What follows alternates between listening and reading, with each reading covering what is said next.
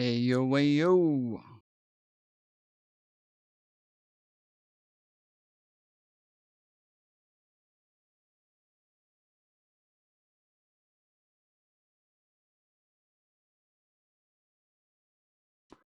What up, fools? Today is 11/21/2025. It is 5:58 p.m. Eastern Time. If you've been keeping up with the messages or you're in the Discord, you know that my external hard drive went down. I keep turning this back this way, and it keeps going back the other way. You know, my external hard drive broke, and so I'm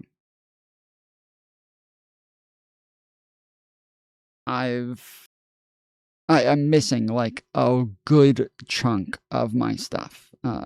I'm missing obviously the border here for my camera, missing the border for the share screen, F for HD.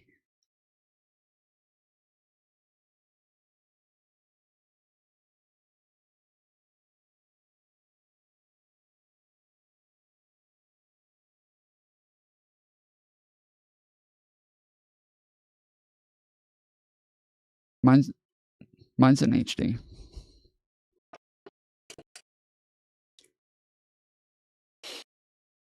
My stream actually looks better than it normally does, but oh, for hard drive. Okay, so people were saying F. I thought maybe the stream was down, but okay. So yeah, so my hard drive went down, so I'm missing my border for my camera. I'm missing the border for the share screen. I'm missing my intro. I'm missing my outro. I'm missing my entire Destiny documentary. I'm missing all of my logos. I'm missing like pretty much everything. Pretty much everything is gone. So even just to be able to get like the drivers back up, I had to spend all day yesterday. I bought a new external hard drive and started re-downloading everything. All of my games were gone, so I had to re-download all of those. I started re-downloading my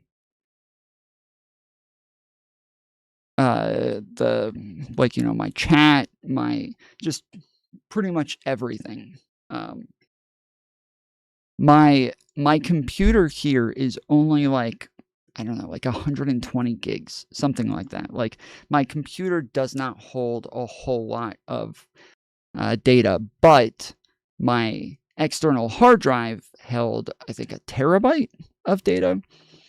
So that was by far the majority of my data. The external hard drive had by far the majority of my shit, and now I am hopefully going to be able to get it back. We'll see.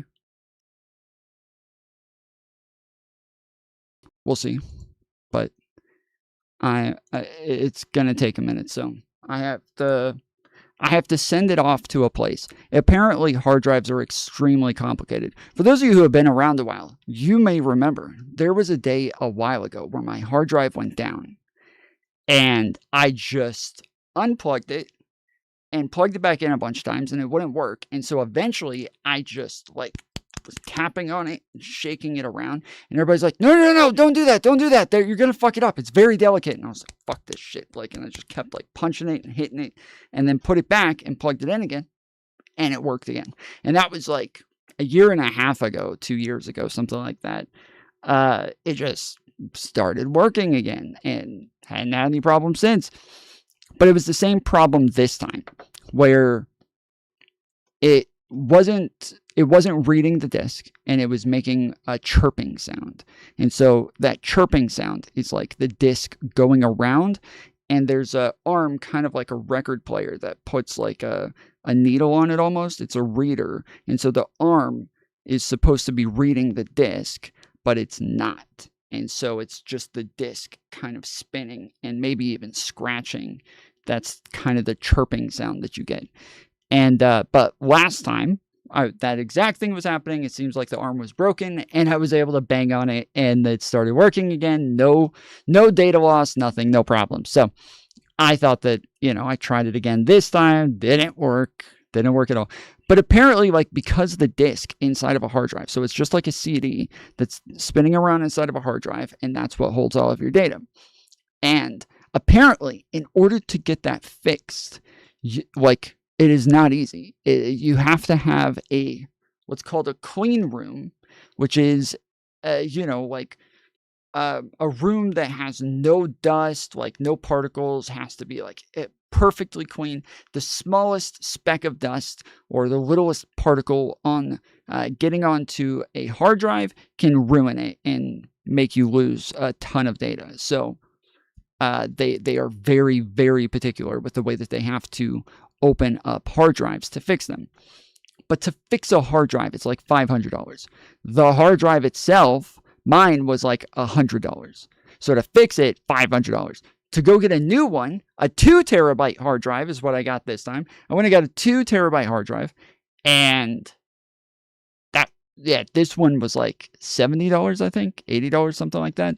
So I went ahead and got a new hard drive, and that's why I'm able to re-download things and get a bunch of new shit. But yeah, the hope is that instead of actually getting the old hard drive fixed, I can just get the data recovered. That's the hope. The biggest thing from all of that is the Destiny documentary. That, like, if I lose all of those recordings, all of the interviews, all of the like manuscripts, all of the captions, all of the, like, it is just like years and years of work, thousands and thousands of hours of work. Yeah, I would kill myself if I lost that. So, I think a lot of it is backed up to a cloud somewhere. But it was Sassafras's cloud that it was backed up to. And I think one time I tried downloading all of it and backing it up to my cloud, and I just didn't have enough space. So I don't remember or not. I'll have to check at some point. But yeah, the hope is that I actually just have it on the fucking hard drive. And I'm able to get it moved over to this new hard drive.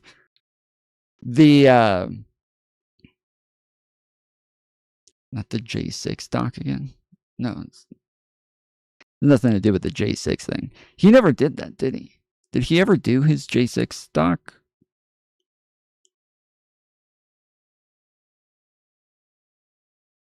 Did he ever even do that thing? Anyways. So yeah, that's the hope right now. We'll see how that goes. But I've been off the last 2 days because of this, and hoped that I could get it fixed, but I couldn't.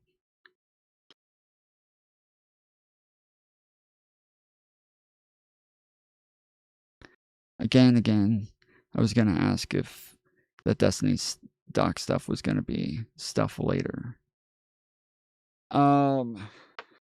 Well, I'm still confused on why you said January 6th, but the documentary on Destiny that I'd been working on for a while, because of some complications, we had to put it off for a bit, and then once we put it off for a bit, so much had happened in that a span of time, that then we had to change it to, like, change some of the story to where we would have to go and get updated interviews with all the people that we had already spoken to. And so that's what I was getting ready to do. And then the Pixie stuff dropped, and I was like, fuck, another thing happened. So we're just drawing the line at the Pixie stuff. Like, whatever happens here, like, we'll draw the line there, and then we'll try to finish all of this up. I mean, I would assume even the people who don't like me anymore or wouldn't want to talk to me or be part of the interview, I would assume they don't want me putting in just them saying positive stuff about Destiny. Like, I would assume that they wouldn't like that. So I think it's going to be good to have, like, a juxtaposition where early on we have them all of these people, Mr. Girl, Cherry, like, all of these different people saying a lot of positive, nice things about Destiny and how great he is and everything. And then come back later and have them saying negative things about him. So, or have them saying, you know, that they don't like him anymore, that they don't get along with him anymore. I think that that would be preferable, but yeah.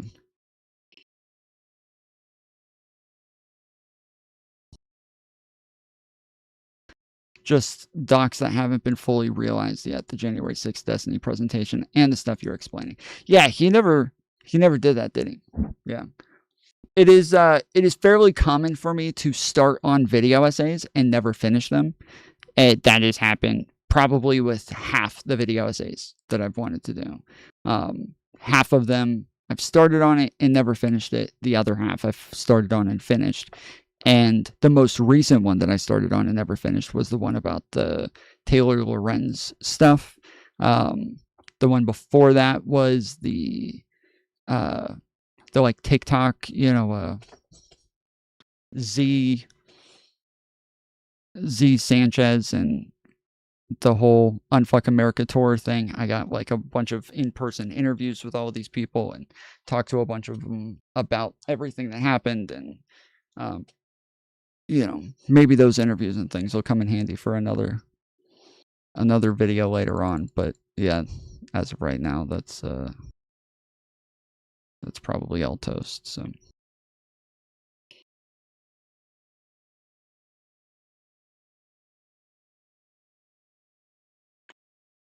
But yeah, okay, ready. Apparently, so I realized the reason that my video game, like every time I pull up Call of Duty and I complain about the fact that it crashes every time, I realized that the reason that it crashes is actually it has a little thing that says this would be better run on SDD than HDD. I thought that was definition. So I thought it was saying this is better if you run it in standard definition than high definition. That's what I thought that meant. Apparently, HDD is a type of hard drive. The hard drive meaning the type with the disk that I was just explaining. And then the SDD is an SD card. It's which stands for soft drive. So I didn't know any of this. I had no idea. And I didn't even know that, is it SSD? Okay, SSD. But yeah, I thought that SD cards, I didn't know that they could actually carry like a terabyte of data on it. And so I just went and spent like $60, $70 on a new hard drive, external hard drive. And then right after realized, oh shit, I probably should have spent that money on a 1 terabyte SD card. But similar to STD, I was actually earlier, I was on the phone with a recovery center, and my mom was listening as I was on with on with them on speakerphone, and I said STD, so I thought it was STD, but I said, I was like, I just realized I just bought another HDD, and I'm now realizing I should have gotten an HDD. Or sorry, I just got an HDD, and I should have gotten an STD. And he's like, yeah, well, you know, we all live and we learn. It is what it is. But next time, get an STD. And then my mom, afterwards, she's like, did he just tell you to get an STD? I was like, no, that's that would not be good for my blood work. So.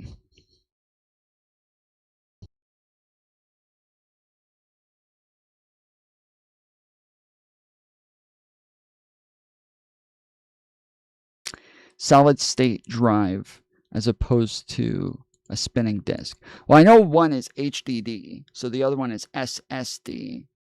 So that's spinning. So I was told it was soft drive. That one is a hard drive, the other one is a soft drive, and that the SD is a soft drive. So I get like a.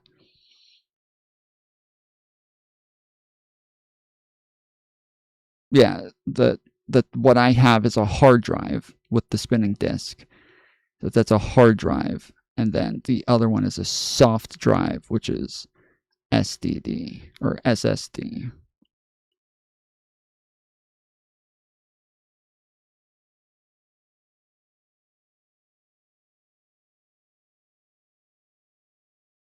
Then why does it say HDD versus SSD? Why does it say that?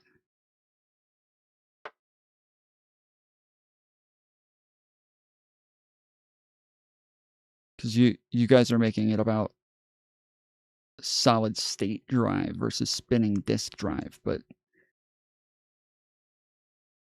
so it would be HDD, hard disk drive versus solid state drive. Okay, there you go. Because yeah, the spinning disk drive is what I have, which is a solid state drive, or sorry, a hard disk drive. So yeah, that's.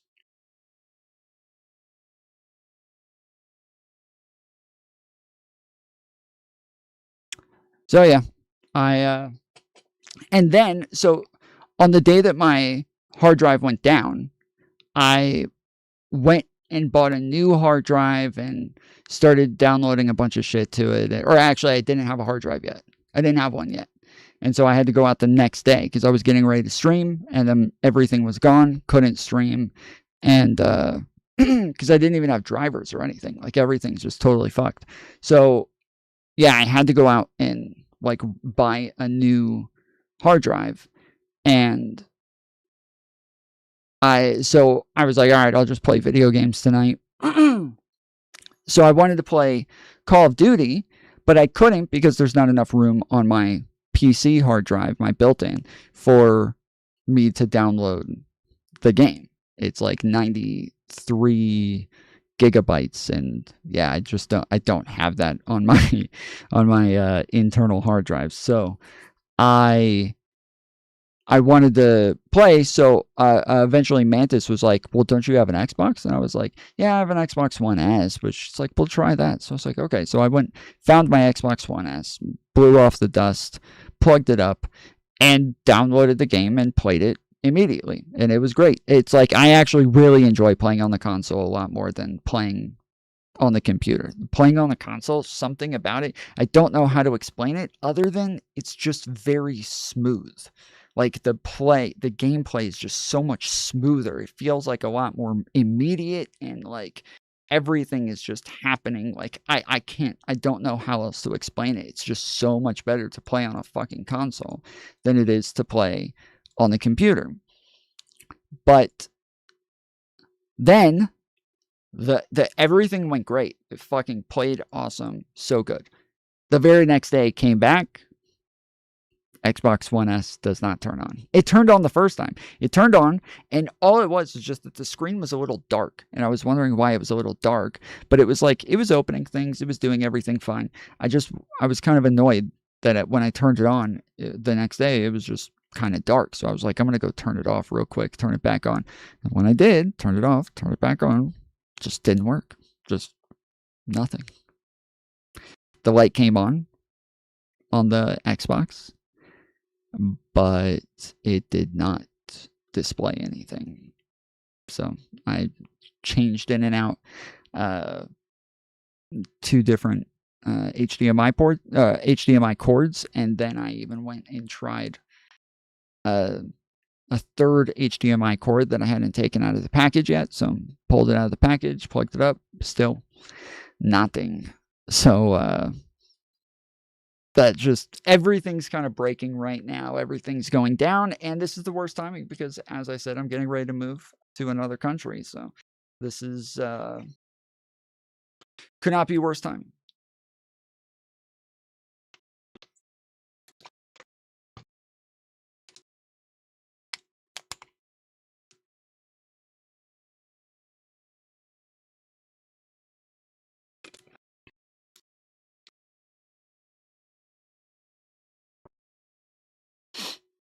So yeah, we'll see. Because yeah, normally when Xboxes break like that, what normally breaks first is the disc reader. That's normally what breaks. Like, it's not like this, whatever the fuck this is, where it just doesn't display. That doesn't happen often. What normally happens is that the disc reader just stops. But because Xbox One S's were the first ones with like cloud storage drives and like hard drives where you download the games on them and everything, this was just a very new thing that you had to do that was made it to where, yeah, like if your game, if it didn't read the disc anymore, that was okay because you could still just download the whole fucking game anyways. And when it came to Warzone, which is what I was playing anyways, that is just downloaded. There's no disc for it. So it wouldn't matter if the disc reader broke. But yeah, no, that's actually, it's pretty common for them to overheat, especially if it's been in storage for a while. The fans might have been clogged with dust and overheated when you ran it for the first time in a while. Maybe, but the problem is, and I would, that's what I thought. And like, that was the first thought that I had, because when I turn it on and it's not showing anything, the fans are running the whole time. And so I thought, okay, that makes sense. But the problem is that the day before, I played it for like 5 hours, 6 hours straight, no issues. And then it still turned on the next day. Like, that to me means, yeah, it doesn't seem like it overheated. And normally it would give you some sort of warning or something if it's overheating, and it just didn't do any of that. So it just, yeah, the whole thing is really strange, really confusing. But I do have like a lot of my borders and everything saved on Canva, and I believe I still have Canva. I do. Okay. So I still have Canva on my computer. So I'm going to start downloading some of this stuff. I have not actually heard whatever it is that Trump said. I have not heard this. So I do want to hear this. Then we're going to go to Triggernometry a little bit later. And then I'll check and see what it is that people have suggested in content suggestions. So if you guys have content that you want me to watch tonight, especially, make sure you put it in content suggestions. Oh, also, I forgot. So I just spent the last like hour uploading another video of Rob Noor live from our debate. And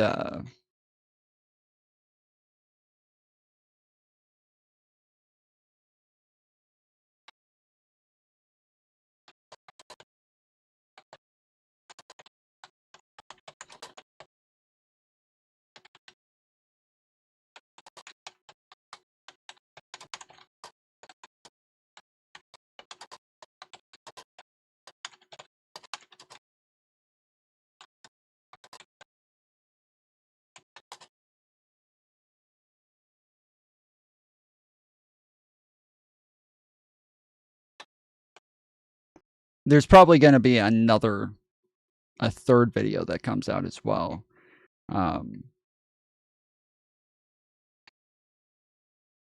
That has even more lies that I caught him in. But for right now, I'm going to upload this real quick and then.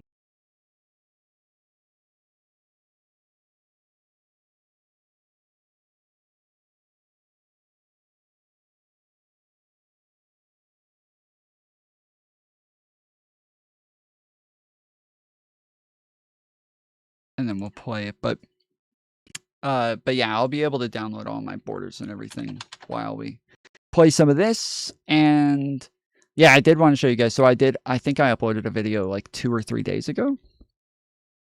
This one. I don't know if I showed you guys this one yet. But yeah, so this is from the debate with Rob Noor. If you guys haven't seen it, the full debate is on my channel. We did a live in-person debate in Nashville, Tennessee. So Andrew is getting gaped. Who's he debating?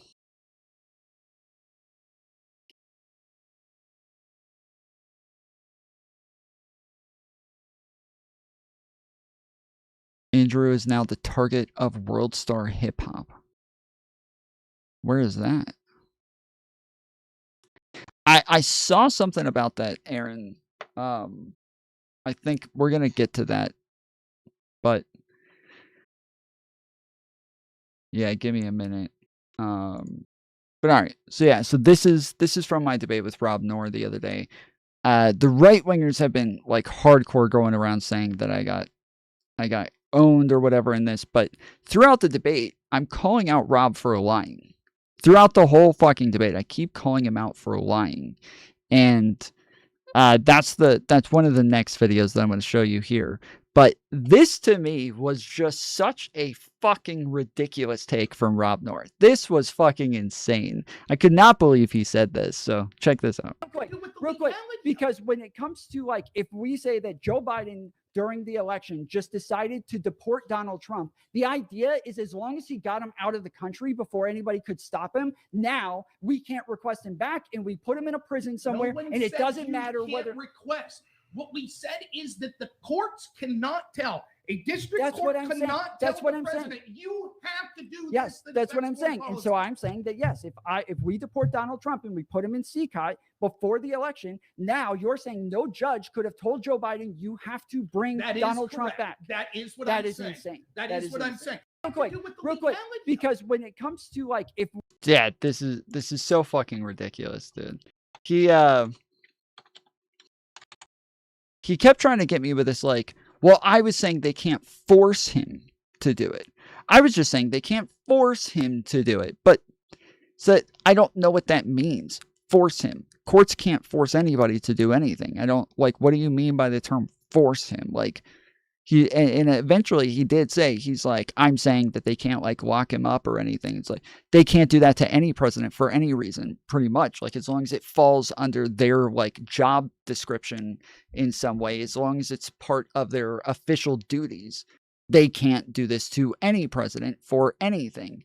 And he's like, no, that's not true. That's not true. If they do something illegal, they can. So, no, that's not that by that thought process. If they did something illegal, there is no immunity then, right? That's what immunity means. Immunity means you get to have like a, free reign in this area where you can't be held accountable if you do something illegal. It's not saying, well, if you don't do anything illegal, as long as you don't do anything illegal, then you have immunity. Everybody has that. This is not a special protection for the president where it's like, we're going to make a rule. The Supreme Court needs to decide on whether or not the president can be held accountable for something that he did that was not illegal. We need to figure this out, guys. We need to come to a conclusion. Pretty sure if the president didn't do anything illegal, maybe he can be arrested. Maybe he can't. We got to figure this out. Is that what Rob thought? Is that what Rob thought was happening? Is that they were trying to make a decision on whether or not to hold presidents accountable for legal actions? No, that's stupid. So yeah, the whole they can't force him. What do you mean by force? Well, that they can't arrest him. They can't arrest any presidents for any official duty. Well, they can if they do something illegal.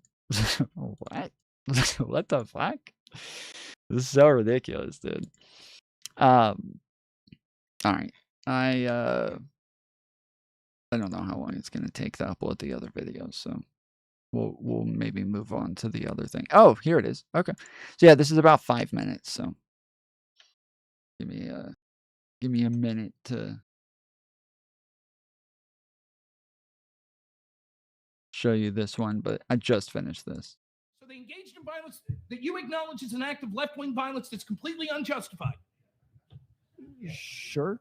That's not what it seemed that you suggested the entire way through this debate. It is. I said over and over that. Well, in this unique situation, it was over.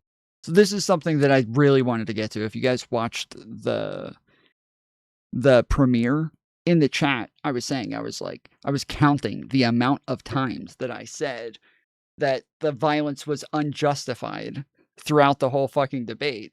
And then I had pinned at the top of chat, Rob at the end of this is going to say that the whole debate I've been justifying left-wing violence. But there's no fucking shot, dude. There's no fucking shot, dude. It's so stupid. Okay for us to engage in violence because this human trafficker that's alleged Kilmar Garcia, he said that he was afraid to go back to El Salvador. So even though he had an order of deportation, we're justified to use violence, and look, it worked. But if you were right, I see we're justifying the use of violence. Who?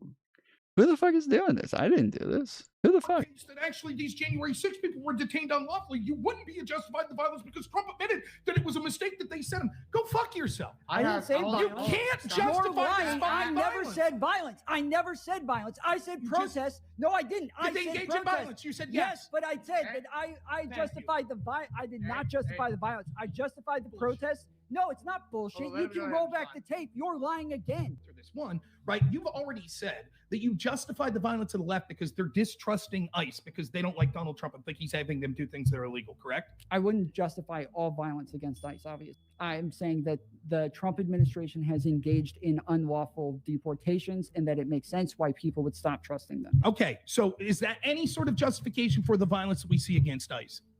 Probably not, no. If I'm at an ICE protest and I watch people throwing rocks and tear gas at ICE and I'm standing there, you would acknowledge that I deserve to spend years in prison, correct? I think that because if the cops come out and we stand in line with those people and are like helpful in obstructing them from arresting those people or stopping them, then yes. You acknowledge that they're trying to kill him and assassinate him because they're calling him a fascist? When you say they, who's they? A bunch of people? I'm sure those people exist Okay, somewhere. so then the last question I have is, you say that that's true, right?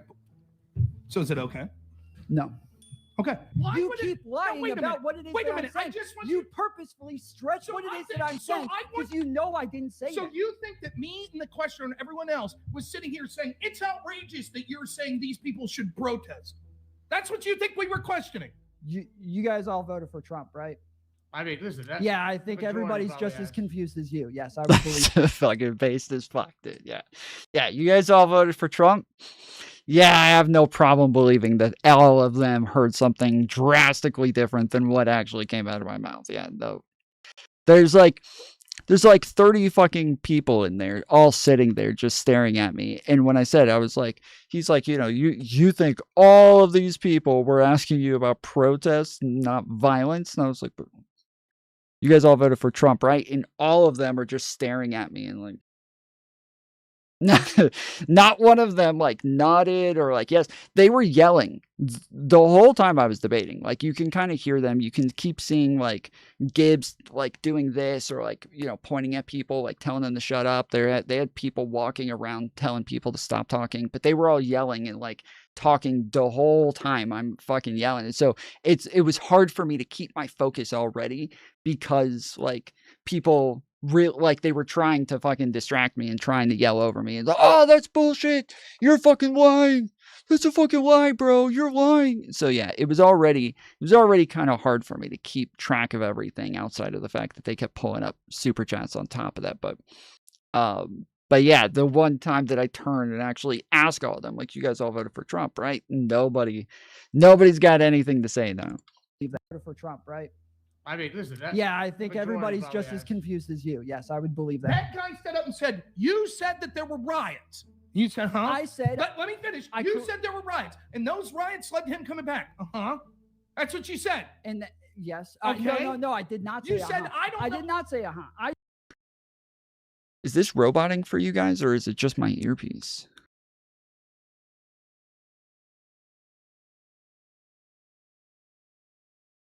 My audio is roboting hard right now. Sounds okay? All right.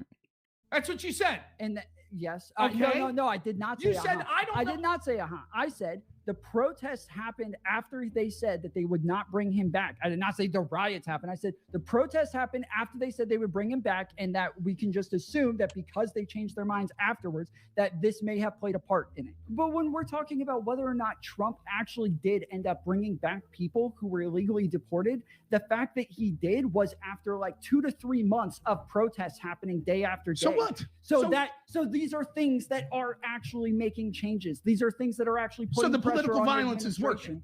I don't know. It's political violence. I said protests. I said protest. That is what I said. I did not say riot. The language that he used was riot. And the language that I used was the fact that even when I said that, when I said protest, even in that moment, he tried twisting that into riots is so fucking disingenuous, because not only does he try to twist what I said from protest into riot, but then when I correct him right there and again say, I didn't say riot, I said protest, he then later brings it up again and then says, no, you said that you were justifying the riots. No, I did not. I literally corrected you and said, no, I'm talking about the fucking protest, bro.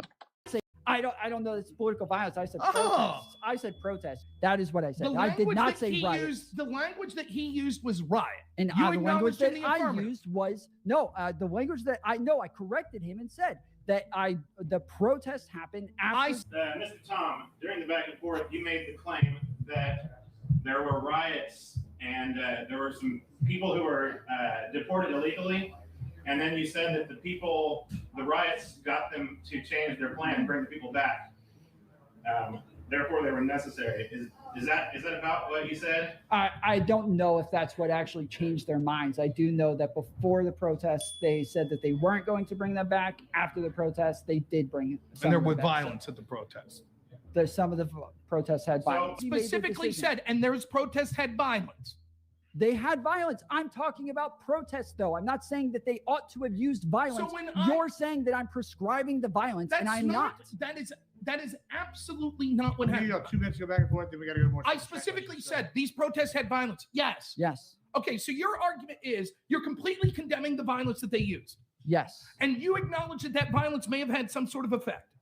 I think the protests likely could have had the same effect And you're without the violence. acknowledging that the violence likely could have had some sort of effect. Maybe, but not. I think it would have been more negative than positive. Okay, but you're saying that it could have. So they engaged in violence that you acknowledge is an act of left-wing violence.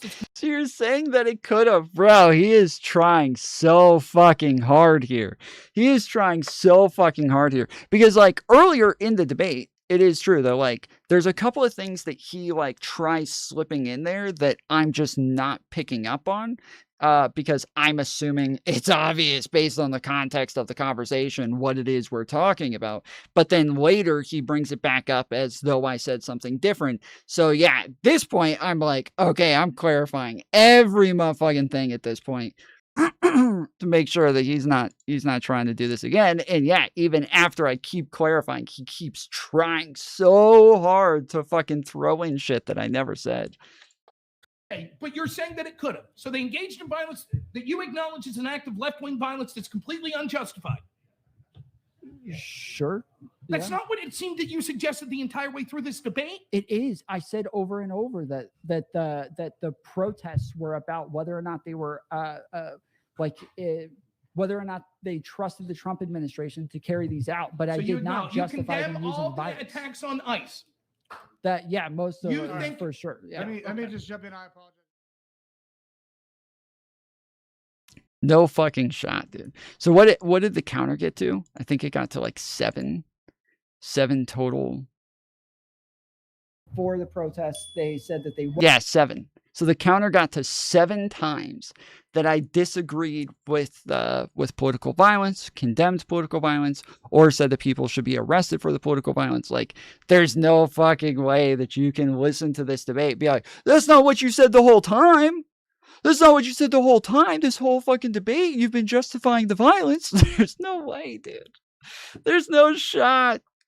So yeah, this just got uploaded onto Twitter. Go give it a like, see. I just realized the chat is back to the motherfucking ats. This is some boo shit. This is some boo shit. I don't know why it went back to ats. I felt like we were special. I thought we were one of the cool channels because everybody else still had the ats. We went back to regular names, so I thought we were Gucci. Apparently not. Gay. Trying to see if there's some sort of like option here or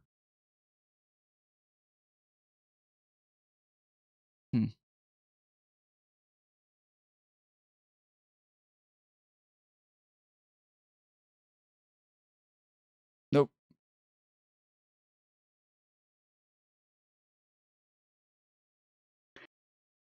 Weird.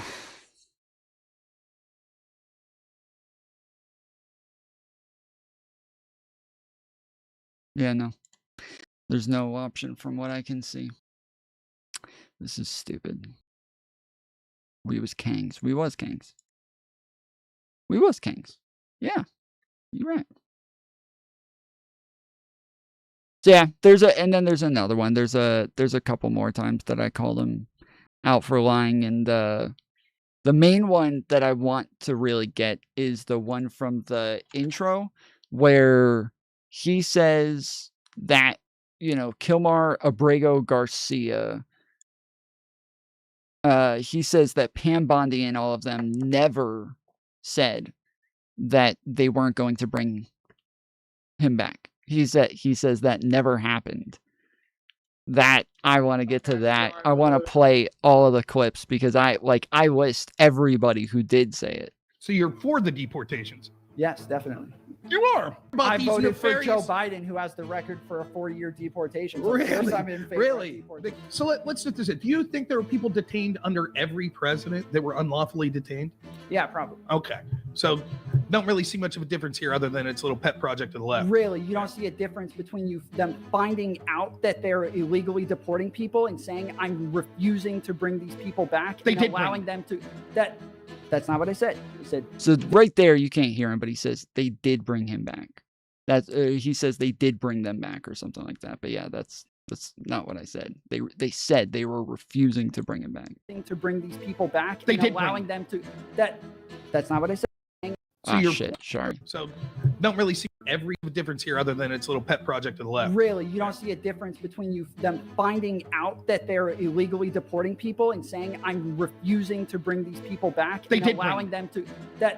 That's not what I said. I said they said they are refusing to bring them back. You keep skipping over that part. They did say that. All right, Pam Bondi said it numerous times. Let me instruct Stephen you. Miller said it numerous times.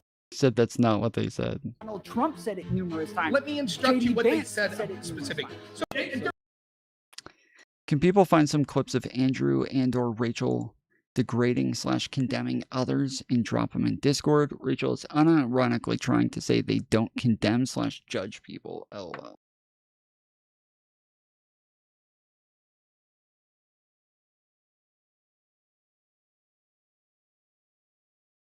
Oh, brother. Oh, brother.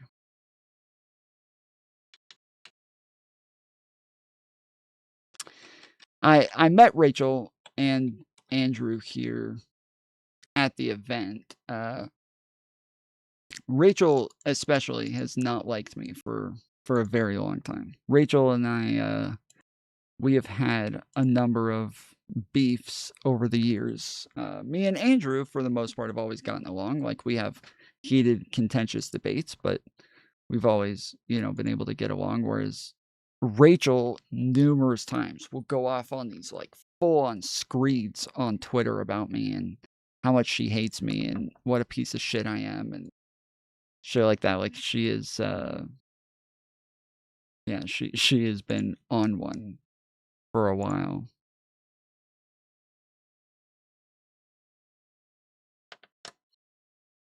There's a guy who's an American citizen that's detained in Ukraine.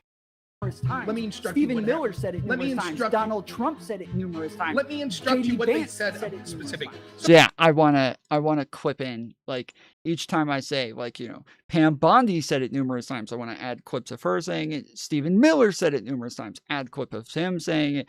Donald Trump said it numerous. Add clips of Trump saying it. Like, I want to keep adding all these clips of them saying it when I edit this, because that is ridiculous to act like they never said that. They never said they were going to refuse to bring him back. That never happened. Holy shit. That is some fucking cope. All right.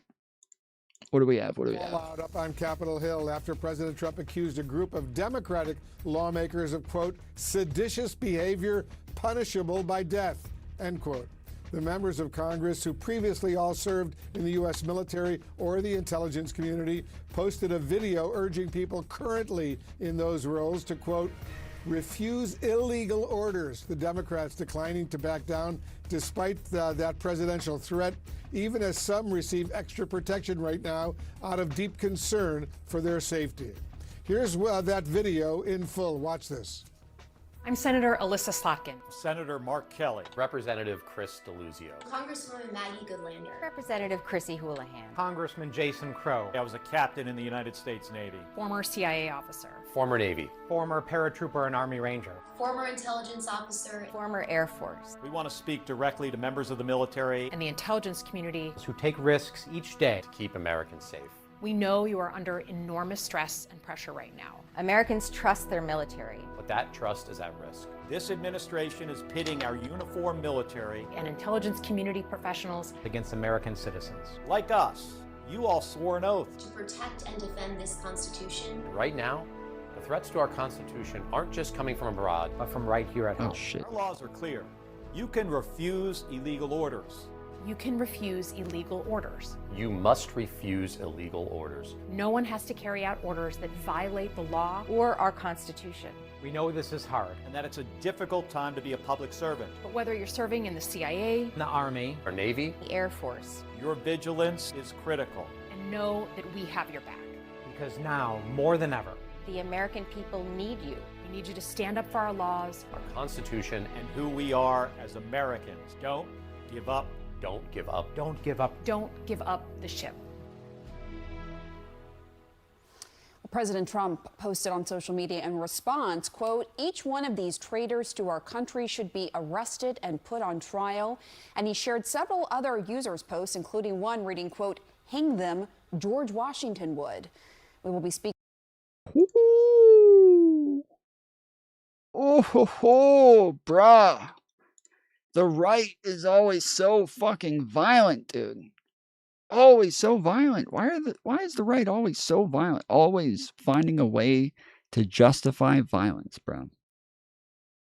There's no way, dude. There's no way like a right winger would hear that and think, oh, Donald Trump wants me to engage in violence, right?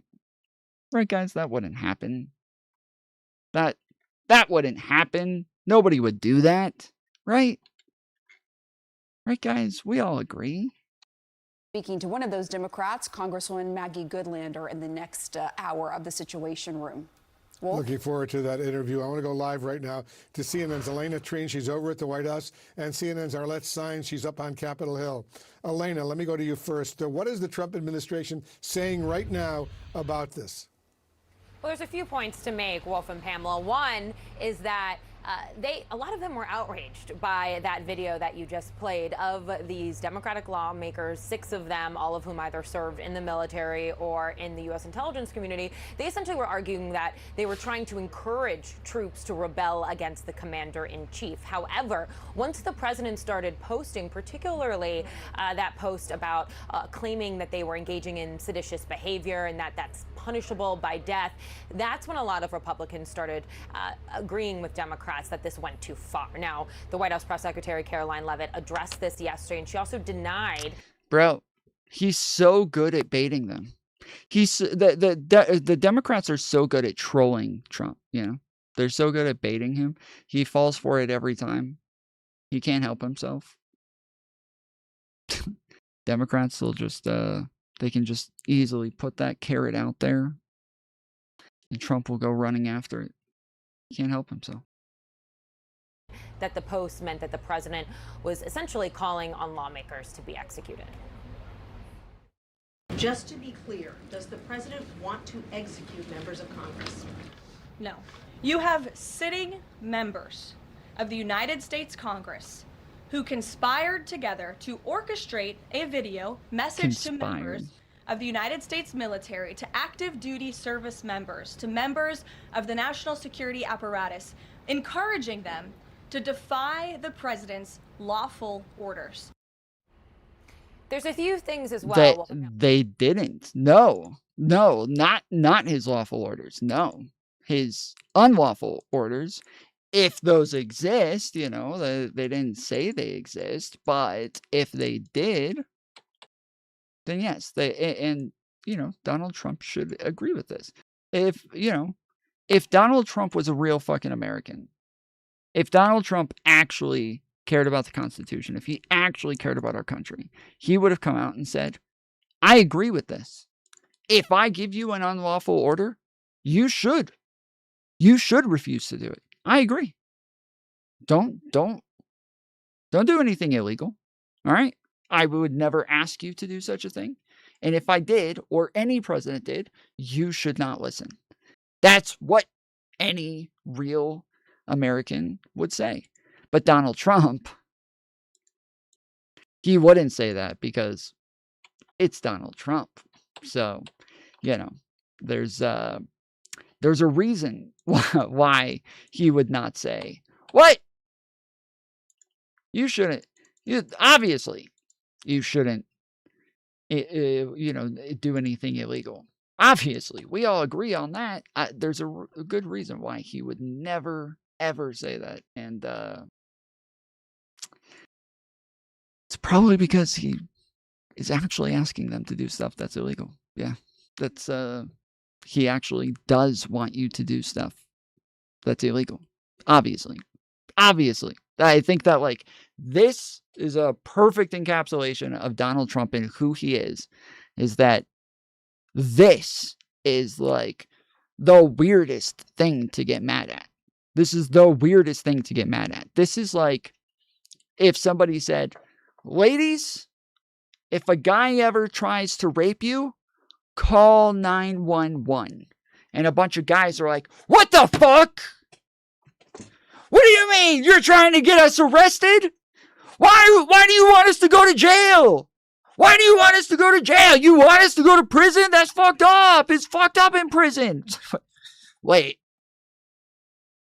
Are you admitting that you're raping women right now? Are you saying you're planning on raping somebody right now?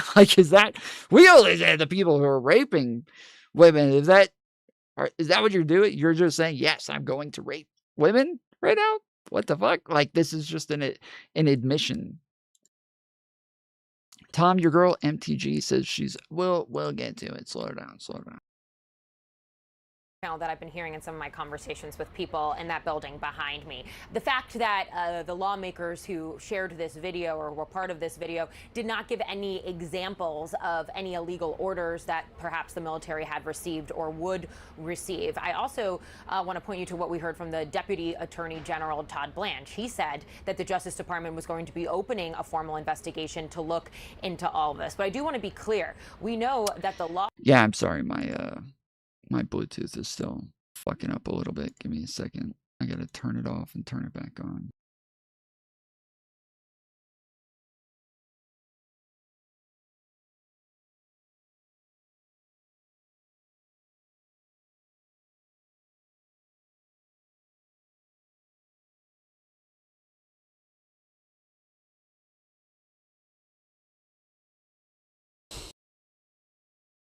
Yeah, I'm wondering if I didn't get all my drivers for the Bluetooth or something, because it's been having issues. It connected just fine at the beginning of stream, but right now they're just not connecting. And yesterday they weren't connecting, so fuck.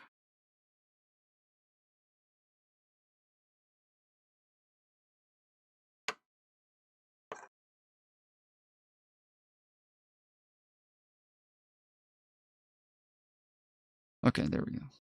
All right. Law states that service members should not be obeying illegal orders, and to do so would actually open them up to prosecution. I'd remind you of the Nuremberg trials. And so this is going to be very messy. There's a chance we will hear from the president today addressing this. A lot of people very eager to know. I can't hear anything.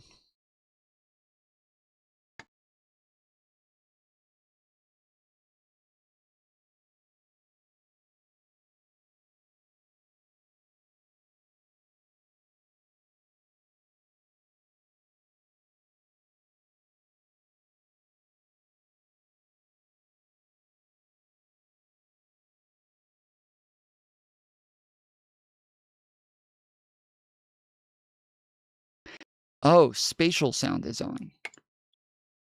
I think that's what's doing it. The spatial sound is turned on. What exactly he there we meant go. With these posts. All right, so let's bring in... Oh, go ahead, Wolf. No, I was just going to say at Nuremberg, the Nazi generals and other senior military officers simply said they were obeying orders from the top. But those orders were illegal, and as a result, they paid the price for those illegal orders. The Democrats were not saying, to go ahead and disobey legal orders. They were saying disobey illegal orders or something that goes against the Constitution. That's right. So I want to go to Capitol Hill now, Wolf, to see how Republicans there are responding to this. Tell us more, Arlette. Well, Pamela, President Trump's comments have really drawn a mixed reaction from Republicans up here on Capitol Hill. But there have been a number of Republican lawmakers who have said that the president's comments were inappropriate and do not help do anything to lower the temperature at a time when there's a lot of concern about political violence and highly charged political rhetoric as well. Now, Senate Majority Leader John Thune said that he doesn't agree with President Trump's comments, but his counterpart in the House Speaker Mike Johnson, early in the day yesterday defended the president's comments, saying that it's the Democrats who were out of line with their video. But then hours later, Johnson did concede that he would not have used that highly charged language that the president did. Here's a sampling of how some of the lawmakers have reacted to this moment. Obviously, I don't think that these are crimes punishable by death or any of that, okay? But what the point that we need to emphasize here is that members of Congress in the Senate and the House should not be telling troops to disobey orders. I don't think that really matters at this point. I think it's at such a pitch that it's just white noise. I think what they did was despicable. I don't agree with the president. They should be put in jail. But I do believe what they did was despicable, and they did explain themselves. Now, while Republicans have had mixed reactions on this topic, the president's comments have really rattled Democrats up here on Capitol Hill. Senator Chris Murphy yesterday very forcefully said that he is concerned that this could lead to additional political violence down the road. We know that both Senate Minority Leader Chuck Schumer and House Minority Leader Hakeem Jeffries have talked with Capitol Police about additional security for Democratic lawmakers, specifically those 6 who were made that video. But for those 6 Democrats, they have said that they are undeterred and will not be intimidated by President Trump's threats. All right, Arlette Saenz and Elena Treen, thanks very much for that update. A big story, Pamela. Yeah, it absolutely is. And there's this other story we're following, Wolf, this former congressional staffer who was accused of staging her own political assault. Federal prosecutors accused Natalie Green of paying someone $500 to slash her face, neck, and other parts of her body. The Justice Department says Green's co-conspirator called 911, claiming they both had been attacked by 3 men and held at gunpoint. Her alleged accomplice told police the attackers referred to Green by name and knew she had worked in the office of Republican Congressman Jeff Van Drew. Graphic messages, the words Trump and racist, were written on Green's body. You see it right here. But according to the criminal complaint, authorities found zip ties in her car similar to the ones used to bind her hands and feet, and they found a receipt from the body modification artist who allegedly made the cuts to her body. Green is charged with conspiracy and making false statements to law enforcement and could get up to 10 years in prison if she's convicted. Wow.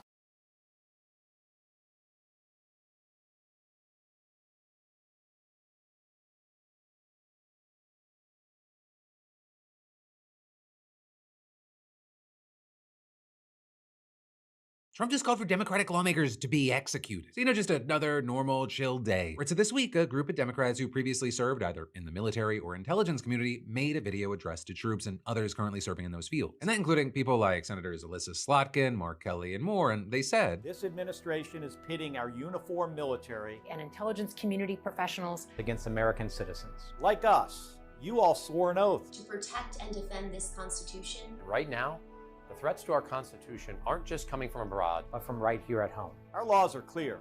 You can refuse illegal orders.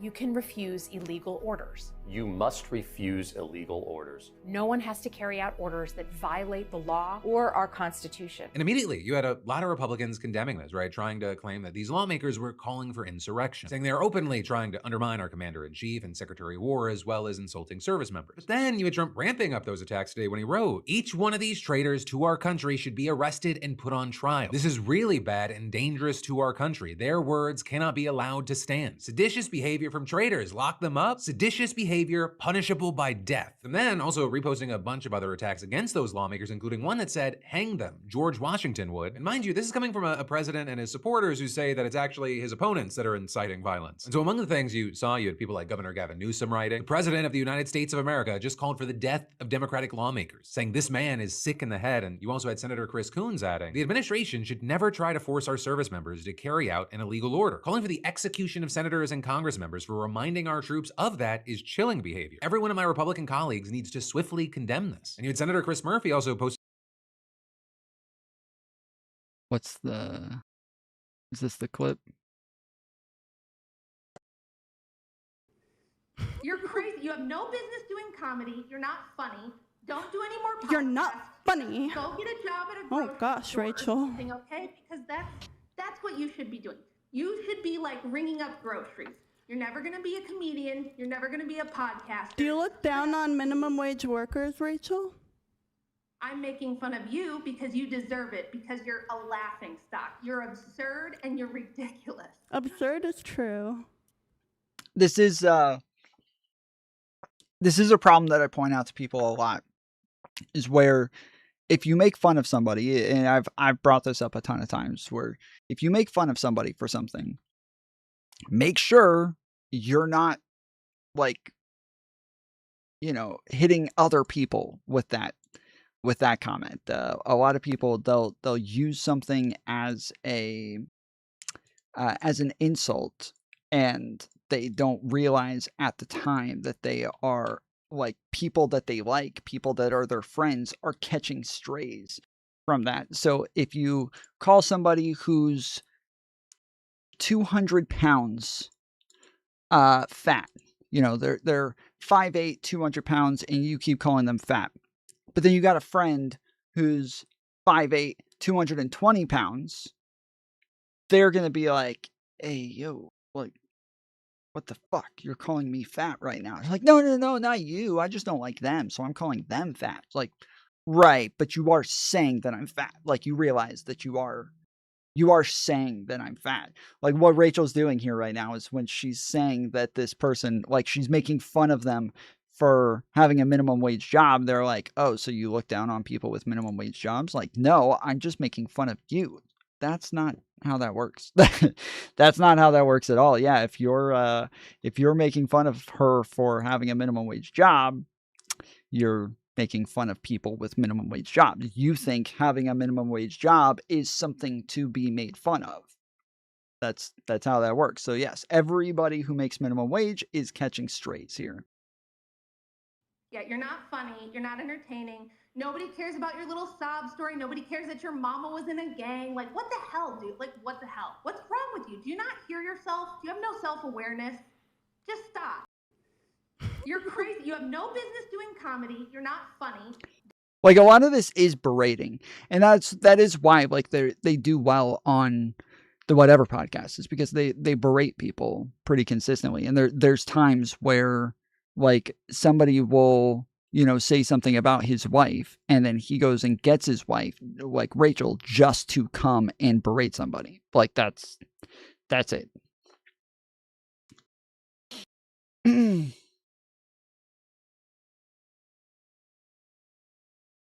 Don't do any more podcasts. You're not funny. Go get a job at a grocery Oh gosh, store.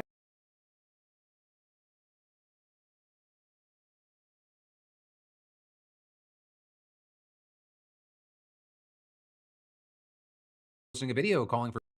We also had Senator Chris Coons adding, the administration should never try to force our service members to carry out an illegal order. Calling for the execution of senators and Congress members for reminding our troops of that is chilling behavior. Every one of my Republican colleagues needs to swiftly condemn this. And you had Senator Chris Murphy also posting a video calling for people to fight back against this, to not normalize these incitements of violence. If you are a person of influence in this country, maybe it's time to pick a fucking side. If you are a Republican in Congress, if you are a Republican governor, maybe it's time to draw a line in the sand. This is a very slippery slope that we are on. This is a moment for people to step up. Right, and then you also had the House Democratic leaders issuing a joint statement regarding the current safety of the lawmakers that were threatened, saying, "We've been in contact with the House Sergeant at Arms and the United States Capitol Police to ensure the safety of these members and their families. Donald Trump must immediately delete these unhinged social media posts and recant his violent rhetoric before he gets someone killed." And with that, the Democrats in the video that Trump specifically threatened released a joint statement condemning him, saying, "What's most telling is that the president considers it punishable by death for us to restate the law. Our service members should know that we have their backs as they fulfill their oath to the Constitution." Also, I gotta say, quick question to his supporters. Do you find it even a little bit odd that his response to the video was, "I'm gonna kill you," instead of saying that he had no intentions of requesting illegal orders? Yeah, that's exactly.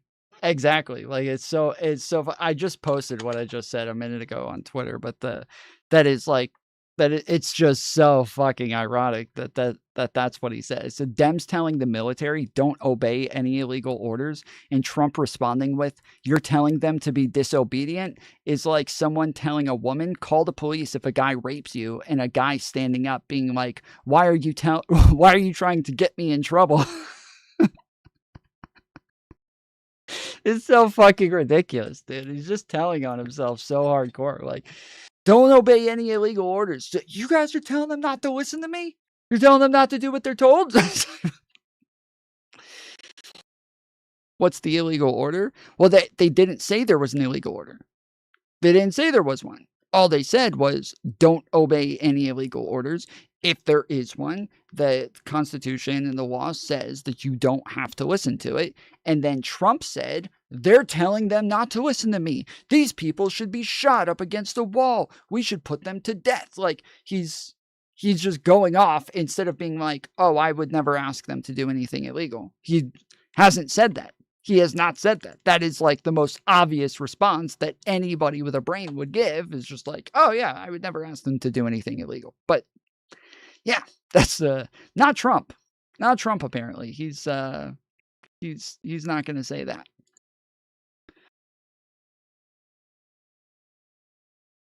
Do any flags go up? Also with that, I'll say, unfortunately, if you look at his base, especially in his Truth Social replies, you have many there just agreeing with him and echoing those calls. And as far as responses from Republican leadership, you had Speaker Mike Johnson claiming Trump was simply just defining sedition, but then also pivoting blame back to the Democrats who made the video. I know the DOJ and the Pentagon are looking into the legality of all that, but what I can address is what everybody knows. That was wildly inappropriate. It is very dangerous. You have leading members of Congress telling troops to disobey orders. I think that's unprecedented in American history. Right, and then you also had Press Secretary Caroline Leavitt saying that Trump does not intend to execute members of Congress, and again, slamming those politicians. And so these members knew what they were doing. They were leading into their credentials as former members of our military, as veterans, as former members of the national security apparatus, to signal to people serving under this commander-in-chief, Donald Trump, that you can defy him and you can betray your oath of office. That is a very, very dangerous message, and it perhaps... That is so ridiculous, bro. This is what I'm saying. They are not, at no point are they saying he would never ask them to do something illegal. They're just running with, they're telling everybody not to listen to them. They're telling everybody not to do what they're told. This is insane, dude. Perhaps is punishable by law. I'm not a lawyer. I'll leave that to the Department of Justice and the Department of War to decide. Right, when asked if the president was inciting violence, she again turned it back around. Why aren't you talking about what these members of Congress are doing to encourage and incite violence? They're suggesting, Nancy, that the president has given illegal orders, which he has not. Which then is why you have so many people saying that the whole situation just proves why those Congress members... Okay, obviously that is true. Okay, don't be the person who denies this. Okay, don't play that game, because that's going to come back to bite you in the ass when people like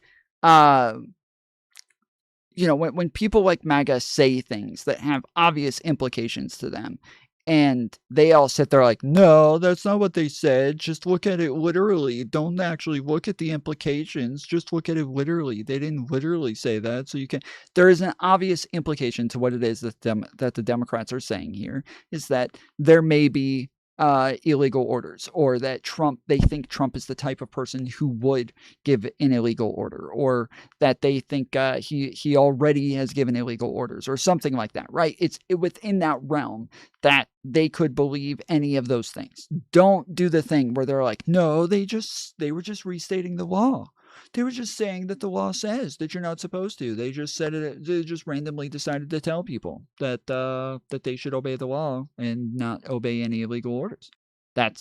Don't do that. Please don't be that person. It's like when Donald Trump talks about, who was it? Liz Cheney, and saying that she should be lined up against a wall and be shot at. Like, obviously, the technical thing that he is saying in that circumstance is that if she wants to send people to war, then she should go and stand up against the wall and let people shoot at her and see how she likes it, right? But the problem is that, yes, like, he is giving this very gory image to people and implying that, like, he thinks that she does want to send people to war, therefore they should do this, right? This isn't like just a hypothetical, like, if she wanted to send people to war. No, he's saying she does want to send people to war, therefore she ought to be lined up against the wall. And so that's like the playing the, like, oh, well, literally what he said, that's not a good game. And that's what MAGA did, is they all just ran around saying, well, that's not what he said literally. Just look at the words literally. But so yeah, just please don't be that guy, all right? That they need to make a PSA reminding the military not to obey illegal orders in the first place. Right, on the issue in the video, you had Alyssa What up, Slotkin Trib? actually talking to the New York Times about how service members are actively concerned about this, especially as the legality of strikes carried out by the Trump administration have been widely questioned, saying there's a real issue there of morale and feeling like they don't have a... I didn't see critical videos of Biden's press secretary from this guy. What are you talking about?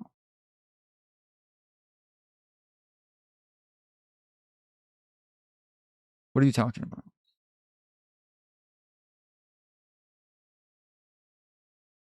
A lot of senior leaders who are protecting them. There's a lot of folks in the rank and file who feel very alone, right? So with that, I think it's important to highlight that this is happening and also make sure that we don't normalize it every day. We shift what normal is. This is not normal. This is scary. It has to be called out. And if people are aware of this, especially the politicians and the commentators, and they're not calling this out, they are part of the problem. I will say the one thing... Well, and this is like the bigger issue with a lot of people. Like, a lot of people will keep repeating that Joe Rogan has been very critical of Trump. Joe Rogan doesn't like everything that Trump does. That shit like that, where they're, a lot of these people, I've been very critical of the Trump administration. A lot of these same people downplay the fuck out of this shit. They whitewash the hell out of it. I just had this conversation with P.F. Young about the fact that he whitewashes fascism, he whitewashes neo-Nazis, he whitewashes Trump, he whitewashes Nick Fuentes. That, like, he tries to make this shit seem normal. He tries to take, like, horrible things that are happening, horrible things that people are doing, or very serious labels that people put on them. And then it's like, oh, but, like, there's ultra-nationalism. That just sounds like patriotism to me. I don't know. That doesn't sound so bad. But that's not what that is, dude. That's not the same thing. You're kind of conflating shit here. But yeah, it's just that this is the bigger problem, is that a lot of these fucks, a lot of these people, a lot of these gym bros, a lot of these podcast bros, a lot of these comedians, a lot of these fucks run around just downplaying everything that Trump does and says. And this is becoming the bigger problem. It's not just the hardcore, brainwashed cultists within MAGA. It's not just those people that really we're having issues with. They are a bit more obvious and a bit more blatant with what it is that they're doing. It's the people who just kind of normalize everything. Those are the ones that are really causing problems within our society right now, because before Trump, none of this shit was normal. Before Trump, none of this stuff happened. Everybody and anybody would have been called out for this sort of rhetoric.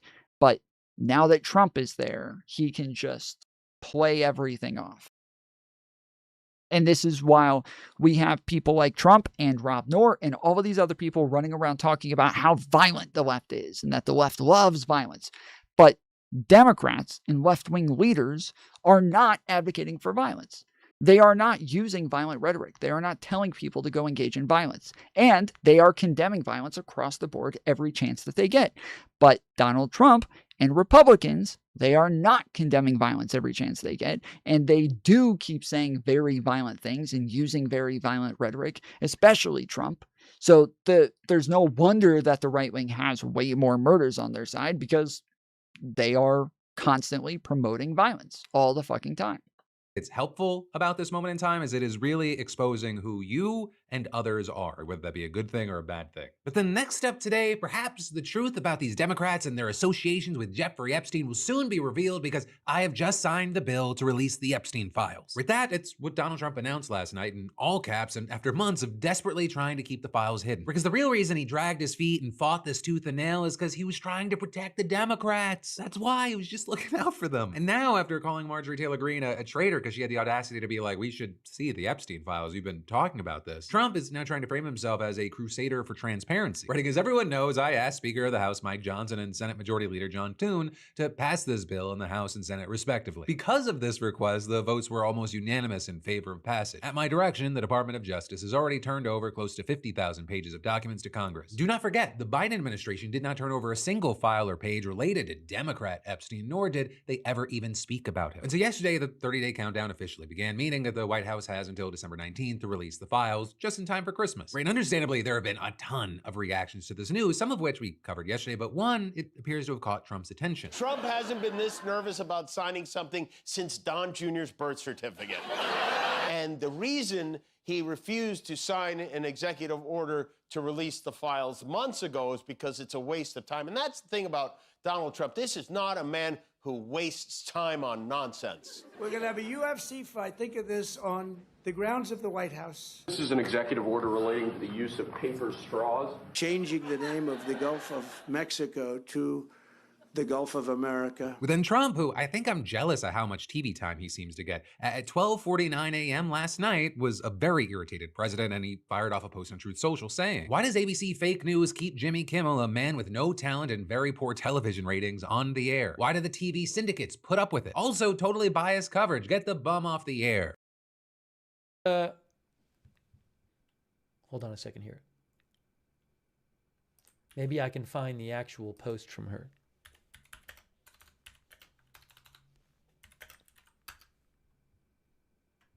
I just saw it a little bit ago. I thought I put it on my Find list. the actual Twitter post so I could just show it to you. But I guess not. That would be the easiest thing. Oh, I found it. I found it. Here it is. Here's her post. This is Marjorie. I thought she made a video.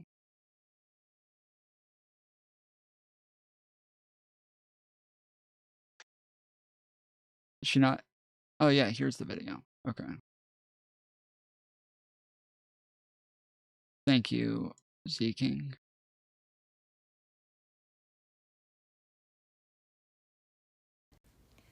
Hi, everyone. I've always represented the common American man and woman as a member of the House of Representatives, which is why I've always been despised in Washington, D.C., and just never fit in. Americans are used by the political industrial complex of both political parties, election cycle after election cycle, in order to elect whichever side can convince Americans to hate the other side more. And the results are always the same. No matter which way the political pendulum swings, Republican or Democrat, nothing ever gets better for the common American man or woman. The debt goes higher, corporate and global interests remain Washington's sweethearts, American jobs continue to be replaced, whether it's by illegal labor or legal labor by visas or just shipped overseas. Small businesses continue to be swallowed by big corporations. Americans' hard-earned tax dollars always fund foreign wars, foreign aid, and foreign... I wonder what this is, because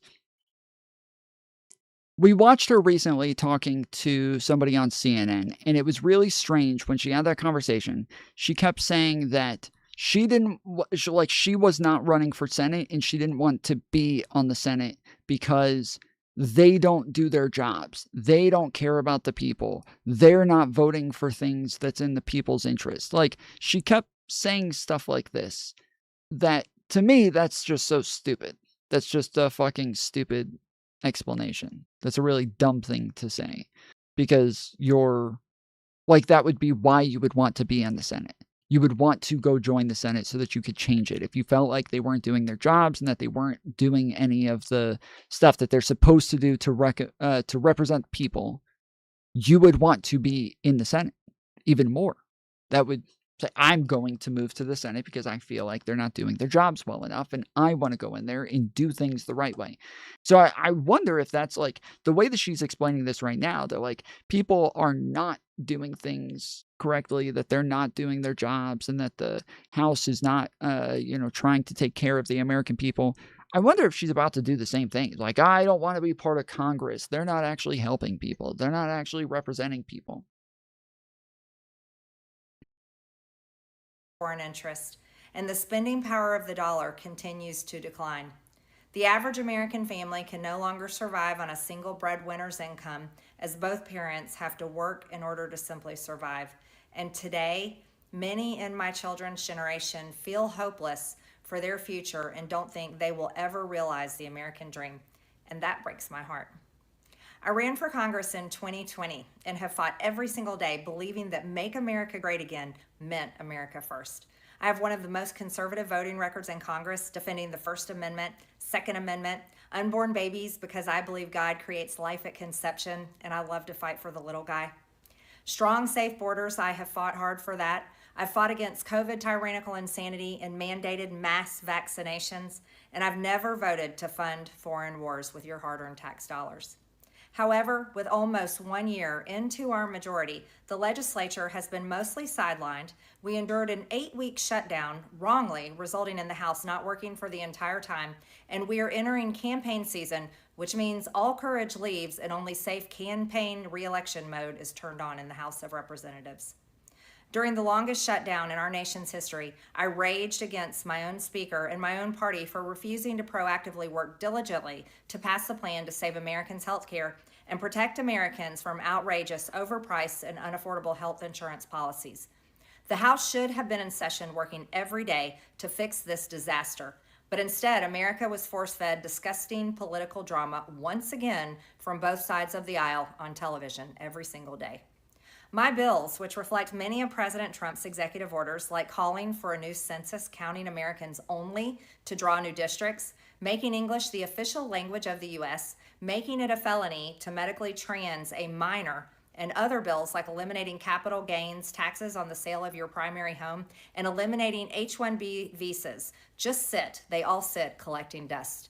That's how it is for most members of Congress bills. The Speaker never brings them to the floor for a vote.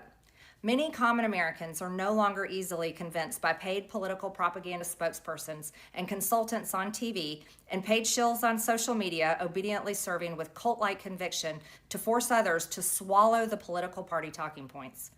Because they know how much credit card debt they have, they know how much their bills have gone up over the past 5 years, they actually do their own grocery shopping and no food costs too much, their rent has increasingly gone up and up, they have been outbid by corporate asset managers too many times when they put in an offer to buy a house.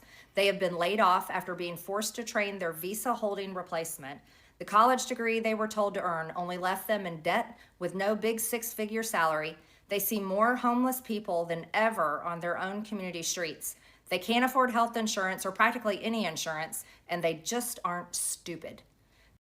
Bro, I haven't seen the Hakeem Jeffries email yet, but I see that you keep mentioning it in chat. There's no fucking way that you guys are going to complain about Hakeem Jeffries' like connection to Epstein when you still don't seem to give a fuck about Donald Trump's connections to Epstein. Like, there's no fucking way. Every single time there's some sort of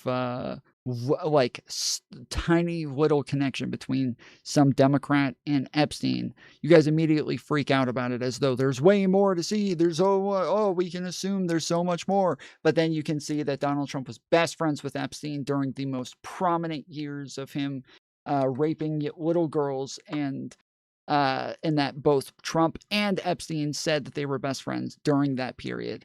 and that like women said that they were around both of them. Some of the victims of Jeffrey Epstein said that Trump was around during that time. There are affidavits signed by girls in court cases saying that Trump brutally raped them when they were 13 years old. There's all of this fucking shit, but you don't believe any of that. You don't believe the mountains and mountains and mountains of evidence against Donald Trump, but then the little pieces against somebody like Jeffries or Clinton, you guys just immediately buy into that and then run with all of this other, bullshit that you don't even have evidence for. So, yeah, it's pretty telling. These are the people I represent and love because that is who all of my family and friends are, common Americans. I have been blessed to represent the 14th District of Georgia for 5 years. The district is filled with some of the most wonderful, kind-hearted, God-fearing, patriotic, hardworking people you will ever meet. Good, regular, common Americans. I've worked hard to bring taxpayer dollars back home to help district needs. I impeached Biden's Secretary of Homeland after watching my constituents die as he facilitated dangerous open border invasion into America. And I led the effort to defund hard-left politically biased NPR and PBS and the corrupt USAID, and I did that as chair of the DOJ subcommittee. I have fought harder. The DOJ subcommittee. You know, it's funny. A bunch of people were complaining about her DOJ subcommittee, talking about the fact that they didn't even do anything. Their DOJ subcommittee didn't even get anything done. There's a total waste of time and taxpayer money. Meanwhile, actual DOJ cost the American people money. Actual DOJ was supposed to save us hundreds of billions of dollars and ended up losing us money. And they have nothing to say about actual DOJ, but they'll complain about the DOJ subcommittee, which a DOJ subcommittee we should complain about. It's just that if you're not complaining about actual DOJ while complaining about that, you got your priorities fucked up. Than almost any other elected Republican to elect Donald Trump and Republicans to power. I traveled the country for years. I spent millions of my own money. I missed precious time with my family that I can never get back. And I showed up in places like outside the New York courthouse in Collect Pond Park against a raging leftist mob as Trump faced Democrat lawfare. Meanwhile, most of the establishment Republicans who secretly hate him and who stabbed him in the back and never defended him against anything have all been welcomed. Name names. Name names, MTG. Don't just vague post about this. Name names. Who secretly hates Trump? Who is sitting behind the scenes saying that they hate Trump? If they're all throwing you under the bus, you might as well. Let's hear it. I want to hear it. Name names, woman. In right after leave my my mother's side as my, and I will never forget the day I had to leave my mother's side as my father had brain surgery to remove cancerous tumors in order to fly to Washington, D.C. to defend President Trump and vote no against the Democrats' second impeachment in 2021. My poor father and my poor mother, it was way too much for all of us. Through it all, I never changed or went back on my campaign promises and only disagreed in a few areas, like my stance against H-1Bs replacing American jobs, AI state moratoriums, debt for life 50-year mortgage scams, standing strongly against all involvement in foreign wars, and demanding the release of the Epstein files. Other than that, my voting record has been solidly with my party and the president. Loyalty should be a two-way street. And we should be able to vote our conscience and represent our district's interests because our job title is literally representative. America first should mean America first and only Americans first, with no other foreign country ever. I thought that she was about to actually say the thing. I thought she was about to actually be honest for a second and say the thing, which is not America's first. It's not America first. It's not Americans first. It's only Americans. It's only America. It is not first. They don't mean first. They never meant first. They don't care about first because there is no second, third, fourth. They just mean only America. Nobody else. When you're this isolationist and when you're this this nationalistic, you're not America first. You're America only. Being attached to America first in our halls of government. Standing up for American women who were raped at 14 years old, trafficked and used by rich, powerful men should not result in me being called a traitor and threatened by the President of the United States, whom I fought for. However, while yes, hurtful, my heart remains filled with joy, my life is filled with happiness, and my true convictions remain unchanged because my self-worth is not defined by a man, but instead by God who created everything in existence. Wait, your self-worth isn't defined by a man? That makes you a feminist. You see, I have never valued power, titles, or attention in spite of all the wrong assumptions about me. I do not cling to those things because they are meaningless and empty traps that hold too many people in Washington. I believe in term limits and do not think Congress should be a lifelong career or an assisted living facility. My only goal and desire has ever been to hold the Republican Party accountable for the promises it makes to the American people and put America first. And I have fought against Democrats' damaging policies like the Green New Deal, wide open, deadly, unsafe border policies, and the trans agenda on children and against women. With that has brought years of nonstop, never-ending personal attacks, death threats, lawfare, ridiculous slander and lies about me that most people could never withstand even for a single day. It has been unfair and wrong, not only to me, but especially to my family, but it's been wrong to my district as well. I have too much self-respect and dignity. I love my family way too much, and I do not want my sweet district to have to endure a hurtful and hateful primary against me by the president that we all fought for, only to fight and win my election while Republicans will likely lose the midterms, and in turn be expected to defend the president against impeachment after he hatefully dumped tens of millions of dollars against me and tried to destroy me. It's all so absurd and completely unserious. I refuse to be a battered wife, hoping it all goes away and gets better. If I am cast aside by the president and the MAGA political machine and replaced by neocons, big pharma, big tech, military-industrial war complex, foreign leaders, and the elite donor class that can never ever relate to real Americans, then many common Americans have been cast aside and replaced as well. There is no plan to save the world or a 4D chess game. Bro, those are some fucking shots fired for as far as MAGA talk goes. As far as like getting the MAGA talking points out, yes, if you're saying that Donald Trump and Republicans are bringing in neocons and people who are trying to fund big pharma and people who want to fund more wars, like she is hitting them on every fucking point. That's like the big talking points for them outside of immigration. That's the rest of it. That's everything else. So this is these are some big shots being fired. And she also, again, a little bit ago said that a bunch of the Republicans in the House behind the scenes say that they hate Donald Trump. So being played. When common American people realize and understand that the political industrial complex of both parties is ripping this country apart, that not one elected leader like me is able to stop Washington's machine from gradually destroying our country, and instead the reality is that they, common Americans, the people, possess the real power over Washington, then I'll be here by their side to rebuild it. Until then, I'm going back to the people that I love, to live my life to the fullest as I always have, and I look forward to a new path ahead. I'll be resigning from office with my last day being January 5th, 2026, and I look forward to seeing many of you again sometime in the future. May God bless you all, and may God bless America. That is so abrupt. That is so abrupt. This is such an odd video. This is such an odd way of saying this. Like, she didn't explain, like, why she's resigning. She didn't explain, like, she didn't say, like, this has become too much for me to handle, and this is why I'm going to resign. Like, she didn't do anything. This is just so random, where she just, like, she lists off a bunch of shit, and then at the end says, so I'll be resigning. What? New path ahead.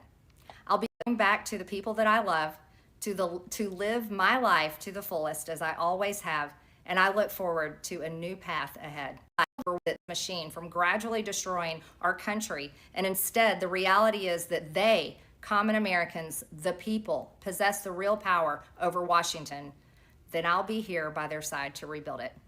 Until then, I'm going back to the people that I love, to live my life to the fullest as I always have, and I look forward to a new path ahead.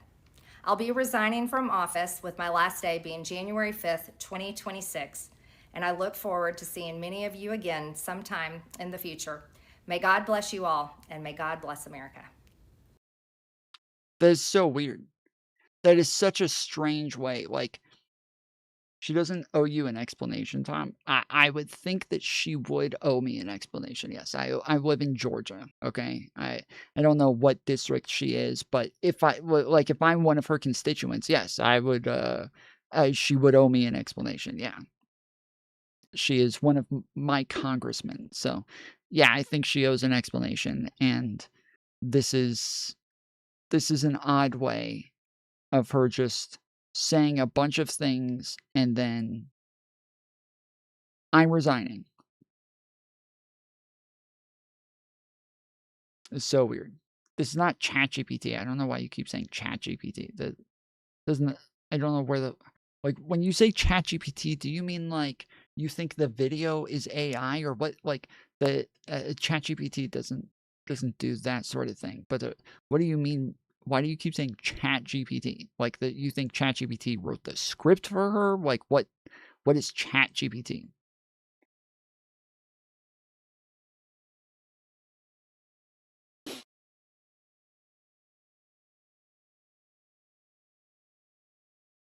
No, it makes her a Christian. That you realize that that has nothing to do with it. Like she can,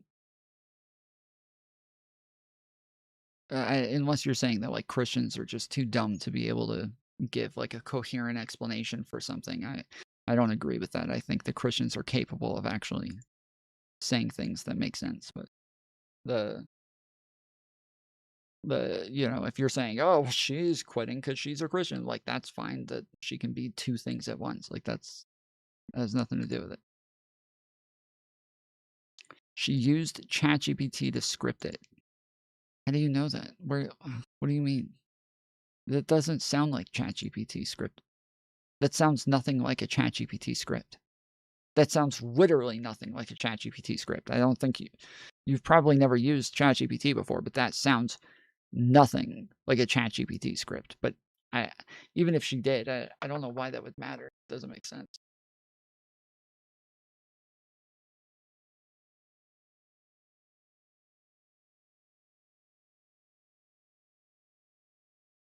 I literally just deleted Llama from my computer.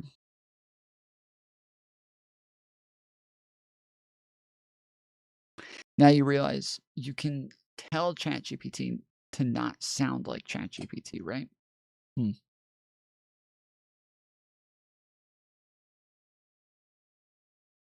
It doesn't sound like MTG.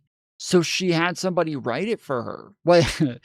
They have speech writers all over fucking Congress. What do you mean? Like that just means that she had somebody write it for her. I agree. It sounds like somebody wrote it for her. That she is not that well spoken. She is not that good of a writer. She's likely not capable of writing an explanation like that. So she probably workshopped it with somebody else. Most definitely. But even like Van Dred, if you're saying like, oh, well, you can tell ChatGPT not to sound like ChatGPT. Okay, fine. So then where's the evidence that it's ChatGPT then? Like, so if it doesn't sound like ChatGPT, then there's just no evidence that it's ChatGPT. So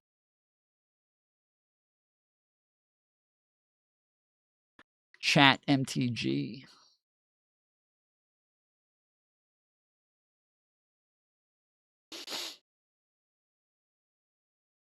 All right.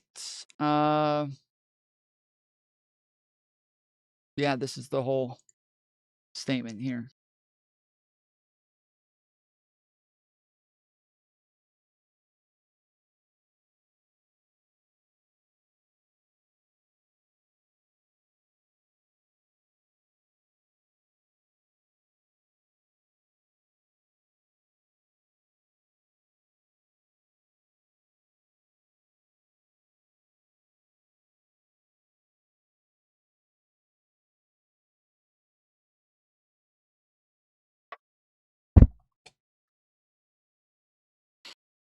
Weird. Christian persecution must end. Armed men attacked a Catholic school in north-central Nigeria and abducted several school children and staff, an official says, days after 25 schoolgirls were abducted in a neighboring state.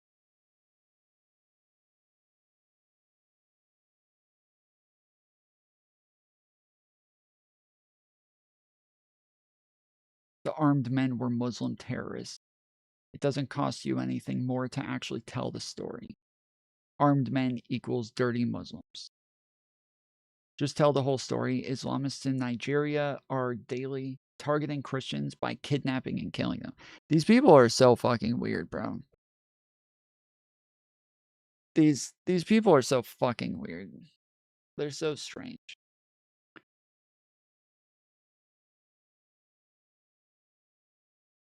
Armed men? Really?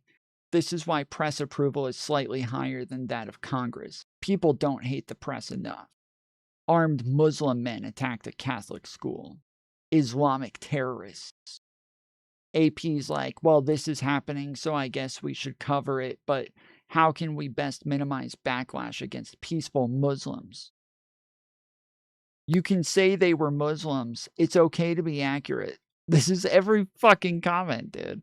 Islamic jihadists kidnap these children to indoctrinate, rape, and train them as soldiers. Don't fear calling out the truth, or you are exactly what they are. So you realize that, like, these people get mad anytime these news organizations do mention that it was a white Christian male. They get super pissed off about it and throw a fit over it. But then they stop mentioning white Christian male. They stop saying white male and shit like this. And now they just don't say it at all about anybody. And now they're mad again. And now they want you to go back to saying, no, it's a fucking Muslim. Say Muslim. Say it was a brown person. What the fuck? Say brown man.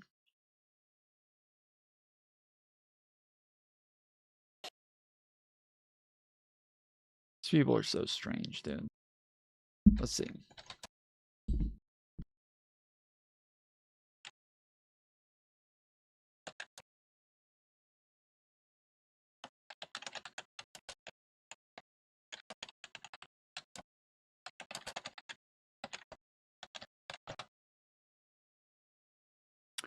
Estimates of the number of Christians killed in Nigeria, depending on the source and the time frame, but reports from human rights organizations and U.S. officials indicate that tens of thousands of deaths since 2009. Total since 2009, according to the Nigeria-based International Society for Civil Liberties and Rule of Law. At least 52,250 Christians have been killed between 2009 and April 2023. Other sources mention totals ranging from 50,000 to over 62,000 since the early 2000s. In 2025 alone, more than 7,000 Christians were killed in the first 7 months of 2025, an average of about 35 per day. The violence is attributed to various extremist groups, including Boko Haram, the Islamic State West Africa Province, and Fulani militants, while some reports and Nigerian government suggest the violence stems from complex factors like land and resource disputes affecting people of all faiths.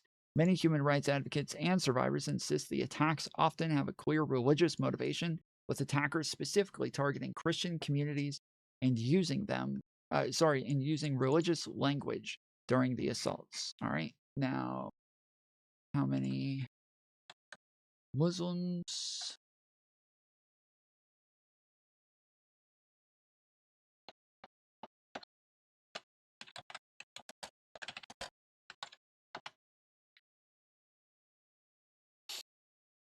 Estimates suggesting that approximately 34,000 to 60,000 moderate Muslims have been killed in various attacks, primarily by Islamist extremist groups in Nigeria since 2009. The exact number of Muslims murdered in Nigeria since 2009 is difficult to determine due to a number of factors. Data collection changes, record keeping during active conflict is difficult, and motivations for attacks can be complex, involving not just religious, but also ethnic and land disputes. Varying estimates, different organizations provide a range of figures based on their data collection methodologies. For example, the International Society for Civil Liberties and Rule of Law estimate that about 60,000 Muslim deaths, while other reports put it around 34,000.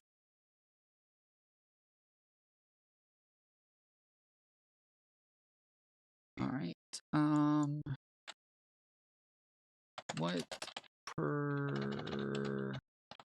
percentage of Christians, or sorry, what percentage of Nigeria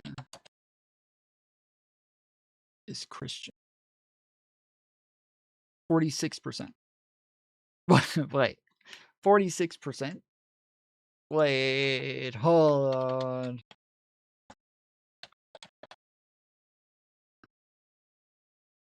And Muslim 47 to 56%. So there's about the same amount of deaths for Christians and Muslims, and they're about the same percentage of the population.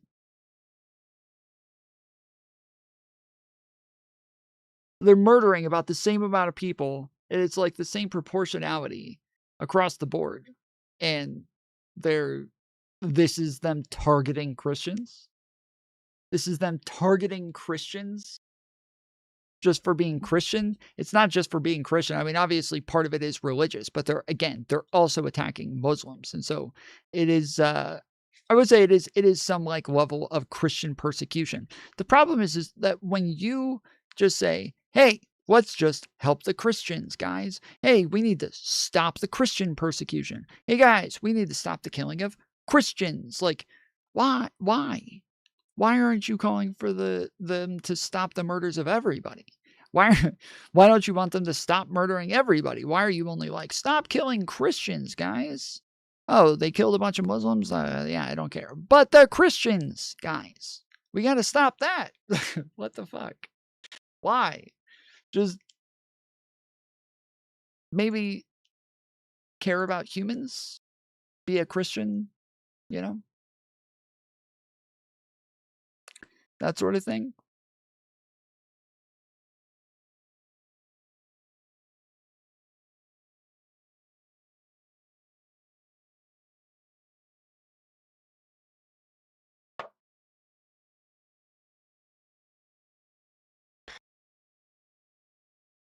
Breaking news out of the White House, that Oval Office meeting between President Trump and the mayor-elect. Tom Foolery Show, it's a lot less religious persecution and more so corruption and complex political landscape that affects all over there. I looked into this and Nicki Minaj spoke at the UN. Yeah, nice, great. We've looked into it a number of times as well, and it does seem as though there is a religious bent to it. But that's why they, like, when we look up how many Muslims have been killed, they say moderate Muslims have been killed, right? That's why, is because the people who are doing the killing are like radical Muslims. And so they are killing the moderate Muslims who are a problem for them. And then also the Christians. But the more so, like, a bigger part of this is the like socioeconomic differences, but they're not going after rich jihadists, right? They're not going to go after the rich radical Muslims. They're not going to go kill them. They're not going to murder them. They're not going to take their land, right? They're going after the ones that are of that have ideological disagreements with them. So while it is true that, like, oh, well, this is mostly about like economic differences and, ways to gain resources and crap like that. Sure. But that's like, yes, they'll go after everybody in that area, but only the ones that disagree with them ideologically, not the ones that agree with them ideologically. So it is still some level of religious persecution. It's just not just Christian persecution. It's anybody who disagrees with us.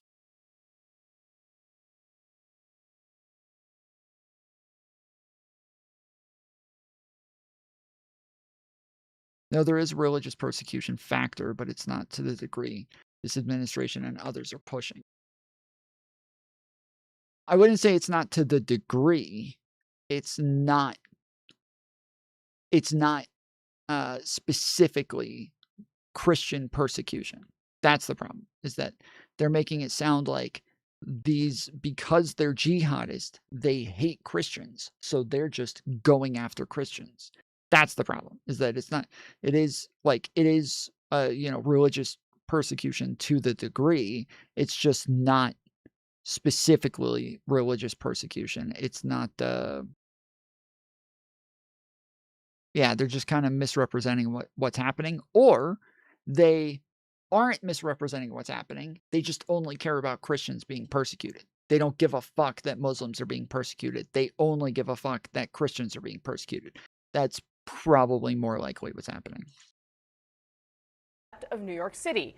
So Ron Mamdani, we have been watching it for the past number of minutes. It was a pretty wide-ranging conversation where the president seemed to offer praise to the mayor-elect of New York City, someone who he had previously called a communist and talked about in a certainly relatively derogatory way compared to what we saw today. Mamdani there continuing as he stood next to the president to talk about the message that he's been focused on of affordability for New Yorkers. And even when asked a number of times about different topics, kept bringing it back to that point in a very interesting display of the political skills that we saw land him in this position.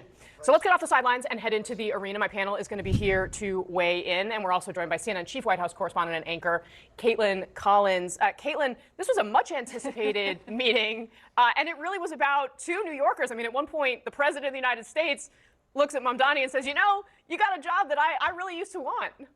I mean, this is why politics is fascinating, Casey, because watching this meeting play out that was so hyped up with the White House calling Zohran Mamdani a communist just yesterday and basically saying, wait and see what happens when the two leaders are in the same room. The way this just played out with the president playing basically host to Mamdani inside the Oval Office, I think that entire interaction that just happened before cameras can basically be summed up as in that moment when a reporter was asking Zohran Mamdani, the mayor-elect, if he views President Trump as a fascist. And as Mamdani went to answer that question, before he could even really start to answer, Casey, the president intervened and laughed it off and said, that's okay, you can just say yes because it's easier than having to explain. He said that Zohran Mamdani could say yes, he believes President Trump is a fascist. He did not, and they continued to take these questions from reporters on a lot of issues where they do not agree, Casey. I mean, yes, they kept going back to affordability, but they were asked about crime, they were asked about ICE, they were asked about the National Guard, they were asked about anti-Semitism, they were asked about so many of these issues that obviously have defined their relationship and also the mayoral's race in New York City, period. And they really sidestepped a lot of the issues where they disagree and kept returning to where they do agree and where they believe they can work together. And the president said he believed it was a productive meeting. It was a great meeting. He said he would feel comfortable living in Zohran Mamdani's New York City at one point. And he was asked about comments that Elise Stefanik has made critical of Zohran Mamdani. The president said he disagreed with her on those. It was just a fascinating meeting all around to see this incredibly warm relationship between the two of them. Obviously, politics is at play here for both of them. But the president, I mean, multiple times, Casey, was grabbing Zohran Mamdani's hand and shaking it and laughing with him and pointing out his staffers who were inside the room. And so... No, I didn't see it. We'll pull that up then. Because, yeah, I haven't seen the actual meeting.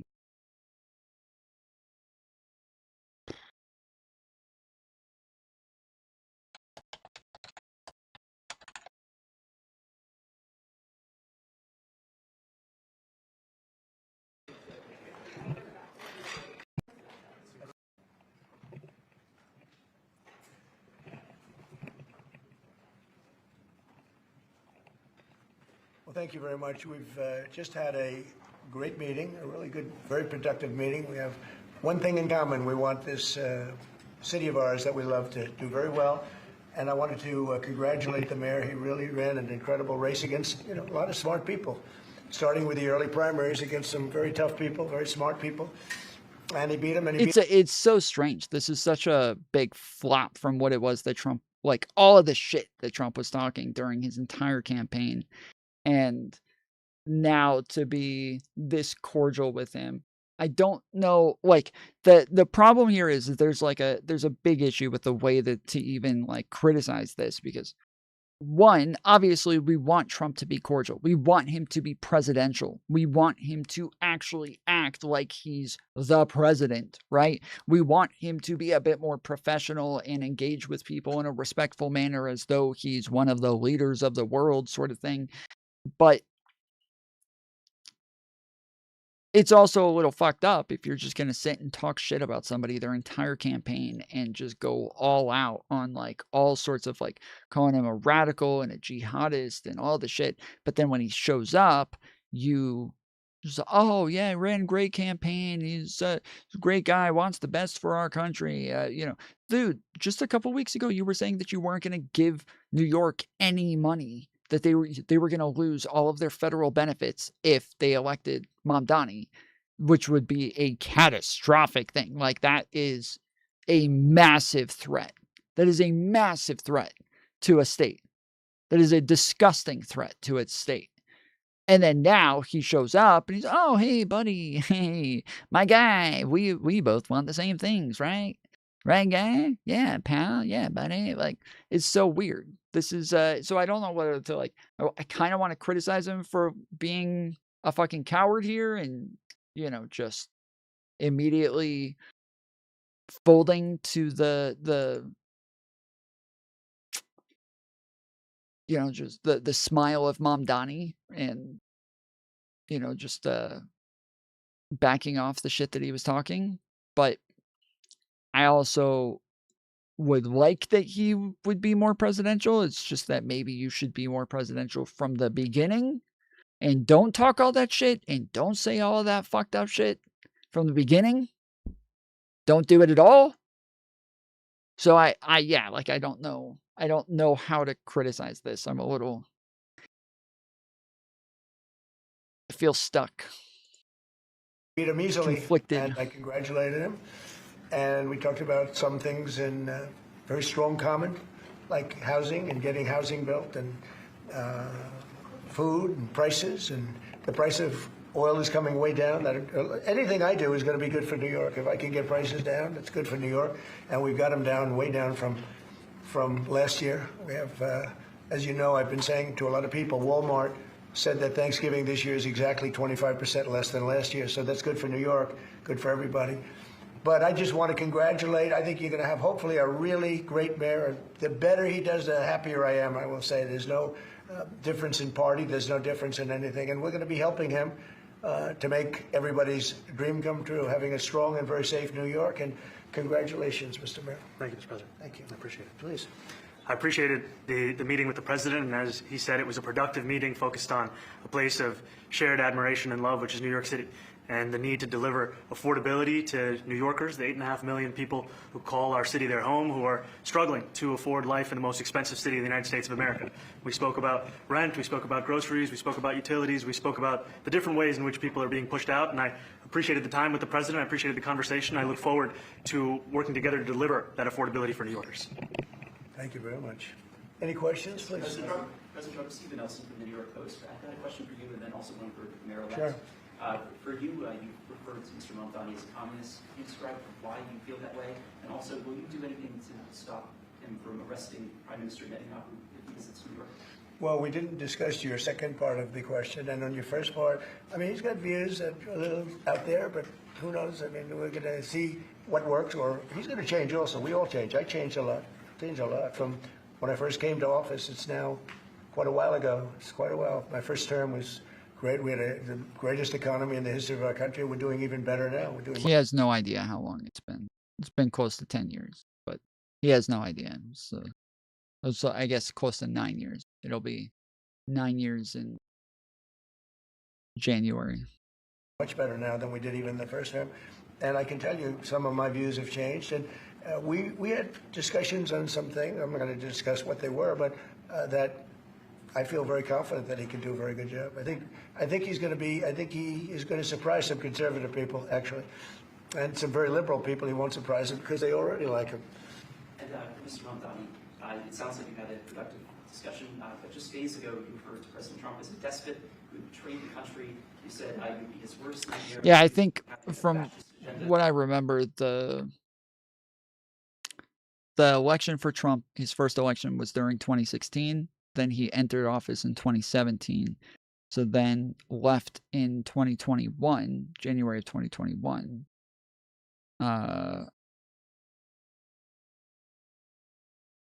Yeah. Yeah. Right?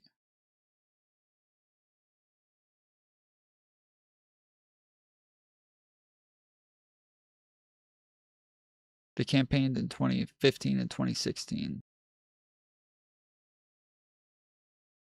And then he entered office in 2017, January of 2017, right? Or was it 2016?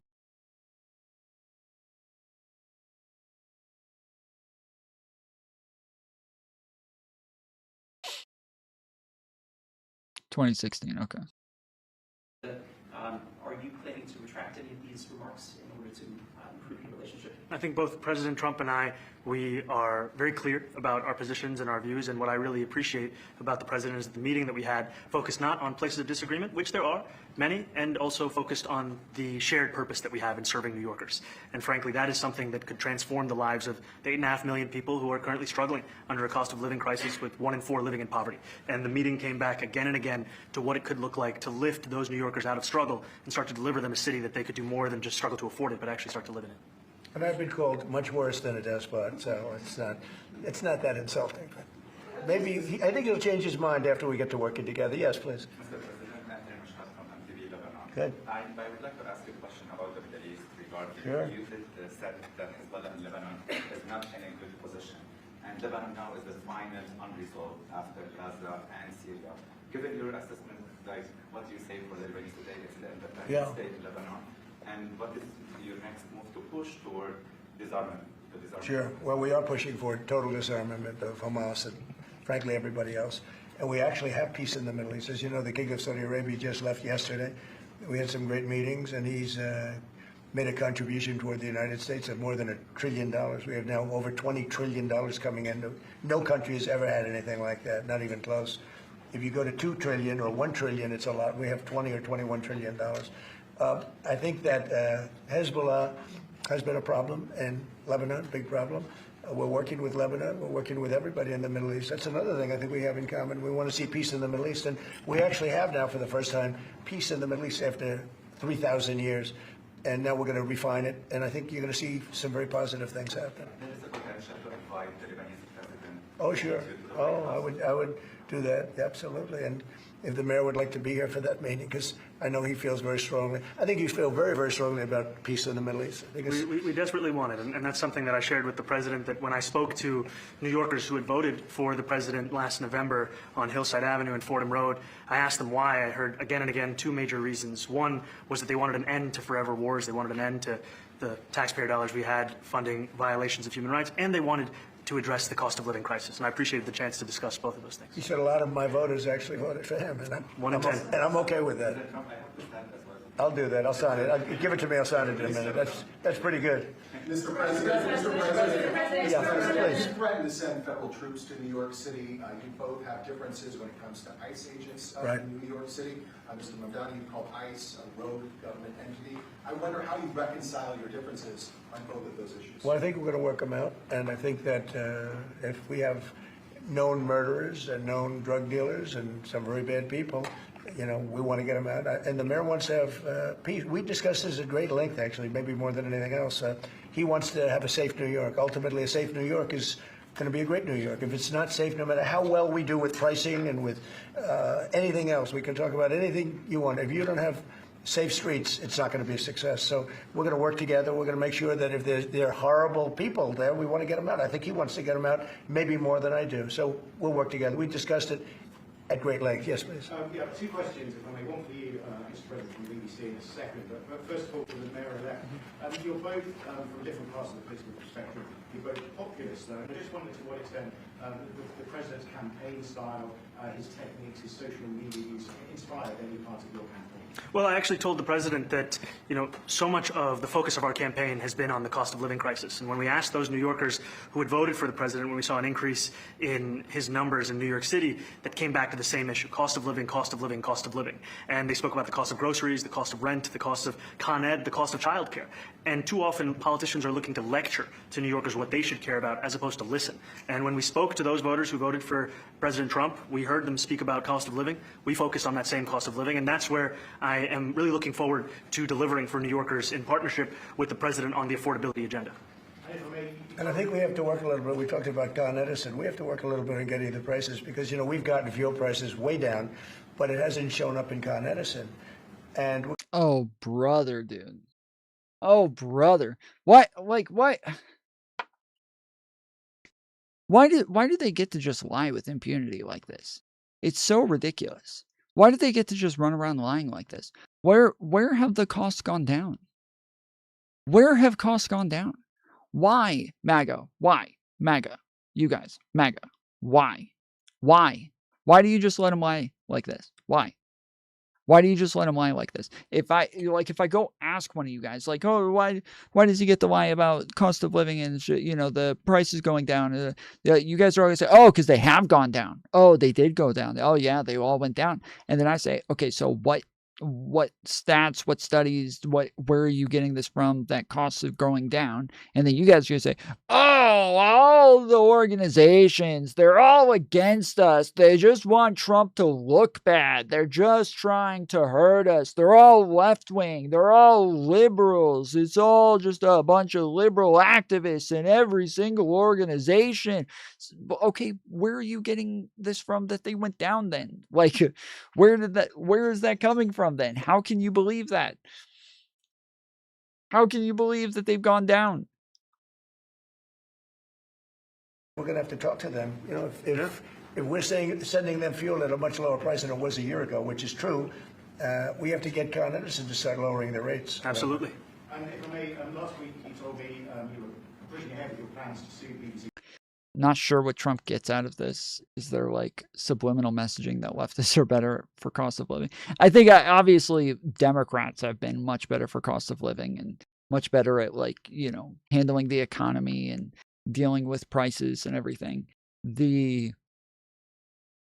think for Trump, I think everybody sees now that he just ran a very successful campaign, that it seems as though, from what I was reading the other day, that both Republicans and Democrats are just like picking apart his entire campaign and trying to use this as the framework for how to run a campaign going forward and everything that you ought to be doing.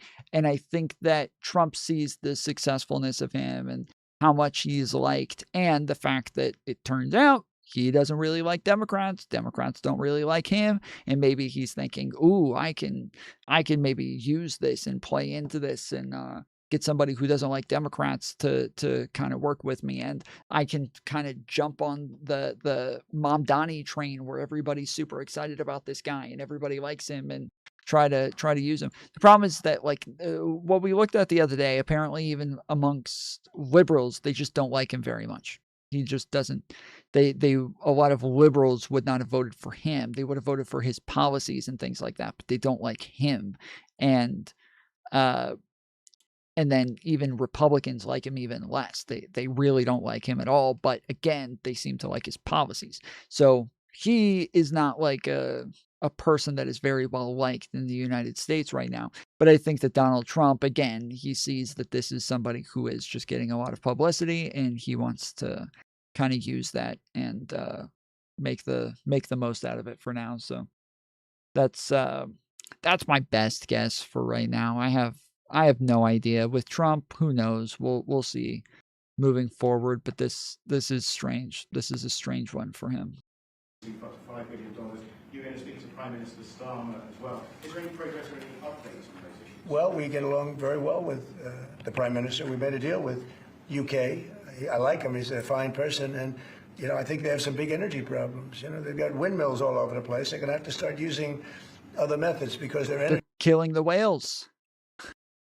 And the wind is bullshit. All right? The wind is bullshit. Energy is out of control. Talking about in the UK, it's out of control. And he's got that problem. He's got a big immigration problem, as you know, and he's got a big energy problem. And we talk about it. He's a good man. Prime Minister's a good man. You had a chance to speak this week.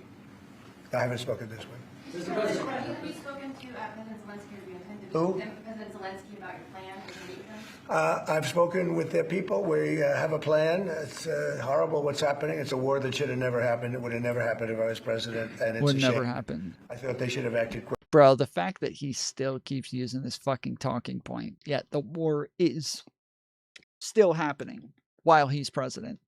The guy thought that he could end the war on day one. Yet, here we are on, what, over day 200, and still hasn't been able to end the war, and still, for some reason, thinks that it wouldn't have happened. What a clown. Quicker, but it's a cold winter, and a lot of the you talk about utilities, but a lot of the big energy producing plants have been under attack, to put it mildly, to put it nicely. Yeah, we have a way of getting peace, or we think we have a way of getting peace. He's going to have to approve it. Just so sad, so many people. You know, last month they lost 25,000 soldiers. This is something, we haven't seen anything like this since the Second World War. They're averaging 6,000 or 7,000 a week between the two of them, dead soldiers. And it goes on, and I think they're getting reasonably close, but I don't want to predict. I would have said that would have been one of my early ones. I did 8 peace deals of countries. I think this is it. We need to get this as a audio clip. We need to have this audio clip for the future. Over some of those beautiful windmills. They're falling down, by the way. They're all over the place. They're all over the place. That gorgeous, beautiful Pennsylvania countryside. They got these big, ugly suckers hanging down. They're rusting and rotting. Half of them weren't spinning, and the ones that were going so slow. They were going, it's not too windy, but, you know, they're going like slow. The other ones were just dead. But they're all rusting and disgusting looking. And then, you know, the environmentalists say that it's also, very importantly, the most expensive form of energy there is. You cannot get more expensive. The wind, it sounds so wonderful. The wind is bullshit. I'll tell you, the wind is bullshit, guys. All right. The wind is bullshit. For the wind is bullshit. I'll tell you, it's horrible. So expensive. It's horrible. The wind is horrible, guys. It's bullshit.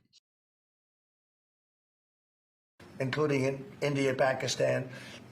You could even go, in fact, they're coming here in a week or two, go to the Congo and Rwanda. That was 10 million people dead, and we worked something out on that. But so many, and the one I thought would have been, for me, because I have a very good relationship with President Putin, I thought that would have been maybe quicker. But it does take 2 to tango. And now you just see all the death. And, you know, it doesn't affect us other than the fact that we don't want to see all those people that really, it's on the other side of the ocean. It's a war that should have never happened. It did happen.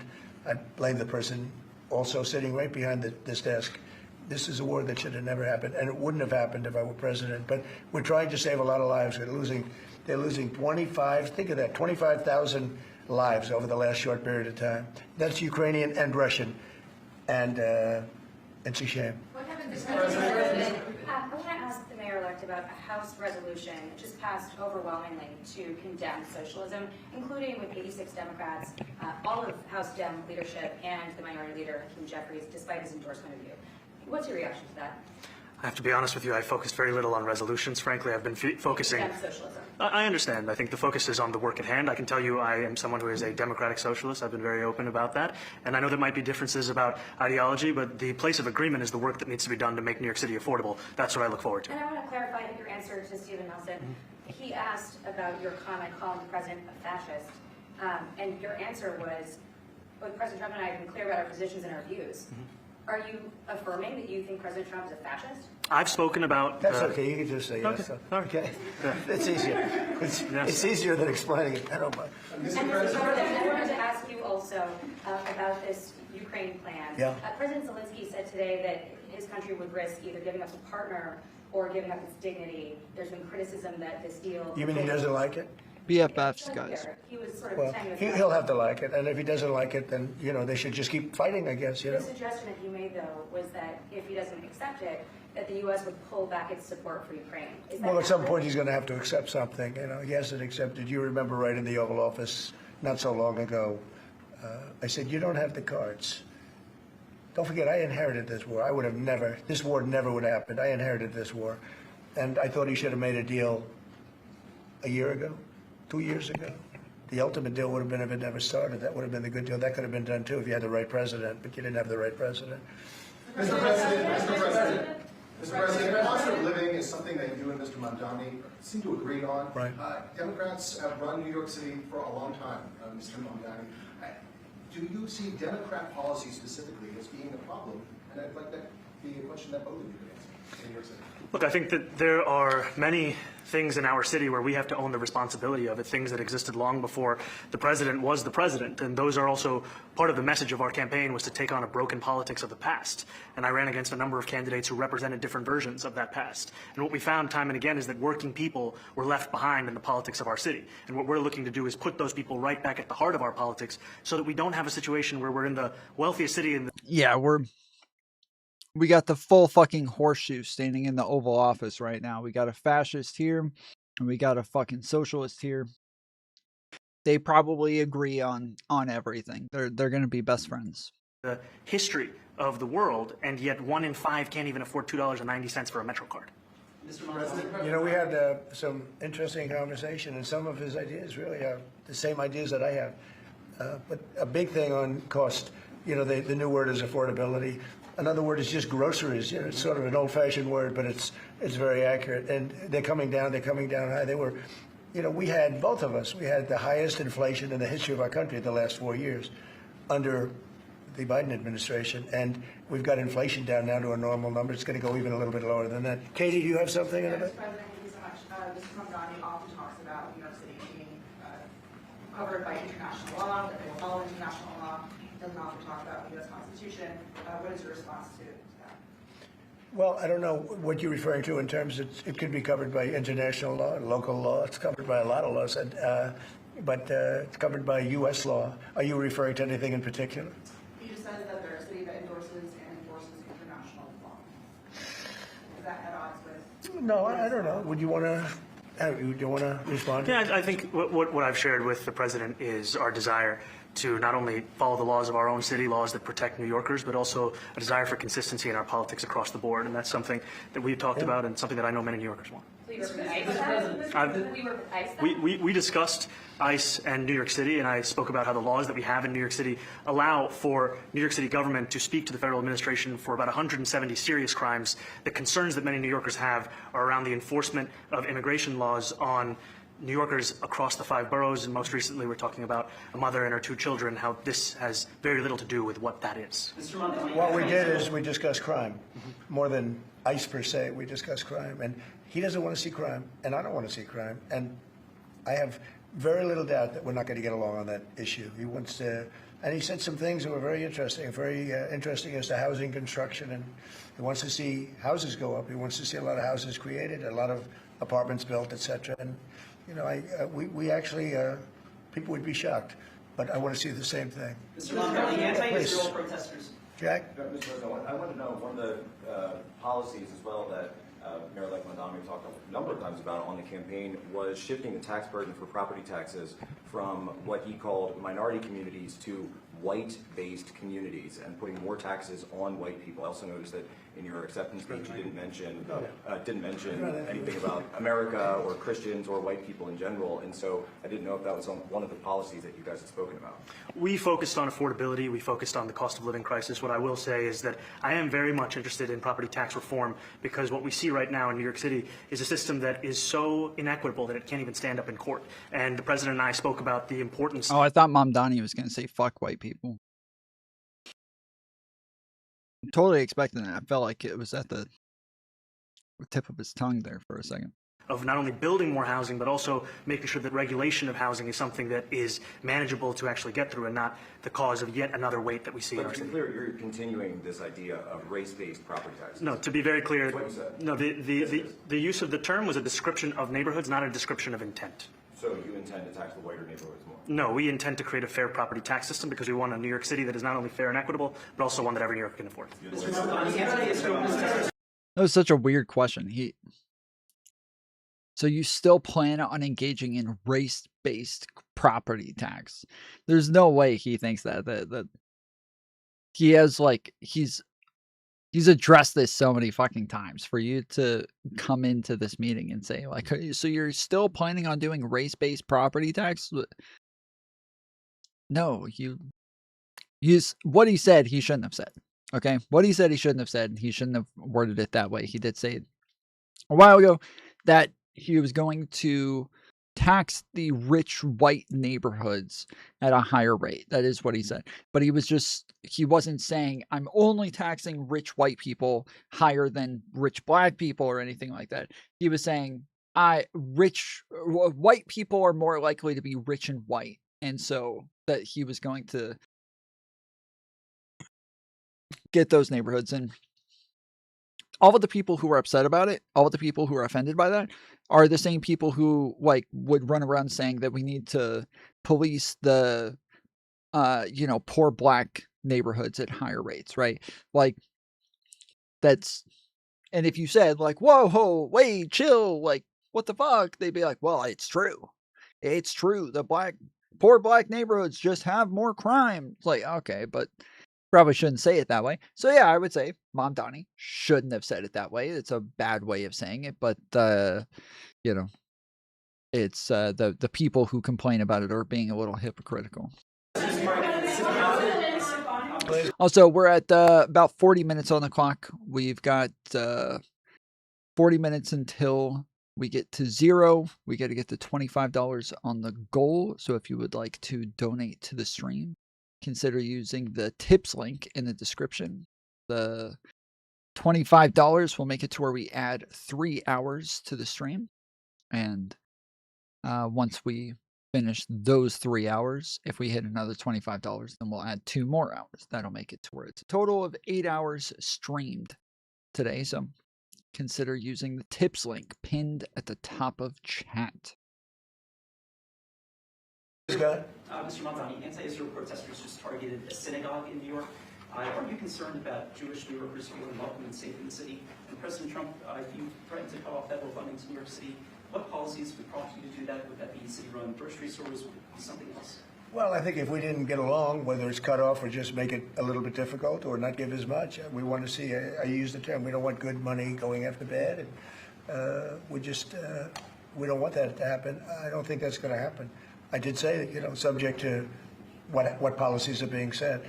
We had a meeting today. So if you couldn't hear, they were asking him if he still planned on defunding New York and taking away federal funding for them. And he says as long as we get along, he's not going to do it. So it actually surprised me. He wants to see no crime. He wants to see housing being built. He wants to see rents coming down, all things that I agree with.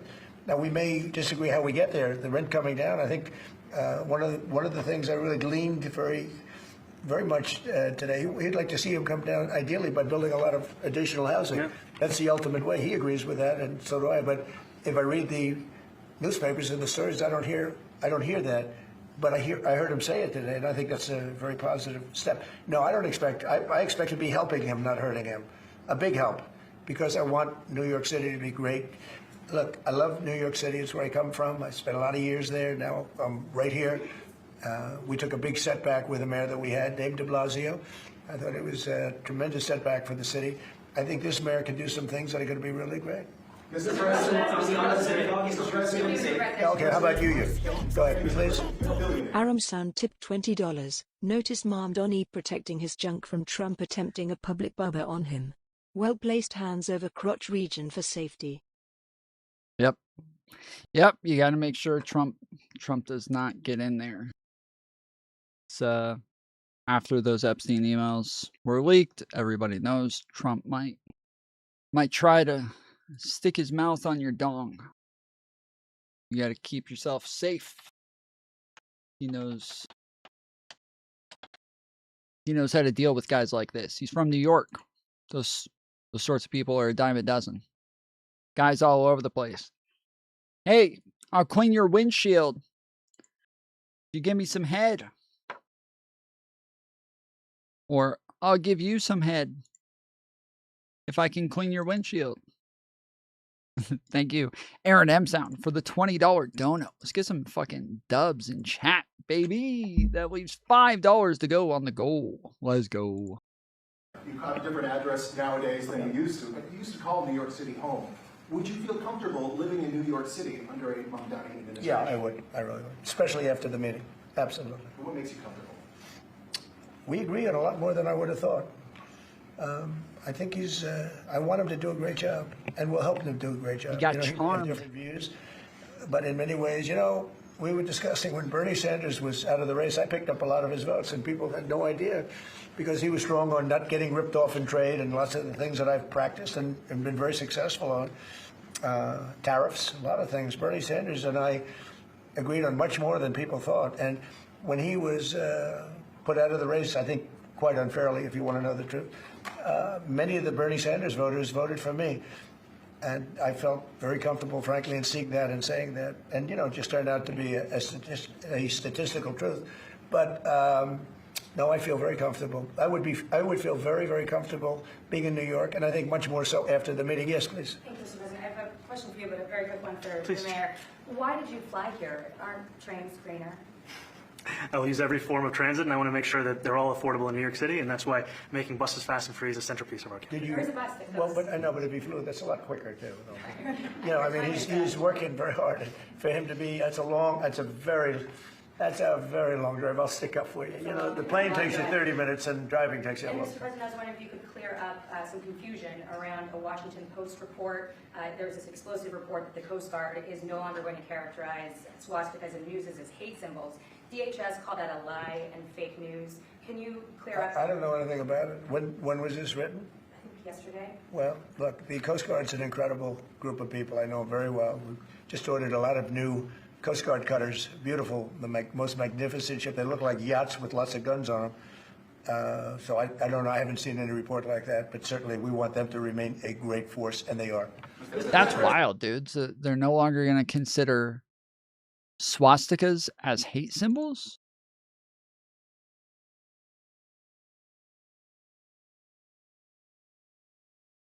What the fuck? What up, Kyle? Hey, Kyle.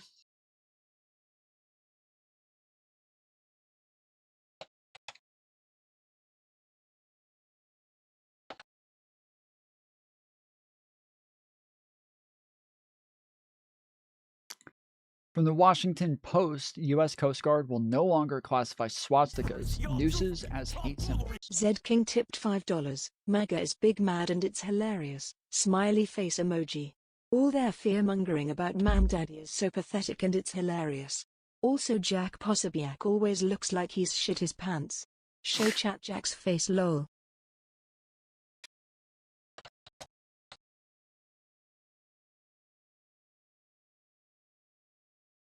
Well, he does now that Charlie Kirk died. Every time he's on every time he's on Piers Morgan, he has his pouty face on.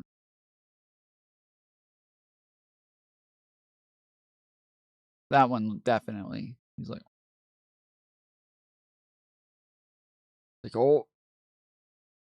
oh shit.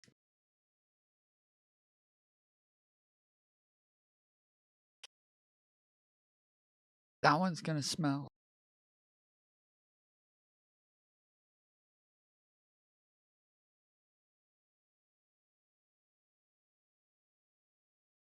Hey, he always looks like something bad just happened. Like he just realized, like,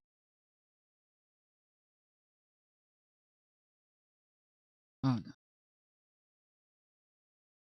Not again.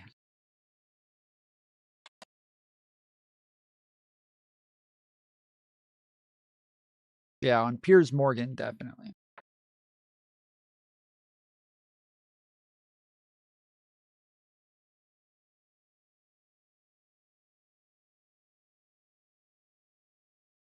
Look at that one. Look at that. Tell me he didn't shit his pants there.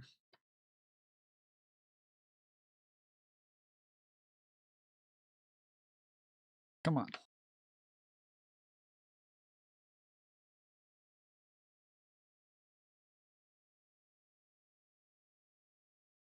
Come on. He's got his eyes closed and everything. He looks like he shit his pants.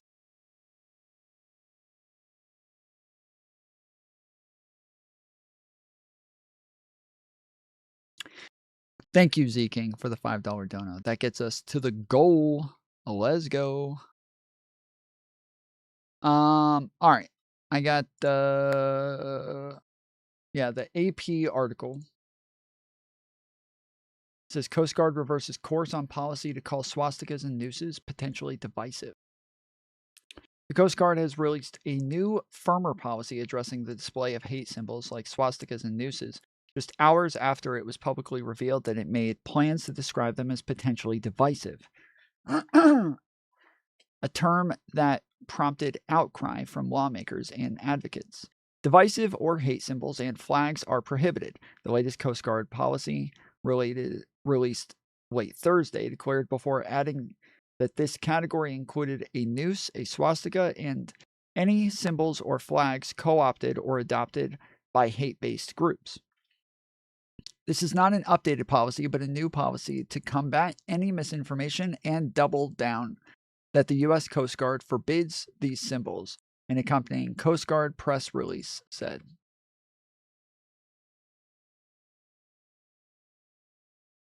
The late-night change came on the same day that media outlets, led by the Washington Post, discovered that the Coast Guard had written a policy earlier this month that called those same symbols potentially divisive.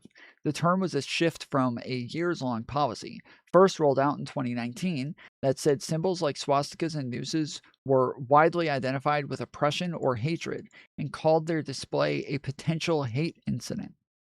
The latest policy that was rolled out Thursday night as unequivocally banned the display of any divisive or hate symbols from all Coast Guard locations. The earlier version stopped short of banning the symbols, instead saying that the commander could take steps to remove them from public view and that the rule did not apply to private spaces outside of public view, such as family housing.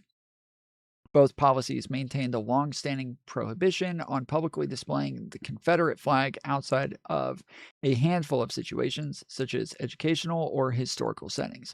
So, I mean, I guess that's not all that bad. Like, if it's still banned, it's all the same. They just changed it from a hate symbol to divisive symbol. I don't really care. That's not that big of a deal. And you did a piece in all the 9 months around the world. I would like to ask Mr. Mamdani, you accused the U.S. government of committing genocide in Gaza while President Trump was working on peace. Why that? I've spoken about the Israeli government committing genocide, and I've spoken about our government funding it. And I shared with the president in our meeting about the concern that many New Yorkers have of wanting their tax dollars to go towards the benefit of New Yorkers and their ability to afford basic dignity. And what we see right now is we're in the 9th consecutive year of more than 100,000 school children being homeless in our city. And there's a desperate need not only for the following of human rights, but also the following through on the promises we've made New Yorkers. And I appreciated the meeting we had and the work that we can do. Do you agree that President Trump did do a peace and worked hard to make the peace? Because he worked hard to do the peace in the Middle East and everywhere. Do you agree with that? I appreciate. Why is a communist in the White House? I mean, you don't think... You're not saying that the whole thing with the Coast Guard changing swastikas like a day before there's a nationalist and a socialist in the White House together.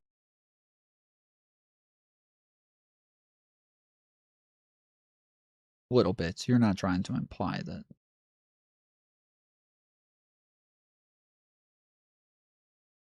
No. No.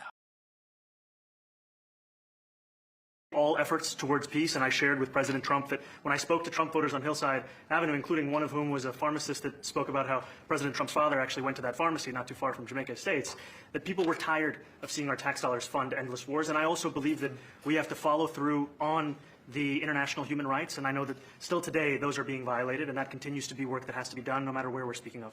Mr. President. That's a pretty good tweet. I'm going to take it.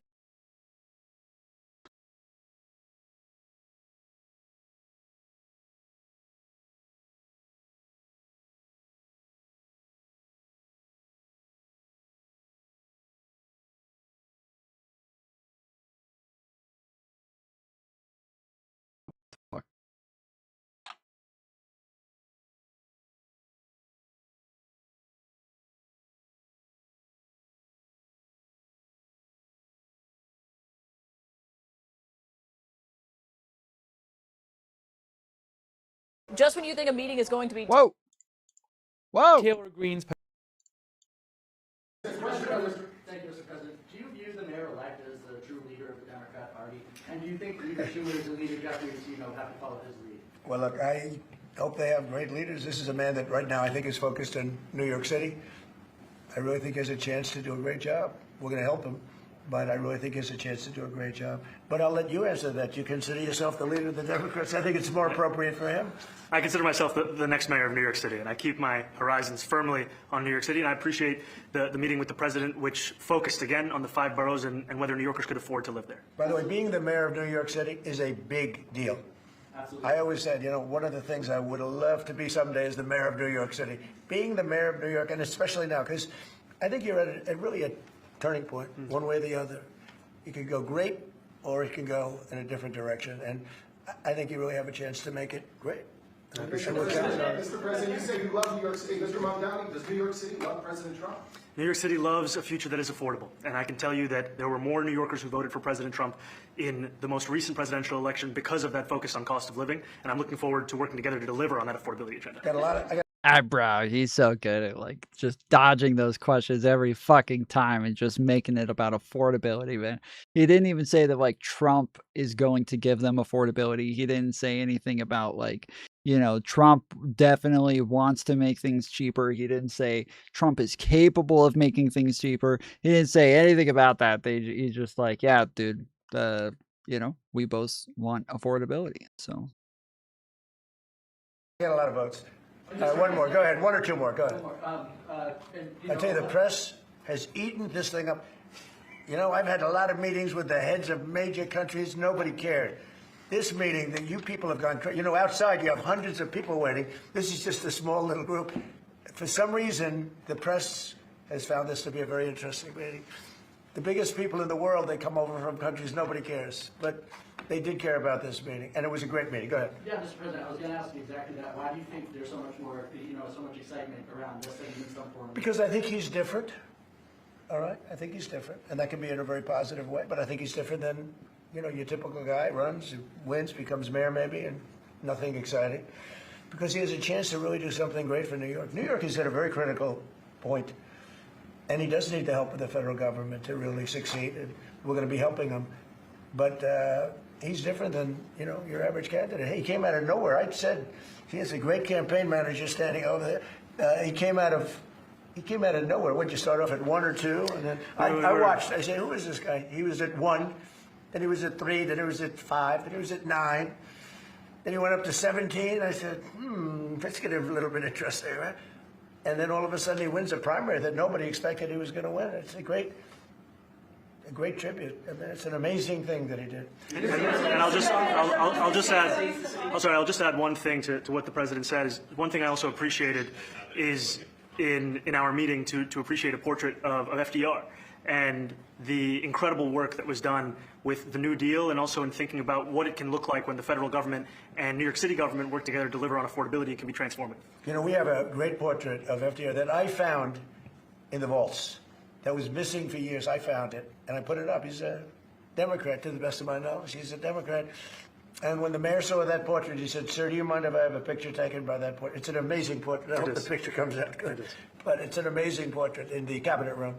So he's a big fan of the New Deal, I guess, and of FDR. Yes, ma'am. Thank you, Mr. President. You said that you both spoke about crime. Yeah. There are many police officers set to come off the rolls at the end of this year in New York City. Are you going to allow those police to be replaced with police officers, actual cops? And are you going to require that that happens? Would there be some consequences? Well, I hope it happens, but again, that's going to be ultimately the mayor's decision. What's your answer? Is that I look forward to delivering public safety with the NYPD, and I've said over the course of our campaign that we have the number of police officers today. They are the ones that's budgeted about 35,000 headcount. And I think the key thing is that we have to make it easier for police to focus on police work, not ask them to respond to 200,000 mental health calls a year. So is that a reduction from what you're at right now? Are you committing to maintaining the same level? I've committed over the course of the campaign to maintain the 35,000. That's the headcount that we had through the campaign. And not replace them with caseworkers, social workers? No, I've said that's the headcount that we want. What we need to do is make sure they can focus on serious crime. And he just retained a great police commissioner, I believe, right? Yes, we did. Commissioner Fish. If the newspapers are correct. That one they're correct about. He retained, I think, somebody that is she's a good friend of some of the people in my family, of Ivanka, and they say she's really good, really competent, and he just retained her.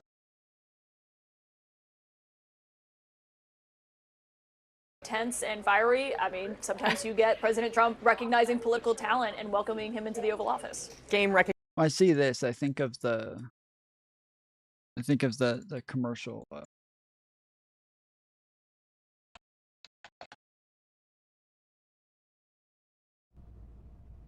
Ship my pants? Right here? Ship my pants? You're kidding. You can ship your pants right here. You hear that? I can ship my pants for free. Wow, I just may ship my pants. Yeah, ship your pants. Billy, you can ship your pants too. I can't wait to ship my pants, Dad. I just shipped my pants, and it's very convenient. Very convenient. I just shipped my drawers. I just shipped my nightie. I just shipped my bed. If you can't find what you're looking for in store, we'll find it at Kmart.com right now and ship it to you for free.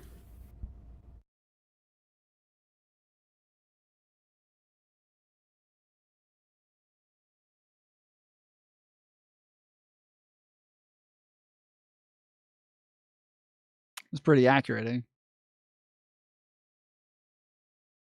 It's pretty accurate, though, right?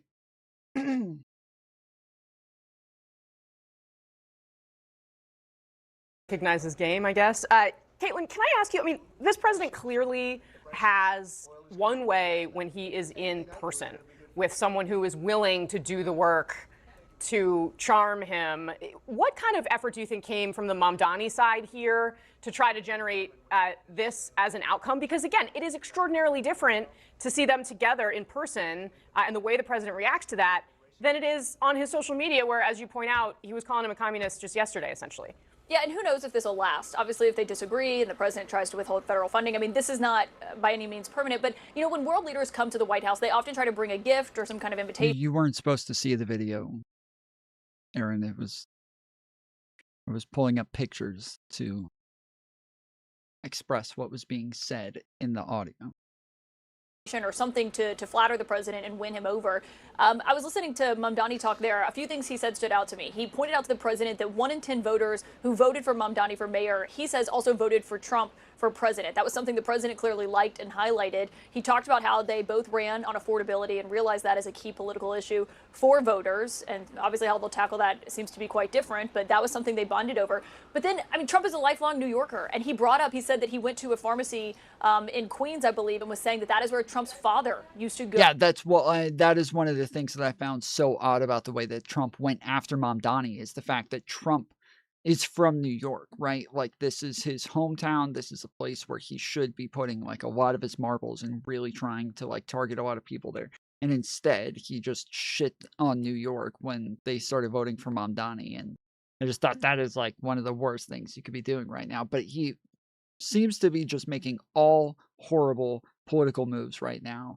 And right now, I don't know if this is good or not, because even for him, while his base again is kind of falling apart and crumbling and splitting at every angle, the fact that his base really hates Mamdani and they call him a jihadist and a socialist and a radical leftist and all this, like, I don't know if this is actually going to be beneficial for him. This may be another really bad, stupid move for him. Go to pick up his medicine, and that was the pharmacist that he used to use. So he was appealing to him on all kinds of levels, not just political, but also the personal ones. And obviously he had been, preparing for this meeting. He had consulted with people who've met with the president before going into this, because they wanted it to be a successful outcome here, given this was his first time in the Oval Office with Trump. Yeah, that takes some serious staff work. Clearly, they know what they're doing. Caitlin Collins, thank you very much for being here. And of course, we'll catch you tonight on The Source at 9 p.m. right here on CNN. All right, our panels here in the arena: CNN Chief National Affairs Correspondent Jeff Zeleny, CNN Special Correspondent Jamie Gangel, CNN Global Affairs Commentator, the former Deputy Press Secretary Sabrina Singh, CNN Political Commentator, Republican Strategist Sir Michael Singleton, and the eminent CNN Senior Political and Global Affairs Commentator, the former Chicago Mayor. All right, let's see how the Mantis war against Rachel's going. So Rachel Wilson said, ignorant people keep making this claim that Andrew and I condemn others and judge them. I'm sorry, so many people don't seem to understand that debating and arguing for a worldview that you think is moral and coherent and advocating for ideals while arguing against the worldviews which have produced The degenerate culture. So even I was just about to say, if you guys call people degenerate, that is judging them. Like that to debate somebody, you do have to judge them in some way first. Like even if I want to say it just at a minimum, just to say that somebody is wrong, like I have to have some sort of judgment there. Then if I want to make a moral judgment, anytime you're debating them morally, you are making some sort of judgment. But when you call somebody degenerate, because that was the first thing that I thought of, is like, how can you say that you guys don't judge people when you call people degenerate all the time? But even in her explanation, she uses the word degenerate. That doesn't make sense. She's literally calling people degenerate in the tweet. Yeah, this is fucking ridiculous. Like I like Rachel's never been like a very good debater and never been very logical with her arguments, but like to an extent, I do think that terms that we can use can be an analysis, right? So there's lots of times where I'll call somebody stupid and they'll be like, oh, so you're just going to make personal attacks. And I'm like, no, I'm giving you my analysis of you. I'm telling you, this is my analysis. You're fucking stupid. You are a really stupid person. Like I'm just giving you my fair analysis. That's all. I do think that can be the case, but with the term degenerate, no, this is like a moral thing. This is a moral claim about you. This is a moral characterization. So can't say that degenerate is just a characterization, or sorry, you can't say it's just your analysis, because yes, it is a moral characterization. While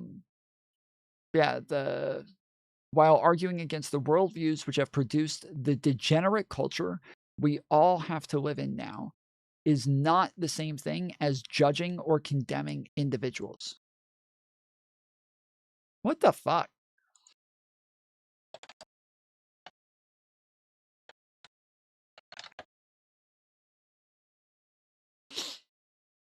Define degenerate. Decline or deteriorate physically or mentally.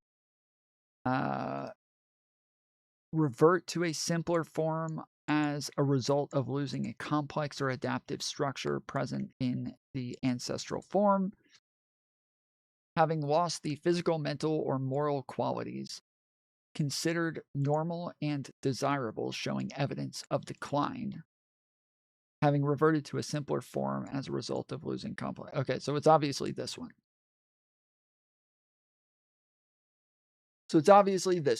Yes, it is an adjective. This is giving a characterization of the moral quality that you are, the moral aspects of a society that you're supporting. So yeah, this is obviously a moral characterization, and therefore this is a condemnation. Andrew does not argue that prostitutes are irredeemable bad people. Okay. He argues that prostitution is a bad thing and that we should not promote it. Even if you aren't a debate bro, this isn't that hard to understand.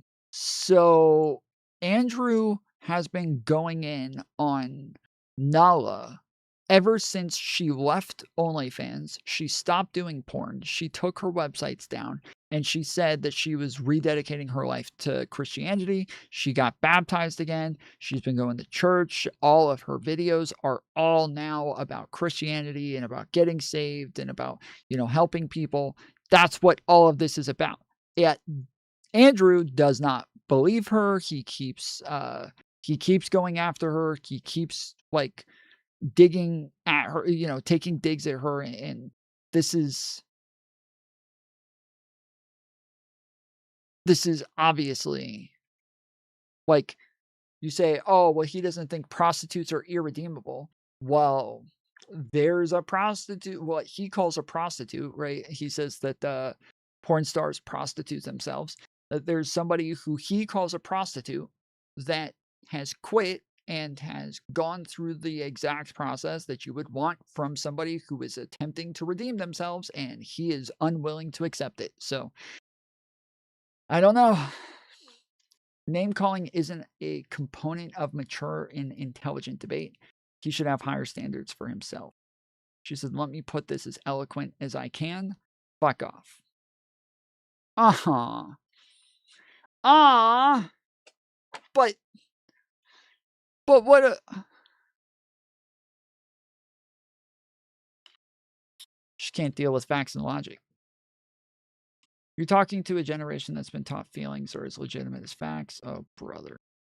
That is like a MAGA mantra, is that their feelings are as legitimate as facts. Trump's not a fascist. I don't know what a fascist is, but I don't think he is, because my feelings say he's not one.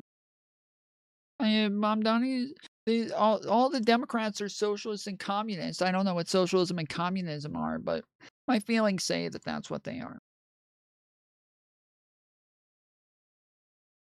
Your husband just doesn't have any patience to himself. He is getting blasted for sounding like a cuckster, a cocksucker, sniz. Like, what the fuck is that?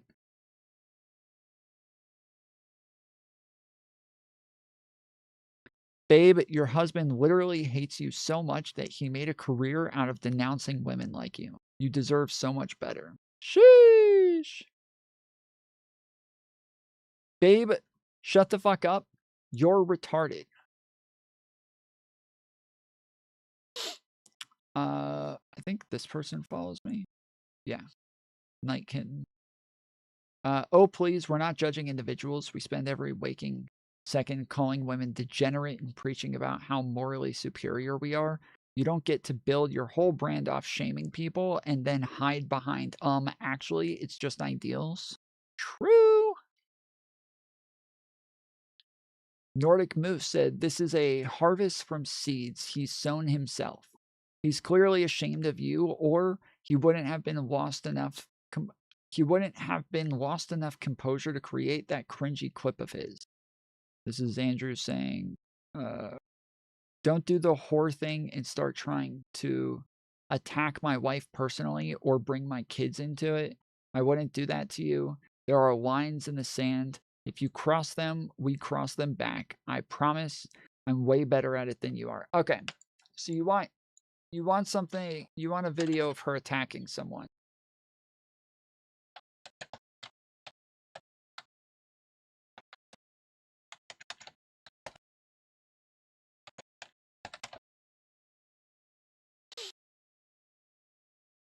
But I said, which one is worse? The or okay, I gotta get you off the show. What if we just go kick them outside? What if we... Andrew, stop. Let's de-escalate a little bit. You're telling me that, like, let's say a white person, he grows up in, like, right? Of course he acts in the capacity of his occupation.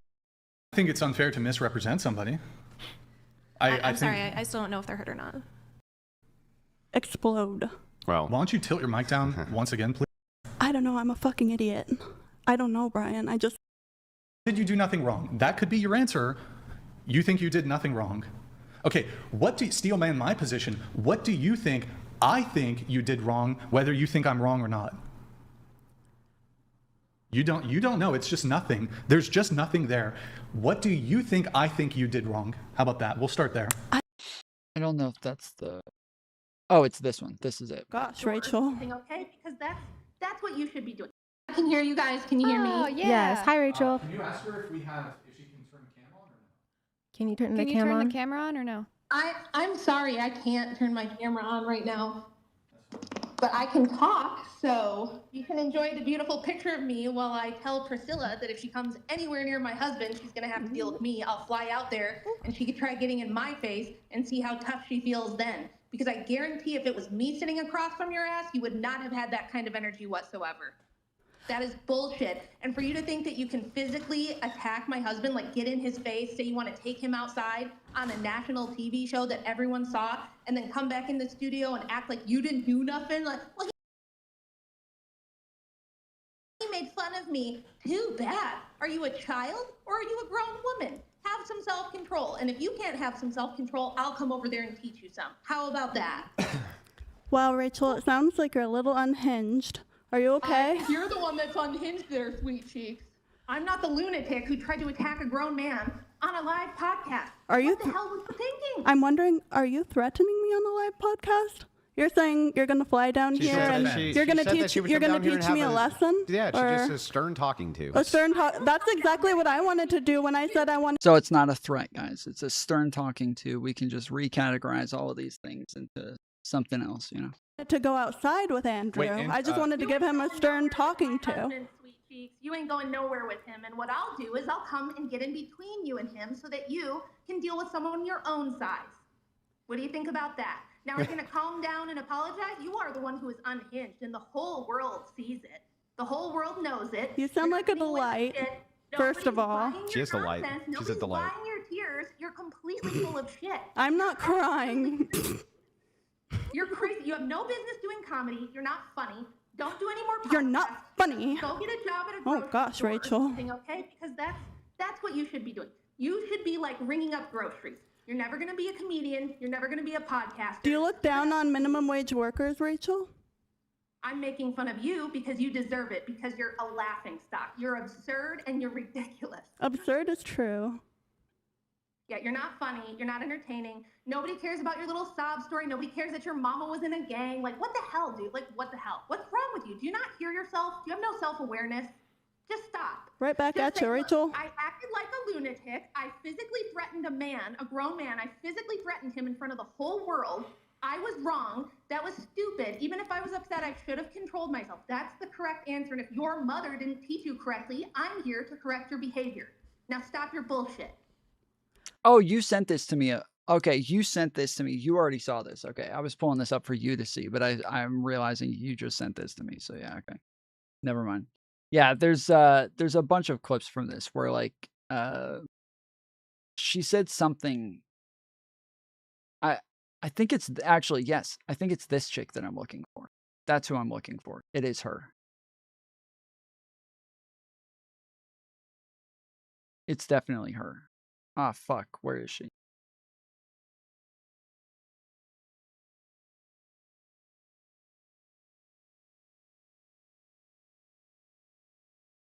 Ah, shit. Fuck. Everybody. It's just everybody else covering it.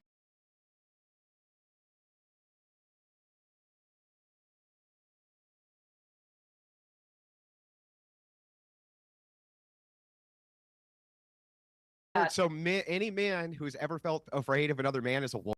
Myself, and I think it's just created a world where we now have a two-income economy, and for women, why should we tell women to do that? If you would like to stay at home and raise your children, you're not answering totally my fine. You're not answering the question.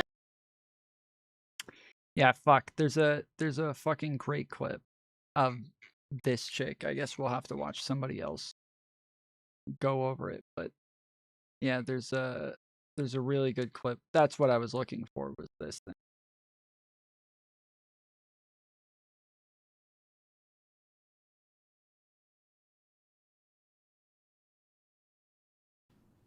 Some type of way whenever people discount you or disregard you or exclude you on the basis of your religion.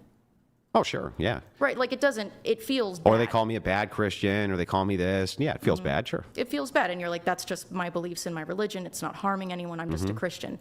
Like, it's this.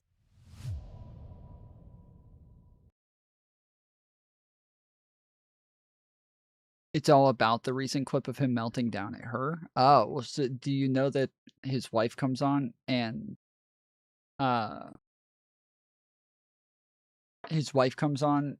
also screams and yells at her? But you can't figure out how it's disparaging. It's disparaging because it goes against of like these sexless incel worse. Hold on. Okay, there's a lot there. Tell me, if she had aborted her children with those 3 relationships, would she be less promiscuous or not? Tell me, if she had aborted her children with those 3 relationships, would she be less promiscuous or not? Hello? Rachel? Can you hear me? Yes. I don't know why Discord wasn't working, so we're just going to do it via the phone. For the same question kind of that Andrew asked her, which is, I mean, she said all this stuff about me that she got completely wrong, but what is it that you think Andrew or I are doing that is wrong or hypocritical? I do feel that with your guys' platforms, what you do is, Rachel, I'm going to be honest with you. I'm not familiar with your platform. I'm only familiar with your husband's. You're only familiar with talking shit about her when she's not here. Well, hey, man, I was trying to prove my point. I was trying to prove my point. Yeah, good job. Okay, how does what you said about me prove your point? Like, again, did somebody tell you that Andrew like hates on single moms and like shits on them, and so you thought that because This is of Andrew's platform. Erroneous. Sorry. Andrew's whole purpose.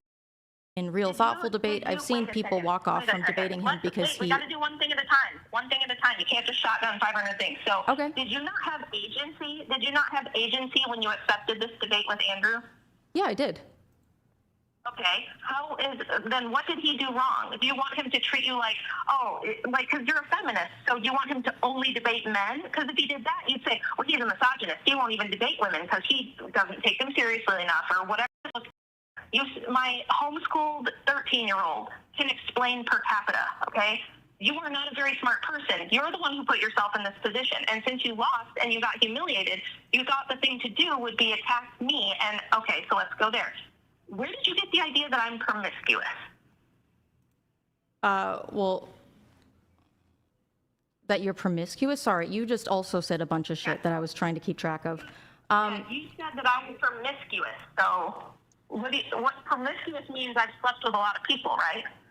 I would say that I think that having children with multiple men is, I think that is more significant than. Okay, well, I think it would be if, and I know why people assume this. I do understand why people assume it. They're just wrong in their assumption.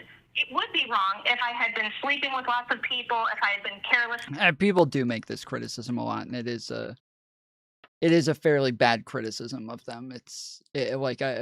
From my understanding, like these are from different marriages that do have understandably gone bad. So it's these are these are not like bad reasons for divorce and anything like that. Getting pregnant with random people. That's not the case. I've spent my entire adult life only in 3 long-term committed relationships, one of which is a almost 20-year relationship with Andrew. Now we're like 18 years in. I've been married since 2012. Prior to that, I was married for 4 years, as Andrew had to unfortunately explain. That ended not even because I left, but because he beat the crap out of me and was being pursued by the law and left the state, and so it was like abandonment.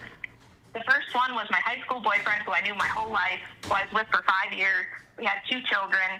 He had his own personal problems, and that did not work out. So I understand why people make the assumption, but the truth is I'm not promiscuous. I have an extremely low body count. I've never had one-night stands. I've never cheated on anyone.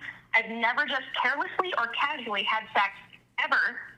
So I've only ever been with men that I, at least at the time, felt certain I was going to be with forever and have a family with. Maybe you should have. I did get nerfed on the first 2. I will admit. But Charlie, I did wonder, hang on, Rachel, I did wonder one thing. If she had slept with 3 men but had aborted all of the children, would she still be promiscuous? She would have lived her life.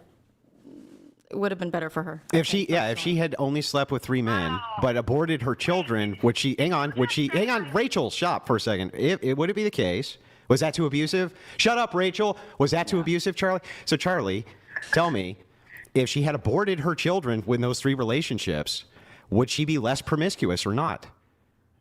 I think that, frankly, in my opinion, her life would have been better spent. Would she be less promiscuous, Charlie? Yes. Yeah, she'd be less. Why is Tom ruining this? Okay, I don't care anymore. I don't know why you send me your shit.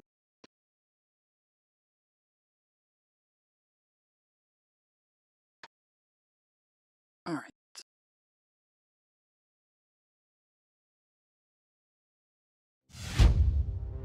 I think he deserves a Nobel Peace Prize for having brought the hostages back. There was no Democrat who was going to do it. If you are concerned about what was on Hunter Biden's laptop, it still doesn't compare to what Trump is doing right now out in the open. The real Trump derangement syndrome, in my view, is to think that the president's character doesn't matter. We're doing massive brand damage to our country. Very prominent people, from the president.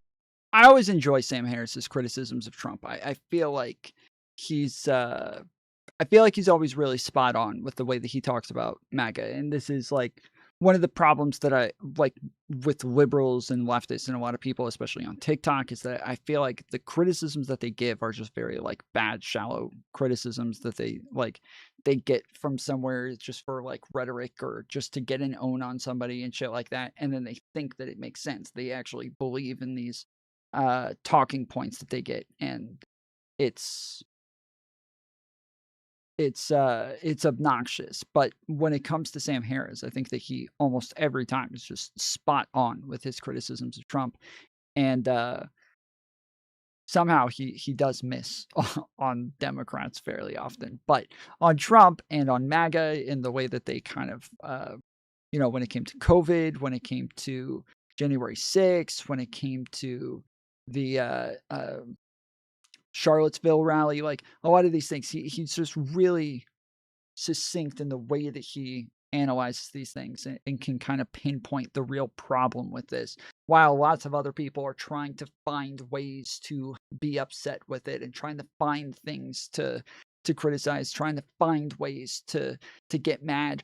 That he's very good at just, no, this is it, this is the problem, this is why everybody feels like there's a problem, but you're like not sure what it is. This is the issue right here. And Elon on down treated it like the first shot fired in the Civil War. This was a highly asymmetric moment of political hysteria. It was their George Floyd moment. Again, yes, without the riots and obviously. Well, it's quite a big deal, Sam.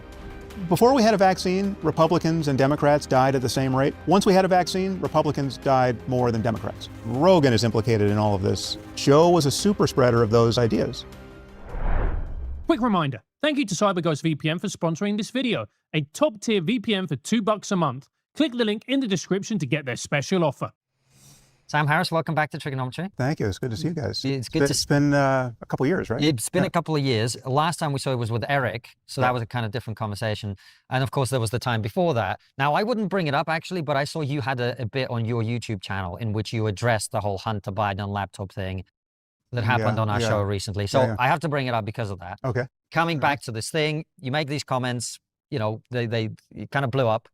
I never noticed anything. so sorry if that caused a headache, but you've caused me a headache in case you forgotten. So how do you reflect on what happened?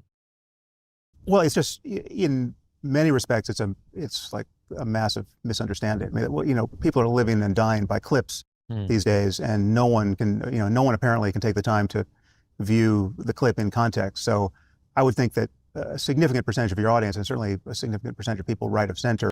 Are they going to play the clip? I don't remember exactly what it was. I'd like to pull it up again because I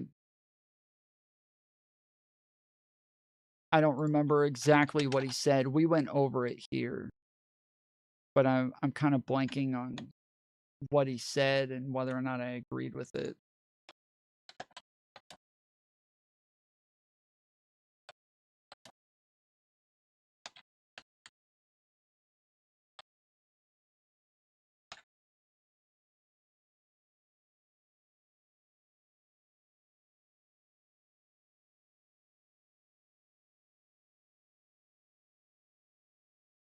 It's like the way I would frame it is, listen, I don't care what's in Hunter Biden's life. I mean, Hunter Biden, at that point, Hunter Biden literally could have had the corpses of children in his basement. I would not have cared, right? It's like, there's nothing. First of all, it's Hunter Biden, right? It's not Joe Biden. But true. Even if whatever scope of Joe Biden's corruption is, like if we could just go down that rabbit hole endlessly and understand that he's getting kickbacks from Hunter Biden's deals in Ukraine or wherever else, right? Or China. It is infinitesimal compared to the corruption we know Trump is involved in. It's like a firefly to the sun, right? I mean, like there's just, it doesn't even stack up against Trump University, right? Trump University as a story is worse. That's right. Okay, so the way that everybody clipped it, they made it sound like he was saying we shouldn't care if Joe Biden was corrupt. That's right. So they all clipped it and tried to make it sound like he was saying, if Joe Biden's corrupt, like, who gives a fuck? Like, whatever. I don't care. And I remember seeing the clip and being like, wait, I would care. What the fuck? Like, we should care if our politicians are corrupt. What do you mean? That's a fucking wild take.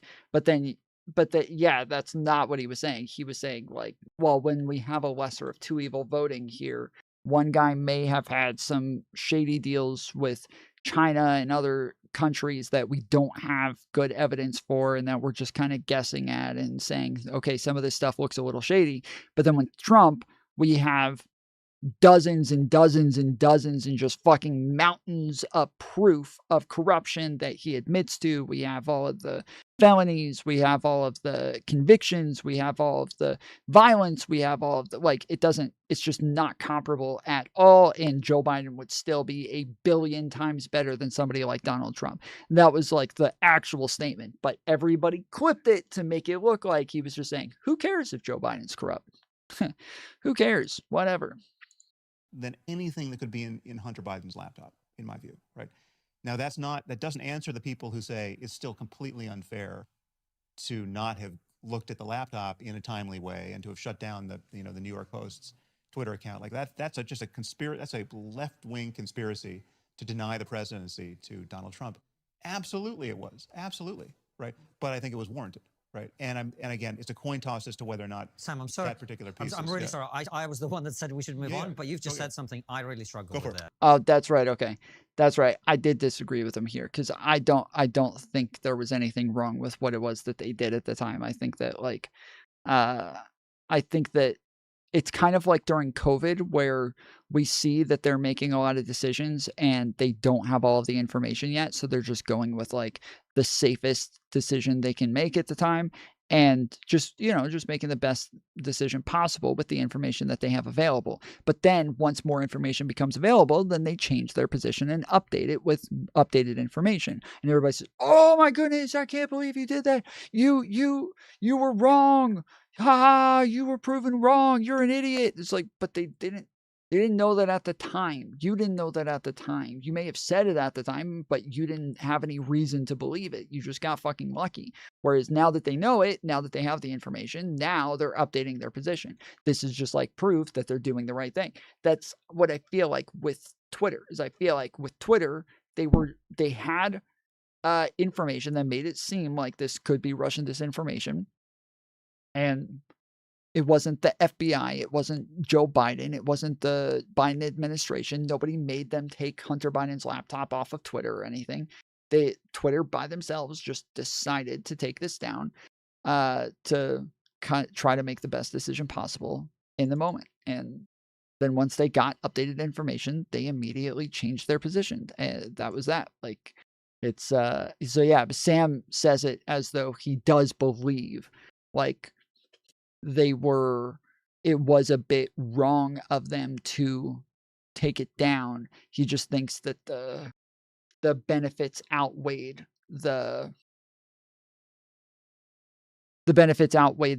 cons, because he thinks that, well, when we're dealing with fascism, you have to take extraordinary steps to try to fight this, and that's what they had to do. And it's just I disagree with that thought process. The kids in the basement? No, fuck the kids in the basement. I'm interested in democracy. You're saying you are content with a left-wing conspiracy to prevent somebody being democratically re-elected as president? It's like the way I would frame it is, listen, I don't care what's in Hunter Biden's. I mean, Hunter Biden at that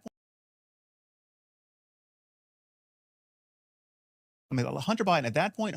Something I really struggle with there. Re-elected as president. Well, no, I'm content. Well, but the thing is, it's just not left wing, right? So Liz Cheney is not left wing, right? Liz Cheney is doing everything in her power. You're content with a conspiracy to prevent somebody being democratically elected. But there's nothing conspiracy. It's not. It was a conspiracy out in the open. But it doesn't matter if it was. It doesn't matter what part's conspiracy, what part's out in the open. I mean, I think it's like if people get together and talk about what should we do about this phenomenon. If there was an asteroid hurtling toward Earth, and we got in a room together with all of our friends and had a conversation about what we could do to deflect its course, right? Is that a conspiracy? Yeah, I hate the way that he says this shit, because I don't. Yeah, I think that based on the information that Twitter had at the time, they made the right decisions. But simply don't understand what I was saying on your podcast. And it's in their defense. The truth is, I was speaking somewhat less carefully and clearly than I'm capable of. So, but I think in context, it was clear what I was saying. My position really hasn't changed on the matter. I mean, if you care about what was on Hunter Biden's laptop because it suggested some level of possible corruption for Joe Biden, as president or as vice president at the time. So, I mean, if you are concerned about what was on Hunter Biden's laptop because it suggested there's some level of corruption coming from Biden himself, well, then you should be concerned about the level of corruption that we know to be true of Trump and his family, right? And we've known this for years. I mean, we've known it for, honestly, it precedes his entry into politics.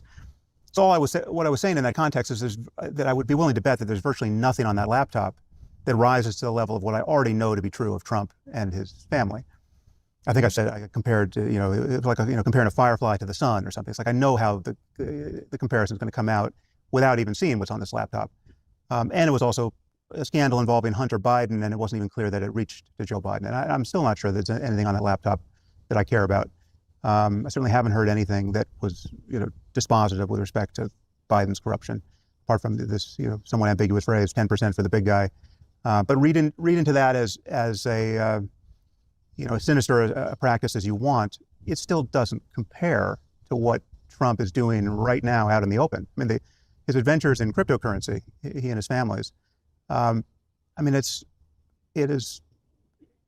If that were the only thing we knew about him as president, it should be the scandal that no one stops talking about. I mean, it's the most corrupt thing imaginable. Sam, can I just pause you there? Because there are people who are going to be listening to this who maybe heard of it loosely or maybe haven't followed this story at all. So could you just expand upon that and explain to the listener or the viewer why it's so egregious?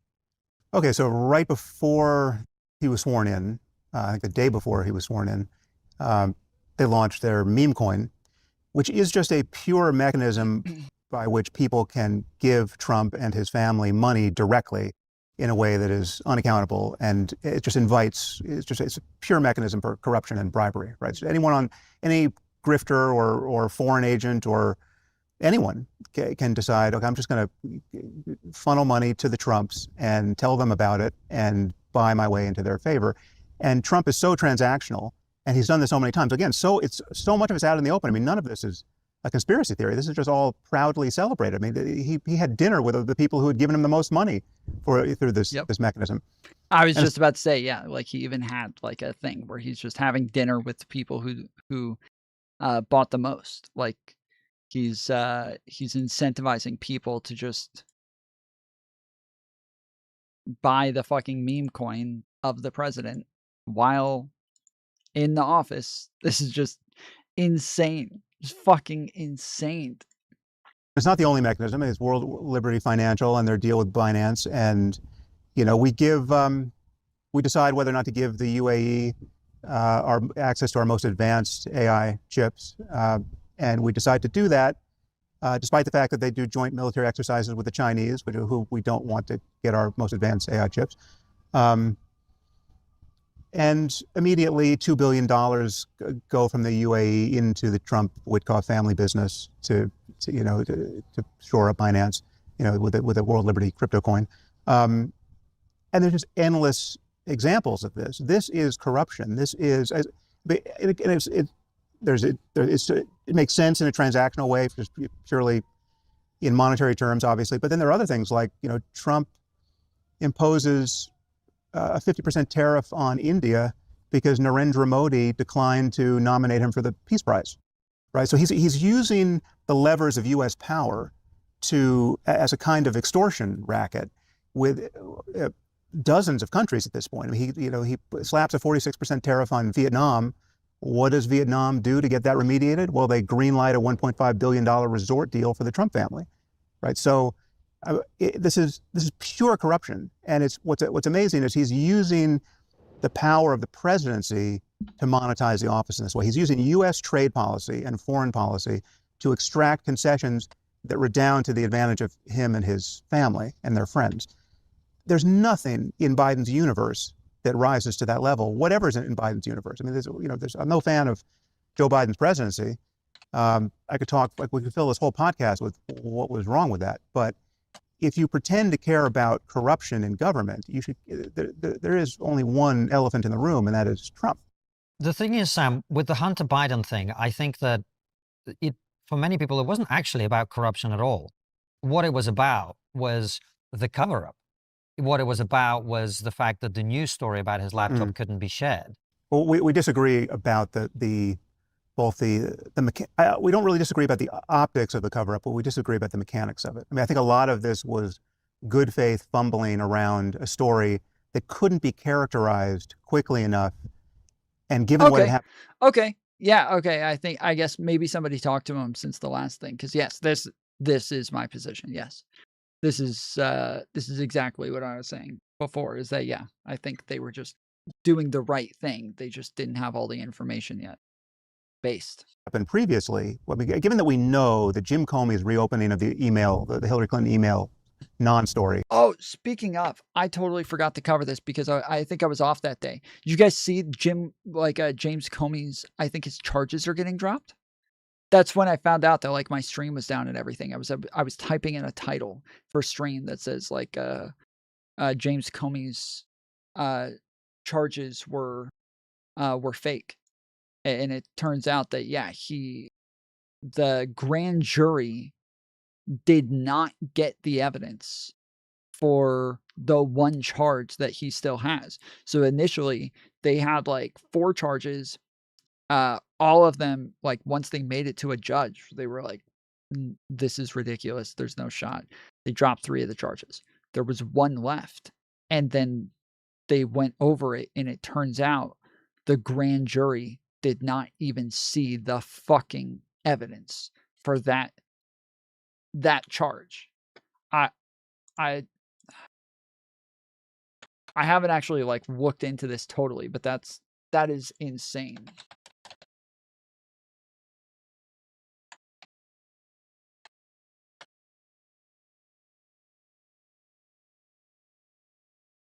I have exclusive reporting here on what actually happened in court yesterday.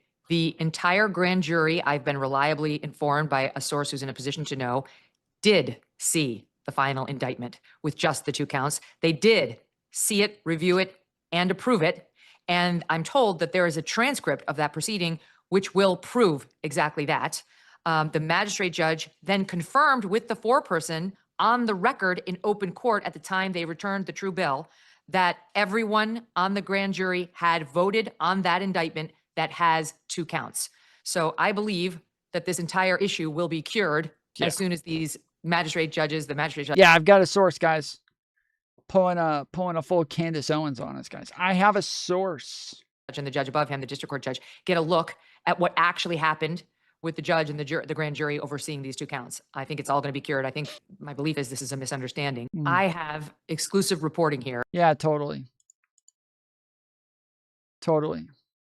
Makes so much sense. I was in court as former FBI Director James Comey made another appearance in a criminal case charging him with making a false statement to Congress 5 years ago. Now, the stated purpose of the arguments was on a defense motion asserting that the prosecution against him is vindictive. But the actual headline came near the end of the hearing when the Justice Department, in a fairly remarkable concession, acknowledged that not all grand jurors were present for the return of the second and final indictment in the... So the claim is not all of them were present. So she just said that she knows a juror who saw it. Okay. This says not all jurors were present. And you have to have all of them present. They all have to vote. They all have to be able to go through the process. And so, yeah, if you're saying that not all of them saw it, that's all that matters. It doesn't matter if your buddy saw it. It doesn't matter if that one motherfucker saw it. They all have to be there. So this is so fucking stupid, dude. This is so fucking stupid. I cannot believe they did this. The problem is that already when it comes to like whether or not he lied on the stand, this is already like pretty obvious he didn't lie. Like we already know this. This is blatant bullshit. We know he didn't lie. I don't know why the fuck they're they ever thought that they would be able to charge him with this. This is just insane. But the fact that they even just like, because this has been the claim the whole time from a ton of people where we're like, dude, do you agree with them charging James Comey with this bullshit every time? You know, grand jury said, hey, went through the grand jury. So, I mean, come on. That's all we need. Went through the process. So the case. Comey's lawyers say that that is grounds for dismissal. The judge said he would take it under advisement and that it was too weighty of an issue to decide from the bench. But it really does sort of further imperil a prosecution that's already been subject to multiple challenges, including to the legitimacy of the prosecutor who brought the case, Lindsay Halligan. She stood up in court today and answered a question from the judge about the presentation of the case to the grand jury. We expect to learn by Thanksgiving whether Halligan will remain atop of the case or whether the case will in fact be dismissed as a result of an illegal appointment. Fucking insane, dude. Fucking insane, mate. Was decisive in her losing that election. I mean, you could just see that her poll numbers go down by the hour at the moment he started talking about it. And that was like 10 days before the election. And we know this time around, Rudy Giuliani held on to this bombshell as an October surprise and released it strategically close to the election. I think there were 2 weeks left in the election, knowing that, there was simply enough time for the Democrats and the mainstream media to have a spaz attack and not get to ground truth on this laptop.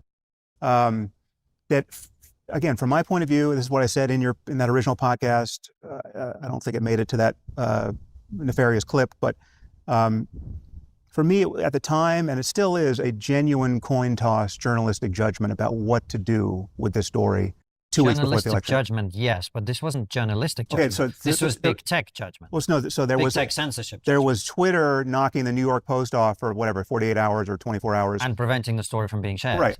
That, I think, almost certainly is a mistake, however you look at it. And I believe I said that at the time. I mean, I thought there were gradations of this. This is what Twitter did. This is what the New York Times did or didn't do, etc. But again, from the original removal was over the fact that they believed that there was hacking and doxing material there. That was, and there was, and the New York Post fixed it because they did have doxing materials there, like in the fucking story, out in the open, just right there on Front Street for everybody to see. They did. It was there. That was a real thing. They had like people's email addresses, they had addresses, they had all like their real names, they had all sorts of shit that they didn't block out, that they didn't fix, they didn't blur, they didn't do anything. And so when Twitter blocked it, the New York Post went and fixed it, and it went back. They put it back up. So it just the way that everybody like talks about this and represents it. I know that there was it was a while ago. There was a lot going on at the time, and MAGA has really muddied the waters to where it's hard for people to remember all this and go over it. But I was covering it very closely at the time because I had a ton of right wingers in my audience who were constantly complaining about it, and so I kept having to like check every single thing every single day and just kind of update on it all the time. And so yeah, it like they did. We went through the day the fucking files came out, we went over it. Like we went over as much as we could and just yeah, like tried to get as much information as possible. This is bullshit, which is why Rob's sneaky ass trying to catch me on the fucking 51 agents. I've seen Destiny get caught on that like 3 fucking times. I've seen him get caught on that numerous times. But yeah, I kept up with this story. Okay, I know. I can't catch me. I think it was, I mean, for instance, all those former intelligence officials who signed that open letter saying this looks like Russian disinformation, I don't think those guys were lying. I think those guys were genuinely thought this is completely crazy. We got Rudy Giuliani with a laptop he got from some computer store, and it's got everything. It's got the smoking ruins of Hunter Biden's reputation. Yes. Yeah. This is what I wanted to say to Rob, because when I asked him, do you think that had all the hallmarks of Russian disinformation? He said, no, I agree that the FBI believes that has all the hallmarks of Russian disinformation. I wanted to say to him, okay, so you're saying that you hear that the person who's running for president, that his son had a laptop that has a bunch of photos of him naked, waving around guns, smoking crack, driving through the city smoking crack, has tons of shady business deals with his father who's running for president, and that he took this to a computer repair shop, didn't erase any of that off of it, didn't delete it, just took it to the computer repair shop and left it with them where all of this information could have been found and leaked. But he gave it to them. Not only did he give it to them without deleting any of it, not only did he put it onto a computer so that he could give it to them without deleting any of it, but then he also just left it there and never came back for it. And that is able to eventually become the computer repair shop's property, to where now they're allowed to go through it all willy-nilly and find all of this shit. And he just never thinks to go back to get the incriminating laptop that he left there. That doesn't sound like Russian disinformation to you? That doesn't sound like just a fucking crazy story to you? Yes, exactly, yes. And that Rudy Giuliani, yes, exactly. The Rudy Giuliani goes and gets it from him. Yeah. He thought, let me call Rudy Giuliani and give this to him. Yeah. Sure. It looks sketchy. I don't think those guys volunteered to have their reputations destroyed in plain view of everyone just to eke out an advantage for Hillary Clinton. Why not? Well, just who does that? Who says, listen, I'm going to take my reputation for discernment as the former head of the CIA or the NSA or both. I'm going to, again, I don't remember the signatories to that letter specifically, but I mean, who's going to, it's just not in their interest. It's not likely to be decisive. And it so obviously looked kooky, right? It looked completely, I mean, this does not look like a normal way you would discover the smoking laptop from hell. Yeah. And again, there was simply not to have simply played connect the dots journalistically. I'm so glad, I feel like I'm taking crazy pills half the time when I listen to people talk about this, because I hear so many other liberals talk about this fucking thing, and they just they do concede so much, and I'm sitting there like, no, fuck, why, bro? Stop, please, for the love of fucking God, damn. It's just so frustrating listening to liberals talk about this, where they buy the right-wing framing on it all the fucking time. Holy shit, dude. It's so nice to just once in a while be able to hear other people who have brains. And even from Twitter's point of view, just slavishly just propagating this information or misinformation to the ends of the earth at that moment with the clock ticking, given what had happened in the previous election. Journalistically, it could have seemed totally irresponsible. I mean, in hindsight, Jim Comey's re-airing of that fake email scandal was totally irresponsible. It's why we had President Trump in the first place. He couldn't have known that at the time, perhaps, but in retrospect, it would have been better had he not done that. So I have to think, again, I'm not close. I mean, the other thing that was weird about that interview is people took what I was saying as somehow insider knowledge that there was this vast conspiracy to keep, of journalists and academics and scientists and media figures to keep, that we all met in a star chamber somewhere. I do think he said it in an odd way. I think he said it in an odd way where he kept saying it is a conspiracy. It's like, why did you say that? And then he's like, well, I mean, if a asteroid's heading towards Earth and a bunch of us get in a room and we all discuss how to stop this asteroid from hitting Earth, is that, I mean, that's a conspiracy, right? It's, so, why, bro? Why? Shut the fuck up. That's not what anybody hears when you say fucking conspiracy over here. Oh. Yeah, it's just, it was a bad way of saying it.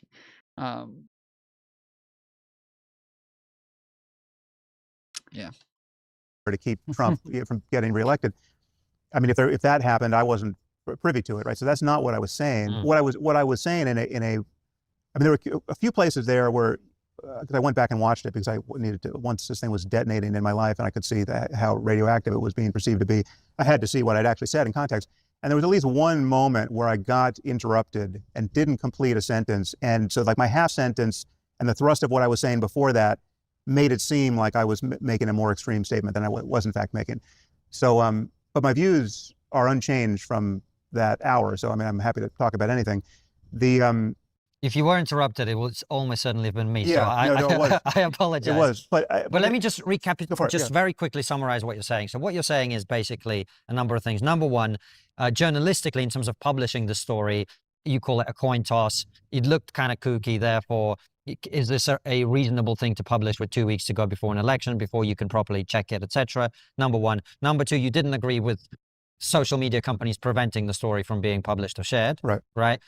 And you feel that if we're talking about the corruption element of it, what you were trying to say with an outrageous example is no matter how corrupt Hunter Biden turns out to have been, that will not be as bad as the Trump corruption. Is that fair summary? Yeah, well, especially because, again, we're talking about Hunter Biden. I don't care about Hunter Biden. Well, Hunter Biden did get a lot of money from a Ukrainian company in which he was employed as some sort of expert while knowing hold that jack up shit. against what any of the Trumps have done in the last hour. So, yeah, again, he's saying, I don't care about Hunter Biden because Hunter Biden didn't run for the fucking presidency. So, like, yeah, there's tons of people who do, like, shady business dealings, and they have weird, weird companies and weird shell organizations and shit. Like, yeah, it happens. Not great. That we don't make a big deal about all of those random people doing all of this random shit because we don't care about them. Like, who gives a fuck? Like, if they committed a crime, go lock them up. If they didn't commit a crime, then fuck it. Like,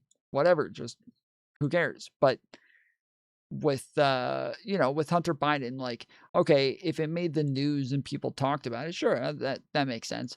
But instead, they made this like the focal point of Joe Biden's entire campaign, and then made a big deal about the fact that, like, oh, well, there's a poll that says that if people had known that Joe Biden was corrupt before the election, that they would have that they wouldn't have voted for him, and that likely would have changed their position. It's like, but there wasn't evidence of corruption. So, like, you're saying you're giving us this hypothetical world where there's evidence of corruption and they would have wanted to have known about it, but that's not, there wasn't actual evidence in this scenario. So it's just not, but yeah, they make everything about Joe Biden's campaign about Hunter Biden's laptop because that's as good as it could get. That is the best you could possibly get on Joe Biden is Joe Biden's son smokes fucking crack and sleeps with hookers and has a big dick. So, I mean, there's just no end. It was clear they were already these people, right? From the first time around and from, years previous. There's just no, I mean, what the magic of Trump is that because the one thing you can say about him that sounds like praise, but in fact isn't, is that he's not a hypocrite, right? He's not a hypocrite because he's not pretending to be a good person, right? He's not pretending to follow any of the norms by which hypocrisy would normally be measured, right? So, well, I would say he is a hypocrite. He's not pretending not to be a hypocrite.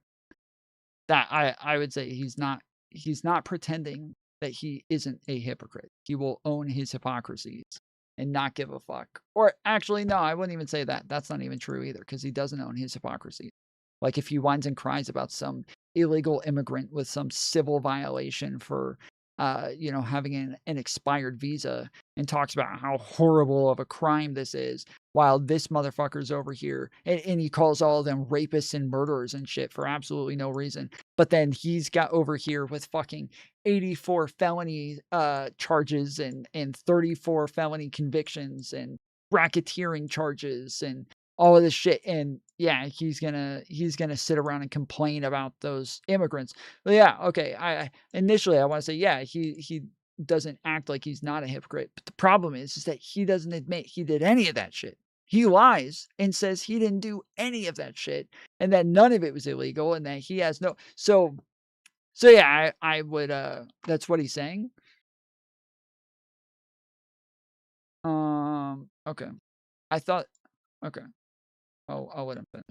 And what's the reason why this is a kind of superpower is that there's nothing more galling, at least at this, at this moment in our politics, than hypocrisy, especially left-wing hypocrisy. So the moment you can find that, a Democrat didn't floss his teeth when he said he did, right? All of a sudden that's a 20 megaton scandal. Trump can just, basically like he's like the Dan Bilzerian of politics, right? Like there's no pretense of being ethical or monogamous or so I'm going to just show you how I live like a maniac. Yeah, I disagree with that. Yeah, I disagree with that because as I said, again, he lies and denies that he does this stuff. So he's making it sound like, oh, Trump's like, yeah, I'm not ethical. No, I don't care about ethics. I'm not trying to look like I'm ethical, but he does. Like that's why he lies nonstop about the fact that he didn't commit those crimes and that he didn't cheat on his wife and that he didn't sleep with that porn star and that he never met this woman who says he raped her and yeah, he does. He tries to pretend as though he's ethical. He tries to pretend that nobody knows more about ethics than he does.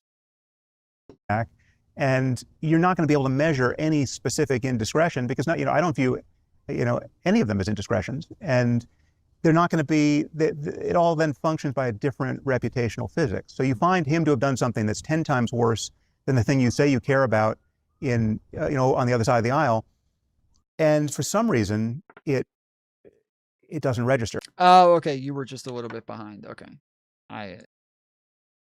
a good 2 minutes behind, but yeah, okay. That's why I was wondering if that was the case when you said it, because I was like, she probably is responding to the first thing that I said before I took it back. Sure, right. So he's created a political culture, right of center, where the very concept of corruption doesn't even exist anymore. The very concept of a conflict of interest or self-dealing, it's just that it's completely evaporated. So so this is one of the things I'm keen to discuss with you.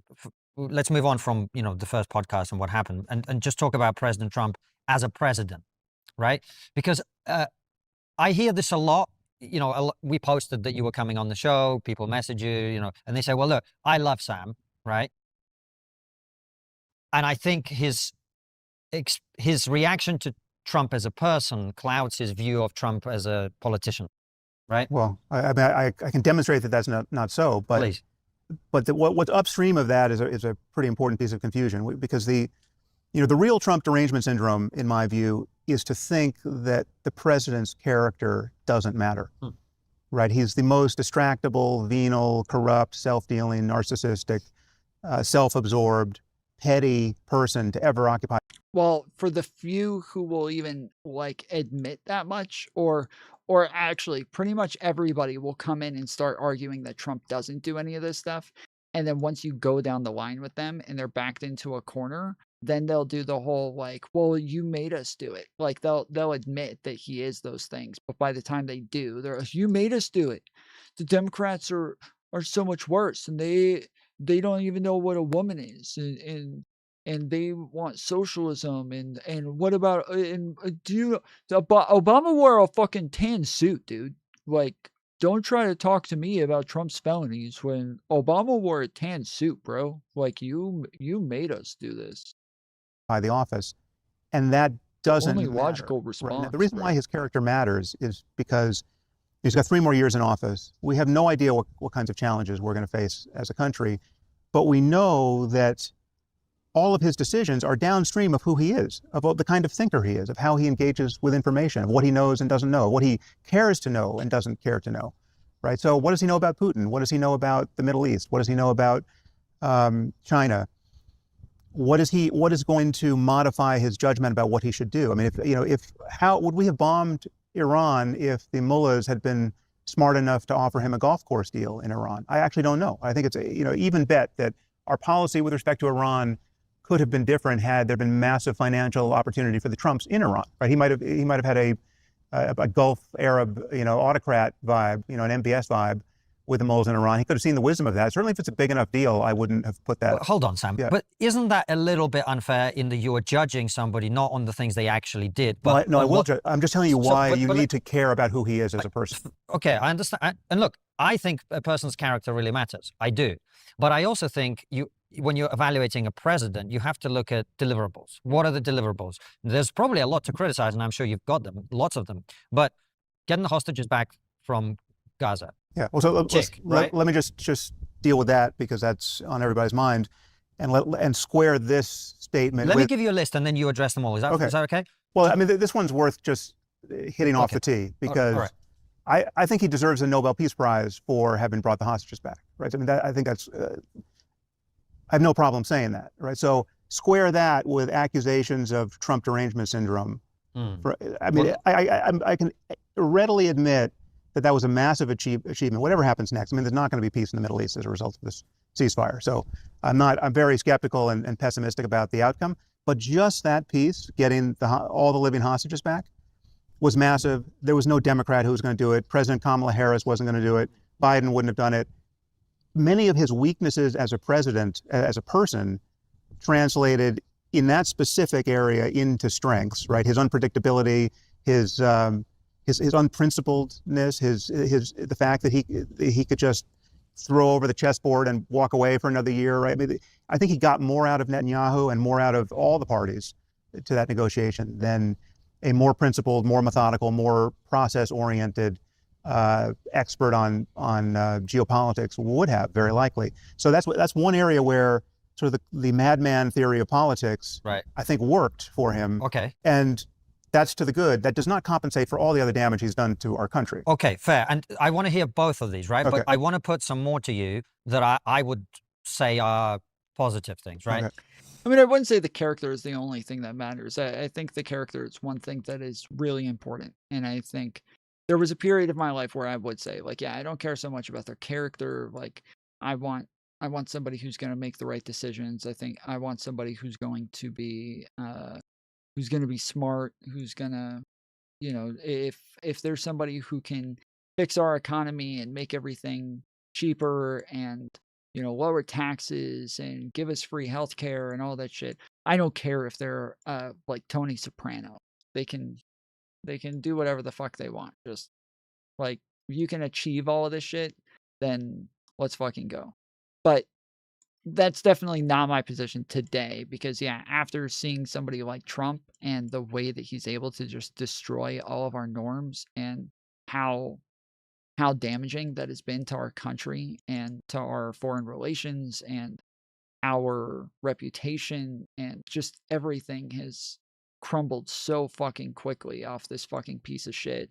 And it's amazing because last time Trump was in office, I said over and over, the thing that I'm like most impressed about with the Donald Trump presidency is the fact that our country is still here. And this is a testament to our Constitution. This is a testament to our institutions and like what it is that they can achieve, what it is that they can do to hold somebody like Donald Trump in check and keep him from just fucking everything up.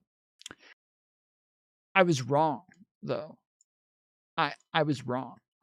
Like, when Rob says in the debates that the Trump administration was full of neocons who were, you know, working behind Trump's back the entire time and doing everything they could to stop him from doing the things that he wanted to do and blah, blah, blah. He's right. Like, I want you guys to know, he is correct. What's up, blah, blah? Changing your name again. He is totally right.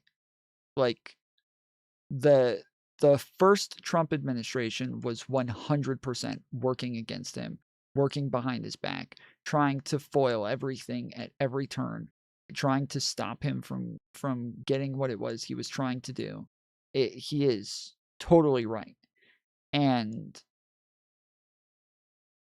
that is what saved our country. That is what stopped Trump. Now that he has just a bunch of yes men around him, the institutions are fucked. There's no institution that can stop him when he has this many yes men around him. And so yeah, we're just, it's yeah,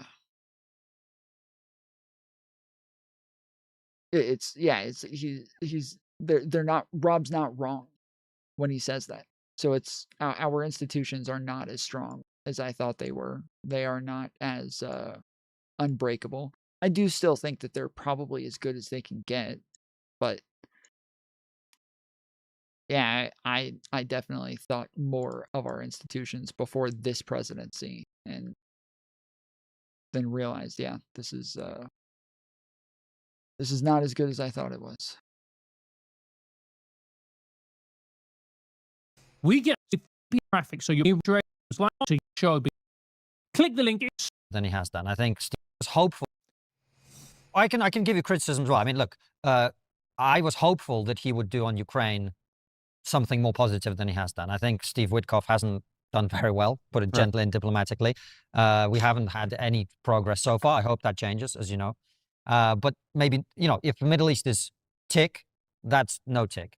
What about dealing with illegal immigration, right? The way it's being done, we can have a discussion about, but he's literally the first leader of a Western country to deal with illegal immigration. We can have a huge discussion about that. I mean, he's the first president of a Western country to deal with illegal immigration.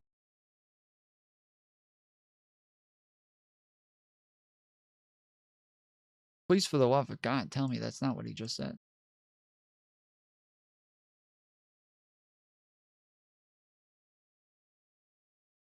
Please, for the love of fucking God, tell me that those words did not just come out of his mouth. He's the first president of a Western country?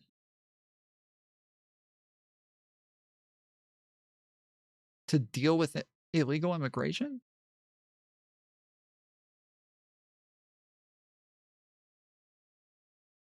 The way it's being done, we can have a discussion about, but he's literally the first leader of a Western country to deal with illegal immigration. We can have a huge discussion about that. I mean, so the fact that the Democrats treated any concern about the border as a symptom of racism and thought that it just wasn't a problem to have untold numbers of people just. This is something also that I am like getting a little bit more sympathetic to, is the idea that Democrats did for a while blame everything on racism, and that they did kind of go too far with that. That is to an extent kind of true.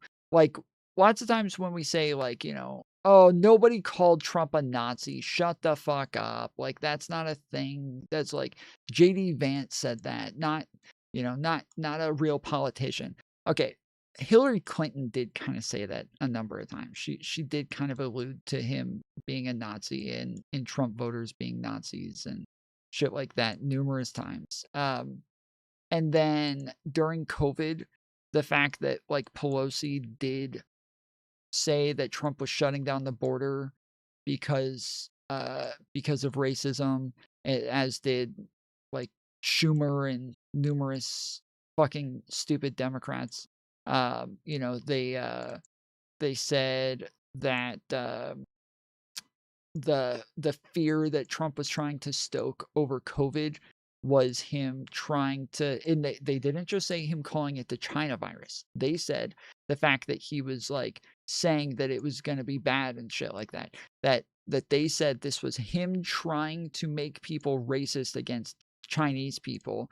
And then Pelosi's dumbass went to fucking Chinatown and hugged everybody and kissed everybody in the middle of fucking COVID. There's just like looking back at a lot of the dumb shit that the Democrats did at the time. Like at the time, I hated Democrats, so it's hard. Like, I don't remember all it very, very well, because there was eventually a period where like my frame of reference for Democrats changed pretty drastically, and kind of started to wonder if all of the stupid things that I thought they did were actually as stupid as I thought.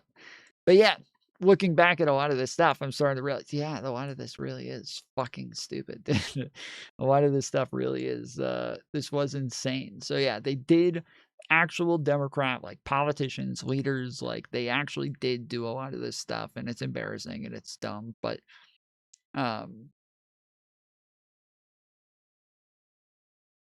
yeah, and there were people who were saying that, like, a wall is racist. So when Trump was running on building the wall, the Pelosi said a wall is racist. So yeah, like they did say a lot of this dumb shit. Like it's the thing is like we have to be willing to admit this because we can't be as fucking stupid as the Republicans are. But yeah, like these are things that they actually did do, and it's embarrassing as fuck. Streaming across the border for years at a time. I mean, that was just a colossal own goal that is just, in my view, politically inexplicable. I mean, it's just politically suicidal, right? It's just that's among other reasons, that is the reason why Trump got elected. But I mean, that's just I still don't understand it. It's stupid. It's unethical. It serves no real sane purpose, right? I mean, even if you want the same numbers of people in the country because you really think we just have to have an immigration forward policy, there's no argument for not knowing who's coming into the country. You should want the people in the country who you want in the country, right? And you should be able to screen out terrorists and et cetera. So, yeah, I mean, it is true that the Biden administration tried to pass a bill that would have done something, and then Trump cynically got the Republicans to block it, right? So Trump delayed progress on that point so that he could use it as an issue in the campaign. And that was, a cynical bit of politics, but still, the Democrats were totally out to lunch on that issue for years at a stretch.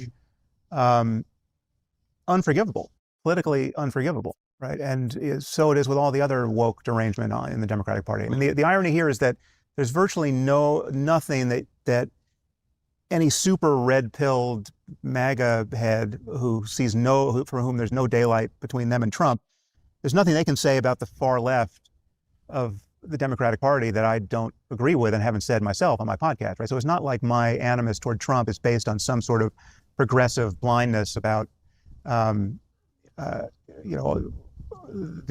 ethical primacy of You're too woke, DEI or anything else Sam. that he's You're woke.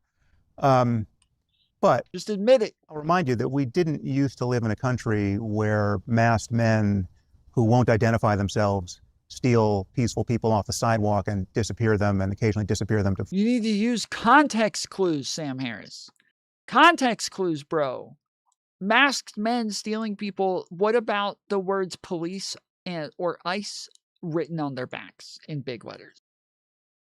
What about that, Sam Harris? Did you not think about the context clues of them having big tactical belts with cuffs on them and tasers and the camo that they're wearing and the sirens on top of their car and the lights? And what about all that, Sam Harris?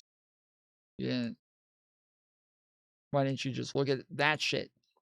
Foreign countries, right? I mean, that's not America, and that's happening, right? That's totally unacceptable.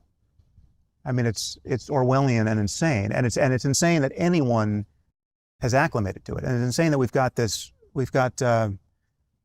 attorney general who won't answer questions, but when brought before Congress, and she just is messaging to an audience of one and to her social media feed. She's just insulting senators. The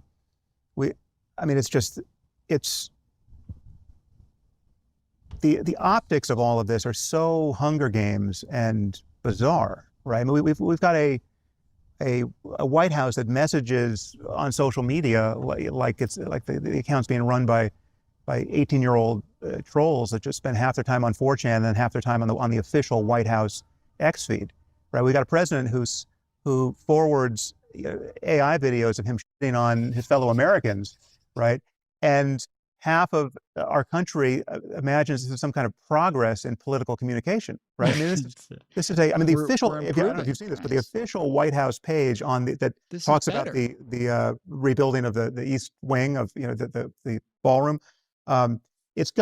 It has become a troll account where it kind of gives the history of construction at the White House, but then intersperses that with like Hunter Biden bringing cocaine into the White House with the shot of him in the bathtub with a cigarette, and Bill Clinton getting a blowjob from Monica Lewinsky. I mean, this is the official White. Wait, that came from the White House account? I saw that and I remember thinking, this is just like a bunch of random like whataboutisms that have nothing to do with the criticisms about the fucking White House, but I saw it on a bunch of like random people's pages. I didn't know that came from the White House account. Holy shnikes. House communication to the world, right? This is not, I mean, I get that it's entertaining, right? But if there's no difference between the Babylon Bee and the official White House website, we've got a problem. And we are doing massive brand damage to our country. I mean, that's what I care about. I care about what's durable here, you know, in terms of when Trump goes away and let's say there's a sane Democrat or Republican next time around in 2028, but at the moment I don't see much hope of that. What bells can't be unrung in any kind of near-term time frame? You know, what damage has been done that we can't immediately apologize for sufficiently such that it's we have a proper reset? And I think a lot of damage has already been done that's hard to recover from. And we've announced to the world, at a minimum, we've announced to the world, look at what Trump has done with the tariff policy, just tariffing every member of our species. And again, based on whims and imaginary political imperatives that only exist in his brain and then in the brains of the people who pretend to understand what he's doing, because he's created a personality cult around him where no one is going to, you know, everyone is Baghdad Bob and no one is going to tell the boy king that he's lost his marbles.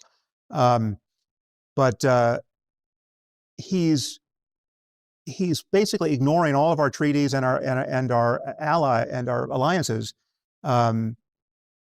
in a way that has announced to the entire world that basically our country is, in any 4-year period, it cannot be counted on to honor anything that has been agreed to before that clock starts, right? So with a new president, we can just completely reinvent ourselves and tear up everything. You know, every trade agreement, every expectation of an alliance. Are we going to, you know, if Poland gets invaded by Russia, do we even care about NATO anymore? Probably not, right? I mean, see, this is the issue though, Sam. You're making like really good points that make perfect sense, but the flip side of all of those structures that he's disrupting was, well, he's actually got Europeans to pay for their membership of NATO. That's a good outcome. Right? He's actually masked men dragging. That's not worth it though. That's not worth it. To say that like, oh, you got NATO to pay for their part of the membership. Also, we're willing to just throw NATO into the fucking garbage. That is not worth it in the least. That's fucking insane to even bring that up. Fuck! It was part of the sneckening. This is such a stupid point to make. Like, oh, the flip side. The flip side is that they paid for their NATO membership. That's worth this? That's worth this? That's worth like just totally tearing down all of our norms, all of our institutions, having the most corrupt president of all time, getting rid of any sort of common decency within partisan politics, with Trump running around saying how much he hates his enemies, he hates the left, threatening to have Democrats killed now today or yesterday. That like the fact that he is this fucking unhinged in ruining this much shit and ruining relationships with all these other countries, the fact that NATO could just completely fall apart, that's worth, like, that NATO paid for their membership, that's, oh, yeah, wow, NATO paid for their membership, guys, oh, we... There was another way to do that, but apart from destroying our reputation. But isn't this exactly the problem? No one was. No one was. No, surely there was a way to make the case that our European allies... As I said before, anytime somebody's brought this up in a debate, I always say, like, yeah, I think that's a good thing that they're paying for these things. That's fine. It's fine that they pay for their membership. But if they didn't, who gives a fuck? Who gives a fuck? Like, the whole point in NATO is for us to have allies and people there that we can count on, that we can, like, make demands to, that we can give some direction to, and that we will take care of them so that we can help stay our enemies and the people that we don't want to gain control. Like if Russia wanted to go back and just take over all these countries like Poland and like Ukraine and all this. Like, if they wanted to do this, we want to make sure that they don't do that. We want to make sure that they can't do that.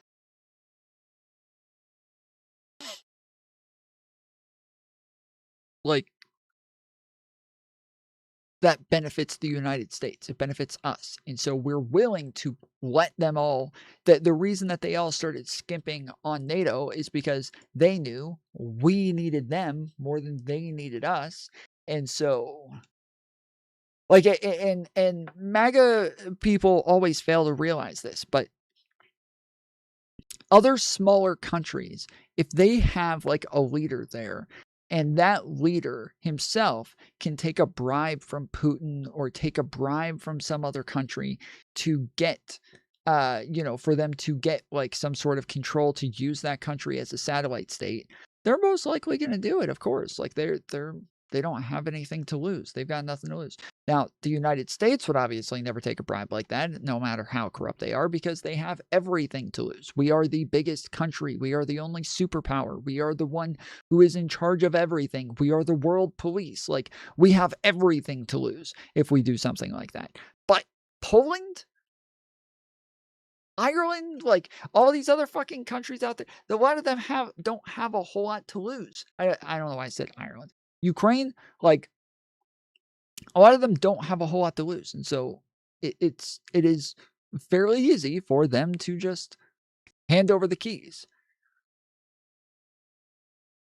So yeah, we are willing to kind of pay above and beyond what it is that we agree to, because we are pitching it to them like, hey, we'll protect you guys. You guys won't have to deal with Russia. You won't have to deal with this corruption. You won't have to deal with them trying to take over, and we'll defend you. We'll have your back.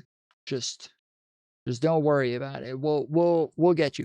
But in reality, it's more so like, we don't want Russia to gain all of this power and all of these resources. We don't want them to have allies. We don't want them to have control. We don't want them to have more power. We don't want that. Like, that is the last thing in the fucking world that we want. So we're willing to go a bit, more above and beyond to stop that from happening. And this is just this is a reality that I think MAGA really struggles to understand. It's cool.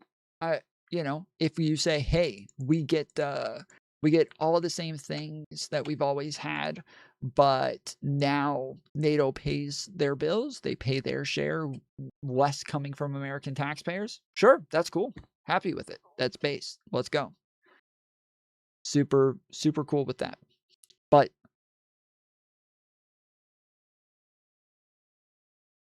is it like some big W? No. It's not some massive W. Does it make a big difference? No. It doesn't make a big difference. Weren't paying their fair share, short of destroying our reputation for being the world's lone superpower. Okay, but was Kamala Harris going to do it? Was Kamala Harris probably not? Probably not. Was Kamala Harris going to close the border? I think we both agree she wouldn't. Was Kamala? No, that I don't, because I think they were trying to do that because I saw that it was a disaster.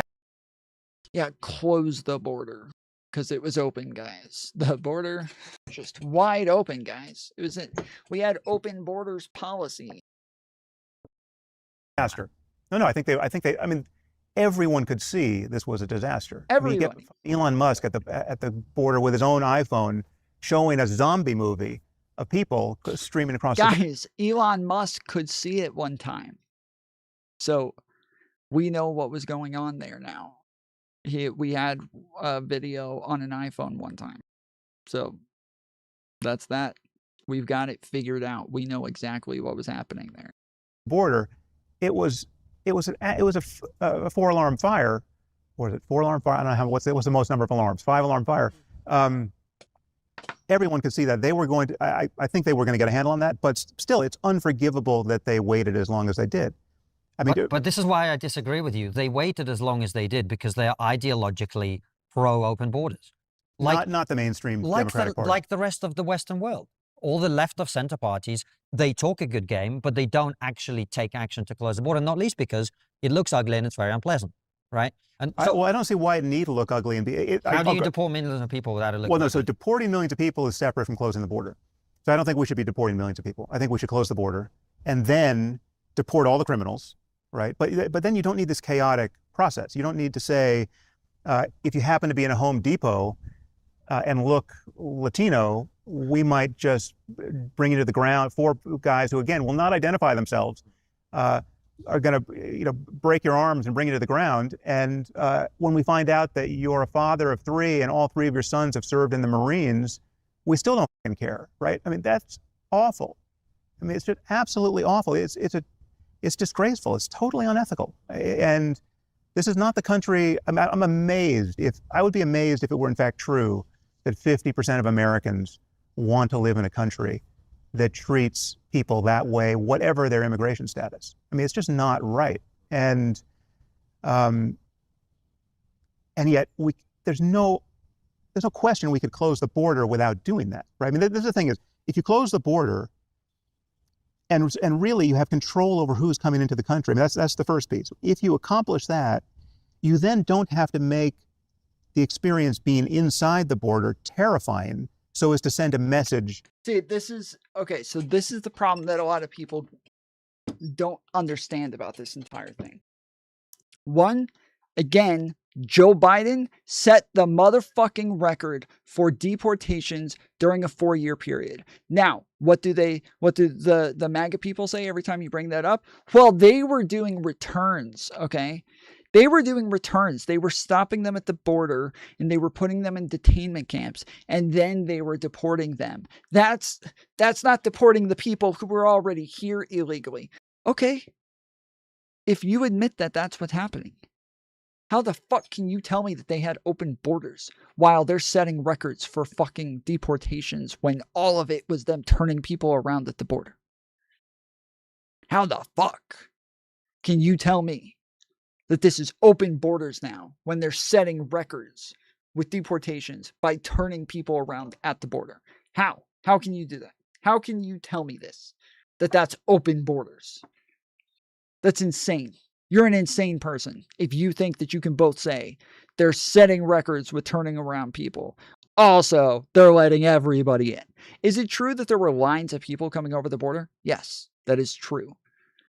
Does that mean that they were all coming in and staying? No, obviously, if they're setting records at turning people around and putting them back across. So it's just so contradictory the way that their minds work where they say shit like this. But this is something that, like, Sam Harris somehow is buying into this as well. And I don't get it. To the rest of the world not to come, right? You don't have to separate people from their kids or lock people in cages or disappear people to foreign gulags or any of that stuff because you've closed the border, right? So this is why Tom Homan's argument that, you have to send a message by beating the shit out of people. Otherwise people are going to keep coming. It doesn't matter if you've closed the border, right? So close the fucking border, right? Anyone could have done that without mistreating people inside our country. Then it's a separate question. What do you want to do inside this country, in a city like Los Angeles? I mean, we've got vast amount of productive work being accomplished right now by people who we know are here illegally. Most of the people who are in this town illegally are doing work we deem necessary, and most Americans don't want to do it right now. What should we do with that? I think we should, again, this is not, I'm sure there are corner conditions that we might want to debate, but generally speaking, if someone's been here for years, and and again, the details here matter. A lot of these people have kids who are citizens, right? So we're talking about people who have been here for years, have an illegal immigration status, but they've got young kids who are American citizens, and still these people are at risk or being deported. In 90% of those cases, well, I'm just guessing, maybe it's 99.9% of those cases, you've got people who are here doing productive work that we want done. We have whole industries predicated on that work being done, agriculture, the service industry, restaurants, et cetera. Americans are not lining up. We've got 4% unemployment. The 4% who are unemployed are not lining up to do those jobs, to be landscapers and dishwashers, etc. There should be some rational process of keeping these people here and getting their immigration status sorted out, right? So call that amnesty, whatever you want to call it. But by all means, if somebody's here and has got 4 DUIs and was in prison for raping somebody, etc., get that person out immediately on the first plane. I mean, there's zero controversy around whether or not to deport criminals who are here illegally. None of this has to be inflammatory and divisive.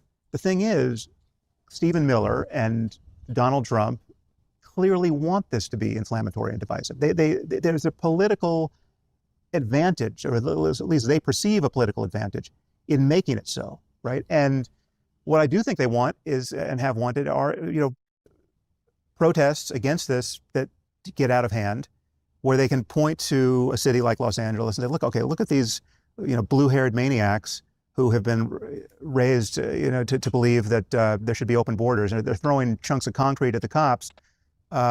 We have to use a heavy hand to respond. And I mean, so those demonstrations got out of hand slightly. This certainly wasn't as bad as it could have been, but yeah, I mean, I think fears that Trump is looking for an excuse to invoke the Insurrection Act are rational, right? Because he's just the sort of guy to do it, right? It's not, and that will be, I mean, there's several bright lines, but that will certainly be one bright line where we will have lost something and it could be very hard to get it back.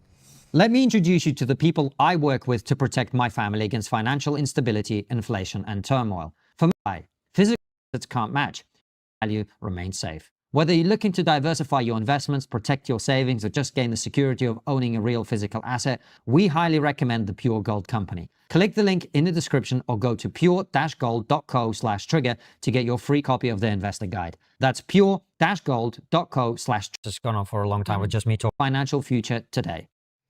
Francis, sorry, I know this has gone on for a long time with just me talking, but this is like a meme, me talking too much. But there's one other bit of this I want to explore with you before Francis takes over, which is the one thing. Look, I'm not American. Francis is not American. We love this country. We have so many great American friends. The one thing that does really give me pause is this conversation that I don't understand about a third term. Steve Bannon was pushing this idea a long time ago. And as we sat down to record this, President Trump was asked about this. He sort of gave a bit of a non-answer. He did say he wouldn't run as vice president, the sort of Russian Putin-Medvedev switcheroo that they did way back when. But that to me is the one bit of... The one out of 1,000 things that caught your attention? I mean, like the fact that he's even, after January 6th...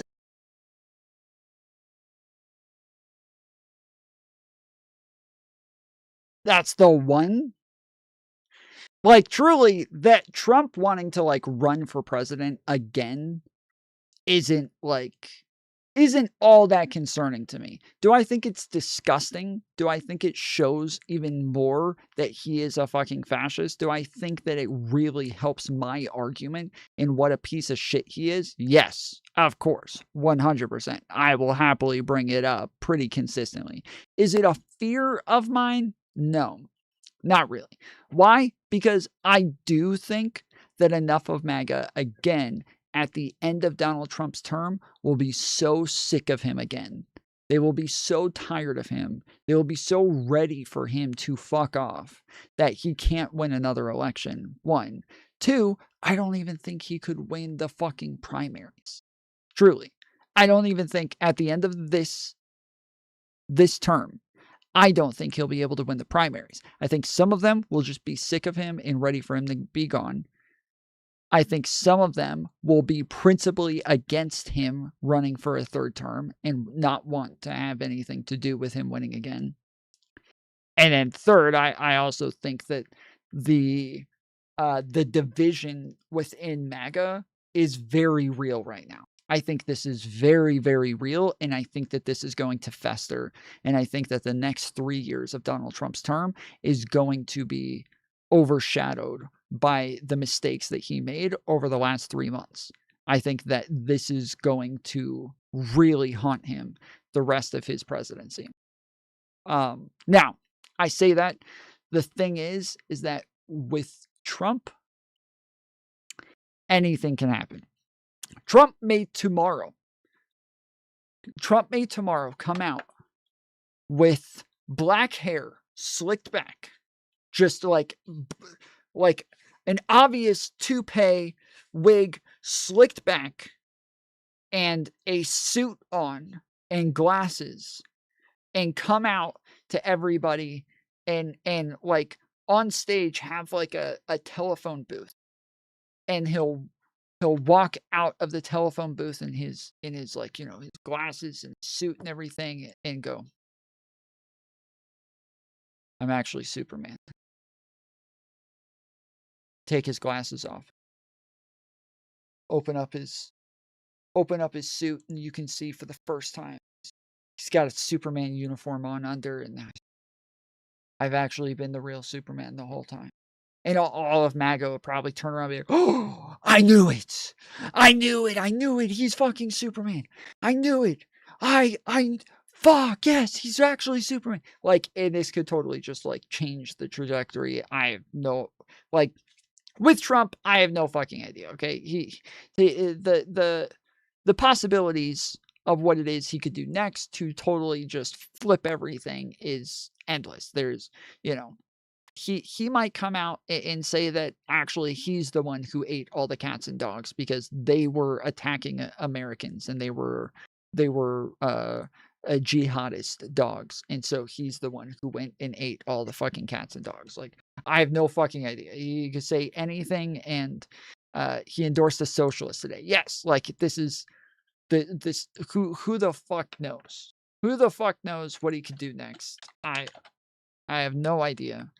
And so yeah, this could go in any direction. I did post the thing a little bit ago, so it's got the Donald Trump and Mom Donnie here, and it's got the U.S. Coast Guard will no longer classify swastikas or nooses as hate symbols right here. And yeah, I said on Twitter, anyone else think it's a bit odd that the Coast Guard just took swastikas off the hate symbols list the day before a nationalist and a socialist sat in the Oval Office together?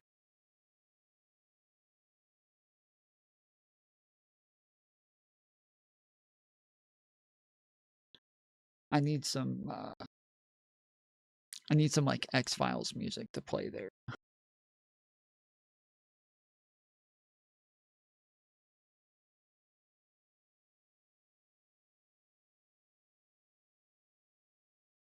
Thank you. Thank you. I thought that was pretty good.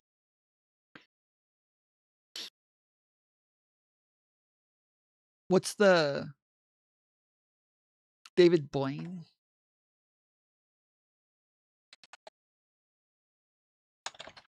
When I'm making that face, I'm thinking of the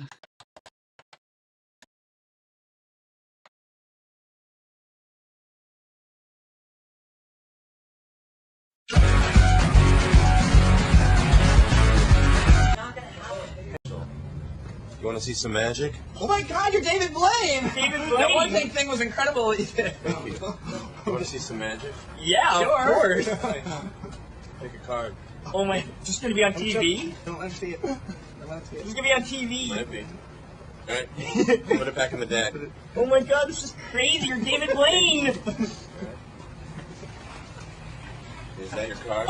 Nope, that is not our card. Nope. Interesting. Nope. Interesting. Lift up your shirt. What? What? Who? You. Lift up your shirt. Ow! What the hell? What the hell? What the hell? What the? How did he do that? What? How did you do that? When did you do that? I didn't talk. How did you?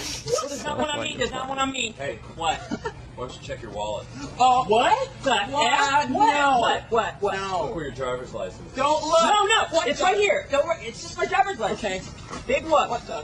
Big look. Just my driver's license. How tall are you? How tall am I? I am 5'8" with clubs. What the heck? Let me see that. What the? What? How? Look what you did. What did you? Can I see? It's typed on there. How did you type it? What if I get pulled over? It's typed on there. You. What? Hey, why don't you check your cell phone? So fucking good, dude. The fact that we're even having this conversation is insanity. I'm trying to make my point in a way that is easier to access for people who may not agree with you. Right. Okay, I'm trying to take some of the Well, edge off you Sam know Harris. you know your audience. All right. I know. I'll take all the help I can get. Shots. Well, what I'm saying is, all of these other things. For example, take the corruption stuff. That's what I need that one too. I need some of these. Call your mom. Shut the fuck up.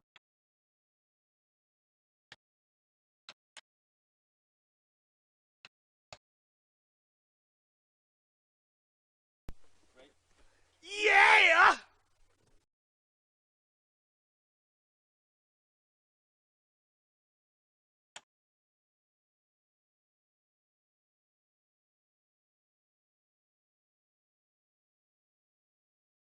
I already have this one. I don't want that fucking shit.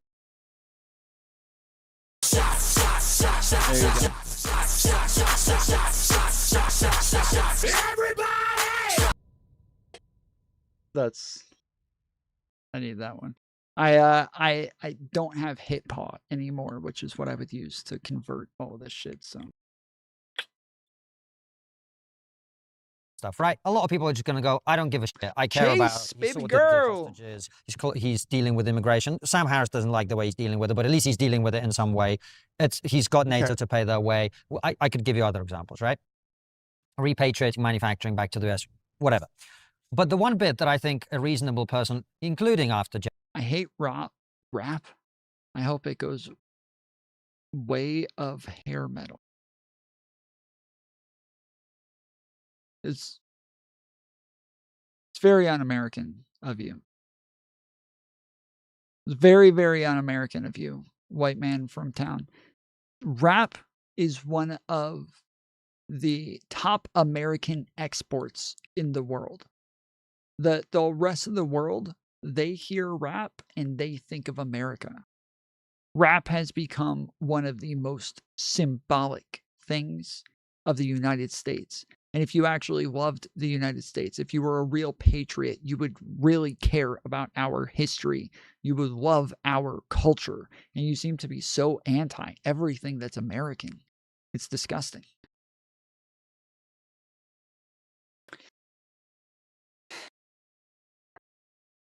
Can't deal with you anti-American motherfuckers anymore. January 6th, would have to look at and be worried about is... Why? If he's the right guy for the job, why wouldn't we want him for a third term? Because you have a constitution. Yeah, but... And an unwillingness to follow the constitution is an indicator of some serious problems, wouldn't you say? Well, I would say, but he views the constitution like most rich people view the tax code, where you're just looking for loopholes. If there's a loophole, then why not use it, right? And some constitutional scholars think there's several significant loopholes in the Constitution that could allow for tyranny. Most rich people view the job. Why wouldn't we want him for a third term? Because you have a constitution. Yeah, but... And an unwillingness to follow the constitution is an indicator of some serious problems, wouldn't you say? Well, I would... Yeah, I think, from my understanding, only one president has ever served more than 2 terms. So if you guys don't know this, I think was it LBJ that served more than 2 terms? I think he maybe served 4 or 1-4. Anyways, but LB fucking J. Okay. Or is it FDR? FDR. I knew it was somebody with 3 fucking initials. CP3. But yeah, so there's only one president ever served more than 2 terms, and it was, as I'm sure you're all aware, FDR. I know some people think it was LBJ. You're actually incorrect. It is FDR.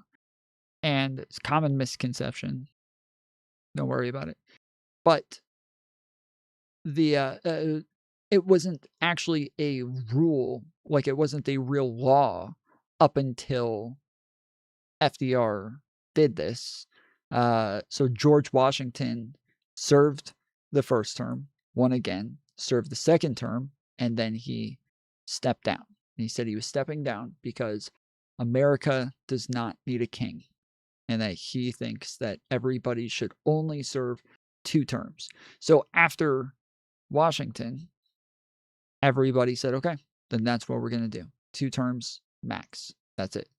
And presidents always step down after 2 terms until FDR. FDR ran numerous times, won numerous times. I don't know. Okay, Google. How many times did FDR win the presidency? Sorry, I didn't understand. Okay, Google. How many terms did FDR serve? Franklin D. Roosevelt served from March 4th, 1933 till April 12th, 1945.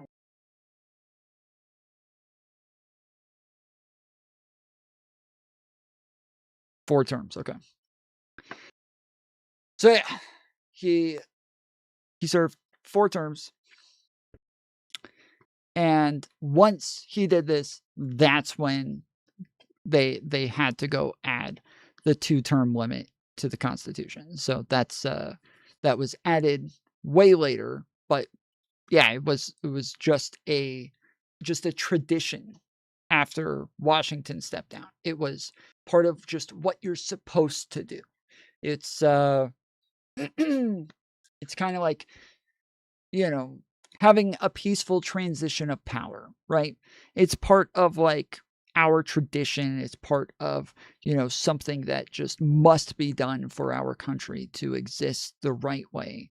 And, Trump is now the first president to ever not have a peaceful transition of power. First president in all of U.S. history. Now, it's not it's not like in the Constitution or, oh, wait, I think it is. Okay, never mind. But, point is, he wouldn't be the first if he did.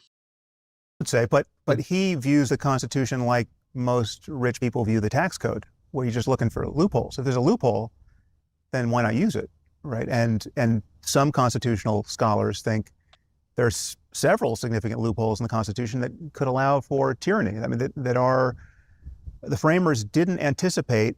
In some cases they did anticipate, and they basically just said that there's no perfect way to deal with a sufficiently unethical president, right? But one could argue that they didn't anticipate anything like Trump and the full capture of the Republican Party into something like a personality cult. I mean, what they clearly didn't anticipate is that the separation of powers is broken down because Congress doesn't care to be its own power anymore, because the Republicans are just wanting to ratify whatever lies and indiscretions the executive branch throws up. So, Congress has been neutered, right? Congress owns tariff policy, right? Congress should be setting the tariffs. Probably these tariffs might, I'm not a lawyer, but it remains to be seen. I mean, there's now hundreds of. Okay, I'm sorry. I was right the first time. It is a tradition. It is not in the Constitution. Peaceful transition of power isn't there. But John Adams was the first to concede the race and made a peaceful transition of power. He conceded the election and said that he was dropping out. So this is a declaration that he's making to let everybody know that this is not something that he will pursue, and that everybody who voted for him should not feel as though he's getting gypped. And so, yes, he did drop out, and the peaceful transition of power has also been a long-held tradition since then. But yes, not a law or anything. Cases in front of the courts. Much of what Trump has done already might be ruled illegal, but Congress is sitting on its hands for patently political reasons. I mean, every Republican who has any hope of maintaining a political career at this point knows. Well, I mean, Trump shouldn't have even been able to run again.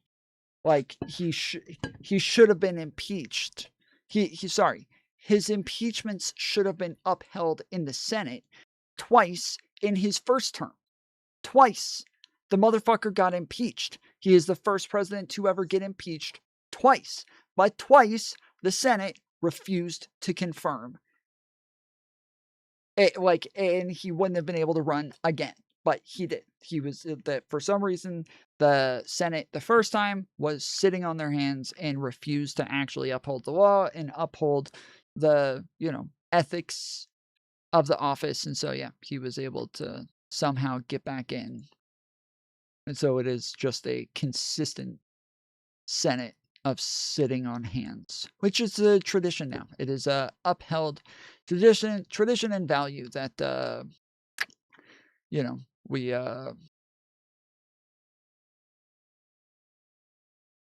our Senate must sit on their hands. That they can't cross the MAGA base.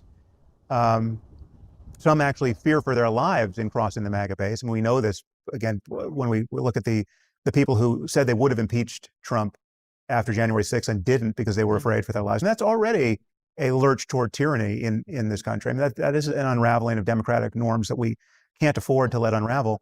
And the Constitution is no complete bulwark against any of that. We know this. I mean, Who said this? I didn't hear about that. Who said?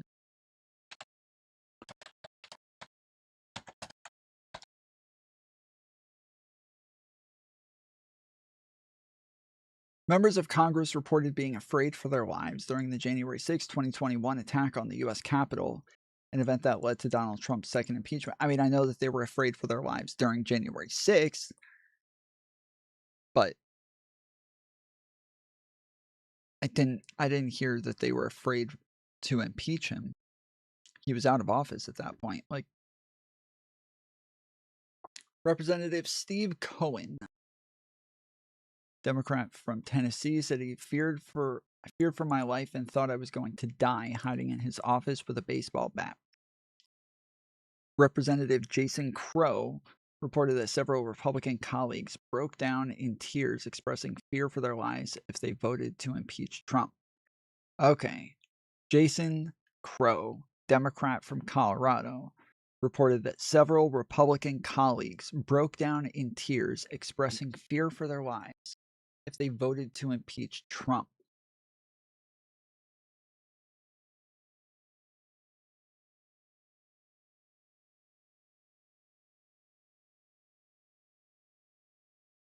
Senator Mitch McConnell later stated that there was no question that Trump was practically and morally responsible for provoking the events.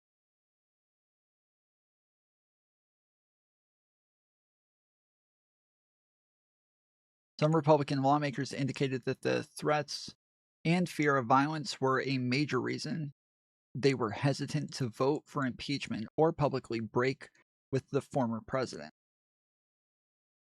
Following the events of January 6th, the House of Representatives impeached President Trump for a historic second time on January 13th, 2021. The single article of impeachment was for incitement of insurrection.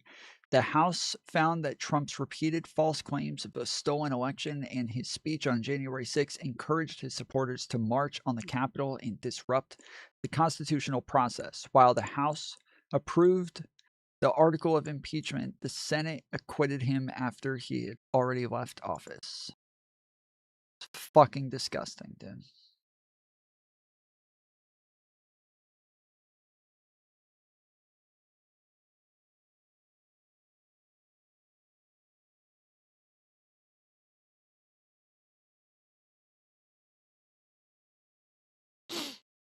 The Washington Post, the role of violent threats in causing fucking shit.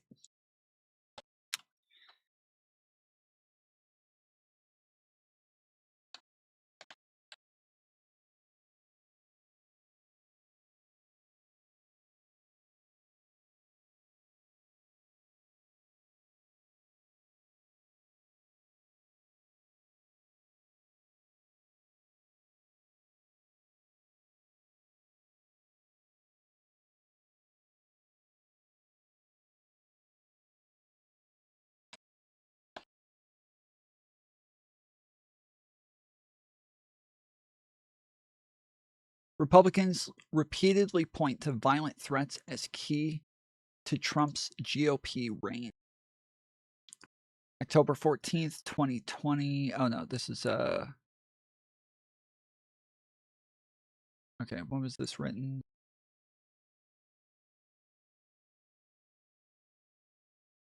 December 11th, 2021. So this is right after Trump lost the election, but was still in office.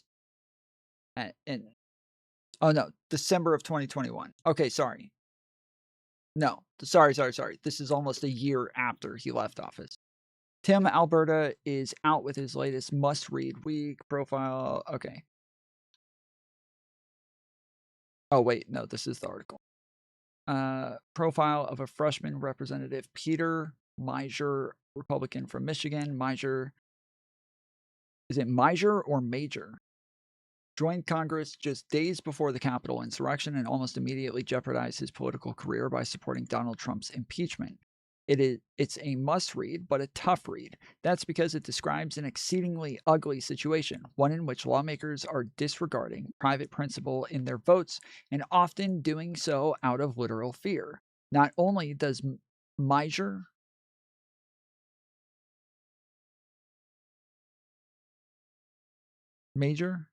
anybody know? Describe members who advocate for invoking the 25th Amendment to remove Trump from office, later voting against impeachment, but he cites fears of physical violence directly impacting such voters.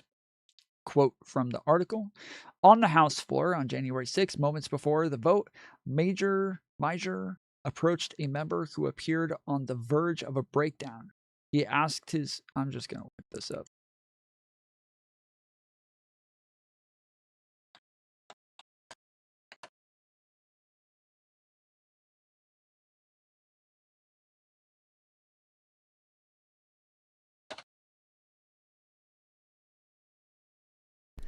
You are looking at Julian's pronunciation guide, where we look at how to pronounce better some of the most mispronounced words in the world, like this other. I'm sorry, when you say world, the most mispronounced words in the world.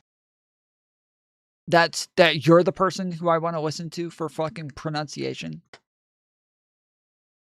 Give me a fucking break. A curious word, but how do you say what you're looking for today?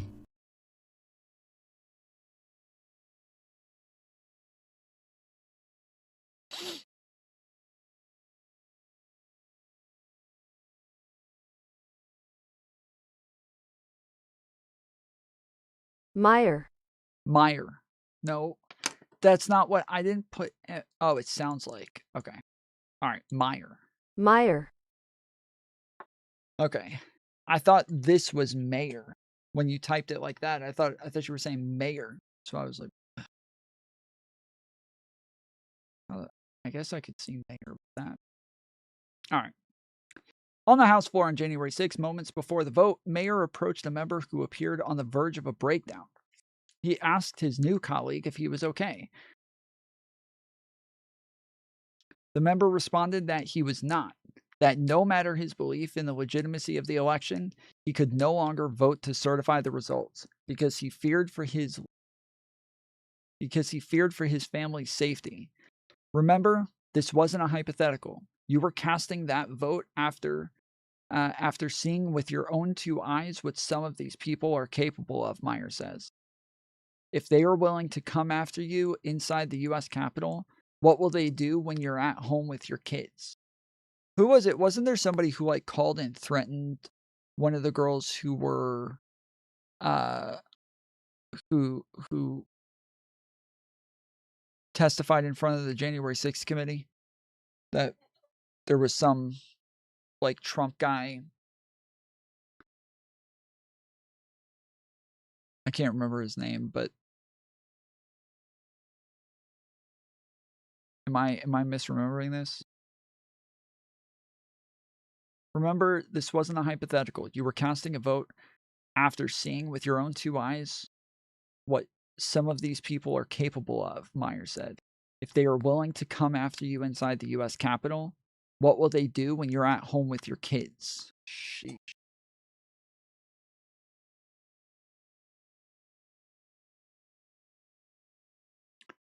At one point, Meyer described to me the psychological forces at work in his party, the reason so many Republicans have refused to confront the tragedy of January 6th, and the nature of the ongoing threat. Some people are motivated by raw power, he said. Others have acted out of partisan spite, or ignorance, or warped perceptions of truth and lies. But the chief explanation, he said, is fear. People are afraid for their safety. They are afraid for their careers.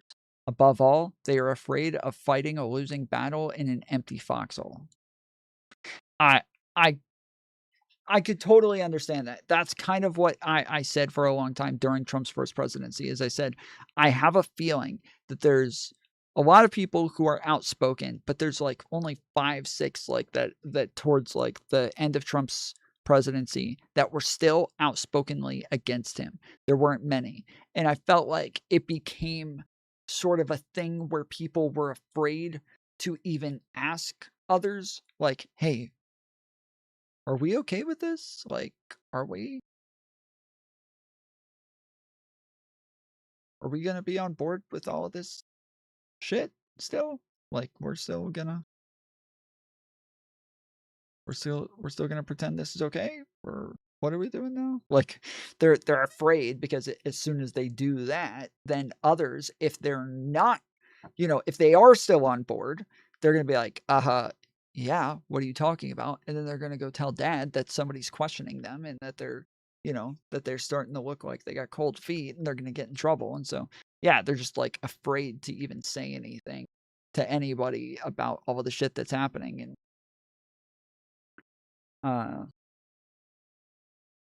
it makes sense. But fuck, like this is something that I've struggled with. The greatest lesson we've learned. This is something that I've struggled with for a while with this, because a lot of times when people talk about like what fucking cowards everybody in the Republican Party were during that time, I kept saying, I agree with you, but also like there's a lot at stake there. There's people who are like afraid. There's people who are you saying they are trauma bonded? Wait, are you talking to me or somebody else? I'm not saying that, no.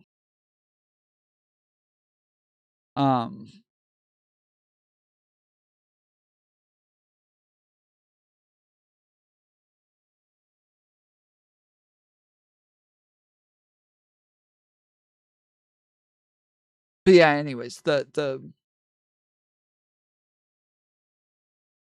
point is that, yeah, I could kind of, yeah, the Republicans are trauma bonded. No, I'm saying that it's kind of like when you're in a, you're in a gang or you're in the mob, right? And let's say your leader is starting to lose it. He's starting to go a little crazy. He's starting to get loopy. He's old. He's starting to kind of act senile and shit like that.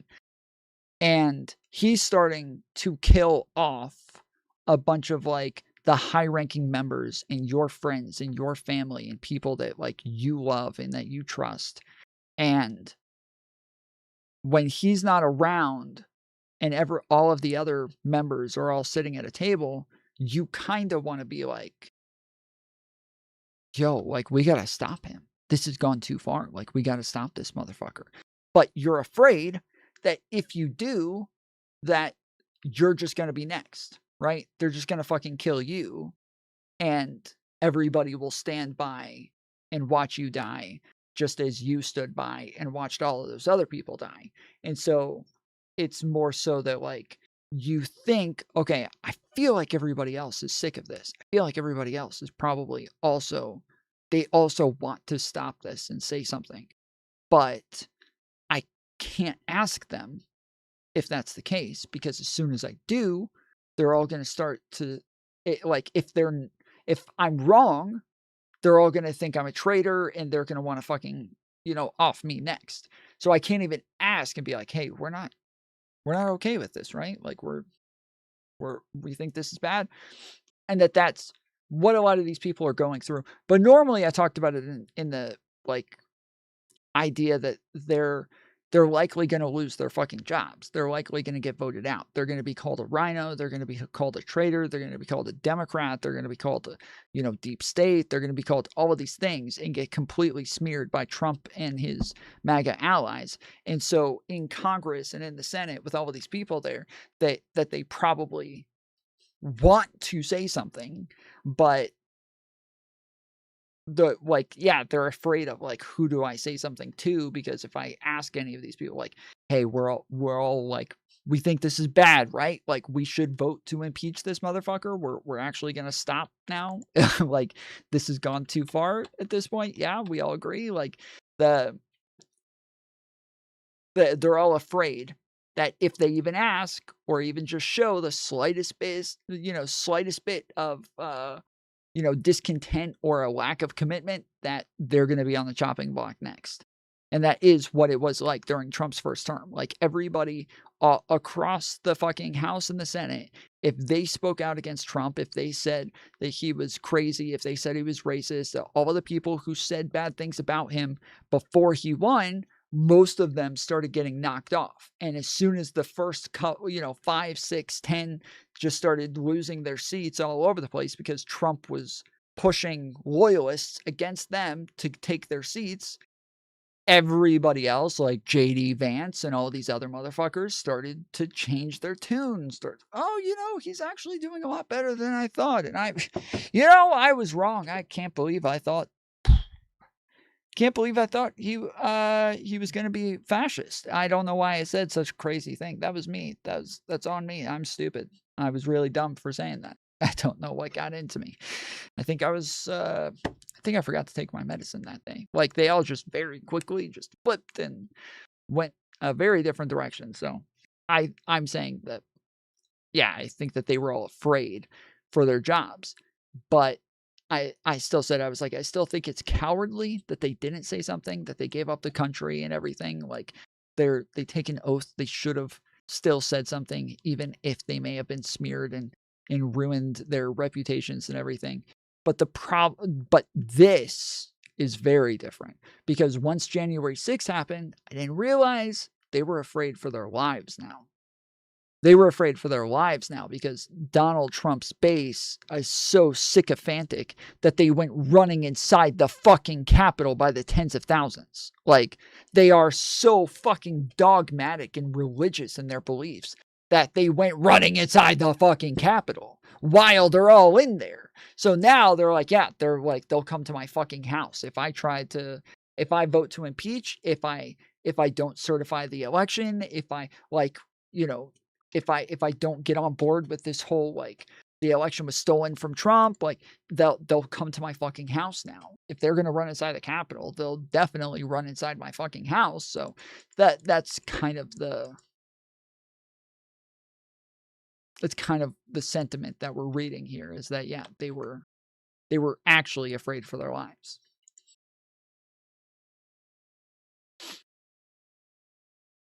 At one point, Meyer described to me the psychological forces at work in his party, the reason so many Republicans have refused to confront the tragedy of January 6th, and the nature of the ongoing threat.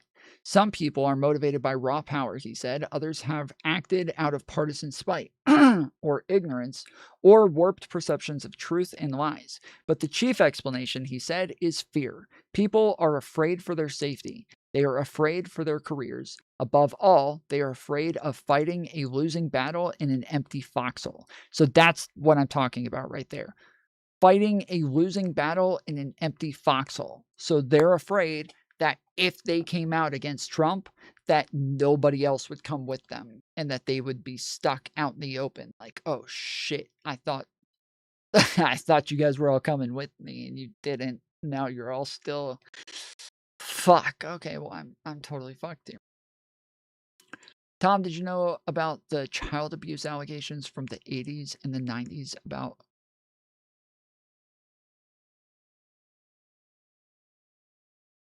the McMahons? No? Meyer's comments build up upon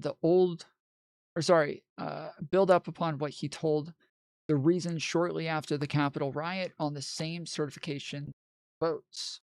Meyer, though, is hardly the first to describe things this way. In fact, he's merely the latest in a long line to cite how much fear of violence, which became very non-hypothetical on January 6th, is an animating principle in Trump's hold on the GOP and the decisions people make. Yeah, I didn't see it like this before. I don't know why, but yes, I didn't see it like this before. I never heard about, like, the the people who were afraid for their lives after January 6th. I didn't hear about the people who were actually afraid that the Trump sycophants, the Trump cultists, would come into their fucking houses and like hurt their family and shit like that.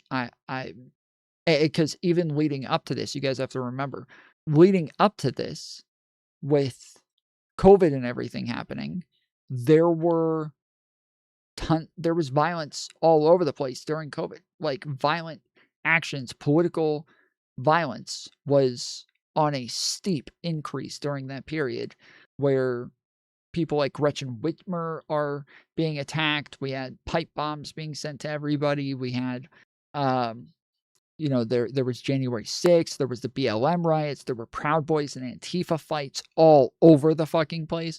There were there's just shit after shit after shit after shit all day, every day, just fucking all over the place. So I can totally understand, yes, right after January 6th, you're like, okay.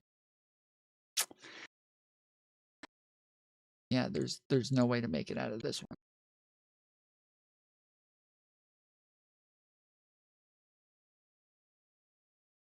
Okay.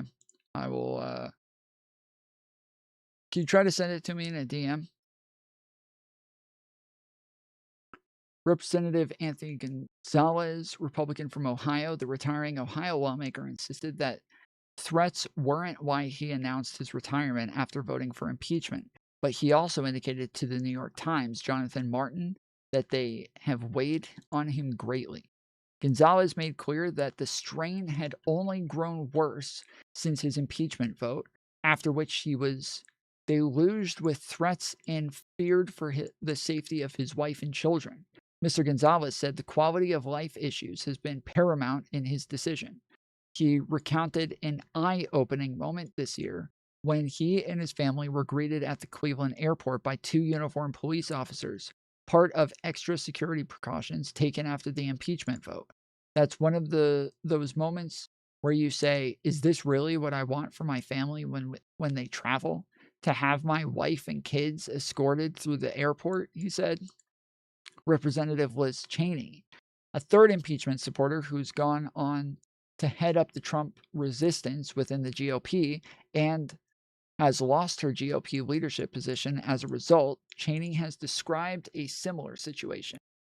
If you look at it's crazy that not only did she lose her leadership within the GOP, but she doesn't even have a fucking seat anymore. Like, her going up against Trump, it's not just the little minions that are getting fucked all over the place. It's everybody. It's everybody across the board. I mean, even Mike Johnson had to disappear for a while. This has been this has been fucked. Like, Mike Pence is fucked. Like, he's not back in politics. He'll never have any sort of political career ever again. He is screwed. This is Liz Cheney. If you look at the vote to impeach, for example, there were members who told me that they were afraid for their own security, afraid in some instances for their lives, she told CNN in May. And that tells you something about where we are as a country, that members of Congress aren't able to cast votes or feel that they can't because of their own security. Damn, yeah, I didn't see this. Okay, so yeah, these are all Pennsylvania GOP leader, I'd get my house bombed tonight. In an interview with the New York Times in December, the Republican majority leader of the Pennsylvania State Senate, Kim Ward, was perhaps the bluntest of all. Asked if she would have signed it, a letter urging the state's congressional delegation to reject President Biden's win, she indicated that the Republican base expected party leaders to back up Mr. Trump's claim or to face its wrath. If I would say to you, I don't want to do it, she said about signing the letter, I'd get my house bombed tonight.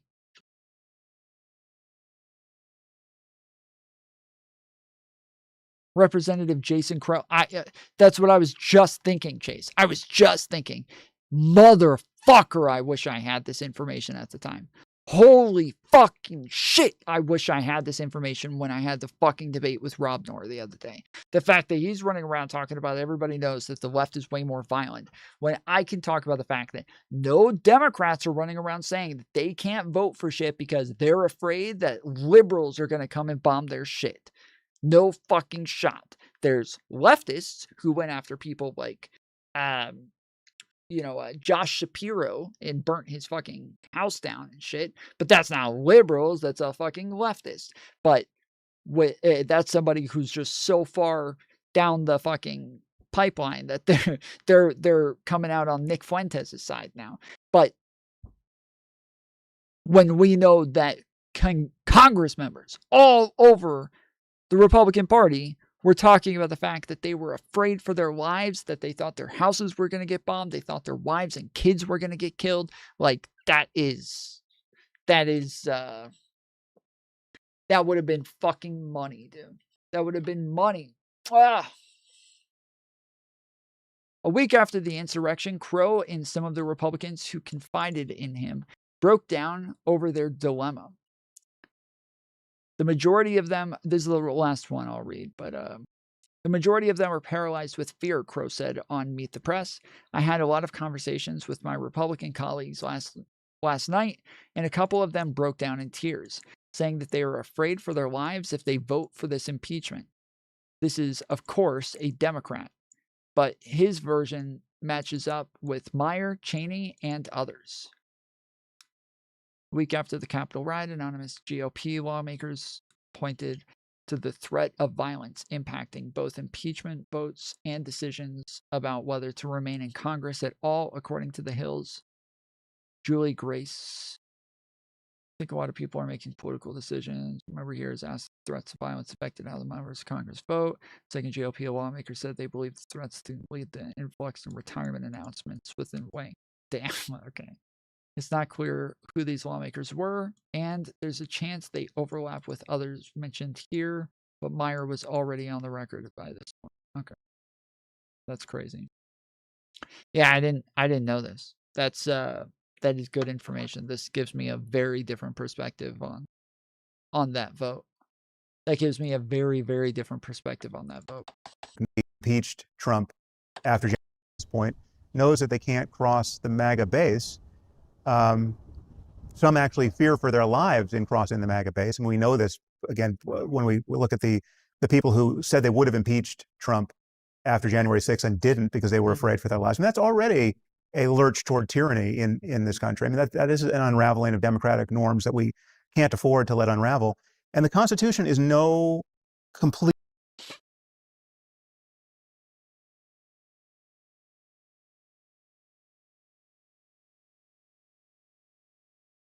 Representative Jason Crow. I hope whoever blows your...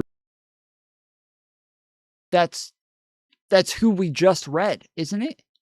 That's the person we just fucking read, isn't it? Am I crazy? That's the last one that we just read.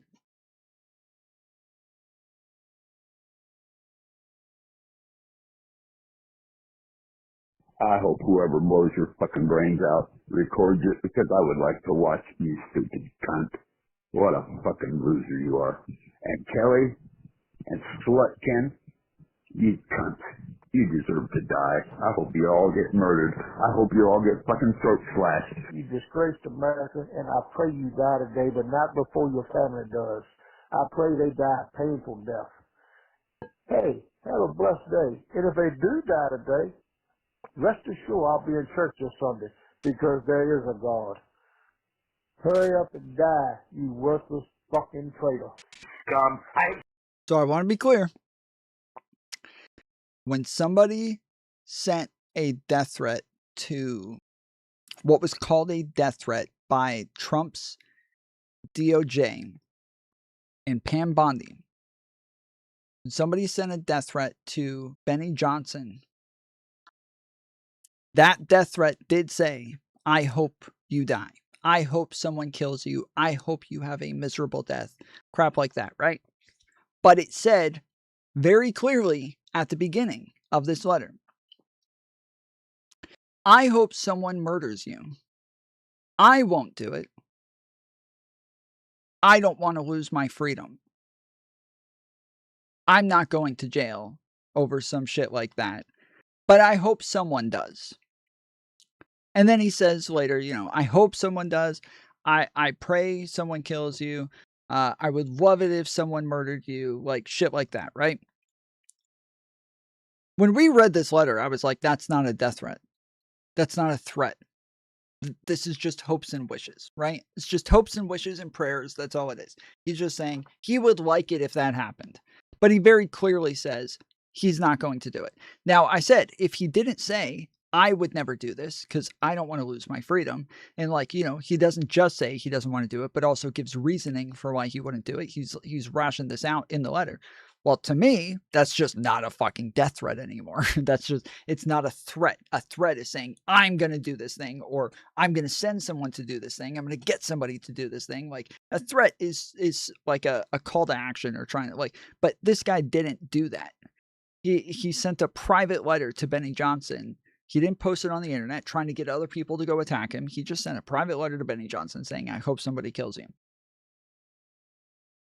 It's a fucked up thing to do. Don't do that. Don't fucking send shit to content creators. Don't send fucking crazy shit letters to these people. Don't send your fucking crazy DMs to us. I have a number of fucking death threats in my own DMs and shit. I don't send this shit to us, okay? Just stop being fucking schizos. But it's not, but the DOJ arrested that fucking guy for terroristic threats or some shit like that. That's insane. That's insane, okay? That is free speech. You are allowed to wish that people die. You're allowed to wish that people die. Like, think of the fact that the people keep talking about the poll that shows that somewhere around like 45% of Democrats said they would have been happy if Donald Trump or Elon Musk had been murdered. Think about that, okay? 45%. Now think about the fact that according to the DOJ arrest on this guy, every single person who answered, yes, I hope that they die, could have been arrested just for hopes and wishes. Like, that's fucking insane, bro. That's fucking insane that you could just hope that somebody dies. Now the implication is there if all you say is that you hope that somebody is dying. Yes, I hope somebody kills you. I want you to die. Like that, the implication is there that you might do it. That is a death threat, right? That there's somebody like what the death threats that I've had most recently. I posted them on Twitter. One of them. I normally don't post them. I normally don't even like acknowledge them or talk about them. I normally just report them to Twitter and move on. But yeah, I posted one.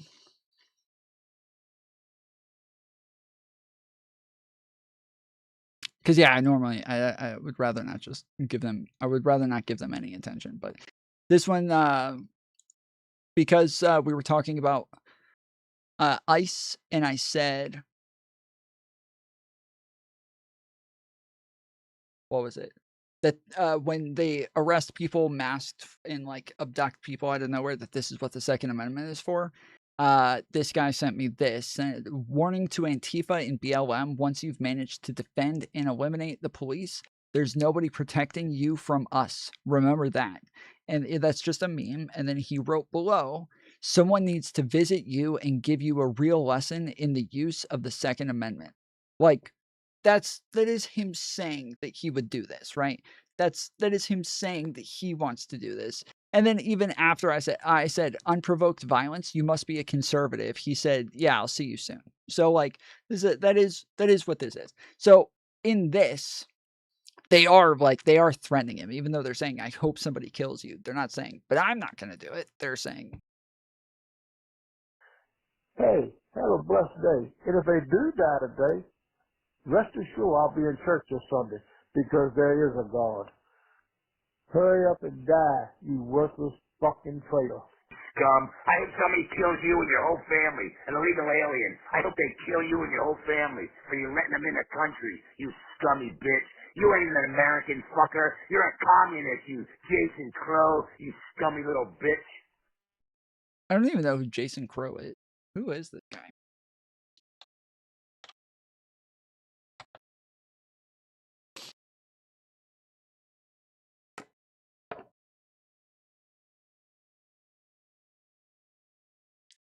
Trump called for my arrest, prosecution.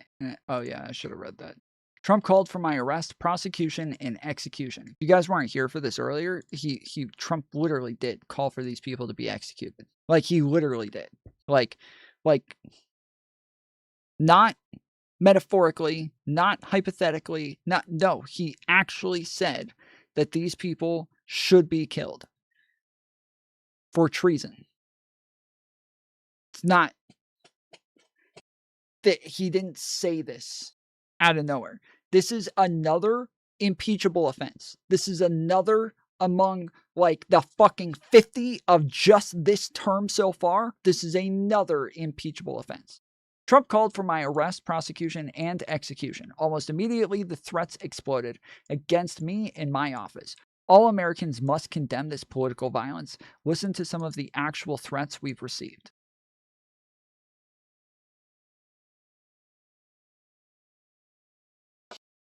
If you repeat a lie often enough, you become a Democrat. Nice. I don't recall you ever condemning the assassination of Charlie Kirk.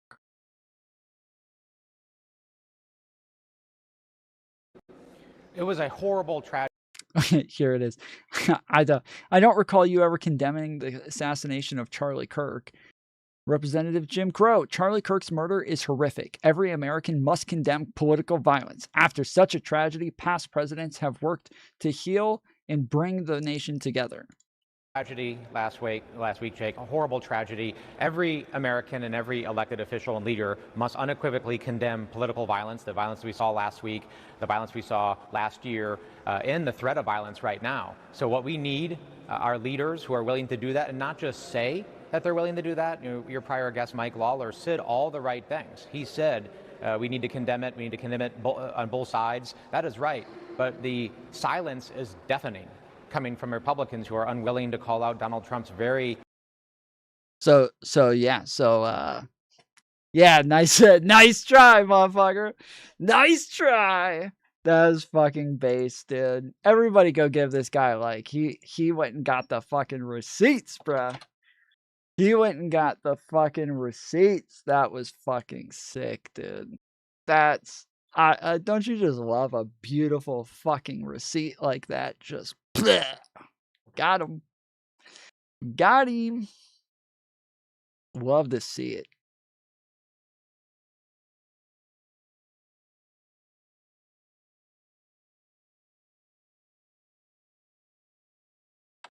A lurch toward tyranny in this country. I mean, that is an unraveling of democratic... Just FYI, okay? We are in the last hour of our 3-hour goal. We are at $25 still. So we got to hit $25 more to hit the goal. I was trying to hit the sound $5 and I just realized that audio is gone. So I can't hit the $5 sound. Do I have any of these? Nope. Yep. All my sound's gone. Okay, good. Great. I love it. So good. Yeah, all of my music is gone too. When I just posted this video a little bit ago, I had to go re-download and re-edit this music just to put it on here. Protest? No, I didn't. I said engage in violence. You said yes. Yeah. Let me just jump in. I apologize. I don't even hear the music. You condemn all the attacks on ICE. Most of it for sure. Yeah, it is. I said over condemning the violence that they used. Yes. And you acknowledge there were riots and there were some people who were deported illegally. And then you said that the people... Yeah, I can't even hear it. Mantis has complained about the music being so loud that I've turned it down so much that I can't even hear it anymore. Whatever. Norms that we can't afford to let unravel. And the Constitution is no complete bulwark against any of that. We know this. I mean, the greatest lesson we've learned from now 2 experiments with Trumpism is that in the place of laws, we have norms in many, many places where you thought we were shored up against chaos and the unraveling of democracy by law. We really weren't. It was just no. What did Jasmine Crockett say? No one, everyone before Trump had the decency not to do that thing because it would look so terrible, right? I mean, no one thought that you could. I mean, we got an emoluments clause, but it turns out that whatever Trump does, I mean, Trump can't be prosecuted for any crime while president, and he can just launch a Bitcoin into the ether and literally earn billions of dollars. I believe someone has already begun articles of impeachment. This is great timing. This is great timing. You know, this is actually great timing because the Republicans just made a massive fucking deal about how they're the ones who condemn political violence, about how they're the ones who don't use all this violent rhetoric. They're the ones who actually care about this shit. This is perfect fucking timing to rub this shit in their faces. This perfect fucking timing to rub this in their fucking faces. The fucking piece of shit hypocrites. This is perfect timing. Just rub this fucking shit in their faces. You guys are the fucking violent ones. You guys are not going to vote to impeach this motherfucker. You guys are going to give him a pass again, as you always do, and you will continue to see violence. You will continue to see death threats like this. You will continue to see Congress members and Democrats attacked all over the place. And you guys will not say a fucking word about it. Ever. Ever, ever, ever. Only when it's a Republican do you guys ever say anything. When it's not a Republican, you don't give a fuck.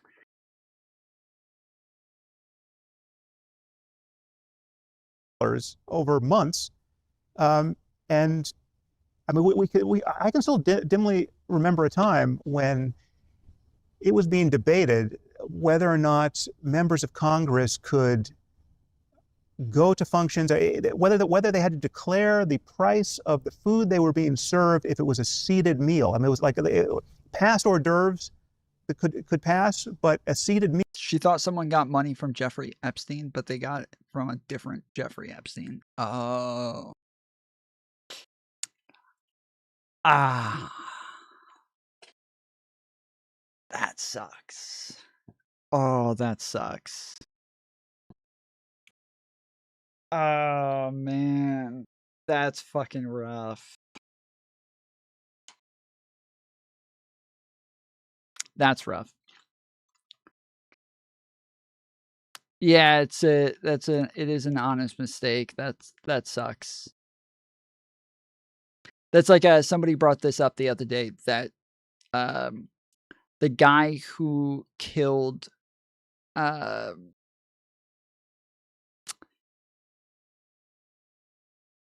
Hortmans, the guy who killed the Hortmans, that somebody said on here the other day that his wife worked for what was an assistant for Mike Walls.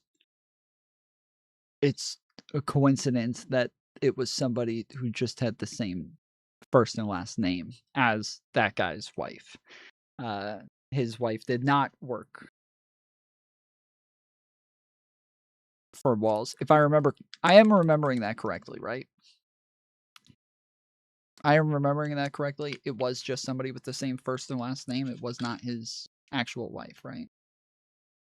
Meal was an emolument. Tim Walz. That invited real scrutiny around corruption and undue influence on our legislators, by pharmaceutical companies or whoever. You can now transact business directly with the Trump family, who from any place on earth. It's Sam, come back to my question. Yeah. My question is, are you concerned that President Trump will not relinquish power?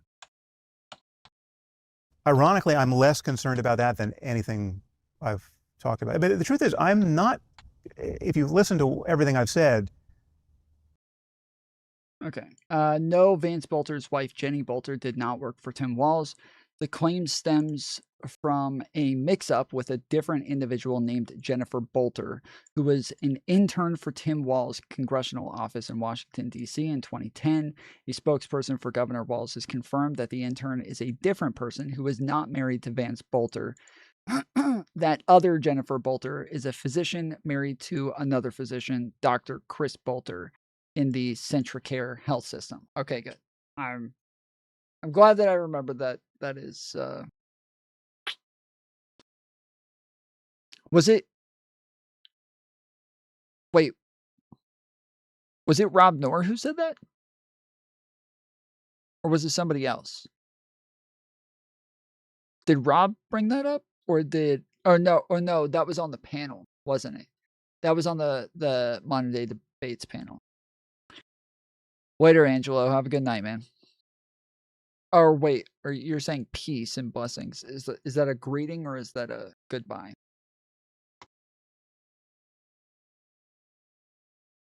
I believe none of it is hypothetical, right? I'm complaining about stuff that's already happened. I'm complaining about the brand damage that's already been done to my country. Sure, but I'm asking you a different question. I think the chance that he's going to run for a third term effectively, that we will actually be faced with this eventuality, is very, very low. Okay. And I'm not, again, there are people who are better informed about the mechanics of all this, and unfortunately one of those people is Steve Bannon. So yeah, I'm not saying I know something that Steve Bannon doesn't know about how all this works, because I certainly don't. But I just have to think that our system, that we've maintained enough guardrails in our just the basics of federalism, and the fact that this all has to be run at the state level, the elections at the state level. I have to think that we are going to be sufficiently allergic to that it's not going to happen. Moving forward, the Charlie Kirk assassination was obviously something that left an imprint in all of our minds. It was profoundly Denounce shocking. the assassination. You make some very interesting comments criticizing the rights and the right. Say it was based. Say it was based as fuck. And that you're on the left, so you love fucking violence. You want everyone to kill all of the Nazi Hitler Republicans. Its response to the Charlie Kirk assassination. So why don't we just go through it? You say what you thought, and then let's get into it. Sure. Well, I was just starting my tour. Actually, I think I was doing my first event the day he was assassinated. So I had, like many people, there are many people in our orbit who were doing live events, and I think Ben Shapiro was in it. I mean, Angela, that has been my prediction, is I do think it'll be Vance Rubio, or Vance somebody, but I also think that I don't think Vance will win. I think that Trump will purposefully undermine him. I think Trump will throw him under the bus a bunch, because I think that he's got too big of an ego to actually hand the reins over, and I think it'll be hard for him to allow somebody else to be the leader of MAGA. I think Trump would rather the whole thing crumble and die so that he can afterwards say he's the only one who could do it. I think that he would rather continue on saying that, he's, I think he'll give a bunch of backhanded compliments, oh yeah, he's still learning. He'll get there eventually. He'll figure it out. The kids, he's got a future. It's just he'll get there. He'll get there. Don't worry. We're working out the kinks. He'll keep saying that sort of stuff to where other people are gonna be like, oh, so he's not ready. Okay, Trump says he's not ready. Okay, well, I don't know. And then it's gonna lower confidence. It's gonna lower excitement. It's going to lower, people, getting energized about him, and the Democrats are going to be energized as fuck. So they're gonna come out swinging.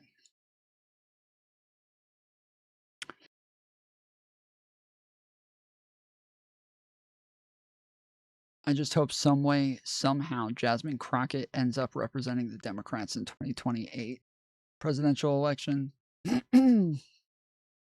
That would be an easy W for the Republicans. Yeah, it's not going to be Jasmine Crockett, homie. Hey, Tom, what happened to democracy in Project 2025? What do you mean? Is that a joke? Please tell me you're joking. Please tell me you're joking, bro.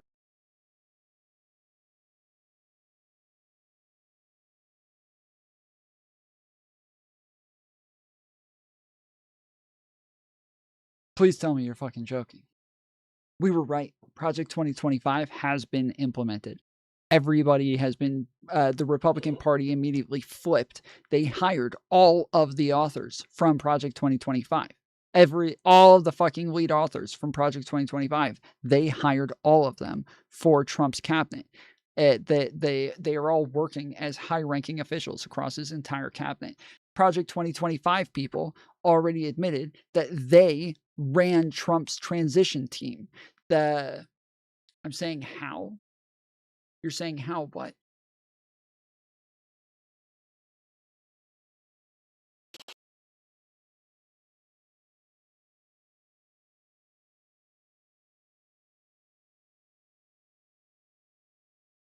Oh, I gotta see this. I gotta see this, Freddie. Please, please, sir. I gotta see it. Democracy is still here, alive and thriving. First off, okay, I haven't gotten to that yet. You said Project 2025 and democracy. I'm on Project 2025 right now.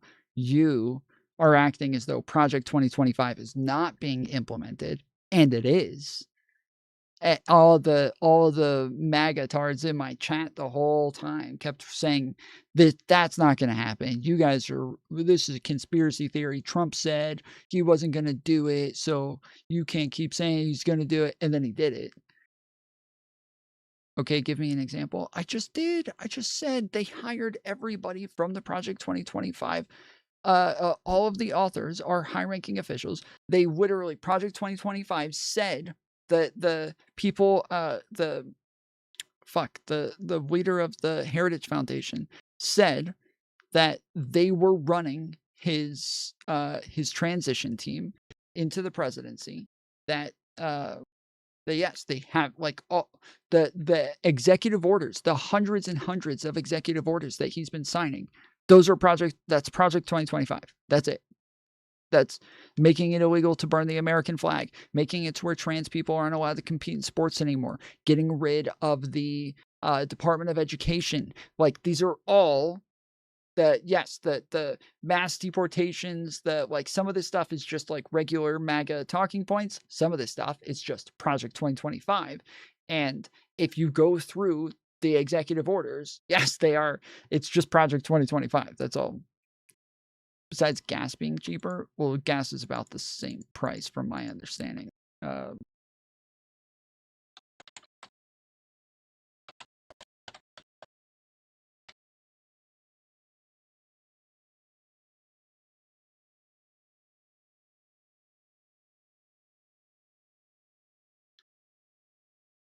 Today's average is $3.09. Gas prices this time a year ago. National average $3.09. Georgia's average $2.88. And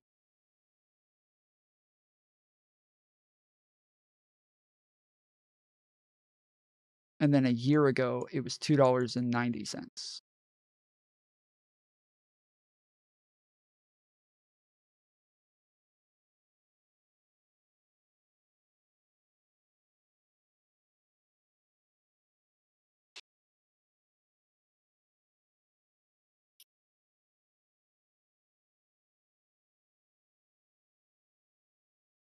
A similar situation where it's like, it's like the world stopped, and Live Nation got on the phone with everyone who they were working with and said, hey, listen, if you don't want to go out on stage, just let us know. But so it's just, and I said a few things about it, at those live events that I was doing that week. I mean, it was a terrible thing. It was terrible on every level. It was terrible just as a murder of a young father. It's terrible that his family was there. I mean, it's just awful. It's additionally terrible because a political assassination is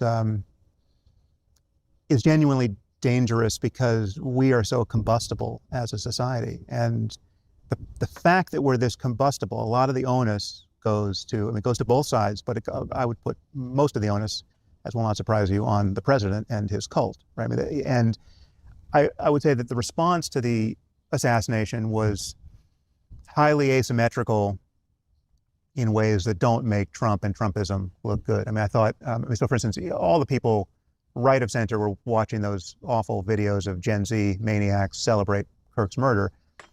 And obviously all those people are dangerous morons on some level. And many of them, you know, just obviously mentally ill too. I mean, these are not, you know, it was not the cream of the crop of the woke intelligentsia.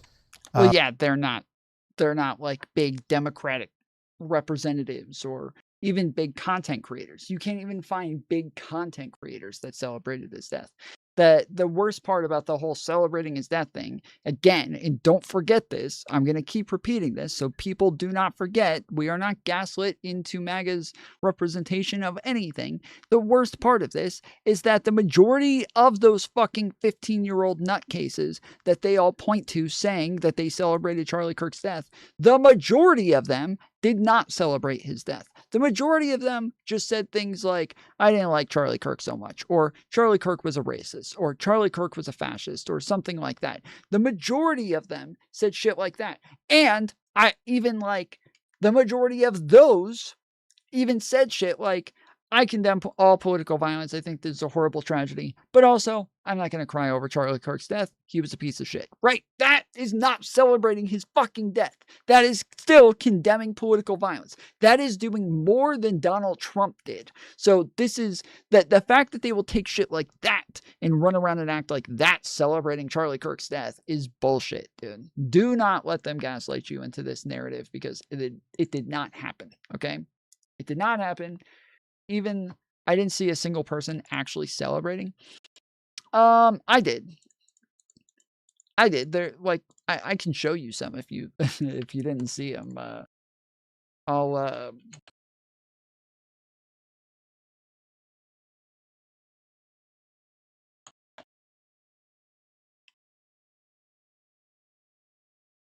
I know that Shuan had a quick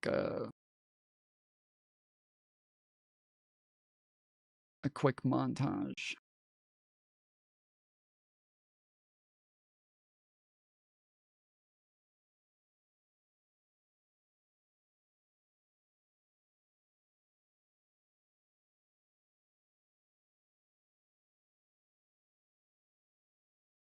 Charlie Kirk just got shot in the neck. Hey, ooh, ah. I'm not saying she deserved it, but I'm saying God's timing is always right. Yo, they got Charlie Kirk, bro. I've never been happier. Never believe the reason I'm smiling. And it has nothing to do with Charlie Kirk. Nothing to do with... I would say pour one out for Kirky boy, but I don't waste good beer on little bitches. Rest in peace, bozo! Charlie Kirk just got put down like a fucking dog in Utah. I do not, and I will not, ever feel bad when bad people get what the fuck they deserve. I just heard that someone shot Charlie Kirk? Yeah, that's if you didn't see it. Now, just to back this up with some based fucking takes, all right? Some based motherfucking takes. Fuck, what was the girl's name who said she hated white people again?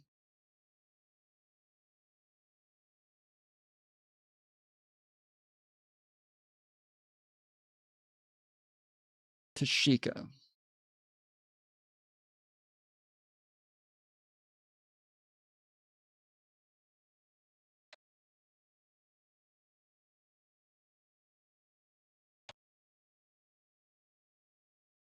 Shot Charlie Kirk. Someone just shot Charlie Kirk. Oh my god. What? Oh my, I hope he's, oh my god, please. Someone please tell me he has good aim. Someone please. Oh my god, please. Oh my god. Shot Charlie Kirk. Wait, what the fuck? Okay, that's... Okay, that's a little different than what I was about to show People are you. feeling a sense of euphoria, and people are feeling a sense of relief that it happened. But I think it's really important that, and I keep saying this, that we quell this with a sense of stoic realism. And that this event has changed our political landscape, not for the better.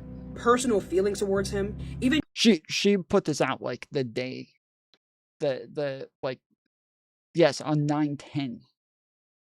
She put this out on 9/10.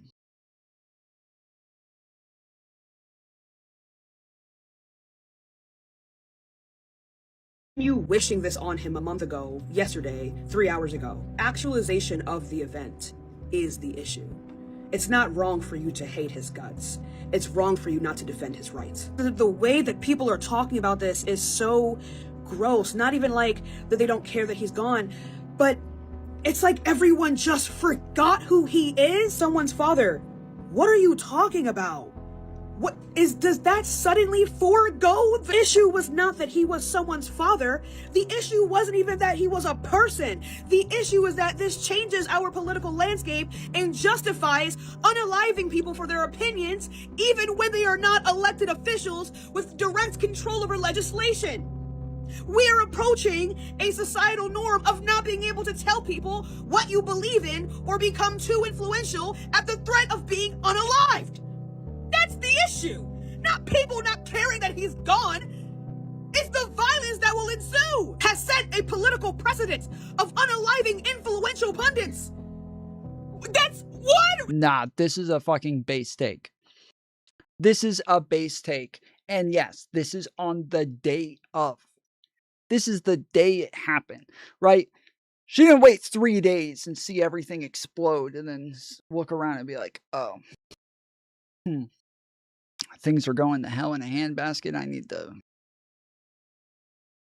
to kind of change real quick.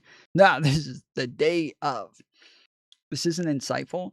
It is because a lot of the people at the time were saying things about like, he's a father, he's a husband, he's got family, he has people who love him. Like, this is why it matters. And it's like, it's like, that's a thing. That's a thing that matters. Like, in like personhood matters and all that. That matters. But the reason that you celebrating this is like so detrimental to everything that our country is that you are deteriorating the entire political landscape that currently exists, where we ought to be able to go out and freely say the things that we want without being afraid that we're going to get fucking murdered. And when everybody on the left starts acting like this is an okay thing to justify and to run around celebrating that, and again, this is on TikTok. This is the world that she lives in. So I am glad that there is somebody there speaking sense to people on TikTok that, yes, saying, hey, you guys are going to make it to where it's okay for the right to come back and just start murdering us too. So I don't think it's incredible. I just think it's a fucking base take. Like it is somewhat insightful with the amount of people on the left and the right who were giving really stupid takes for either even people on the left who were saying why it was bad to celebrate his death. They were giving really bad reasoning for it. They were giving dumb fucking thought processes for it. The right is more unity, the left is more division. The right has more unity, the left has more division, yes. All right. We got 25 minutes left on the clock. We got $25 to go. We got $1 a minute. We got to get $1 a minute, or I'm going to be on Call of Duty with the quickness. You know, just the sheer number of facial piercings you saw in those videos could have told you something.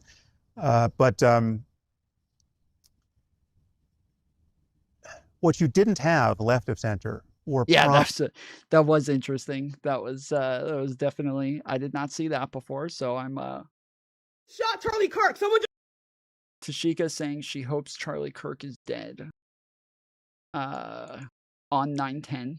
This is uploaded on 9/10 as well. Holy shit. This is, yeah, that is definitely, I'm glad I went and looked at this because that was insightful.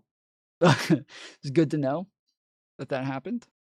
Prominent people with big platforms, you know, prominent media figures, or, you know, to say nothing of political figures, like, you know, from Obama on down, say anything but this was horrible and we should never let it come to this in American politics, right? Like, this is there's no party left of center, real party for political assassination, and yet right of center, very prominent. Oh well, yeah. Not on the left. Yes. Okay. Now right of center. Yes. Donald Trump just called for assassinating tons of Democrats. So, yeah. Prominent people, from the president and Elon on down, treated it like the first shot fired in the Civil War. Totally irresponsible, totally dishonest. I mean, these people were arsonists pretending to be firefighters. If Elon jumped on X within minutes before Kirk was declared dead, certainly before his killer was caught, and said the left is the party of murder, right? And then I think some hours later he said, if they won't leave it. That is such a good fucking term. Holy shit. That is a fucking banger, bro. That is a banger. These were a bunch of arsonists pretending to be firefighters. Holy schmoly, that is a banger, dude.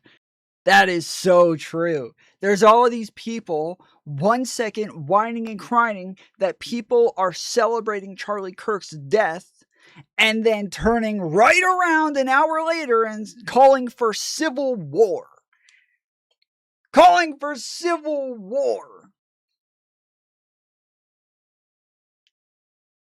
Us in peace. There's nothing to do but fight or die, right? I mean, But Tom, what's your take on all these Democrats that were in bed with Epstein after his convicting and release? I haven't seen much of that. I do know I need to. Somebody earlier. Somebody earlier mentioned that Hakeem Jeffries had some emails with him, and so I do need to look into that in a little bit. But yeah, I'm trying to watch some of the video right now, so we're gonna get through some of this, but we may not make it very far because those donos are not coming in. 225 million people, right? So to have the richest guy in the world on the most politically important social media platform in the world say this sort of thing is just, it's beyond reckless. I mean, it's just sociopathic. It's just, he is just flinging matches into a landscape that has been just soaked in gasoline.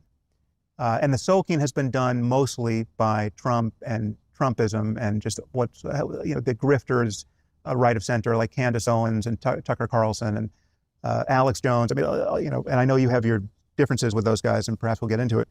We have a lot of differences with those guys. Yeah. I mean, well, so if Jeffries just sent out an auto email and it was just like a mass email that went to tons of people, then Angela, what Democrats are you saying were in bed with Epstein after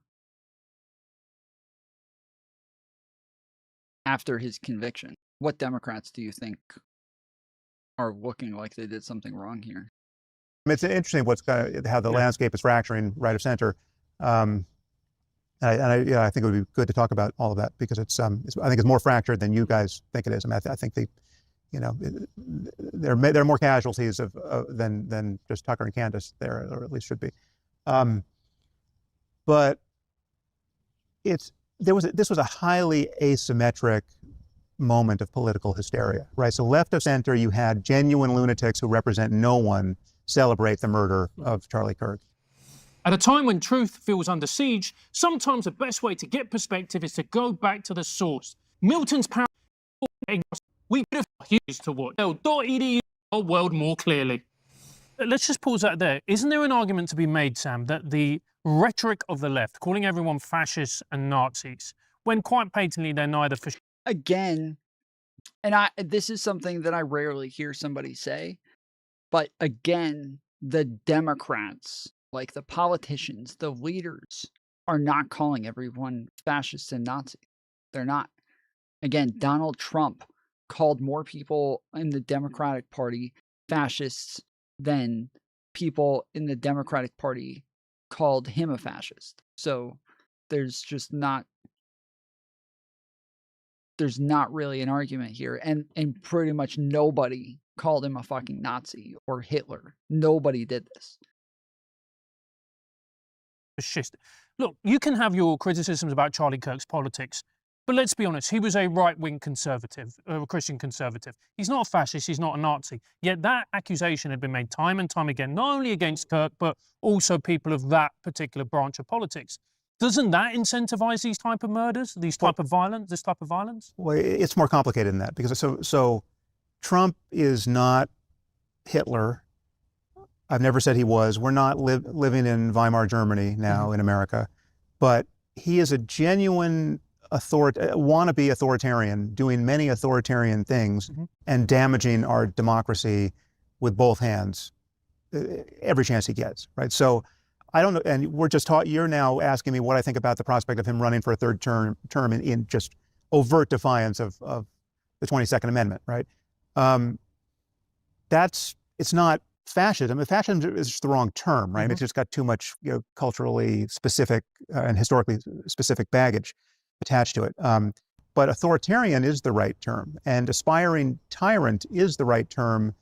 And he's just not, the truth is, he's not effective enough, he's not ideological enough, he doesn't care about enough big things to worry me that much, right? I mean, if he were this is a point I've made to the consternation and confusion of many audiences, but the irony is, if he were a better person, he'd be a more dangerous person, right? If he were a smarter person, a more committed person, I mean, if he could possibly commit to something beyond himself, right? And make,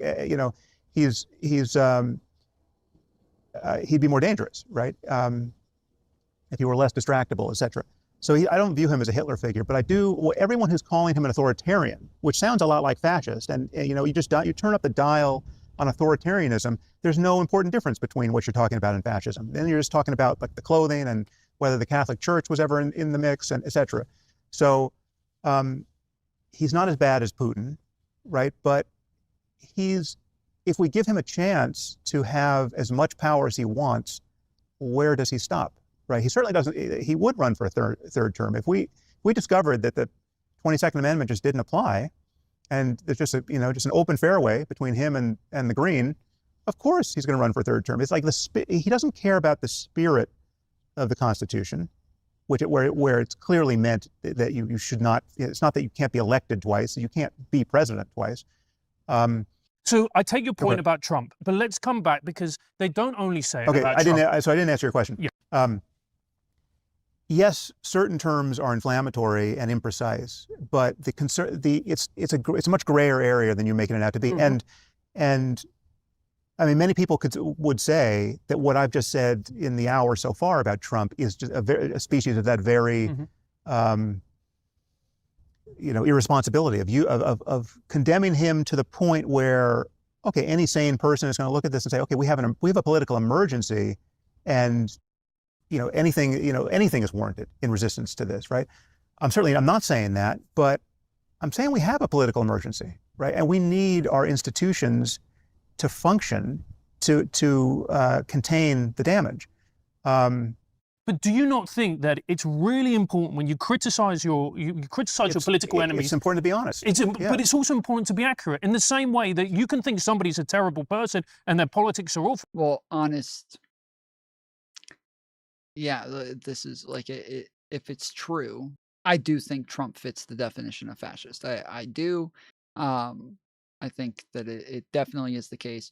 I have said, numerous times, I don't care to like convince people to call him a fascist. I don't care. If you don't want to call him a fascist, if you think that term has too much weight to it or something like that, that's fine. I'm not fighting for people to call Trump a fascist. But if people call him a fascist, I think it's fucked up to say he's not one. And I think that, for all that Sam Harris has said here today that I agree with, I do disagree that Trump is not a fascist and that he doesn't fit the more technical definition of this. I think he definitely does. But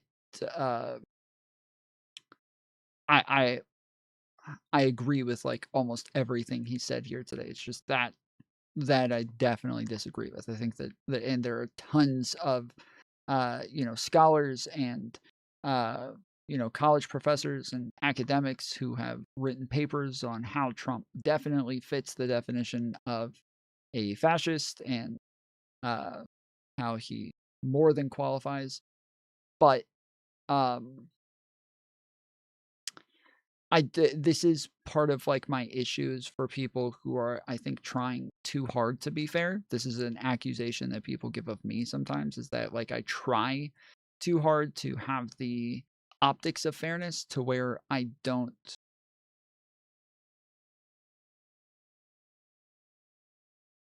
I'm not actually accepting the real criticisms because I'm not honestly assessing the criticisms because I'm just trying to be fair to people. I don't think I do this, but that is a criticism. I do feel like that's kind of what Sam is doing here, is where lots of times he is overly, you know, fear-mongery about the woke and the left and, you know, them calling everybody Nazis and shit like this, and I think that his idea about that makes him second guess calling somebody a fascist because he thinks that that is a very woke, crazy, you know, sort of thing to do. But I think that it's wrong. Like, I think it's wrong to kind of deny that Trump is a fascist, even if he's willing to admit all of the other things. I would rather you just admit that he is all of those things and not deny that he's a fucking fascist, not deny that he fits the definition of fascist, because you end up helping like whitewash Trump and make him look a little bit better. Whereas people may not know what a fascist is, but they know it's bad. They know it's bad. They know that much. And they know it's authoritarian. They know it's anti-American. They know it's something that we you know, with American values that we disagree with and we don't like. And I think that is kind of useful in that way. In that sense, I would say that, you know, P.F. Young is correct that the term P.F. Young, or sorry, the term fascist with emotivism is just giving us boo fascism. It doesn't make them a paedophile, for instance. Yeah. And this kind of escalatory language, I personally think is highly dangerous. And when you live in a country like America, it's important when you criticize your political enemies. It's important to be honest. But it's also important to be accurate. In the same way that you can think somebody's a terrible person and their politics are awful, it doesn't make them a paedophile, for instance. Yeah. And this kind of on the internet, it does. That is a rare, very, very normalized thing on the internet these days. Is everybody just calls everybody fucking pedophiles. Of escalatory language, I personally think is highly dangerous. And when you live in a country like America where you have access to guns and there's so many people with mental illnesses, I mean, that's dangerous. But nobody uses more inflammatory language less responsibly than Trump and his enablers, right? I mean, you know, so again, Elon jumped on X and basically said, our political opponents are murderers. The left is the party of murder. There is no party of murder in America, right?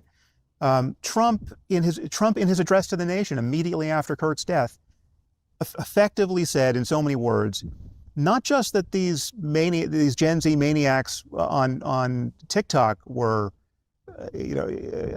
responsible for his death. He effectively said that his mainstream political opponents were culpable for murder, right? Which is just not true. Again, everyone from Obama on down said this is fucking horrible, right? We have to pull back from the brink here. This is not acceptable on any level. And then you had people bending over backwards to sane wash Kirk's actual politics. Ezra Klein jumps on, his opinion column at the New York Times and says Charlie Kirk was doing politics the right way, for which he got no end of shit, left of center. Everyone was being sensitive. Everyone with any real platform was being sensitive. And what you had right of center were just, with the important exception of Kirk's wife, during her eulogy, right, who struck a very different note.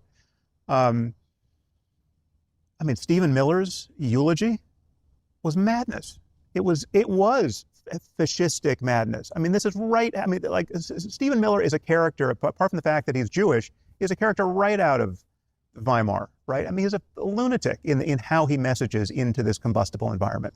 Do you remember? Did you watch his speech? I didn't watch his speech. Okay, you should watch his speech. It was the most insanely vituperative, what does vituperative mean? Just expressive of pure hatred for everyone left of center. Yes, it was like it looked like it was a speech that Hitler would have given. It was like just it was very much like Rob Noer's not one step back sort of thing. It was one of those.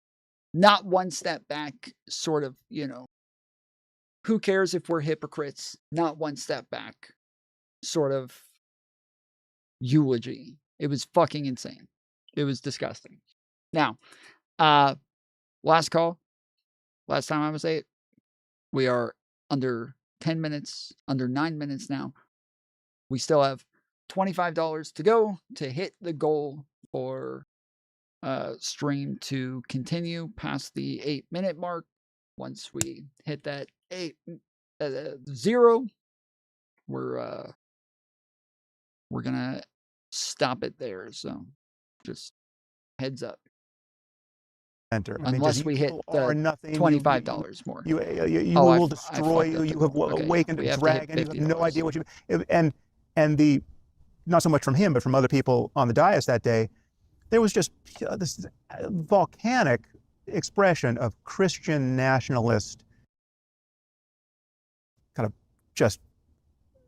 I mean, it's just pure moral confusion and political hysteria from my point of view. I mean, it was their George Floyd moment again. Yes, without the riots and obviously. Well, it's quite a big deal, Sam. This is what I was going to bring up. It's a superficial deal. Hold on a second. Hold on. It's a big deal, but it's not. No. It is a bigger deal to have the President of the United States come before the country and say, basically, half of mainstream America is a terrorist organization. Like those are not his words. That was the subtext of everything he said in that address to the nation. It was completely of a piece with Elon's tweets, right? The George Floyd thing, I think you're going way too far, Sam, and here's why. There's no daylight between us about the George Floyd riots. I mean, we view it in precisely the same way. I just view Trump differently.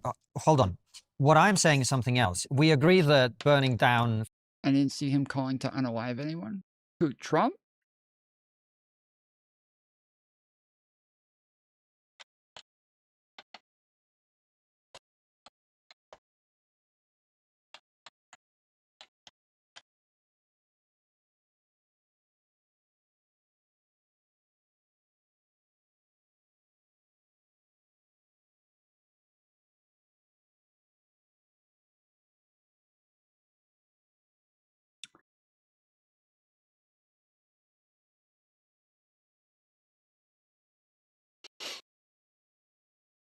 So Democrats came out with a video saying that service members, anybody in the military, has an oath not to break the law.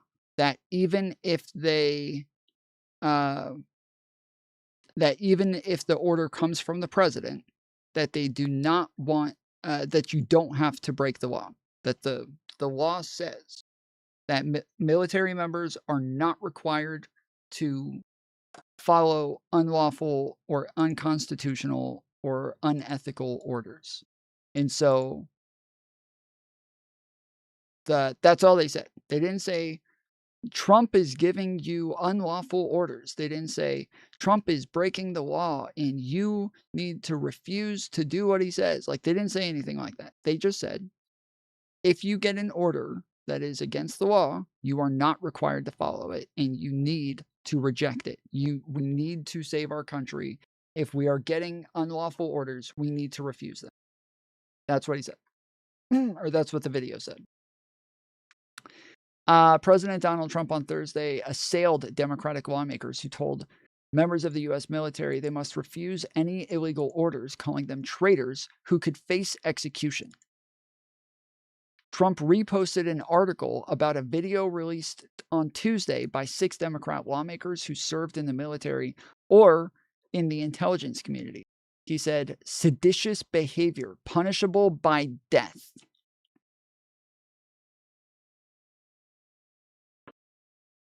Who are they talking about then? What do you mean, who are they talking about? What do you mean, who are they talking about? They didn't say, they didn't mention a person. There isn't a person that they're talking about. I'm going to say it again. They said, if you get illegal orders, you ought not follow them. That's what they said. You should not follow any illegal orders. If somebody gives you an order that is illegal, even if it's Donald Trump, you do not have to follow it. So why bring it up? Because Donald Trump has encouraged people throughout his administration to do illegal things, not necessarily in the military, but ICE and things like that. And so, who is giving illegal orders? Oh my goodness. Again, they did not say anybody was giving illegal orders. They didn't say that. They said, if somebody gave you illegal orders, you should not follow it. That's it. That the law does not require you to follow illegal orders. All right. So yes. So Trump said this is seditious behavior punishable by death. Okay. So imagine I have a group of women in a room. Okay. And I tell all of them, I say, hey guys, if anybody tries to rape you, call 911. And then some guy stands up and goes, why are you trying to get us arrested? Well, you want me to go to jail?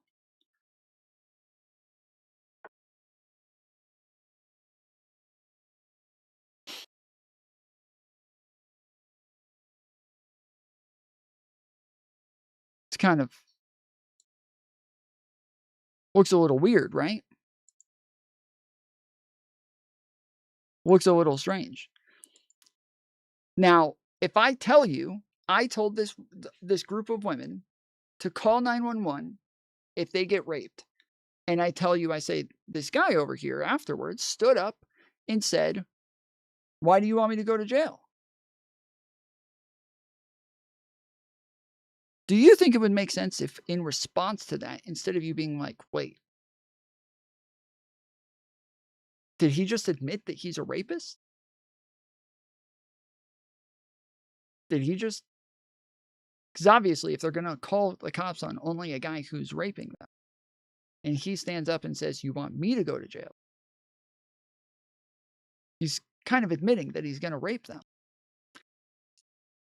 But instead of you saying that, wait, that guy just admitted he's a rapist, instead you say, why did they say that? Why did they tell those women to call the cops if they got raped? Who did they think was going to rape them? Who's doing the raping? They didn't say anybody's doing the raping. They just said that if somebody does rape you, you should call the cops. They're like, yeah, but who do they think raped them? So they didn't say anybody raped them. They said if somebody rapes them, they should call the cops. So instead of you thinking, it's really weird that this guy just said, why do you want me to go to jail? As though he's planning on raping them. You instead say, why did they tell them to call 911? This is the same thing when they say, if somebody gives you an illegal order, you do not have to follow it, and you can refuse that order by law. And then Trump says, they're telling them to disobey me. This is sedition, punishable by death. So, okay, so you're saying that when they tell them not to break the law, you're saying that that's disobeying you, meaning that you're the one who would give them an illegal order? He's the guy who stands up and says, you're trying to send me to jail? Do you want me to go to jail? He's the guy admitting he's a rapist. Trump is saying he's going to give illegal orders. Thank you, Aaron, for the $5 dono. We got 7 seconds left, 5 seconds left, and we still have $20 to go. So it does not look like we're hitting it. Hit it, hit it, hit it, hit it. You don't have to. You don't. I agree. You don't have to break the law. Right. So yeah. So when Trump says, you're telling them to disobey me, that's him admitting that he's going to give people illegal orders. Like, he posted, I think, 3 different posts about this. So yeah, one, he said seditious behavior punishable by death.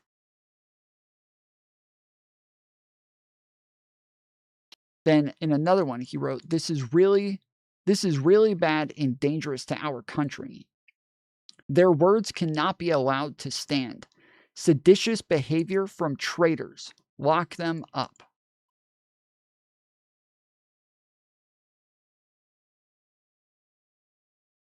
Trump's posts on Thursday are the latest example of him calling for punishment of those he sees as political enemies. Since returning to the presidency in January, Trump has occasionally called for imprisoning adversaries, and his Justice Department has targeted critics such as former federal officials John Bolton and James Comey.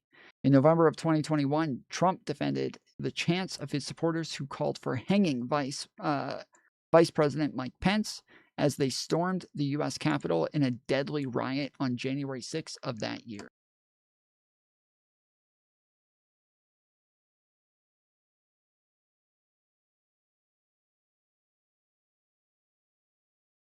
I'm a brokey alley. Me too. I didn't stream for 3 fucking days. And then spent hundreds of dollars on new equipment. But that's how much I love you guys and how much I wanted to get back to you. I couldn't stand another day without you, and so I had to hurry up. In November of 2021, oh yeah, okay. Top Democrats in Congress said Trump's words could incite violence, and that they had contacted U.S. Capitol Police to ensure the Democratic lawmakers' safety. Many Republicans were silent on the matter. At a news briefing later, White House spokeswoman Caroline Leavitt said no when asked whether the president wanted to execute members of Congress, but she castigated the Democrats for encouraging members of the military to defy the chain of command. So again, when they tell them not to break the law, they again say they're saying not to listen to Trump. They're saying don't do what it is that Trump says. The lawmaker includes Senator Fox.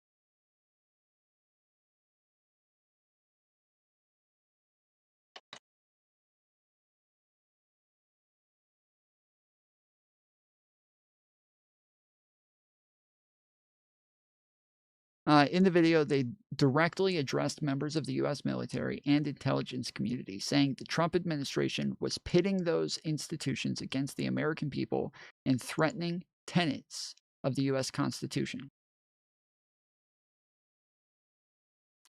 We know you are under enormous stress and pressure right now, they said.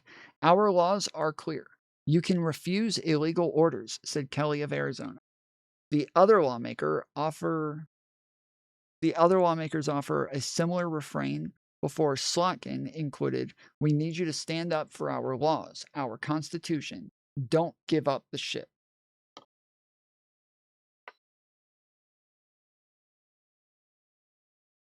The lawmakers did not refer to any particular incident or scenario and did not provide any examples of orders that they might consider illegal. After Trump's post, Slotkin wrote on X that she and her colleagues would continue to defend the Constitution. No threat, intimidation, or call to violence will deter us from that sacred obligation, the Michigan senator added. For civilians, U.S. law has no provisions for a charge of sedition, although seditious conspiracy carries a maximum penalty of 20 years. For troops, the Uniform Code of Military Justice includes a section on sedition with possible penalties for including death. Some Democrats in Congress have been sharply critical of Trump's military strikes on suspected drug traffickers in the Southern Caribbean and the Pacific, focusing on the legality and lack of transparency. There also have been concerns that Trump will launch an attack on Venezuela itself. Democrats have also challenged Trump's attempts to deploy the National Guard personnel to support immigration crackdowns on the U.S. cities. Yeah, I mean, look, if I was going to guess what it is that they're implying with the video, I would say they're probably talking about Trump blowing up all of the boats, the Venezuelan boats. Drug trafficking is not a death sentence. You can't just kill people for having drugs. There has to be an immediate threat to a life. There has to be an immediate threat to a life in order for you to be able to just kill people, especially in the military. Military has very, very high bar for immediate threat to life. They have to have a very high bar.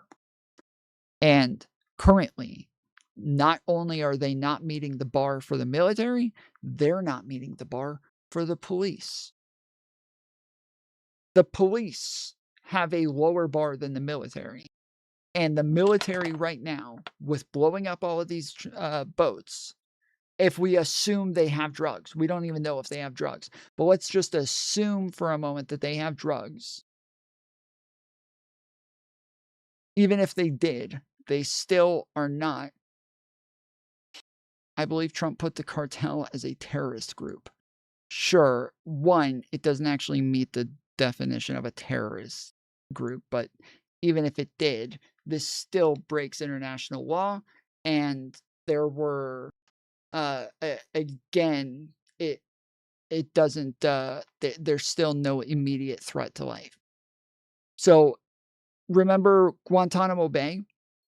You remember Guantanamo Bay, where our military went and arrested people and put them in a prison, right? You remember all this? So even during like the 9/11, the height of the 9/11 killings and shit like that, they weren't just out just murdering people all willy-nilly. They would kill people if there was no way for them to capture them or or get them somewhere else or arrest them. And they were in countries where the military couldn't go in safely or they couldn't sneak in any way. Like they were able to go kill Osama bin Laden and they were able to kill al-Awlaki and, people like that. But these were like people who had continued killing American citizens while on the run. And so eventually, once they could find them, finally, they would just bomb them. In the case with these boats, these are not people on the boats that they can't find and they can't get to, and they're trying to figure out what's going. If these people, according to them, these boats are on their way to the United States. According to them, now there's some contradicting evidence there, but so military weapons are allowed to be used against any terrorist group. That's not true. That is not true at all. You really think that like we can just name anybody anywhere a terrorist anytime we feel like it, and that we're just allowed to go kill them now? Like that's not how that works.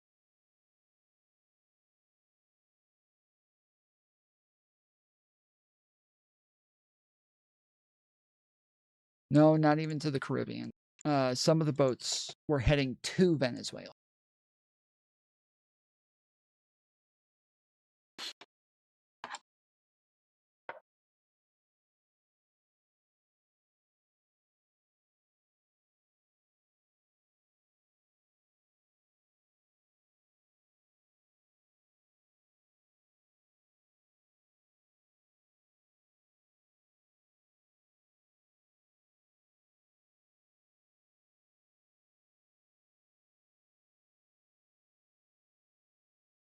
Yeah, that would be my assumption, is that that's what they're talking about. Cities and taking over districts in America and burning police stations and killing a lot of black people and these moronic chants of defund the police, which led to more black people being killed in their communities and in the cities. All of that's crazy, right? And wrong. But what I noticed, and I'm just telling you what I noticed, right, is when Charlie Kirk was murdered in this way, which I thought was horrific, and I think we do know, as far as I can tell, that it was politically motivated. And I would argue, you may disagree, but for me, the word Nazi and fascist has a very unique dimension to it, which is we have been trained as a culture to view these people as a specific threat to the democratic order, to minorities. It's when we think of a Nazi, we think of someone who's going to take over the country, destroy democracy, and murder millions of people. Yeah. That's what a Nazi is. So what happened was... I do think there... Hold on, let me finish my point. What happened was a lot of people on the right, and even people like you, and even people like us who are not even on the right, have been called those terms by some people, in your case, for being critical.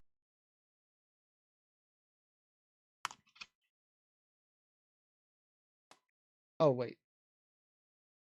Got the wrong motherfucking headset on.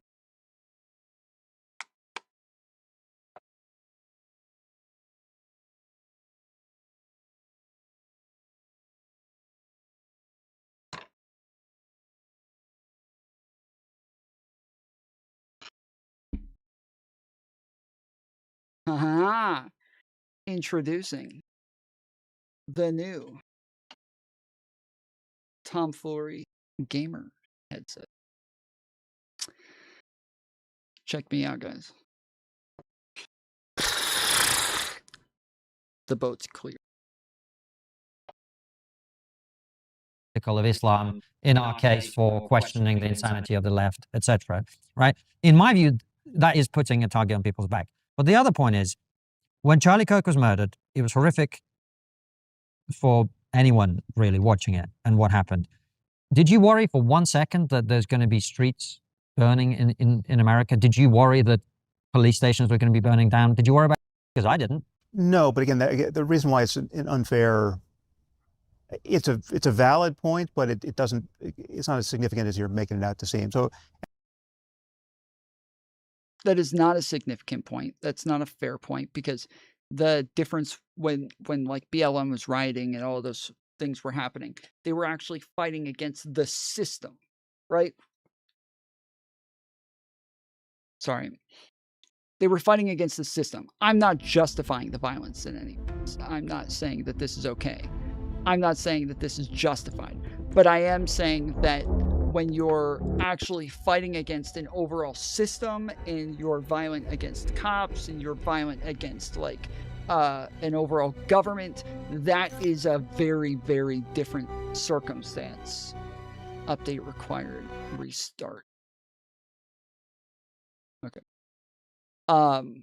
It's a very different circumstance than like when we're talking about one person dying and that person immediately being arrested, right?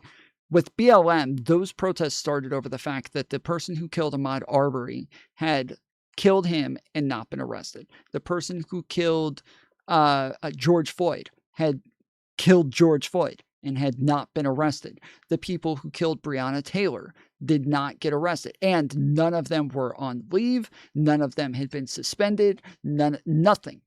Right? 3 different people who killed 3 different black people. 3 different white people killed 3 different black people, all either cops or former cops, and nothing happened to any of them. And so, yes, when all of these protests start popping off, they're popping off because there is an entire system that seems to refuse to hold people accountable for murdering black people. That is what was happening. Okay, that is with Charlie Kirk. The person there was a whole fucking manhunt after him. Now, it makes sense if you say, oh, well, we weren't worried about the fucking streets burning down and people fight. Okay, first off, when everybody was running around saying that there was going to be a civil war, yeah, I think almost all of us were pretty like, oh shit, like, what's about to happen. And then by like day 3 or 4, when we saw the Civil War was still them just posting memes on, Call of Duty GIFs on Twitter and on Facebook of them, this is me right now. And it's like somebody like loading a gun and cocking it. Ugh. That's as far as it went. We're like, okay, all right, these motherfuckers are just a bit, just more LARPing, but yeah, that's is drastically different from like when you say the streets are burning down with BLM. Like, okay, that's a bit hyperbolic, but there's a drastic difference with what happened with BLM and what happened with Charlie Kirk or any of these other people. And it's of a piece with a point that many people made during the elections, right? When businesses in Beverly Hills are boarding up their windows, right, in anticipation of political chaos. Should the election go one way or the other, many people right of center pointed out, okay, the people are boarding up those windows not because they think Trumpists are going to start looting Williams-Sonoma should Trump lose, right? There was just one side that was being worried about in those moments. And it was indecent on some level not to notice that, right? Same point. It just, so that, yes, it is true that the left. They were boarding up windows when Trump lost because they were worried the left was going to riot? Is that what he's saying?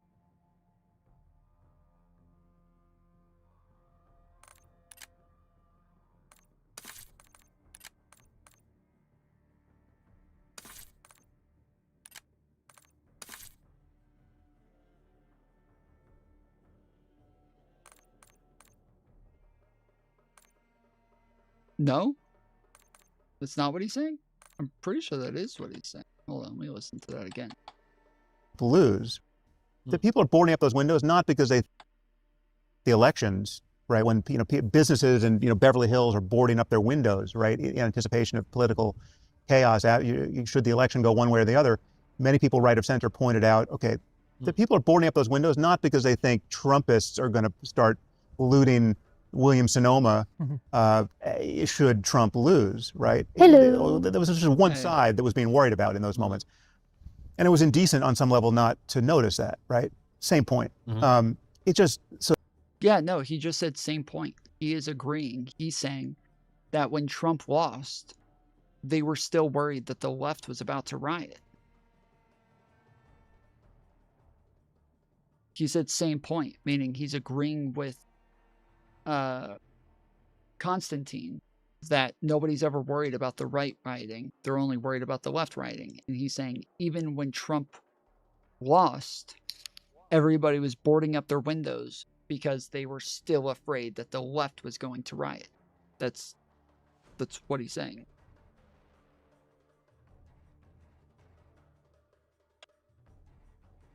Did you hear this part, Mantis? What did he say?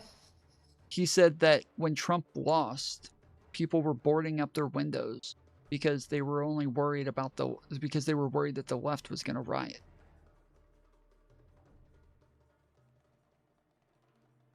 But you didn't go back far enough? Or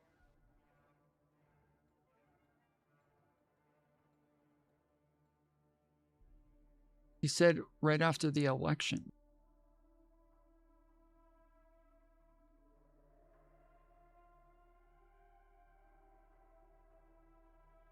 Who said that? Constantine or Sam Harris? Sam Harris. So Constantine originally said that after Charlie Kirk died, nobody was afraid of riots and like the streets burning and everything, because it was the right who was the aggrieved party here. So nobody's afraid that rioting is going to happen.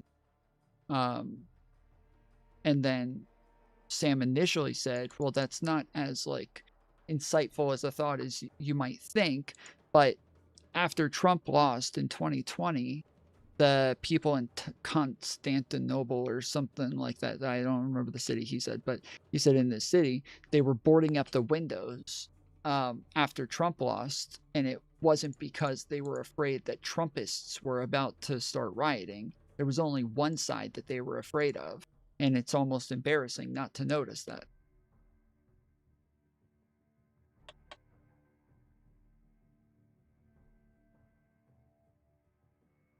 Okay. So he's saying that when Trump lost, they were afraid that the left was about to start rioting. Is he finished fleshing out the point, or? I think so. I'll let it keep playing. So that, yes, it is true that the left, and especially the black community, expresses itself in that way when the unhappiness gets dialed up to 11. Yeah, that's it.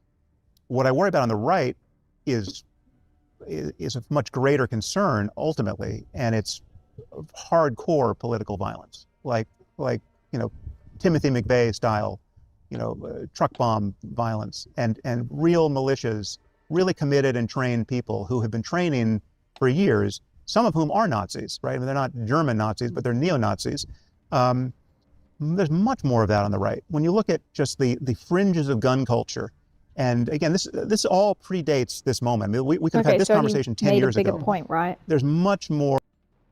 The bigger point was that, like, the riots and stuff like that is what the type of violence that we get from the left, whereas the type of violence that we're afraid of from the right is way more scary. It's more like guerrilla warfare, a bunch of militias with guns who are highly trained coming in and killing everybody.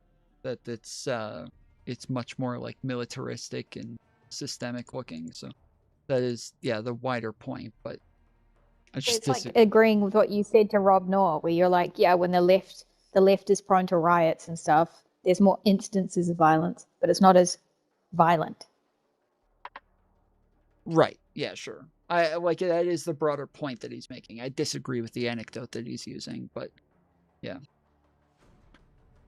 All right. Y'all ready? I don't really disagree with it, because I feel like that is kind of true. The left is better at like the activism and the no, I agree with the broader point. And I am saying rioting. And so if Trumpers are going to be boarding up their windows or boarding up their doors or whatever, like dramatic thing he said in this one town because they were scared of the black community, like I feel like it's not like a crazy thing for them to think if they're used to riots from BLM and shit.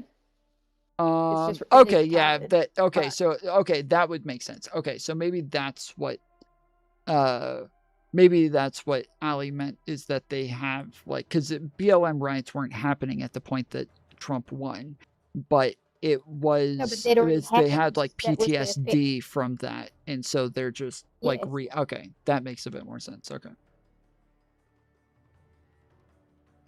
all right, y'all ready? You want to play Resurgence or Battle Royale?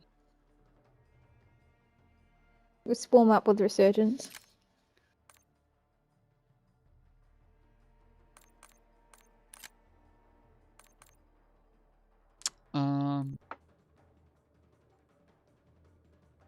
Here, do you mind? My shaders are at 55%. I'm going to change my loadout real quick and let this video keep playing. I want to see if it allows me, or if it still lags out if I let all the shaders preload. It'll take just a minute. All right, I'm gonna hit play.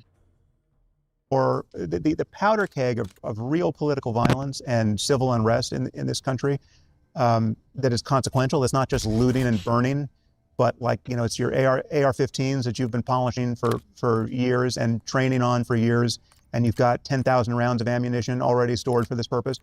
Those people are right of center, right? And that's... Is it not telling that you have to go back to Timothy McVeigh? I mean, that's what, the 1996? Well, there are other, that's just the big one. There are other examples of, I mean, even just in this recent cycle, and this is the thing that was so dishonest about Trump's address to the nation. He talked about political violence and political assassination as though it was well established that it was only a left-wing thing. But even with Kirk's assassination, it still, in recent memory, has been more of a right-wing thing. There's just simply more incidents of right-wing political violence, including assassination or attempted assassination. And then there's just ambiguous ones, which is frankly a crazy person who's not ideological and represents nobody. But no, I mean, it's like the attack on Nancy Pelosi's husband with a hammer was a punchline right of center. I mean, literally, Kirk himself used it as a punchline. Elon himself has used it as a punchline. Trump himself has used it as a punchline. It's literally been a laugh line for all three of them. This guy was almost killed with a hammer by a guy who is somewhat ideological, also probably crazy, but certainly right of center, who was planning to torture Nancy Pelosi, should she be home, right?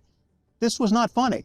And again, that level of callousness and recklessness and cruelty that you're worried about in using a term like Nazi indiscriminately, so much, there's been a fire hose of that on the right. Right? Yes, there are people on the left who are dangerous idiots, I will be the first to admit, but it is different when it's coming from the Oval Office. It's different when it's coming from people It's like for every one of those people who, the Gen Z maniacs who made a video celebrating Kirk's death, there's an equivalent lunatic on the right who's much closer to power, right? Like people who've got like Laura Loomer's phone number in their phone are crazy and dangerous, right? I mean, like this is not. He says people who have Laura Loomer's phone number who are crazy and dangerous, but Laura Loomer is crazy and dangerous. Like that's it's not enough to just say like there's some random MAGA militants out there who want to kill people who who are friends with Laura Loomer. It's like no, Laura Loomer has been calling for civil war. Laura Loomer has like celebrated when Joe Biden was diagnosed with cancer. Laura Loomer went fucking wild on Twitter for days, just nonstop talking about how happy she was that he was going to die and that she couldn't wait and that he can't die soon enough and shit like that. And this was a sentiment that was expressed pretty much like pretty commonly across MAGA. Trump initially said that he was sorry to hear it. And then the next day said, I don't feel bad for him. He was horrible for our country, blah, blah, blah. Like, when people say that somebody just saying, I'm not going to mourn Charlie Kirk's death, I'm not going to cry about this, I didn't like him. When they say that is celebrating his death, all right, well, then you gotta acknowledge that. Yeah, fuck Charlie Kirk. Shut the fuck up. Yeah, fuck that guy.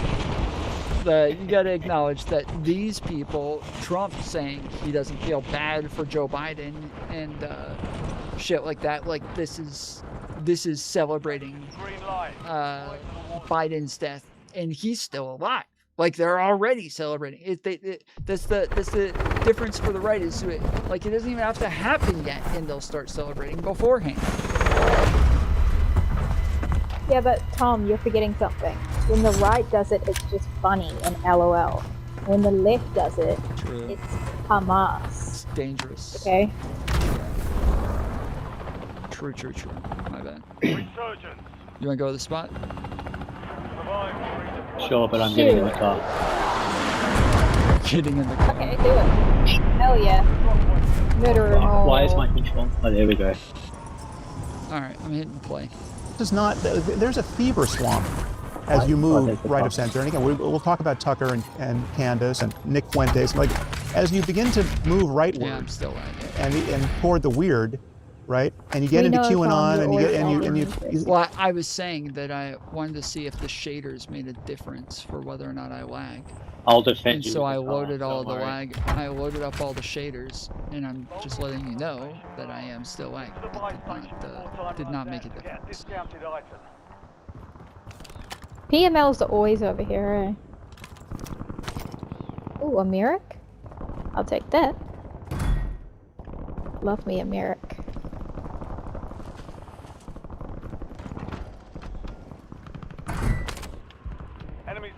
Alright, okay, I can see my gun now. See the guy I ran over now. Alright, I'm gonna go get my key. You start glad-handing all the anti-Semites and conspiracy theorists. Have you already taken the car? Very, very weird, very, very dark, yeah, and very, very well-armed in a way that isn't mirrored on the left. Oh my god, that's so funny, dude. And that's an important difference. I'm not worried about, yes, who's gonna, if you tell me that Louis Vuitton is being looted in Beverly Hills, I'm pretty sure I know who's doing it. Go. I'm not as worried about that. If you're a Triggernometry fan, you probably think before... Guy here. Hey, bitch. You're dead. My stream is going down. Yay. He blew up my car. Shit, there's a guy up the stairs. Fuck. Nice. Get him. They got me. I'm just gonna resus. Oh shit, I'm coming. I'll get you. No. Okay, It's alright. alright. I'm about to lay down in the building, so. I'm getting the card. Okay. Now I've got to get a new car. That fucker blew up my car. What a piece of shit. Shit, coming. Oh, that was so close. I got him. Okay, sick. I I'm did going to not the see bike, it. right? Yeah, I gotta fix whatever the fuck is lagging the shit out of my stream. Bitch. Walk.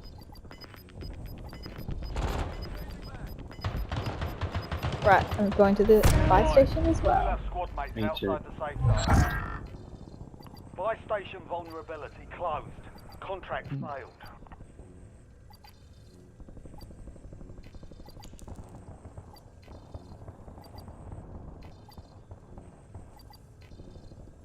Oh, we have a friend on our team. I didn't even notice that guy. Yeah, he hello, already friend. died earlier, I think. Okay. Probably got I think I distracted by fixed it. moving the car. Taking got the things guy at who face killed value. him, So why trust a mobile carrier that makes billions selling your data behind your back? Bring back. That answer is Cape, together. a premium Don't go too mobile far, carrier Mantis. built from the ground up to There's a protect guy. your privacy. Unlike the big providers, Cape doesn't ask for your name, address, or social Just get the security next number car when you that sign up. blew up They my other delete car. call metadata after just 60 days instead of storing it for years. someone's- And they never ever sell your data Coming because they down. don't collect it in the first place. Cape also goes further than any normal carrier. It protects you from SIM swaps, Oh, they landed voicemail again. hacks, and signaling Bye, attacks. hello. And with their unique Oh, system, shit. your account Gas. is locked by a He's dead, 24-word he's dead. I recovery don't know how phrase, he didn't just fucking like a die. crypto wallet, He just meaning jumped. only He, like- you can access or Well, you transfer didn't. your jumped on my number. car. That's Not the one- hackers, that's the not one where the scammers, survivor not even car Cape. jumped on the This car. is why Cape has already You been look like a vetted bot, by though. That's kinda cybersecurity crazy. leaders from OpenAI and CrowdStrike. It is trusted at the highest level. Yeah. Cape Stop offers moving. a $30 I first didn't month cash in my trial for card new yet. users. If this sounds like something you've Well, been looking for too and your slow. phone is carrier unlocked and eSIM Kill them compatible, all was- before give we it a get try. there. Trying to Like a fix trial the... month, Yeah. you can use our code There's a Trigger33 guy on the to roof, get there's a guy on the roof. 33% off your first 6 months with Cape. Alright, well, where's a buy station? Sam, and just for the people watching, and you said that this was a George Floyd moment for the right. You Okay, yeah, weren't by the saying control that center, Charlie we're in it Kirk now. and Fuck George you. Floyd are equivalent shit. as people. No, thank you for connecting that. Yeah. That would be helpful. Apologies for the people who are already typing.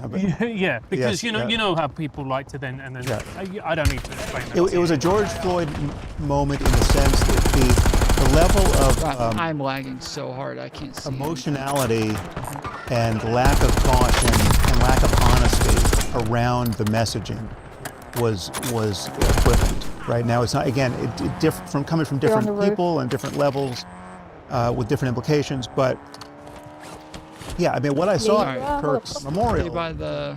some of it was fine, and some of it was actually beautiful and inspiring, and some of it was just a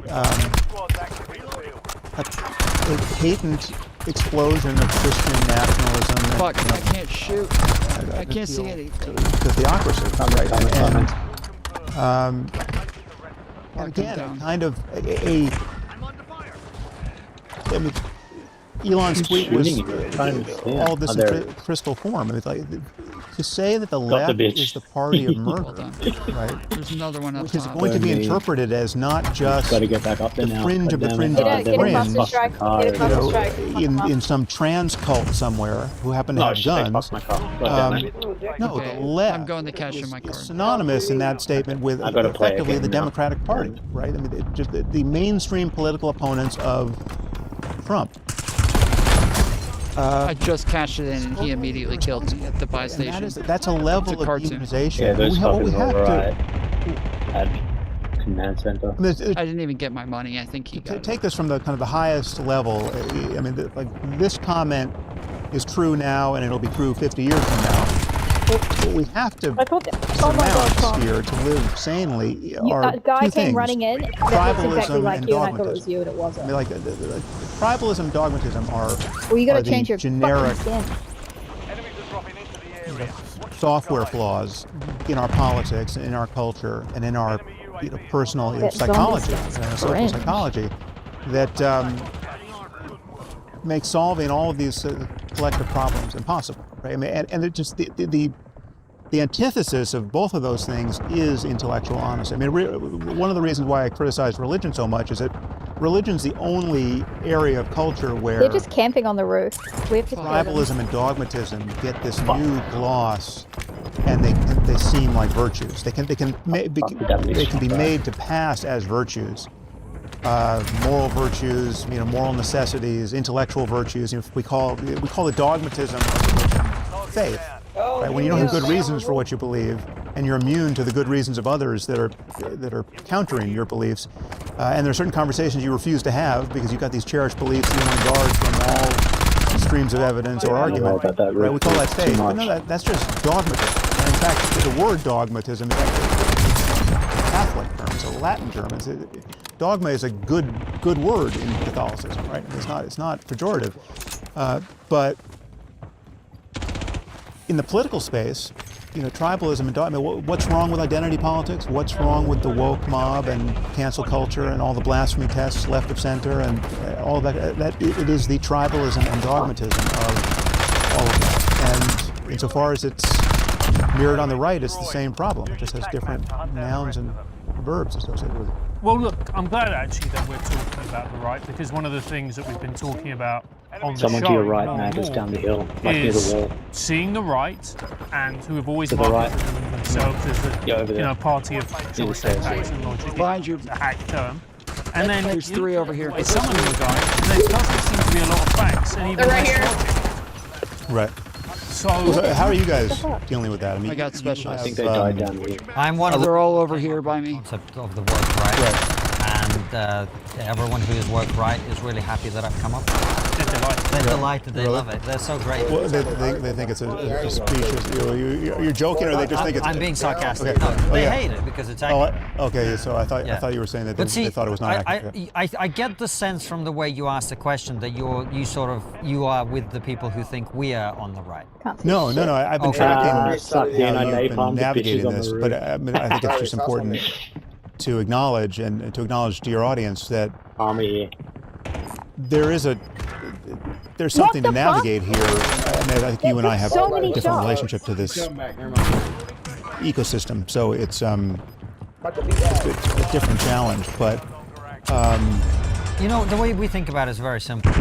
It's that I always forget his full title, the former Foreign Secretary, British Foreign Secretary. What's his name? Lord Palmerston. Palmer. Oh yeah, Lord Palmerston. Lord Palmerston. He said we have no permanent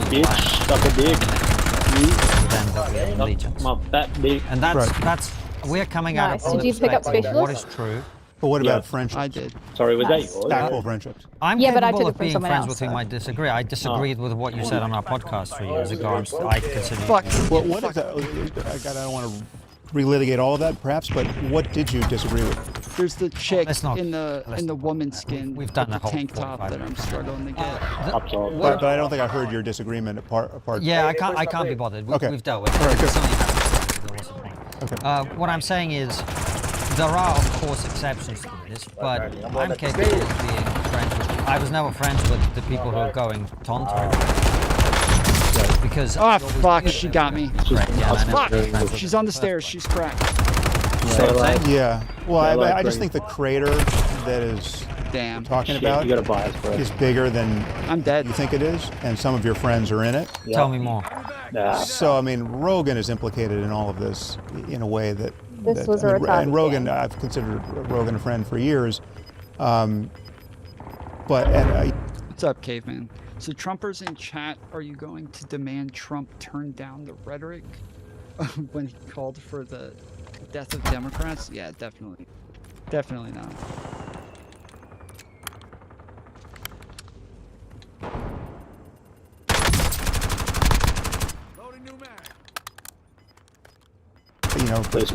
We're sort of out of touch now, and I think there's probably a reason for that. I mean, he's like, I think it's so cringe when you just stay upstairs. He has not answered my texts. I tried to give him some,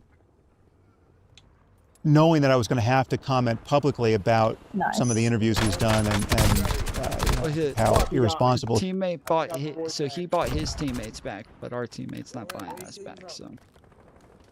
Well, give him he can't really go down there. He's watching. They're watching the crate. Yeah.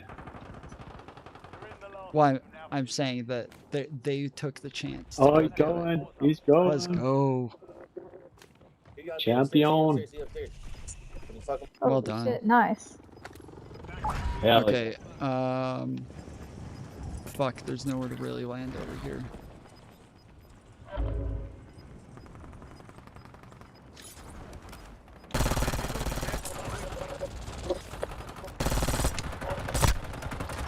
Oh shit.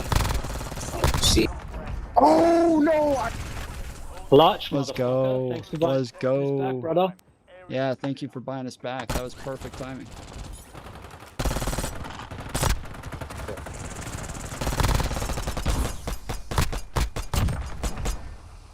Let's go.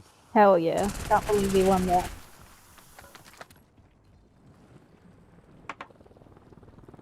Yeah, my bad.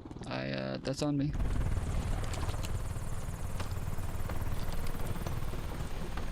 Yoink.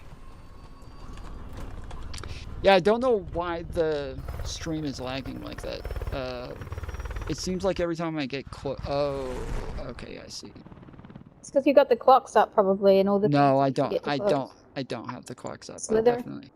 No, I closed all the games and everything, but there are a bunch of other like apps that open when I first start my computer that I do need to close. So there's like driver updaters and health management things.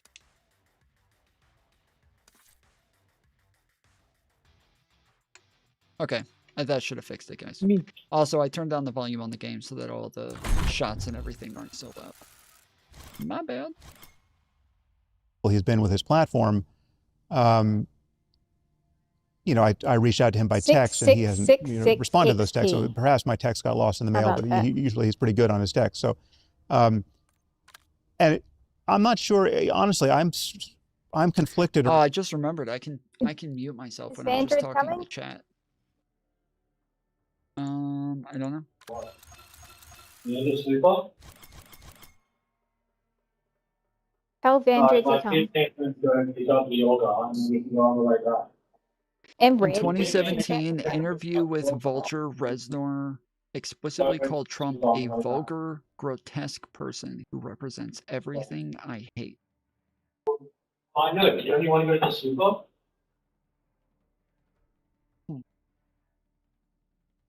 Way back from picking up yoga with the super. Pick up yoga. Are you playing again, Wasted? And go to this place. Alright, I'm just gonna hit play. Assume he's still playing. And tell Red and stuff to come. He said earlier he could only play one game and then he was getting off, but I'm talking about Red and Vandred. Yeah. Yeah. March.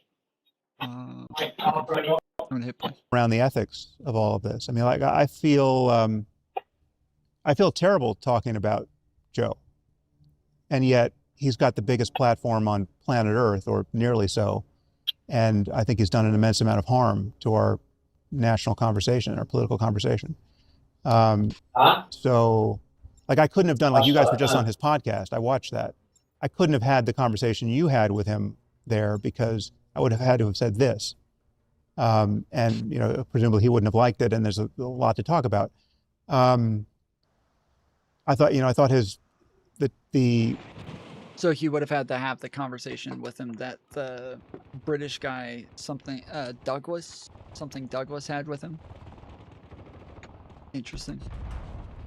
interview he had with Trump was incredibly consequential and incredibly irresponsible, right? I mean, like, he didn't ask a single difficult question of Trump and just helped midwife his lies. I mean, among which was the 2020 election was stolen lie, right? I mean, like that's a shattering lie for a former president to have told in our society, and to have half the society believe it. It's a perpetual invitation to violence. It gave us the violence of January 6th. Things could have been a lot worse, etc. Yay. If you have the biggest platform on earth, you can't just have the kind of conversation that Joe had with Trump, and then open the door to everyone else to have their version of that irresponsible conversation. So, I mean, many people think that this was the 2024 was the you podcast just invited election. me as well. I agree it was the podcast election, but what it was many people following Joe's lead in being completely irresponsible with how they used You always have things to do at night time. Stupid. their platform. Tell them to fuck off. And to be specific there, I'm not saying No, it should be fine. I'm supposed to go to some live show. Oh. That'll be fun. Yeah, I can't play tomorrow night. I'm gonna be at a concert. Ooh. You excited? What are you Not saying? really. Not really. Platinum. Get this motherfucker. Where are you guys? I'm in. Jesus Christ. Sorry. Lucky I picked up a gun. I'll leave these 2 chests here for you. Gold. Bye.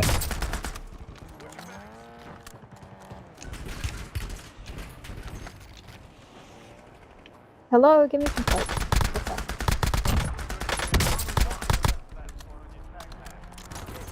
He's like 1 shot away from Downey. Okay, there we go. Did you get the other stuff that I left for you? No. Okay.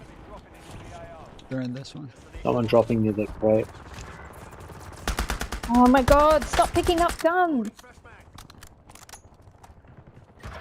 Holy shit. Fuck you, bitch.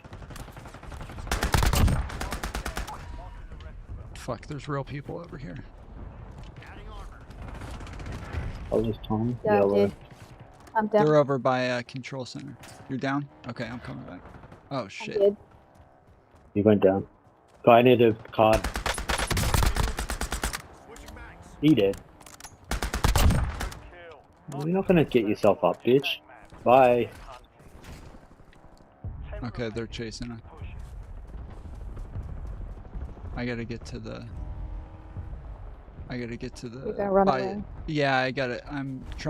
I have to cash in my platinum card. Last time I didn't get to, and they stole all my fucking money. I didn't even get to pick it up. No one gets to pick up a card when you're being attacked by 4 people. Get your satchel. I got the other armor, you get it. There's the fucking real guy I was running from. That's him. Bitch. Fuck. Right when I got back up, he killed me. Fucking bitch. Right. Yeah, he was waiting. Bitch. You shouldn't talk to certain people. Joe can talk to anyone he wants to, right? By the big house. I think there are certain people you probably shouldn't talk to, but there are certain people, if you're going to talk to them, given that you have a big platform, and literally tens of millions of people in Joe's case, you have a responsibility to do more than just establish good vibes with them and make them seem normal, especially if they're not normal, and especially if they're trafficking in lies and half-truths that are going to delude a significant percentage of your audience, and that are deluding you as the host because you haven't done your homework. And so, I mean, his conversation with Daryl Cooper, completely irresponsible, right? I mean, we're living in a... I was wondering when he was going to bring that up. Daryl Cooper is a fake historian who's trafficking in David Irving's lies about the Holocaust, right? He bounces from Tucker's podcast to Joe's podcast. On those 2 podcasts alone, he gets a larger audience, perhaps than any real historian ever has had. Get the fuck out of there. In the history of history, right? I mean, it has to be over 50 million people who saw those 2 interviews combined. His Rogan episode didn't do very well. Yeah. Between Joe and Tucker... So, look, you got to separate Tucker from Joe. Completely different conversation. Well, it's not a completely different conversation. In fact, you could argue that Joe's was worse. I cracked a couple of them. Joe's happened after Tucker. There was a mess to clean up, which Joe, rather than clean up that mess, he basically, with his imprimatur as the host who knew everything about Daryl Cooper, who'd done all the homework and listened to 30 hours of Cooper's podcast, he could sign off. He could sign a blank check morally, assuring his audience that Cooper's a good guy, not an anti-Semite. All of this is good faith, and that the thing he just had said on Tucker, there's nothing wrong with it. It's all just a tempest in a teapot, and people are lying, besmirching him, and it's just libtard hysterics who are having a bad reaction over by the long building. the truth getting more out over here on some level. And he's done it with RFK Down Jr. He's below. done it with all kinds of maniacs, right? These are people who are, in many cases, liars.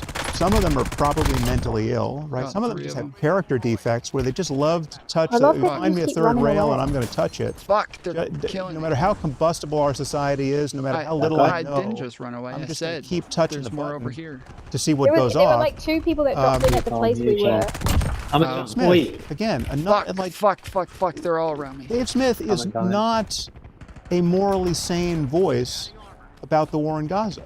Right now, he is the person he is because of what Joe has made him. Right, and that debate with Douglas, you know, I've commented on with Douglas about what I thought went wrong there, but all of this has created immense harm in our culture. Right there. Right, we're all in the business of building culture.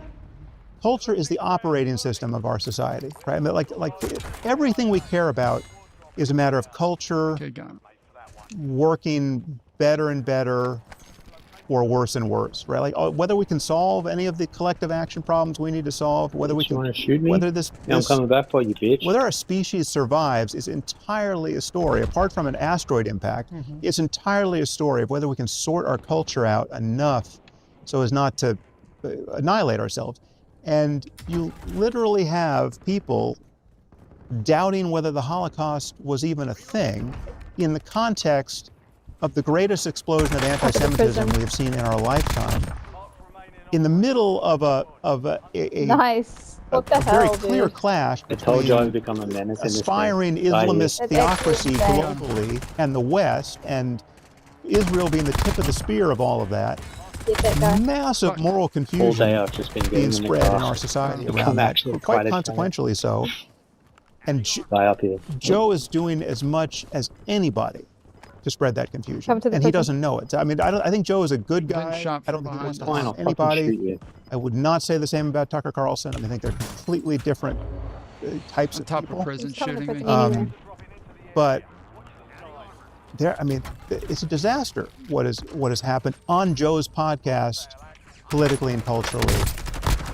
Yeah, he's done thousands of podcasts. Is someone coming in? Thousands of them are great, right? But there are, but his approach to this, No, it's not. he's taken absolutely no responsibility nice. as a journalist or as an intellectual or as a historian or as a scientist, because he doesn't view himself as a journalist or an intellectual or historian, as a scientist.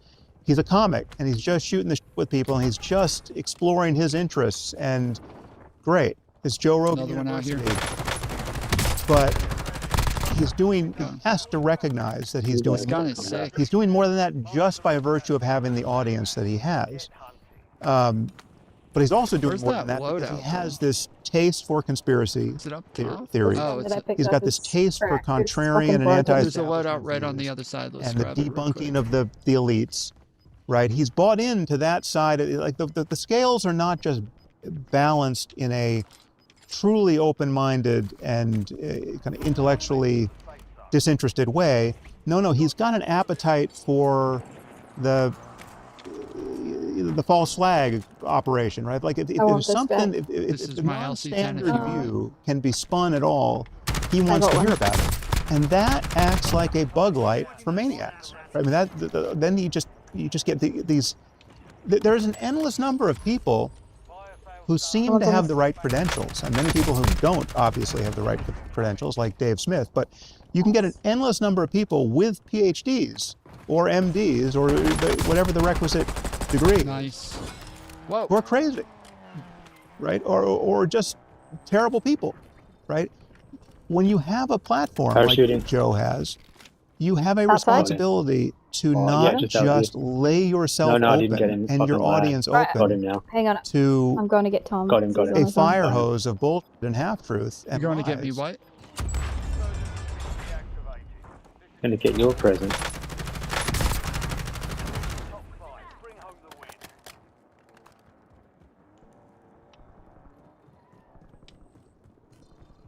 You wanted me to come back over here, or what?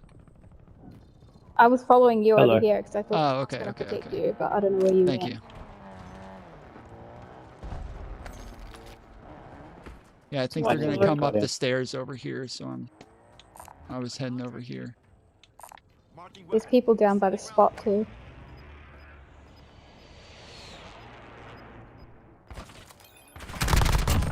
I'm flipped. God Killed. damn it, I flipped my car. Bro, this gun is fucking God damn it, I flipped it. This is the guy who killed all of us. He killed us with this fucking gun. And I've just been rocking everybody ever since.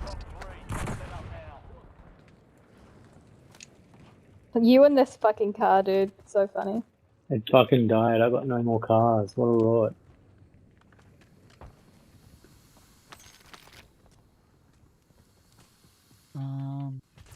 Oh, someone's shooting over here. 3 teams, 12 people. Fuck, I'm down. I'm down. I'm down. I'm down. I'm down. There's 3 over here. Right there. Right next to you. Behind you, Mantis. I know.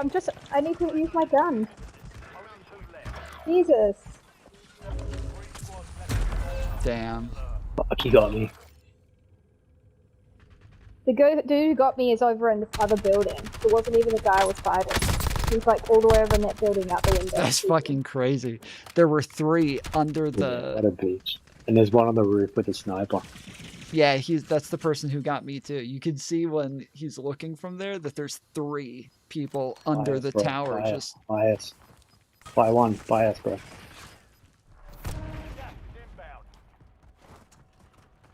I'll buy you guys if I get in. Good game. Straight to the cart to buy. Oh yeah, it's me. I'm coming. I'm coming. Yeah, I'm going straight to where we died. I need to get those fucking guns and shit back. Oh shit, he got all of us. I had money. Good job, man. Good job.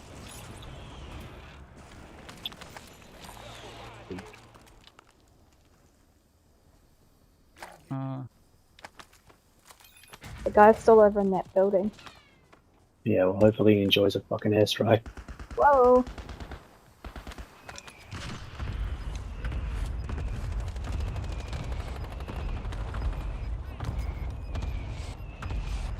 There's my LC-10. Oh, this is somebody else's LC-10. What is it? 4 versus 1. Who just popped that gas? Up top, near blue. I'm going. Hell Good yeah. game. Well done. Let's fucking go. Ladies and gentlemen. Hey, See you next time. Briggy. Oh wait, I thought this was how many kills I got. Briggy Smalls. Good job, Briggy. My hero. Isn't there Unfiltered. Chances are, if you're a Trigonometry fan, you understand the importance of free speech and privacy. Snoop Dogg tab on as well. Snoop Dogg. I have one Detective K. You could say, look, you know, some of these ideas, isn't there also a way... Case with the ARB phone. Okay, but isn't there also a way that you could say, look, you know, some of these ideas are going to be bullshit, some of them are half-true, some are going to be highly controversial, which in a few years' time you look at in the... Later, dudes. Later. Hey, Briggy, we'll send you an invite to our party. We gotta back out. I think we have more coming.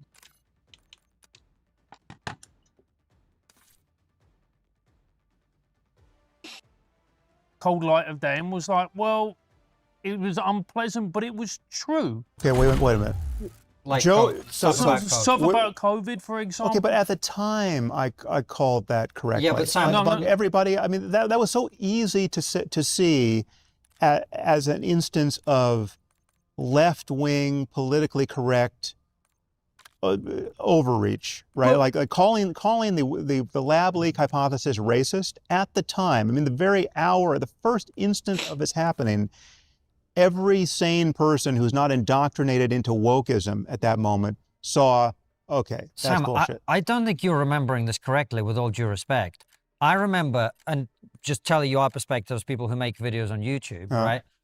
That we were having conversations about, are we allowed to have this particular discussion about COVID or masks or vaccines or whatever? Okay, that's a bigger conversation. And the Wuhan thing, because if you'd said that that was the case at the time, you were not allowed to say it, YouTube would literally nuke your YouTube channel, right?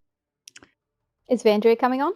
I don't know. He said earlier, Tom hates fun. Tom hates me. Van, Are you coming, motherfucker?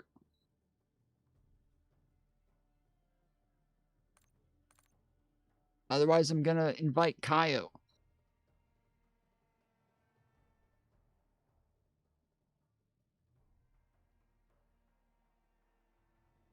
Said bite me. Okay. All right. Your Van Dread is gay. He likes penis. That's what that means. True.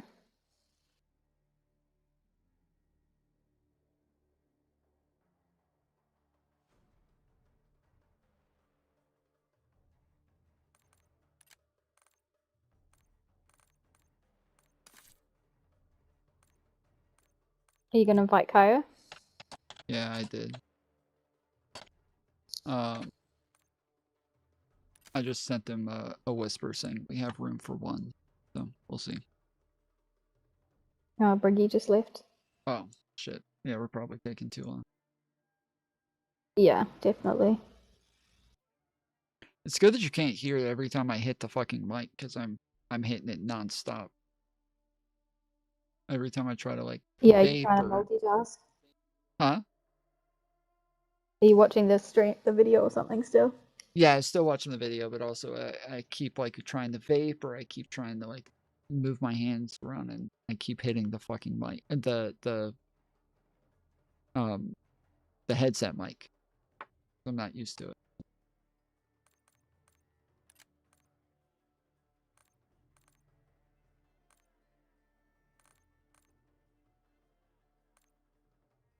Okay.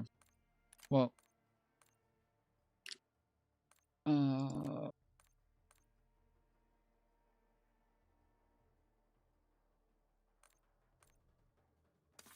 I guess we'll just play with the two of us if Van Dread's still gay. And he still likes penis.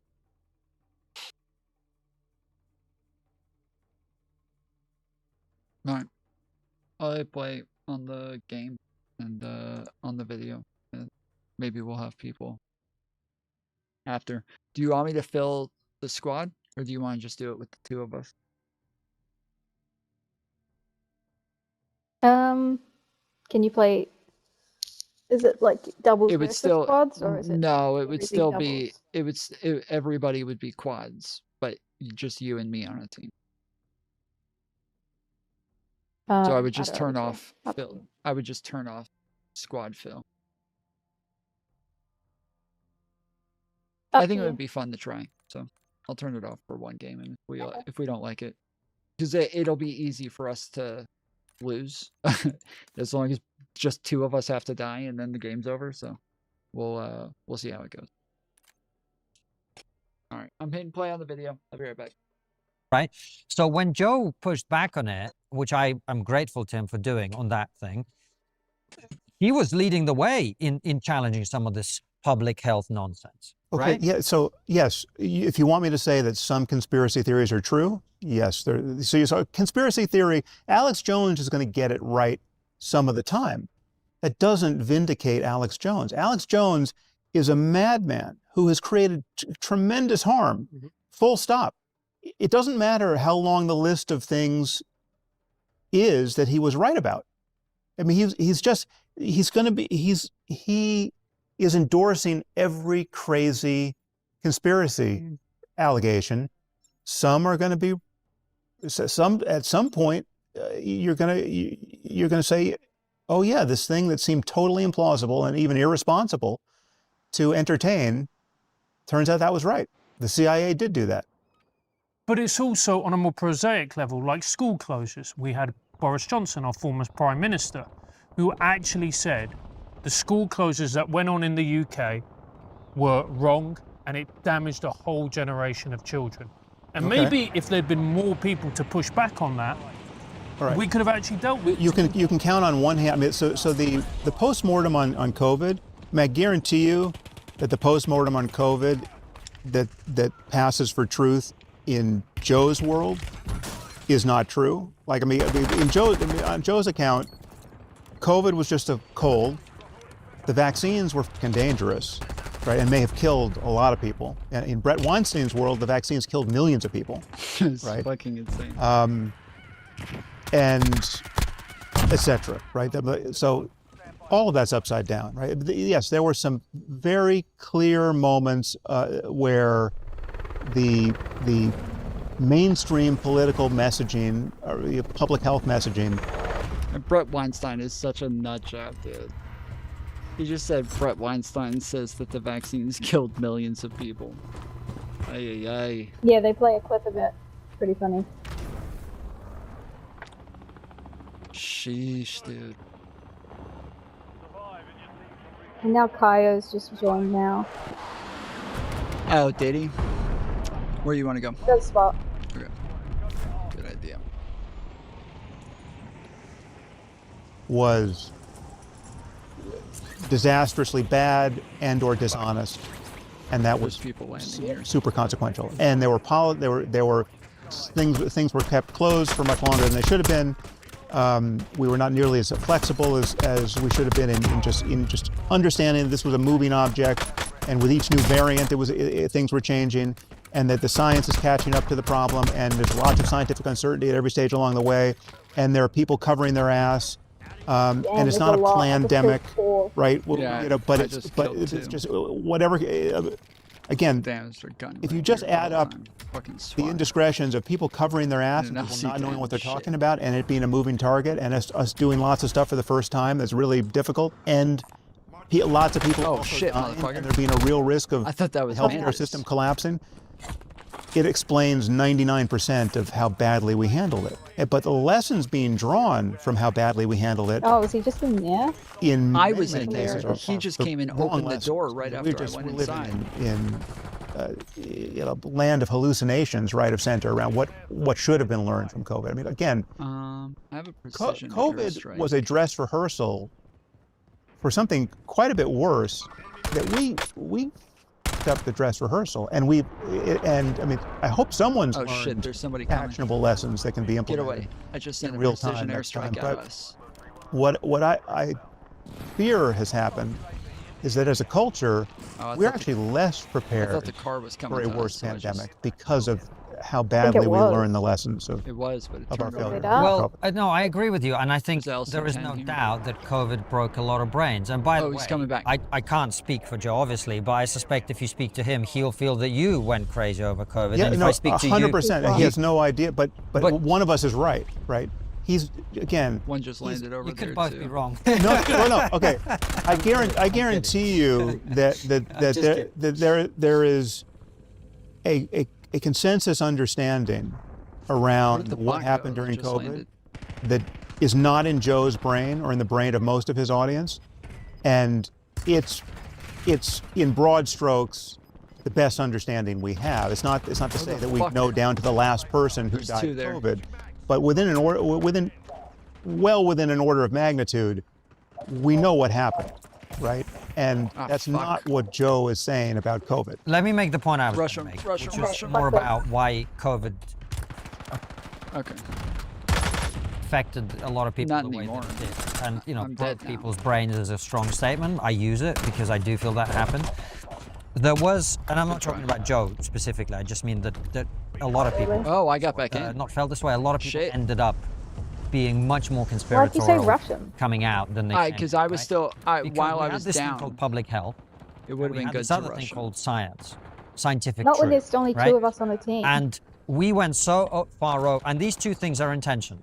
Because if you're trying to communicate nuanced, complicated, ultimately unverifiable scientific theories or hypotheses to a public with an average IQ who are in panic and fear, scared for their lives, they're being fed all kinds of crazy stuff in the media.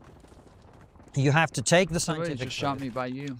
And you have to, this is best case scenario, this is why people being corrupt without actually having funded the lab in China, all of this other stuff, right? Just in a perfect world. And you have to condense that complex scientific truth into public health messaging. Which is a political process. And that process ended up sniper going people so that killed far us over just a to second public ago. health. There's like And then maybe you a add on bot top over of there. at other best. things that happened, cover-ups of certain things that we now know to be true, or as best we can, like where COVID came from, etc. That a lot of people went, well, this thing you told me in the interest of public health was actually just you lying, right? Because it turned out not to be true.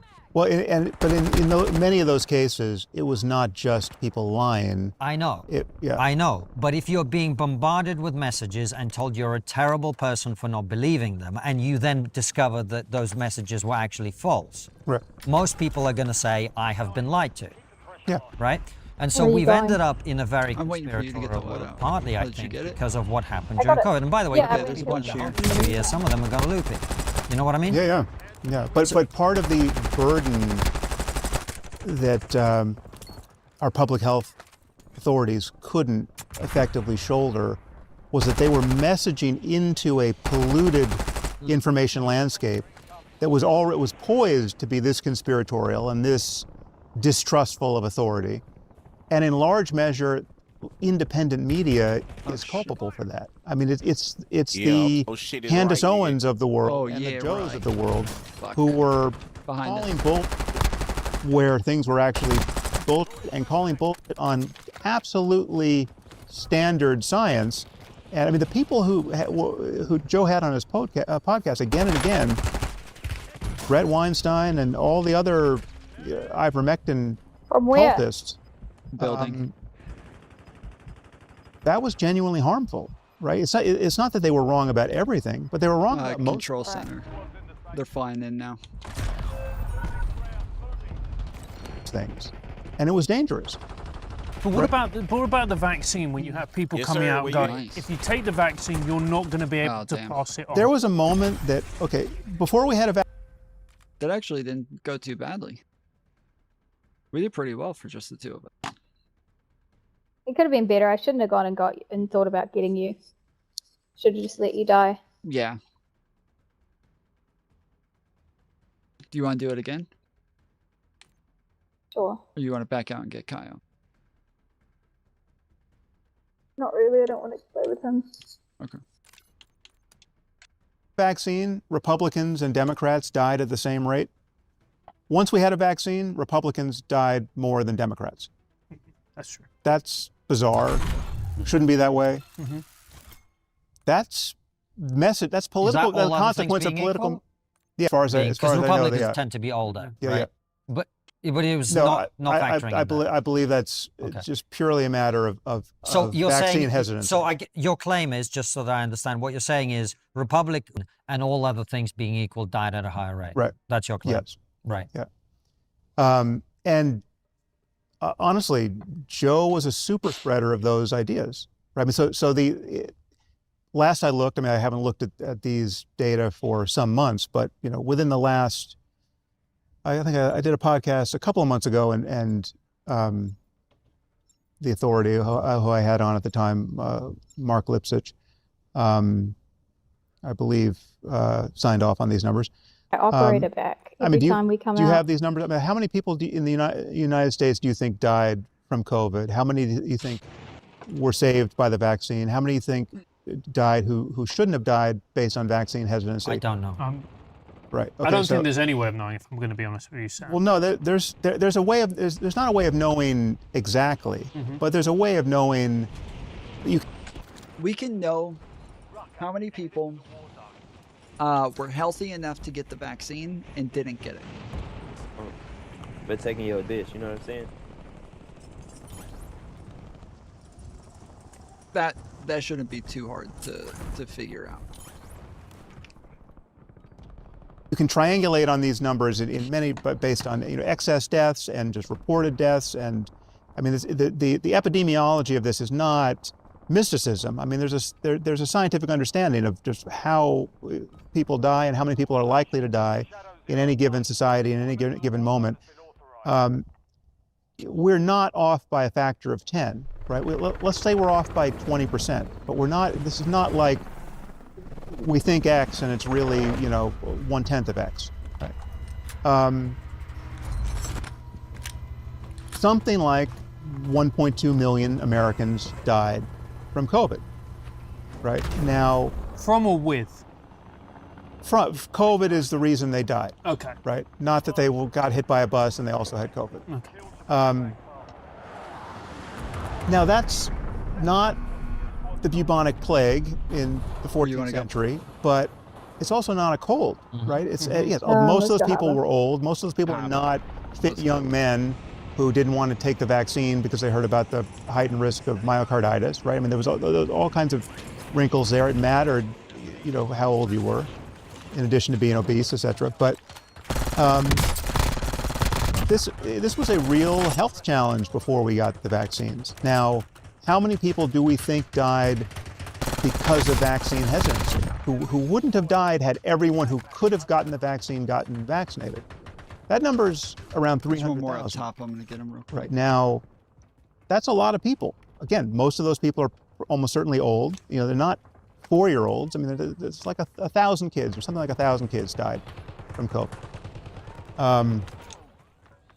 But 300,000 people, it used to be a lot of people. Now, like in That's a huge number. Yeah, but so. Did you get them? Yeah, she's the compact. So what did it mean to have Stronger the than I world's largest podcast basically endlessly messaging against the vaccine? I mean, Joe can say he's not anti-vax, but the primary message around the COVID vaccine and COVID itself, coming from his podcast and coming from the so-called experts he had on, was that the vaccines are fucking dangerous, man. Vaccines, again, Brett Weinstein told us that the vaccine is likely to kill something like 17 million people. Right? I'm down. I saw a credible estimate of something like 17 million. Okay, I got it. That's globally from this technology. So 17 million. Someone else. Yeah, you have to pick me up this time. I'm down. Billion deaths from the COVID vax? I'm dead. Well, when you scale up to billions, it's not hard to reach a number like that with a technology that's dangerous. Someone's coming. Zero evidence of anything like that. Hurry up. That is a complete hallucination. Good job. So it was a problem that some of the biggest podcasts in the world, I mean, it's not just Joe, but Joe's was certainly among the biggest, had an appetite for this contrarian take on everything, such that get a load up. Yeah. Let's just stick a mic in front of RFK Jr. I mean, he might be president. Right, RFK, tell us what you already. think. Right? He is a confab. Yeah, I will follow you wherever you go. I will follow. Manipulation machine, right? It's some of it's lying, some of it's delusion, some of it's I don't know what is wrong with the person. But I get your point, Sam, and I think you make good. Like, look, in terms of, let me tell you what we said on Triggernometry about this, and it's relevant to the point. You want to give me your money? I said. You just took it. I don't remember. No, you have like $5,000. If I were elderly or overweight, I'd definitely take the vaccine. There was a loadout box in there, the red one. And given that I've had COVID twice, I probably have a lot of natural immunity, blah, blah, blah, blah, blah. And I kind of left it there. And it's ultimately up to you. Speak to your doctor. The most important thing is that you take professional advice on this. That's what we always said, right? And if you've got comorbidity. There's another one here. But if I were 75 years old and morbidly obese, I don't know if I want to do it here because the gas is about to come here. So I mean, just to give you a point of reference, that's my view of it as well. Like I haven't been vaccinated in years. I wasn't finished. I'm going to pop it right here. Okay. There's two and there's three. Oh, we had 2 boxes anyway. Somebody just opened the parachute.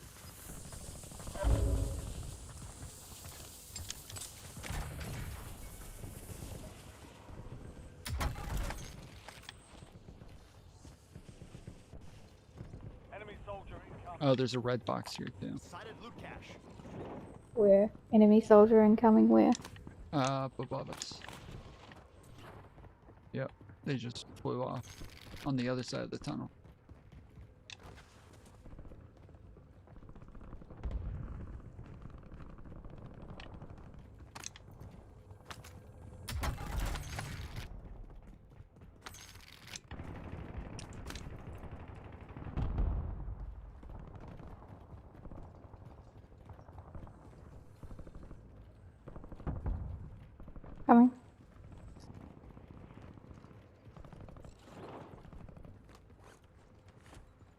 I got him. Oh, did you? Yeah. Okay. I just heard another one open. There it is.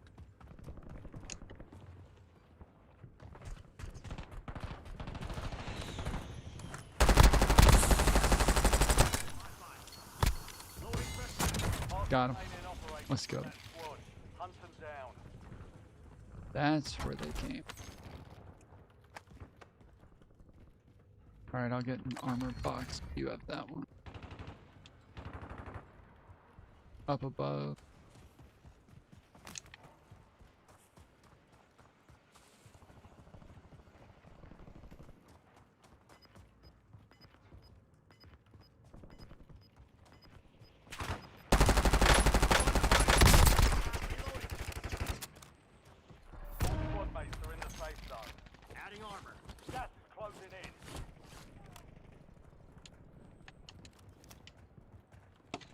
It's relevant, right? But what I also said is government tyranny that we experienced in relation to the pandemic was an outrage.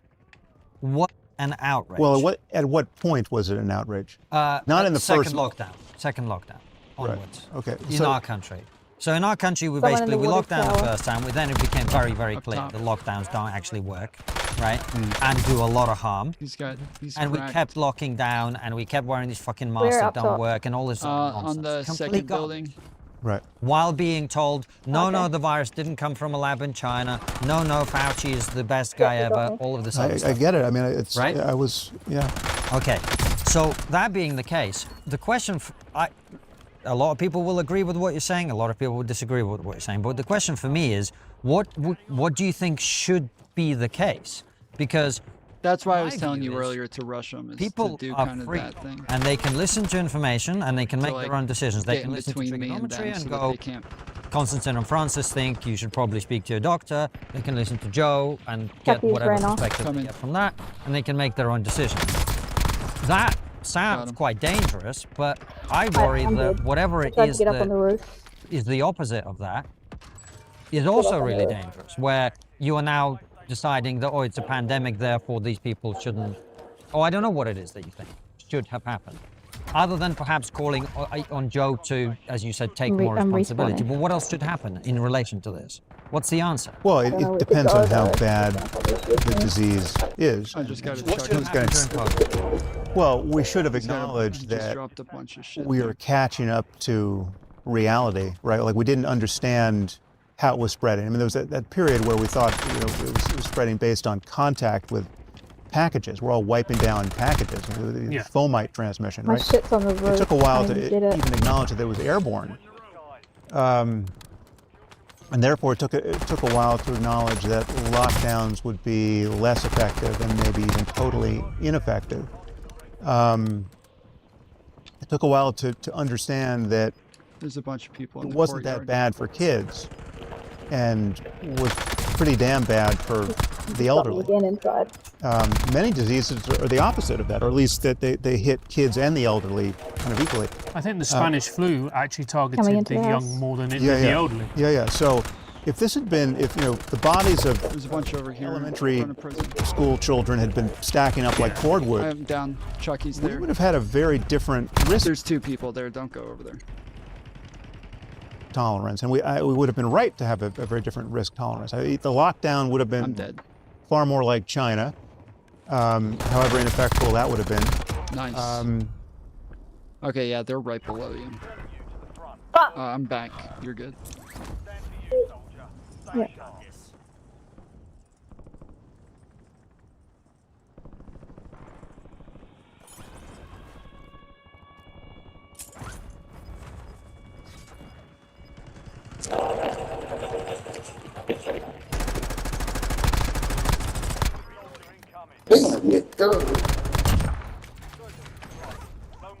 Nice.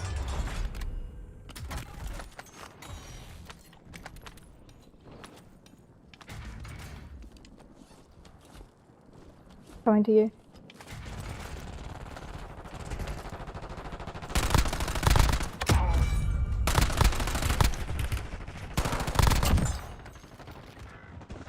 What? Oh, you're on your own.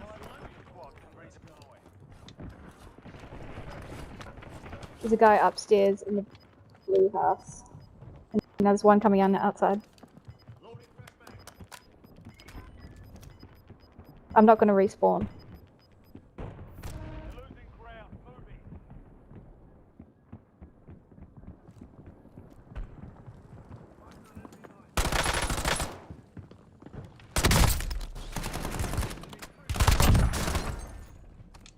Well done.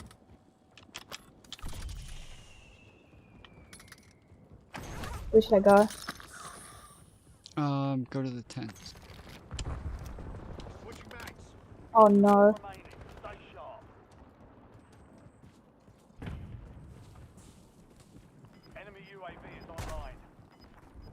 There's tons of people at the buy station over there. Yeah, I see him. Can't find a gun. Oh, fuck. Fuck, fuck, fuck. Oh, nice. Well done. I killed him. Yeah, I'm dead, but... Well done.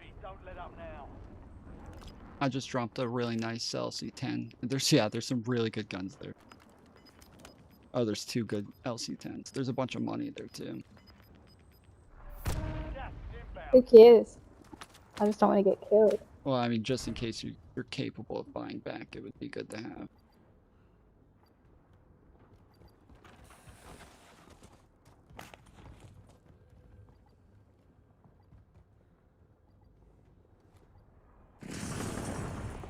Yeah, you saw him in the window? Yeah.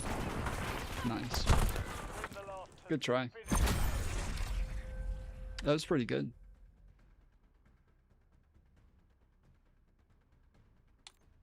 Do it again, or you want to fill the team this time? We should probably fill the team. We're never going to get far. Well, I mean, we made it to, I think we're the last 2 teams left, so we did pretty well. Yeah, it's actually pretty funny that happened.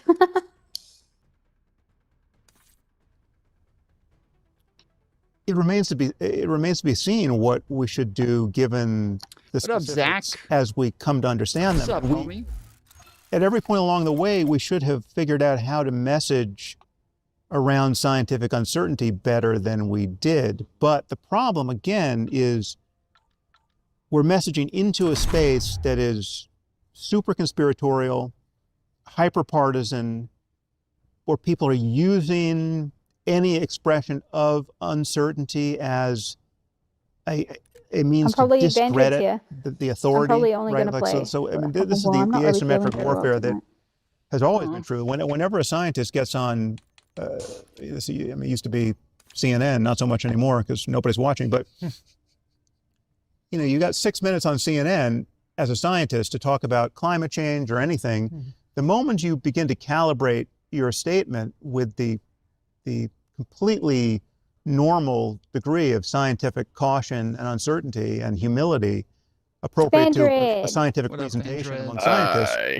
to the general public, it sounds like, oh, this guy, he could drive a truck through all the holes in this guy's account. I thought you were going to not right? Like, come just to be spiteful. even he's... Okay, so do we want to do... Oh, just kind of tired-ish. Do we want to do just the 3 of us, or we want to build a team?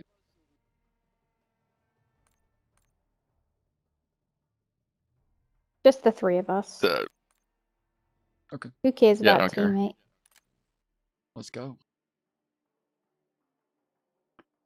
Just keep in mind, there's only 2 of us besides you, so if 2 die, just get the fuck out of there.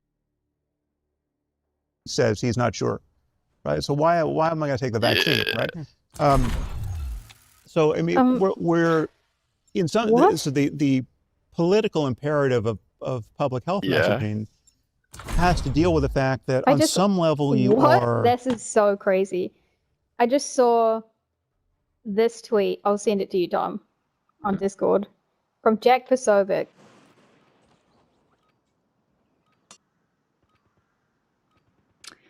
I X'd out of Discord on my computer, but I got it on my phone. Okay, you can. Well, it doesn't have to be right now. And he's like, people are saying that it's barbaric that they went in and arrested some kid working in a restaurant like this. They've got him in a headlock and stuff. And he's tweeted it out saying, you can see the knife in his hand, Doug. And you look at the photo, there's no, what is he fucking talking about? There's He's holding a in phone. one hand and nothing in the other hand. And everyone's telling him you should delete it because it's fucking not a knife. Well, there's something there, but you can't tell, like, what the fuck that is. Not a knife. Yeah, it's not like it doesn't look silver or anything. So yeah, there's no way you can call that a knife. Cheers, chat. Where is it at? Did you put it in general or just send it to Tom? I just sent it to, I'll send it to you on Discord. So yeah, so somebody, Doug Henwood, posted, ice in Charlotte, the guy in the headlock is a restaurant worker. Barbarians. And it shows 2 ICE agents pulling down a Latino guy while his face is all red. He looks like he's choking. One guy has him in a headlock, the other one's grabbing his hand. Looks like he's pulling something out of his hand. Let's go to the spot. Harbor. Oh, Harbor, okay. And then... That's his... Yeah, no, he's not holding anything. And then He's not Jack holding a knife. You can't see a Kosovic knife. said What you the can hell? I see just the landed knife on in the his knife. hand.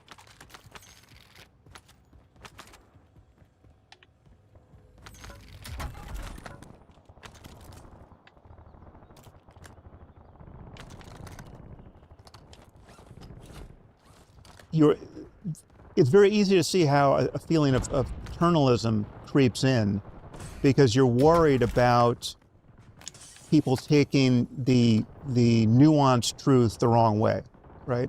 And that invites, again, this temptation should never be taken. Shout out to the camera guy. But it invites the prospect of a noble lie or a noble half-truth, right? Which again is a disaster, but it's easy to see how people get lured in that direction because they're talking to Candace Owens. I gotta get right? I mean, on some level, like when you look at what Candace herself was doing on Twitter around COVID, it was madness. Did you know that the biggest threat to your retirement is not something that's talked about often? The increased longevity got all 4 of them. Means Let's go. Like Fuck you, IRA, bitches. 401ks and TSPs may not suffice. If you have over $50,000 in your retirement account, get instant access to a free 2-minute report from Look at all these dead bodies. that reveals the one step you can take to secure your It's like financial one of those future. slow, Visit like, triggergold.com or text TRIGGER to 35052. Yeah, I can't remember. So I was watching a documentary on flat I think I'm Earthers, happy with my and at the end of it, they interviewed I like this the AVR scientist from 41 NASA, now. and they said, "Oh, you must find this funny." And Right, let's blah, go back blah, to blah. And she Vanguard. went, He's well, on his own over no, there. because what that tells me is that scientists Oh, aren't doing their ABR. jobs. If ABR is a we good gun. allow, but if conspiracies like flat Earth is allowed to propagate and people are talking about it, it's because we're not doing our jobs. We are flawed in our communication. Would you not say that is also an issue as well? Where the things are coming That from? the scientists aren't actually communicating effectively.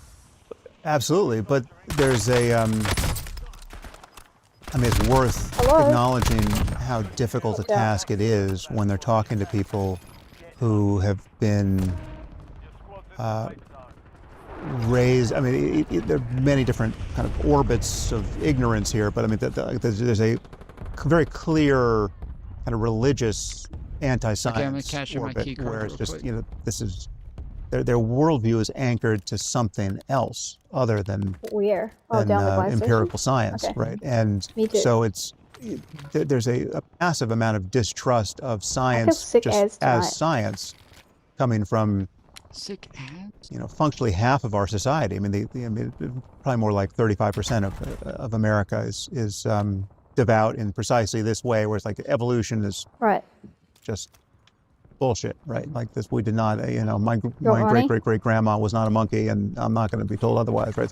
That's where the understanding of the relevant science stops. Oh shit. Why can't I pick this bunny up? And so, and then there's lots of and kind of anti-science cultishness around specifically things like vaccines. I mean, it was a perfect storm. You know, a pandemic is a kind of perfect storm because it taps into subculture. Specifically, the anti-vax subculture got weaponized during COVID in a way that was Loadout's down there. It might have been waiting for it, but it was quite effective. It was a little bit. I mean, it was just as effective, bizarrely effective, and I gotta go kill this guy first. Hysterical and destabilizing as the weaponization that we've seen around Gaza against Israel. It's like, how did Israel got attacked on October 7th by absolute barbarians, unambiguously so. I mean, the moral high ground could not be more clear. The very people who were raped and killed and tortured and kidnapped were the peaceniks one just landed there anyway, in so it's Israel, so right? Not the, not the ultra-Orthodox religious maniacs on the Jewish side, or the settlers, or anything. I mean, just the very people who are, you would think would do the most PR damage. Ooh, I got a lot more money. To the Hamas side of the story, and yet magically, this managed to weaponize the information landscape in such a way that wherever it wasn't already destroyed by the ambient level of anti-Semitism that exists in the world, Israel's reputation has been completely destroyed over the war in Gaza, just by having lost an There's a revive kit here. They also haven't helped themselves, Sam. No, they haven't even tried. No, they haven't. Number one. And number two, you have people like Smotrich and Ben-Gvir who've been in the cabinet going around and saying things that are quite frankly... Get the guy who just jumped in the water. But there's two of them. Yeah. Only two anyone can name. Yeah. And but that when you hold that up against the reality of religious fanaticism on the other side, it's just, we're not talking about. Well, I'm similar glad we're moving on to that issue, because you mentioned earlier that you don't think the ceasefire is likely to lead to peace in the Middle East. Am I retarded? Why? I just think it's too deep a problem. I mean, I think. I mean, one, Hamas is, agreeing to a ceasefire insofar as they are. I mean, now they're killing their fellow Palestinians, and strangely, there's not much complaint about that coming from Hollywood or any of the ceasefire people, left of center, who ostensibly are worried about Palestinians. But is it just me, or does Sam Harris say the word ostensibly a lot? I mean, they would agree to a ceasefire so as to regroup, to live to fight another day, right? I mean, they're not. Oh, you guys aren't. Not people who are going to be happily shopping in whatever mall that the Kushners and the Trumps and the Witkoffs build in Gaza City. Let's go. In a few short years, should all this work out. Okay. No, I mean, they're a death cult.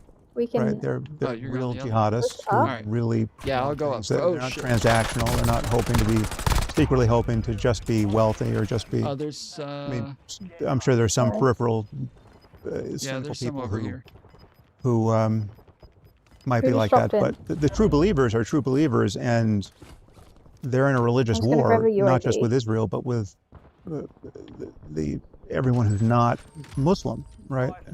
And even Muslims as well. Even Muslims who they consider to be top of the building, so apostates. And so when viewed from, I mean, this whole peace process is not credible from the point of view of real jihadists, right? It's like the people who are representing the other Arab interests. Did you get him? Oh no, here. Yeah. Okay. I mean, the crown prince of wherever is just another apostate who would be condemned by Al Qaeda or the Islamic State or Al Shabaab or there's another one landing. Any other organization, including Hamas. I'm not saying all jihadists are the same, but I don't know where that other guy the same in this regard, and they really are committed to a longer-term project of winning a religious war. But that's why the original Trump plan it imposed dismantlement and disarmament of Hamas as part of its terms. Now that hasn't transpired, but basically everyone in the region other than Iran and Hamas agrees that Hamas cannot be allowed to remain in power in Gaza.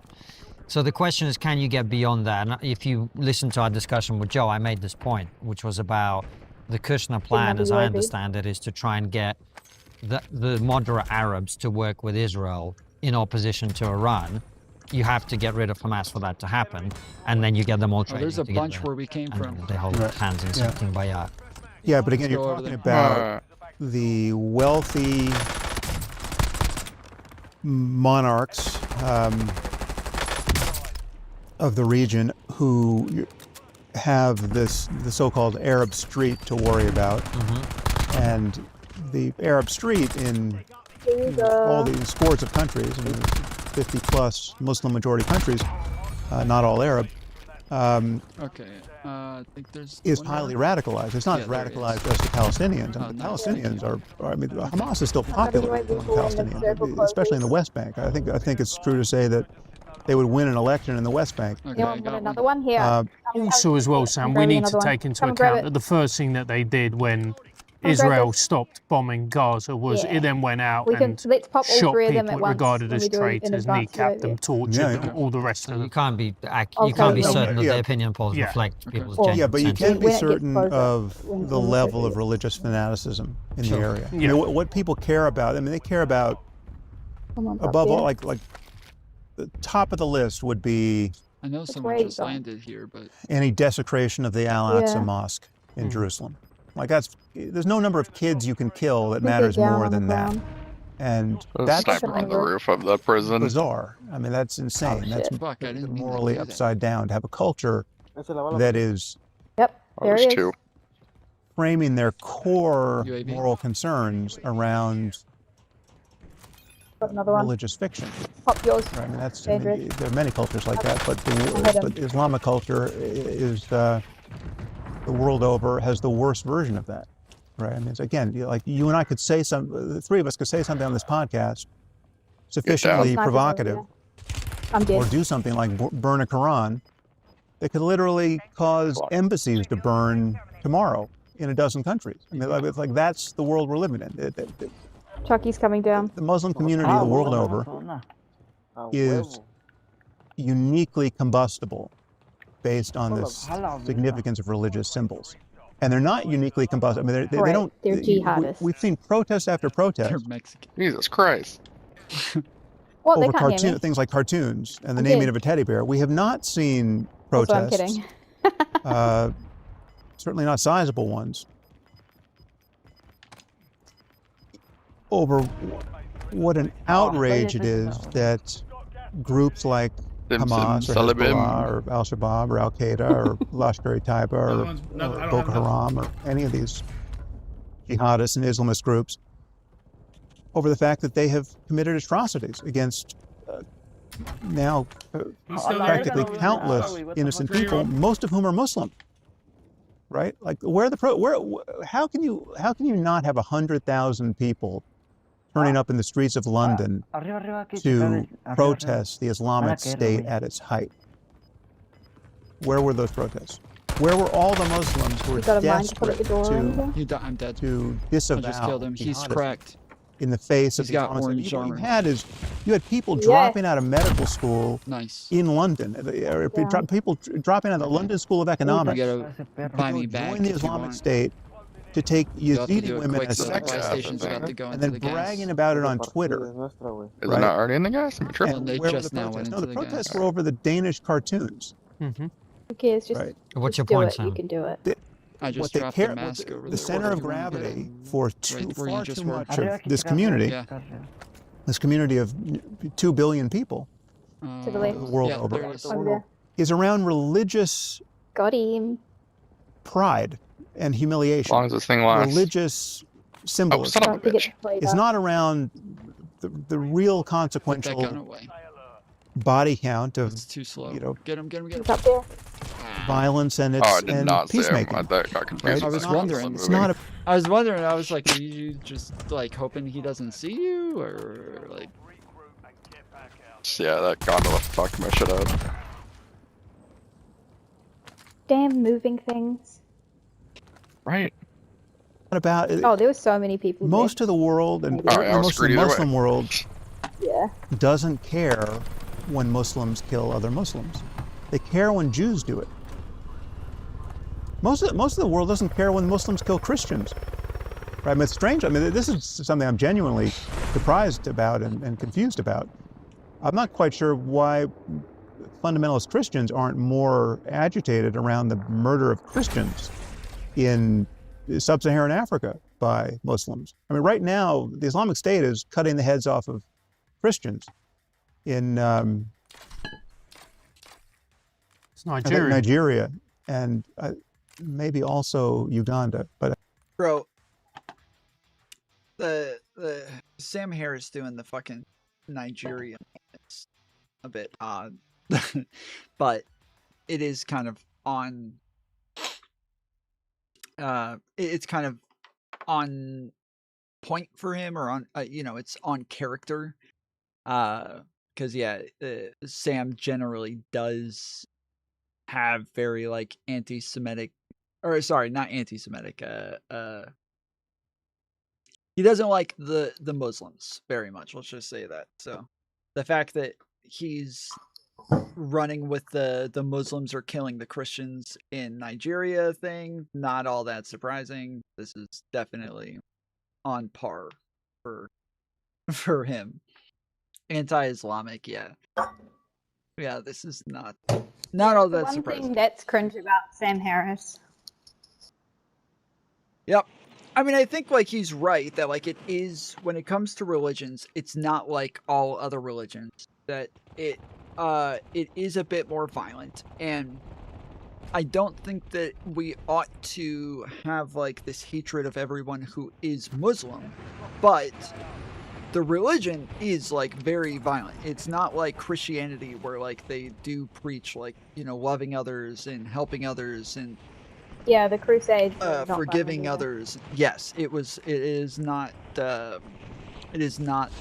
like other religions in that way. And so but even on top of that, like Judaism is brutal like that. Judaism is very like barbarian in the way that Islam is. They're both very barbarian in the same way. They're both very, like coming from very similar times and books and stuff like that. But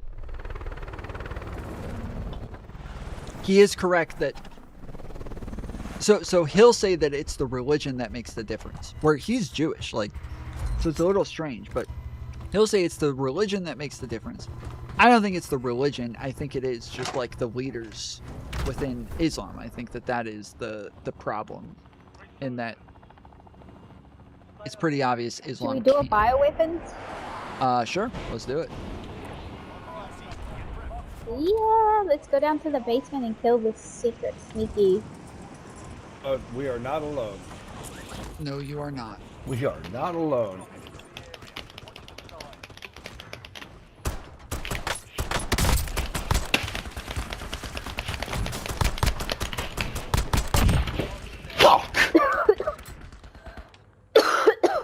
I'm down.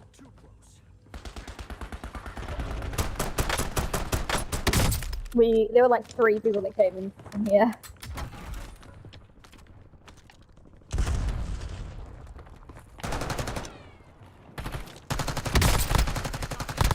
Yeah, I got a couple of. I wish you could land with something better than. Fuck! Shit. That motherfucker, dude. Damn it! I thought you were there with me, so I thought you were in that room, so I ran up there to help you, so that you weren't there alone. No, I told you I died. Oh, you died. Okay.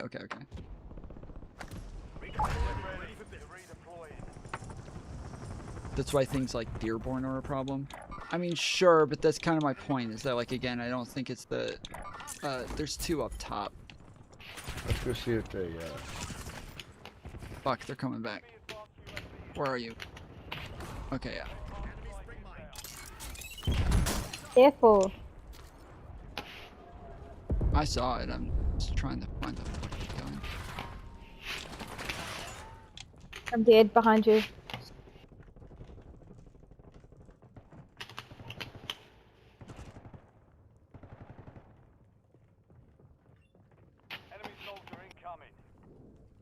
He's creeping down the stairs.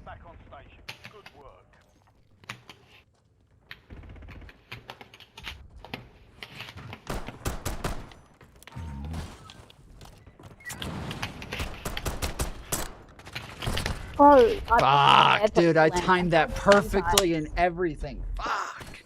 I threw the fucking C4, waited for him to run over it, and then blew it up while he was standing right on top of it, and still got me.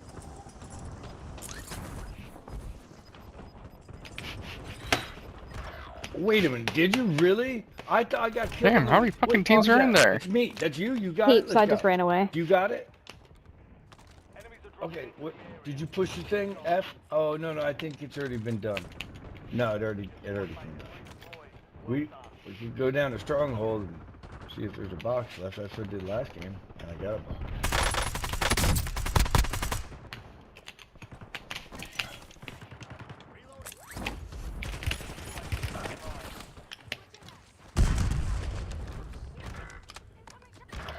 Fucking hella extra. Oof! Got him. Who got him?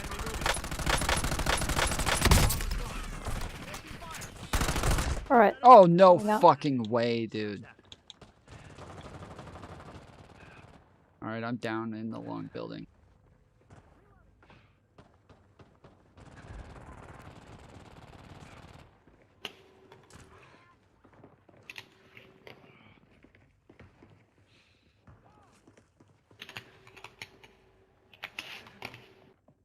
Shit. It's definitely Nigeria.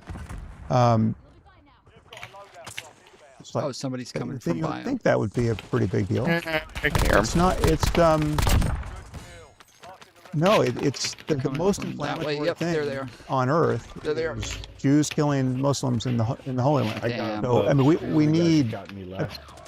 Yeah, I set a trap for them coming out in the fucking window, and as soon as it started clicking, I was like, oh shit.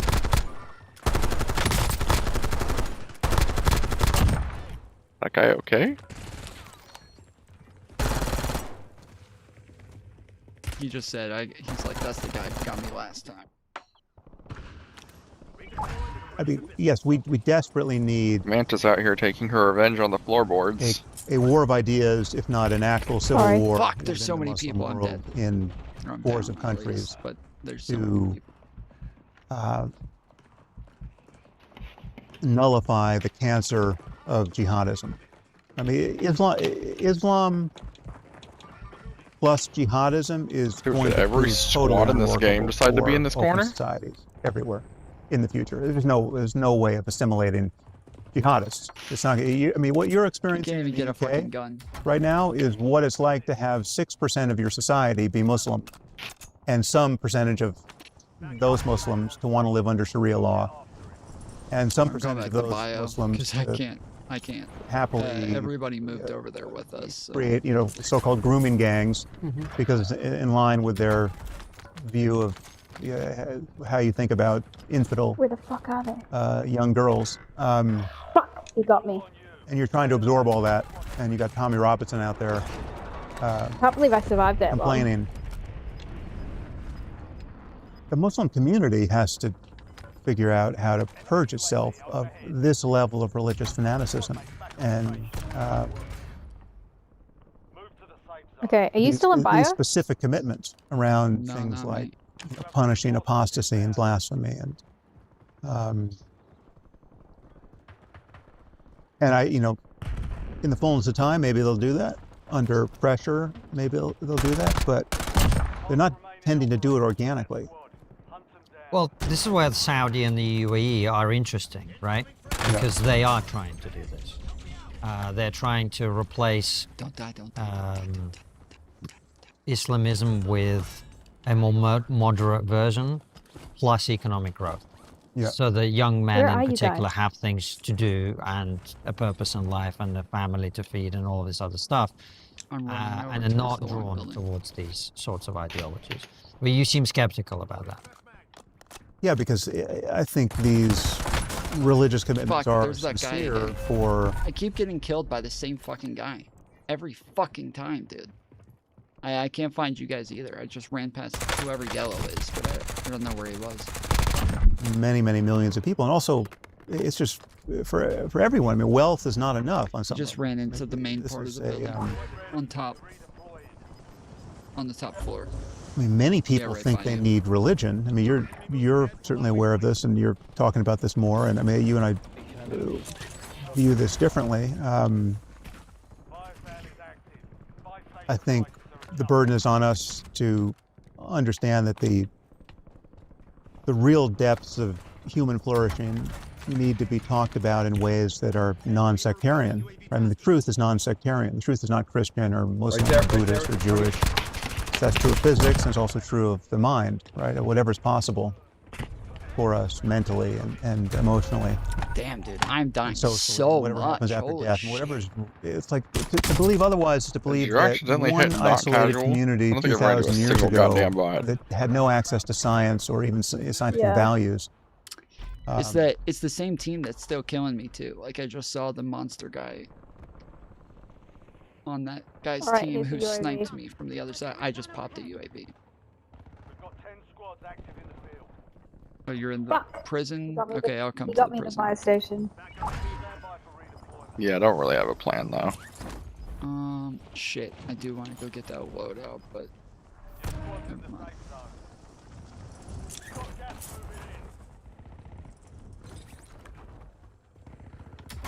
There's a guy down by the spot who just killed me. Yeah, I wanted to go to the fucking to the loadout over there, but Your squad mate is redeployed. Well done. Fire sales over. Adjusting prices.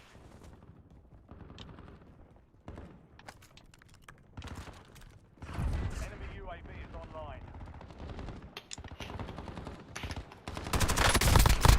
Target down. Marking the rest.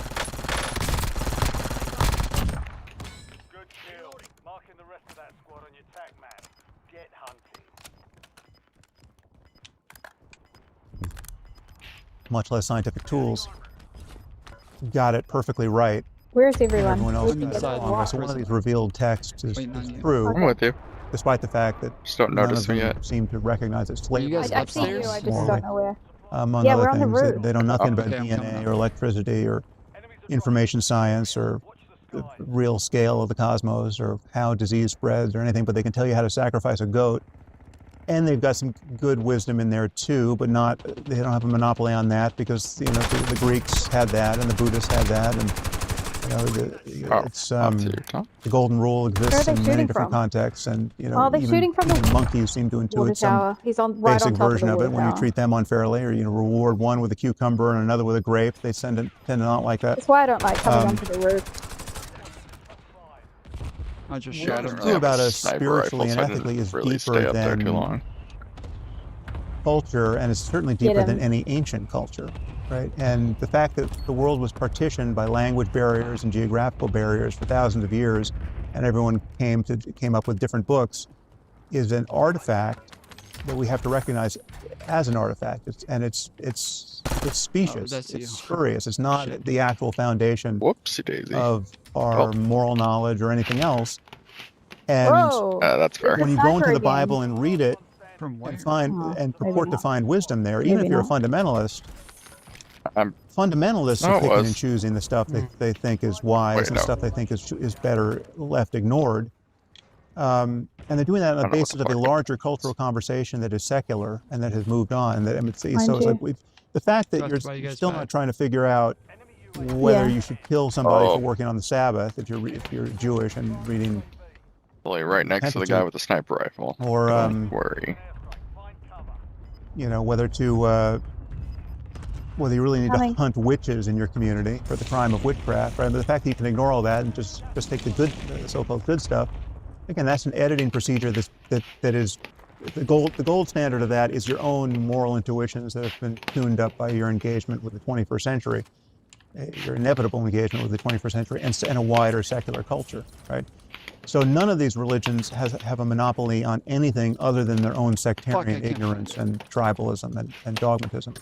Oh, I don't have money. And all of that Shit. is best disavowed. And we can have a real conversation about Just have fun. what is truly transcultural Even you. and deeper. Oh, I'm out of And what? Never the mind, art- I died real quick. I was out of money, or I was out of ammo. You didn't reload? No, no ammo. no ammo. It was completely out. Oh, you're just out? Yeah, I just pointed at him and nothing came out. I had that problem too. That I went 8 and 7. Oh, in the game. Oh, my bad. Sorry. 8 and You're wearing 7. slippers. Oh, I know. I love my little slippies. We probably shouldn't have landed at bioweapons. It was a rough place to land. It was fun. That was fucking rough. Though. Yeah, it was fun. I'll back out and let us fill team this time. Facts of whatever grandma had in her bag before we knew anything about biology or the I'm human probably just brain gonna play one more. etc. But most of the world doesn't see it that way. Not feeling well. Most of the world is mightily attached to whatever they got at mother's knee about the unique sanctity of a specific book and what happens after death and around it. And in the case of Islam, give me a second. I gotta. You're talking about a much wider culture that has been insulated from modernity to a remarkable degree and has not had the same kinds of collisions with rationality or science or secular politics. And so on some level, it's like we're dealing with the Christians of the 14th century in many, many places, and even on the streets of London. Sam, it's been an absolute pleasure as always having you on the show. The final question is always the same. What's the one thing we're not talking about that we really should be? Before Sam answers the final question, at the end of the interview, make sure you head to triggerpod.co.uk where he will answer I'm your seeing questions. the Philharmonic Presidential Orchestra nominees here for play the 2028. Avatar Who would you like them to be? And soundtrack. Oh, yeah, the Like, James Horner one? actually Yeah, be yeah. chosen? Jelly. Yep. I'm very curious to know who his top... Wait, I thought putting a stock on your gun made the mobility go up, but it makes it go down? It's on the stock. Heavy stocks, yeah.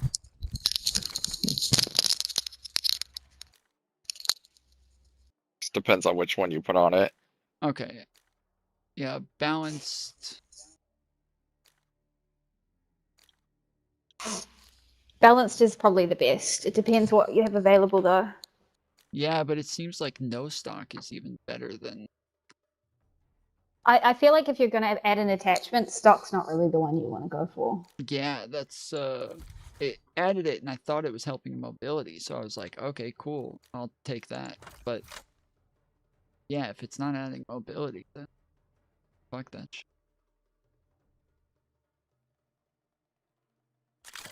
We could add light stocks will do hip fire movement, which is good for submachine guns. Oh wait, no stock is a stock. And that's what adds mobility. Okay. Alright, well yeah, I'll take that.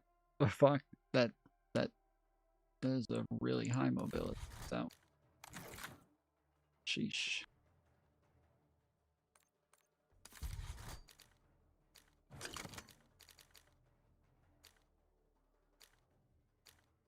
Oh yeah, it's probably good. So I didn't realize, yeah, most guns, if you take the stock attachment off, then it has a stock, just like a generic one. Whereas if you use no stock, that is an attachment that takes the stock off, that makes your gun just way lighter.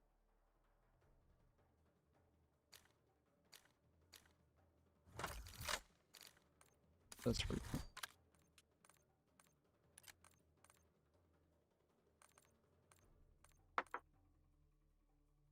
All right, and I've unlocked all the rectacles for the...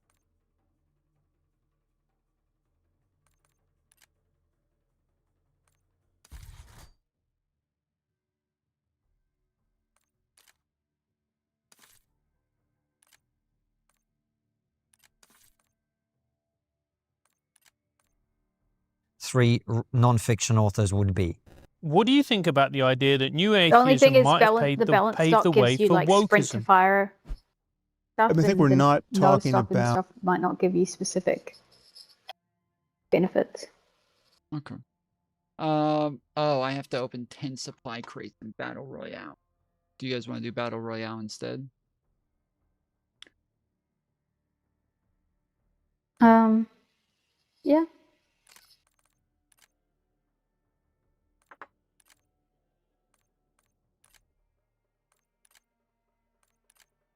about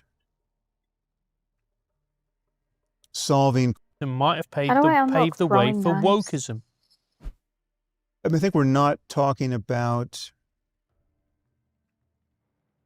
solving coordination problems that, by definition, are global in scale. Like, I mean, so much of what we've talked about so far represents a Can't see massive them anywhere. opportunity cost around the problems that really are huge that we can't even think about solving. It's like, we haven't talked about AI, right? So AI is a global phenomenon now.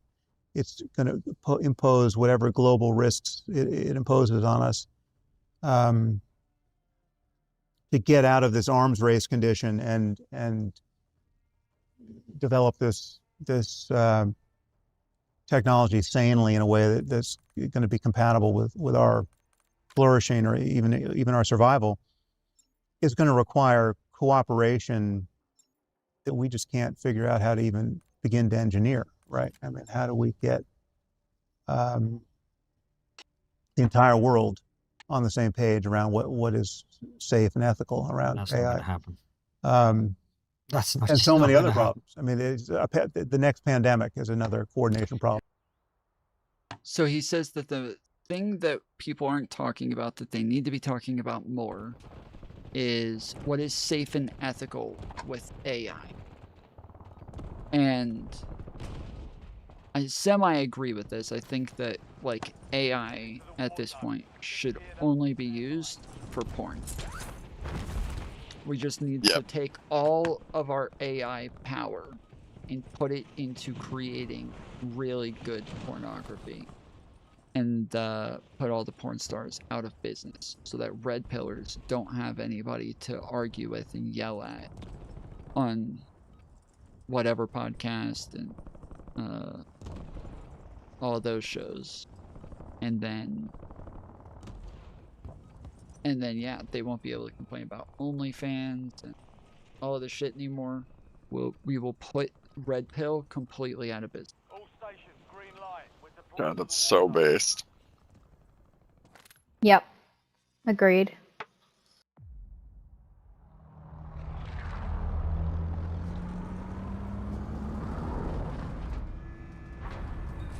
No more creating pictures of Tom with creepy legs sitting with horses. That's porn though. That was a masterpiece. Yeah. Are you saying you're not a leg guy? Because, you know, that might be a deal breaker. Apparently our teammate wants to go to the top of the tower. Top of the tower. I hate going there, but alright, let's go. Same, but whatever.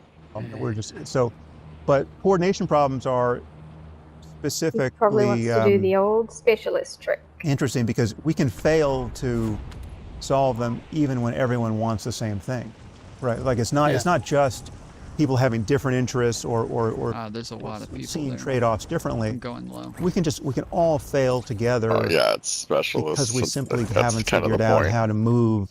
To draw people in one area. Even when everyone could be incentivized to do that, and everyone has the same basic interests. So. There you go, an uplifting message from Sam Harris to finish on. All right, head on over to Substack where we ask Sam your questions. Are you encouraged that a critical mass of the best new media platforms, including Triggernometry, is evolving beyond commentary into high-quality interview journalism and the kind of genuine shoe-leather reporting traditional media seems unable or unwilling to deliver?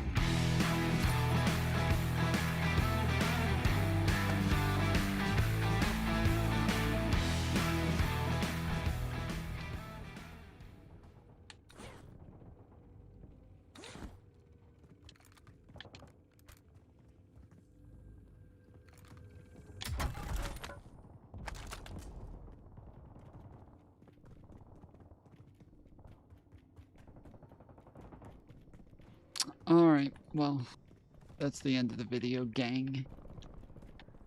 I'm gonna... What did we learn?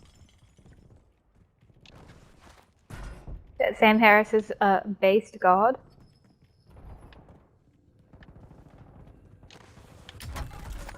That seems like a bit much, but I mean, he's a smart guy.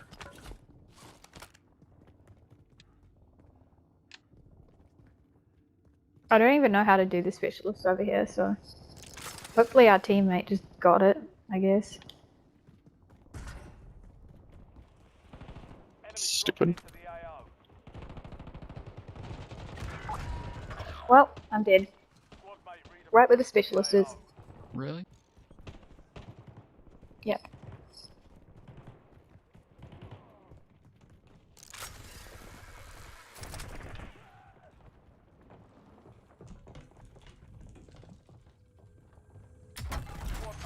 Whoops. They survive, they redeploy. This is Longbow 3-1, target acquired, strike inbound.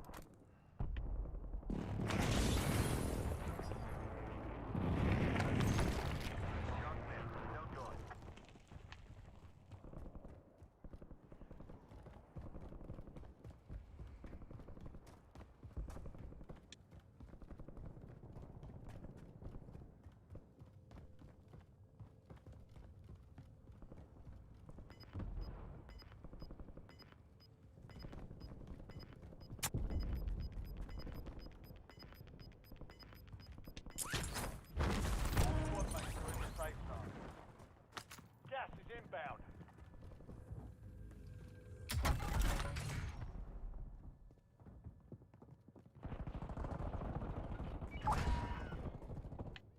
Your squad mate won the fight.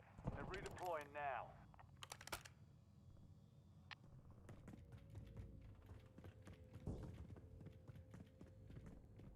Are you still on the tower?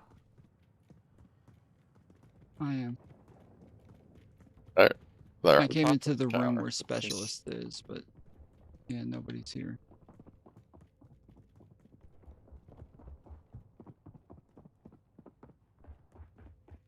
And I don't remember which room it's.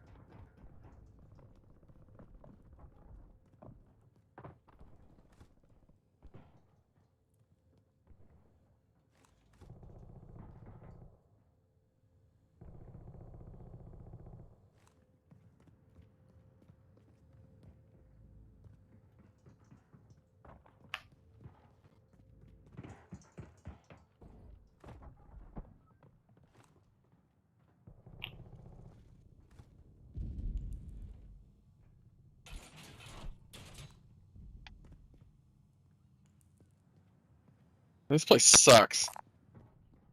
Are you serious? I remember you touching a button somewhere that opened up shit. And I don't know where the fucking button is. World War III over here. Okay, you guys ready to leave? Yeah, I just killed someone down here. It was scary. Yeah, I'm in the room where specialist is. I hear a bell ring, but I don't know what the fuck is going on. It's cool. I'll fight the entire tower. That's okay. Great. I hate our teammate. Not you guys, our teammate. Shit, For there's two wanting to people come on here. me. Enemies are dropping into the area. Watch the skies.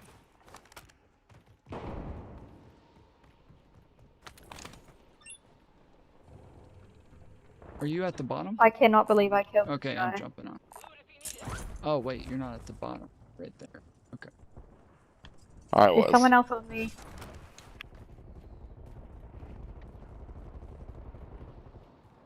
I was like 5 teams down there.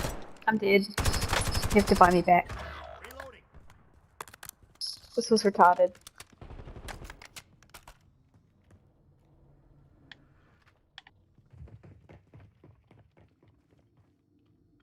That's what you get for picking up a dog shit gun that takes fucking 10 minutes to reload. Hey, it's good as long as you don't run out of ammo. Let's check out I our did. teammate. Let's see what he's up to. And he's sitting here doing nothing. Great. Okay. Yeah, you're gonna. Yeah. Okay. All right. Ceiling. All right.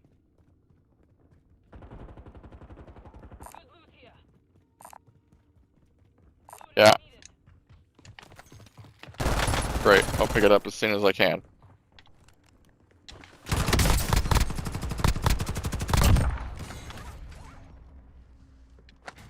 Watch out, there's somebody else.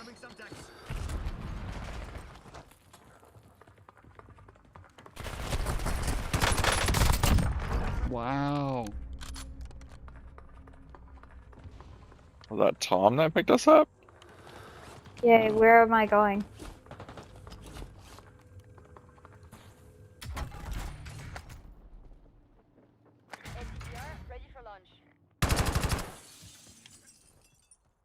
I just jumped out the fucking window. Okay. Where are you guys at?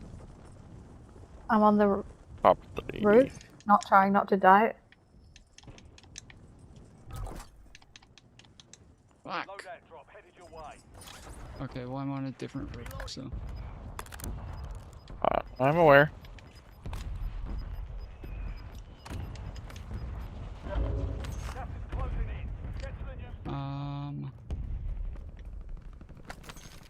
I think we're in the safe zone.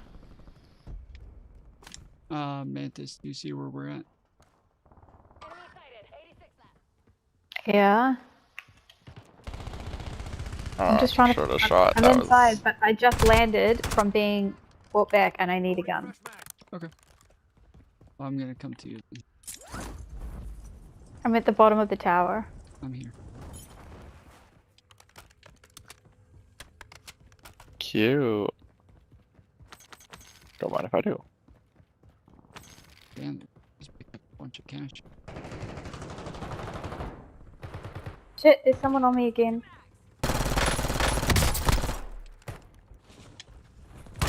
Did you hear that? Yep. Yay. Gun here. Marking weapon. Adding armor.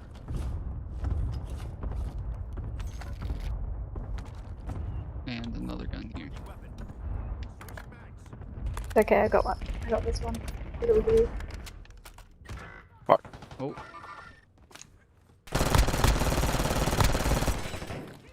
Saved your life. Thank God.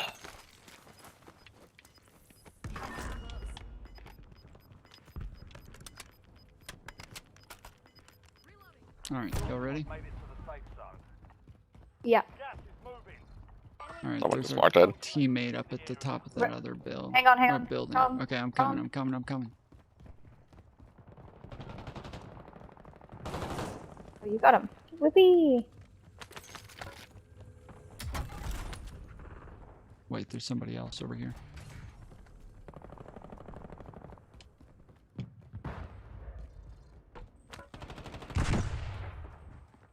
Coming up.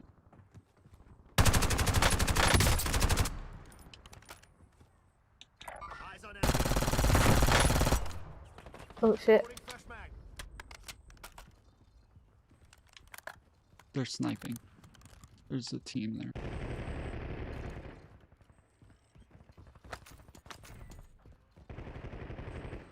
Finn Dread's getting shot at. Go back inside. Killed one guy. Nice. Well done. Mantis, get this pack. Yep, watch out. Care package available for delivery. LCR awaiting targeting data. FMB, danger close. Over. Okay, I put an airstrike out there, so they shouldn't be coming. Oh, they're there. Fuck. That's not that.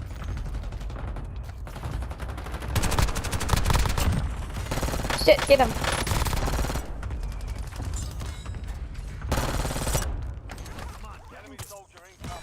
Wow, they just dropped a shitload of stuff. Let's go. Watch out, there's someone else coming. Laser is that now? Okay. What the fuck?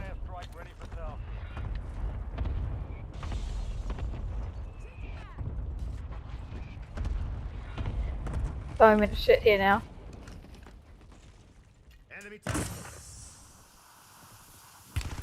Oh shit, behind us.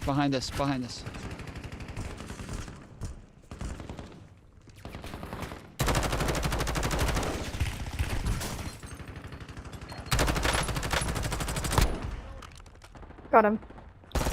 I got more over here. Okay. There's another one coming.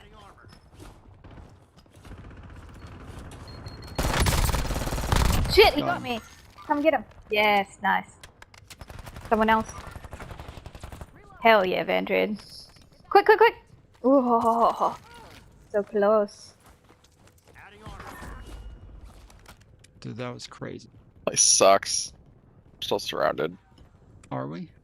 Oh yeah, we are. Gas mask. Oh, yeah. What? Okay.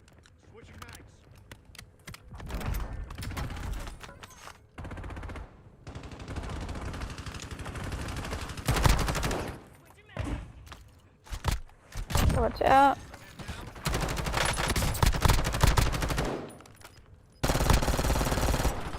Oh, the other door as well. There's another gas mask here. Yeah, there should be one there. Oh no, they went to the other door. Vandred. There's gas masks at like each door, so make sure you guys pick them up. Yeah, yeah, we've all... Yeah, I've got some. Other door again. 2 here.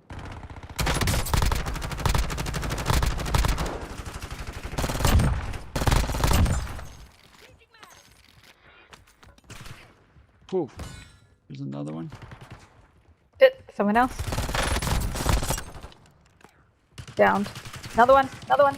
Shit, to my right. Fuck.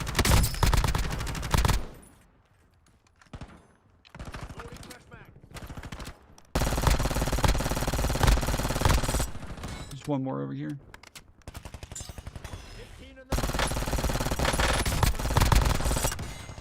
Oh, there's one more across the street.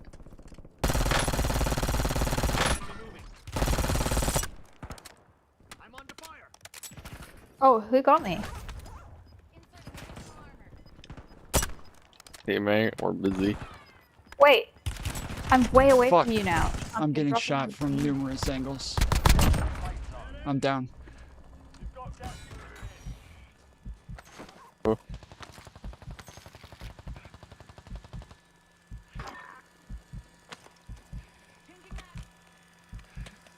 Stop moving! I'm just trying to get away from the guns. Gotta so you're go. able to pick me up. Thank you. Oh Shit, shit, run. gas. We gotta go. Gas is going. Shit, all these gas masks I couldn't because I just landed.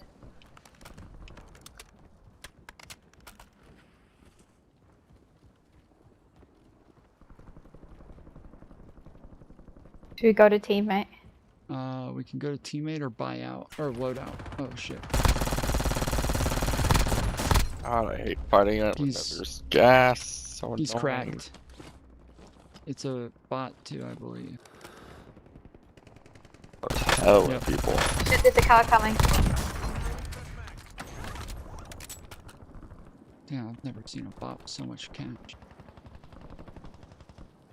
Come to me. Come this way. Who, me?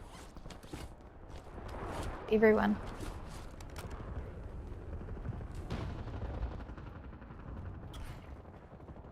Oh, what? Ow! Oh, I thought you hit me. I was like, what the hell? Sorry, there was someone behind you. There's a bunch of people I just ran past. There's a car outside. No! What do you need, Mantis? I just dropped my gun and picked up its pistol. Oh, great. They took both cars. I just shot him. This is gonna be a problem.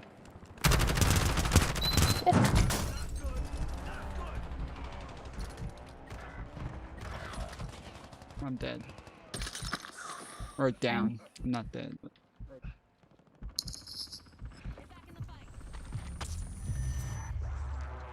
There's a sniper scoping out the thing, by the way. How did you escape? How did he escape that? I'm down. Fuck. Yeah, you gotta stop doing that. Yeah, okay. Such a dog shit game. I'm not being in the mood to I'm play dead. today, to be honest.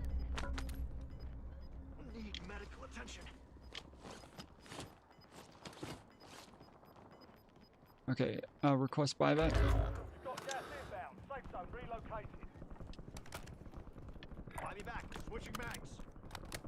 Okay.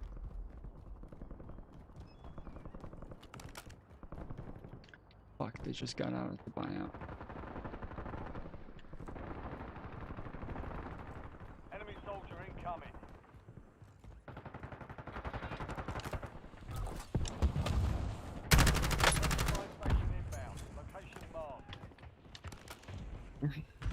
Ew, cringe gun.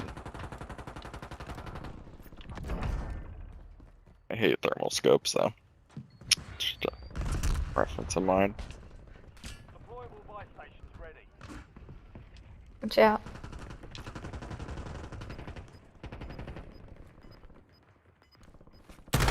Yeah, I don't know where to go. Drop on team, I guess. I ain't got nothing else to do. No, I need that guy's gun. Thanks, buddy. Oh Nice shit. kit too. Okay, there's Oh, did you people want that? all around us. Be careful. Did I take that? No, I got it. You're good. Wait, did you just jump But, over? oh yeah, that's not great. Shit. Alright. Ah! Oh, that's you. Okay, that's Mantis. Yeah. How are there I was 20 flanking. pings, but like 2 people? I don't understand. Gas is coming. Check. They're over there. They're over this way.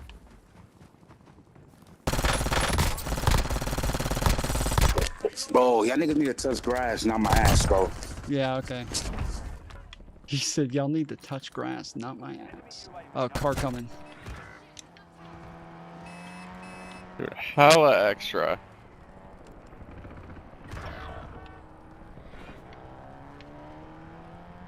Hostile UAV in the area. There's 2 cars again.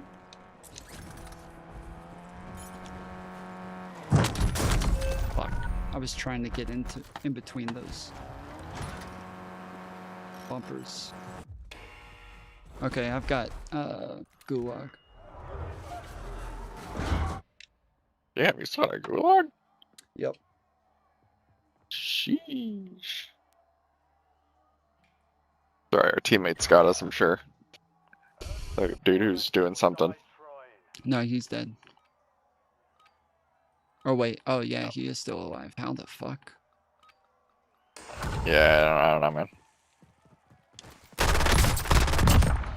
We probably should have been going with him the whole time. Instead of fucking around at that tower. Well, we were kind of helping each other, so. Okay, he's in a car. Uh-huh. I don't know if I get this loadout first or. Why not? He's going to buy us. Oh. Well, there's people all over here. The car just landed by the fucking loadout. I can't believe he's buying Yeah, I'm getting anyone. shot at. That's crazy.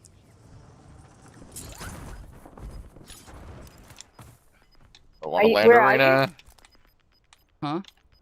I don't want to land here. Yeah, everything sucks. Yeah, okay. Still have squad mates outside the safe zone. Enemy UAV is online.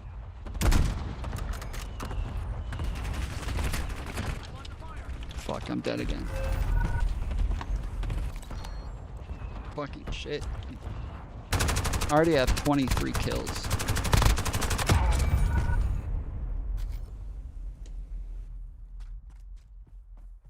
Oh, so you guys just got bought back and I died. To your right, Mantis, yeah. You just killed me. Yeah, I know, but I can't. Okay. I haven't got a fucking gun. I have a pistol. Yeah. Run the club.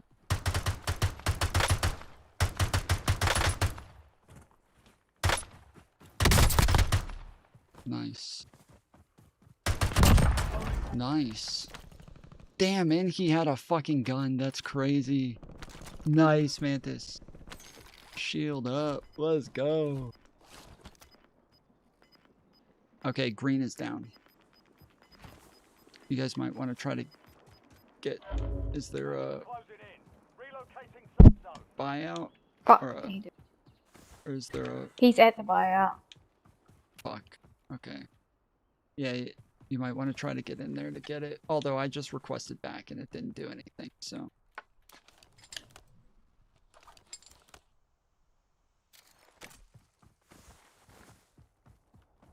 Okay, somebody sniped me from up top, so I be extra careful. I'm next. Oh, right on the other side of the... Yeah.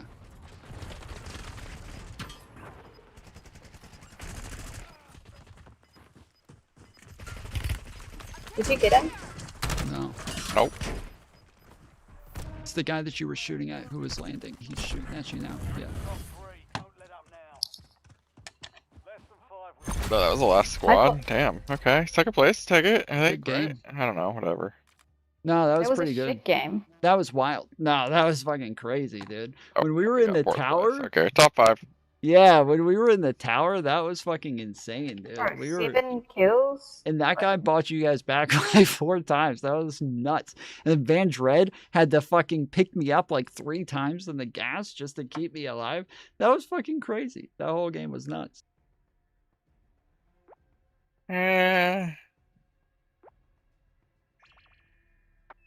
Optimism, Tom. How do you do your emotes? The right, the D-pad, yeah.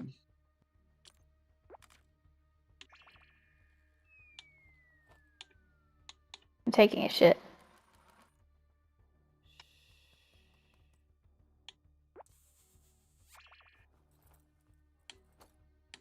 What's up with this clanker on our team? Bro, he bought us back so many times. Well, he bought you guys back so many times. Oh, he just left. Okay. What are you doing, Tom? I was letting you guys fuck with your emo. Important. I wouldn't mind doing that again, but just the 3 of us and just at a better place. Okay. So no squad fill?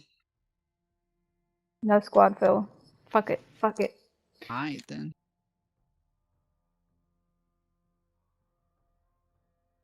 If I feel like if we hadn't had squad fill that time, we all would have been dead a long time before that. Yeah, it's true, but it's also shit like just having 3 of us basically play together and one person who just fucks off or doesn't have a mic or anything, and just. I actually agree with Mansion on this one. What's up, Bomb? I get the reasoning on both sides, but yeah, personally, I do like having it like that. I wish we could do just trios. That would be so much better. But because it's only singles or trios, singles or quads, I think, okay, sometimes it does come down to just one person alive who buys everybody back, and then we win because that 4th person is there. Or it's like 4 on 3, and because we have 4, we end up with 1 left at the end who gets the last kill. And so I just think, like, that one person. I think you're right strategically. I'm talking just more about I feel antisocial tonight and I can't be bothered. Yeah, I feel you. I do like just playing with us. Yeah, that at the bottom of the tower, that was fucking insane. That was like, that was madness. It must be like a common place. We got so lucky with that first team who we killed. So lucky. And like when Mantis, you were down at the door, we ended up killing the rest of them. I ended up getting like one of their guns that was it for like, once I got his gun, I was able to just shred everybody else for the rest of the game.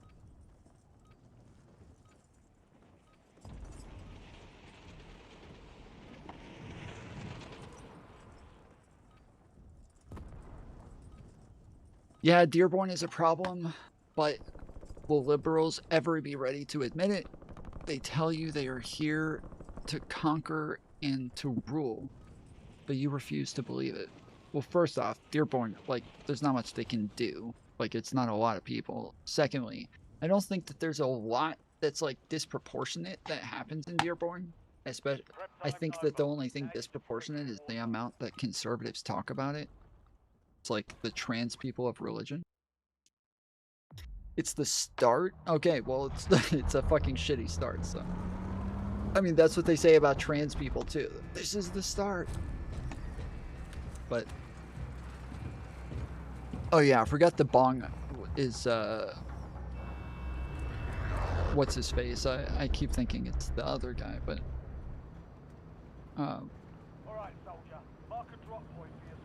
Isn't it Welton? Yes, Welchin. Yeah. I was gonna say something cat.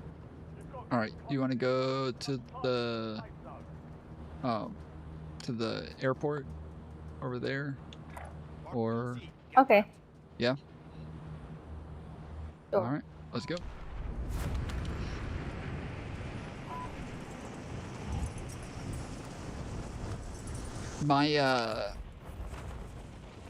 My aim for pinging stuff is so much better now, for some reason. It was like broken before. Now it works.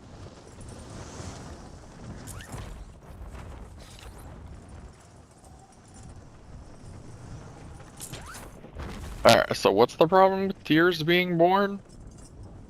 Yeah, what is the Dearborn thing? Dearborn is a city that is like 60% Muslim, and so it's a huge fear mongering tool for conservatives. Oh, I'm Why do lagging people up act a like the storm. Muslims who come? Why do people who they act like the Muslims who come to our countries get here and just jihadist it? Like, why do people act like that? They come here and they just live like everybody else, and they have their religion. They pray 5 times a day. That's like, they don't do anything else. 9/11. Yeah. It's crazy. It's actually so That is sad. literally it. Yeah. Yeah, like they're like I've never, super nice too. I've never met a Muslim person who's like been any type of violent or anything, like in any way. Everyone I've met is like way nicer than most people I know. Like it's crazy. They're also usually Sikh, not Muslim. So at least here where I live, it's usually a Sikh. Yeah. Yeah. I'm downstairs in the basement part on my own, and I'm scared. Yeah, it's definitely scary out there because the bots like to go over there by the buy station.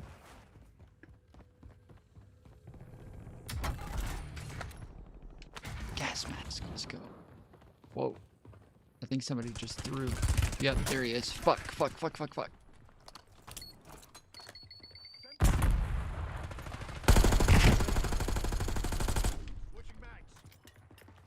Mantis, turn around.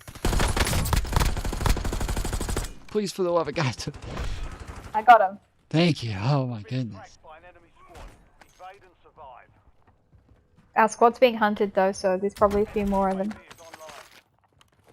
Dude, I'll get there as soon as I figure out how to get out of this airport. Yeah, just jump out the window there and then come to the left. Here we are. Yay! Yeah. There's a Merrick there. Yeah. I can hear someone running. Or is it just me?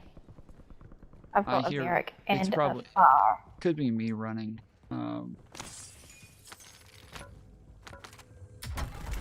Probably also just my own footsteps that I freak out Here's about. a compact and AMR sniper. Ooh, Vander, you need a sniper. You're a dedicated sniper. Yeah, but it's an AMR. I know. Yeah, bots normally really like coming over here. Ow! What the hell's wrong with you? There's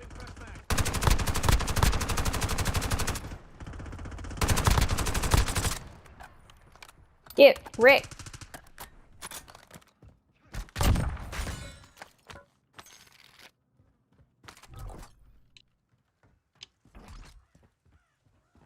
I got another one over Should we here. go up to the top? Well, I wanted to make sure we you're on looted top. everything first. That's where I belong. 'Cause we're right next to the buy station, so. True, I definitely need to load out. Yeah, we only have $5,000 though, so. Yeah, try looting the stuff up there. I'll keep running around inside the... Nothing up here. Well, I'm gonna go out to the tent first. Oh, somebody's shooting.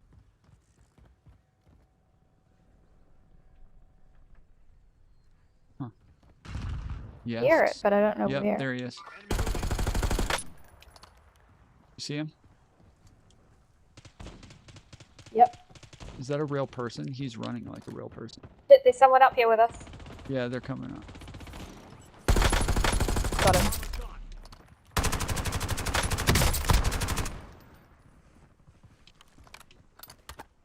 What about that? Okay, got this guy.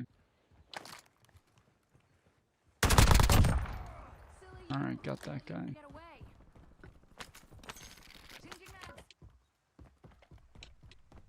Really? They had fuck all? Alright, cool.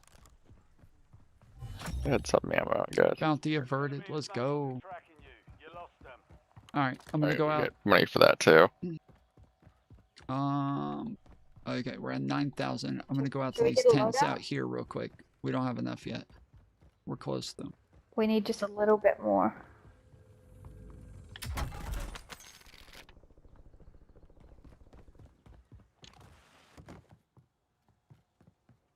Right, I'm jumping down.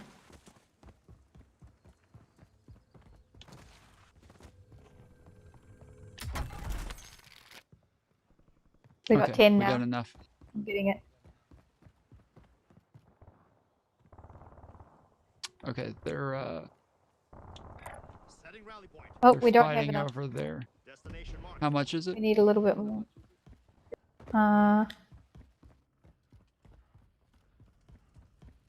It says 10,000, but we don't quite have that. Someone's We shooting. do. We just have to give you our money. We have Oh, yeah, duh. we have 12,000. Oh, Oh, there's someone here.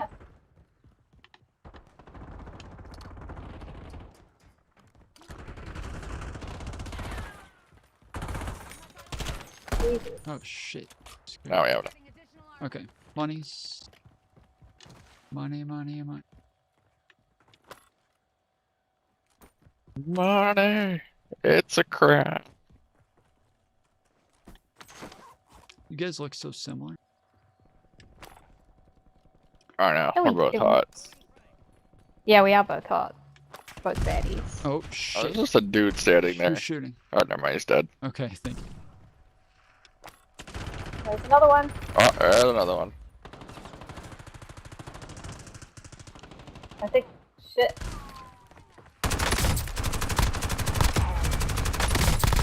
There's another one.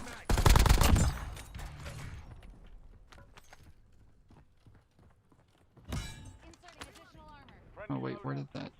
Yeah, precision airstrike. Okay. Wait, Oh, that was yours. I'm like, where how the did fuck you did get that far? Oh, the loadouts are dropping for free now. Shit. Well, you want to use this Just one, or drop you one want to here. just go get That's that one? ages Okay. away. All right. Well, the gas. It's not. It's right on the other side of the building. Who cares? By the time we get Kind there. of far. Like a whole thing. Okay. Fuck! I forgot to change my. We're in the gas this time around. Oh, I'm able to change my loadout on here? Fucking shit.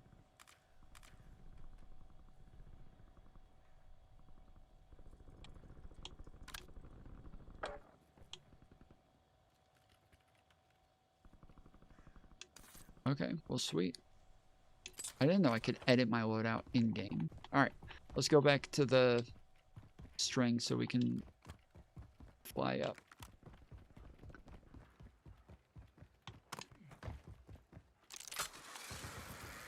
The string. There's somebody. Oh my god, I just accidentally let go. God, I'm dumb. Yeah, I killed him. There was one up here. I don't know if he had a team with him though. He's dead. On the roof? Oh. Yeah. He might have. Where is he? Dead. What, did we get his shit? Okay, you got it. Okay. I don't know. I never. That's like a solid maybe. Okay, see anybody else going to the loadout? Let's move. Because even though the gas is coming there, it's going to move further. Okay, yeah, go. Yeah, go that. Exactly. Okay. I was about to say, don't go towards the loadout. Go that way.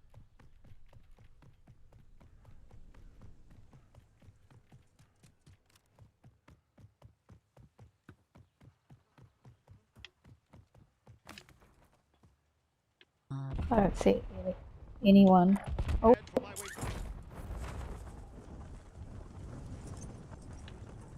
Fuck. Fucking hit something.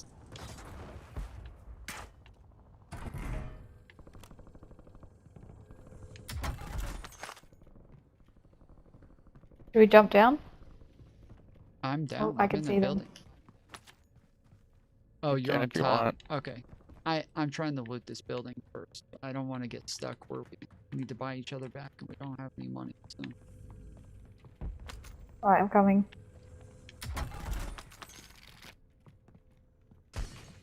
Oh.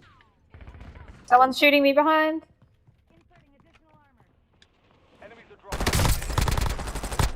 He's down.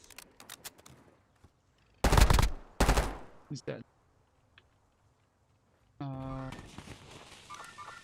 It's coming into the front. The building. I see him. Got him. Real person too. Where the hell are we? He has a teammate running coming in. God.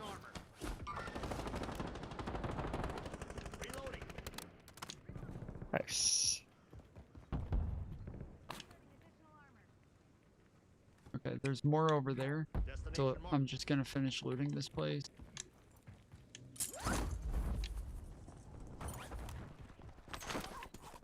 Oh shit. We probably want to head further up. There's people coming from back here. Setting rally point.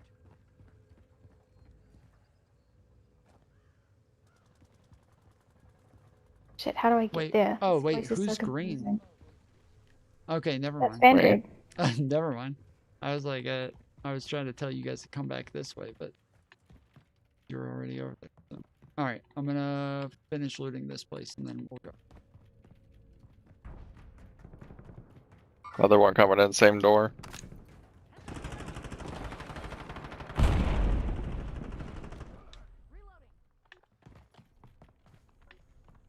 You got him?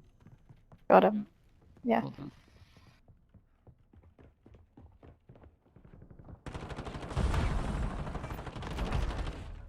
There's another one. I just got him too. Oh, you. Shit. Sorry. Yeah, there's a lot happening over There's there. probably going to be more. Yeah. Okay. I think we got everything. Let's go.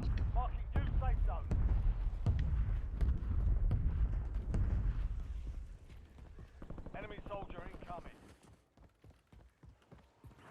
There he is. Where? He landed on the roof. No, he didn't. Oh, he dropped. Loser. Okay. There's a freaking moth flying around my head. We just put marks on ourselves. Yeah, let's run.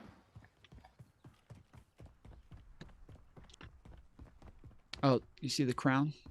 To our left? Oh. Yeah. That'll get us a lot of money.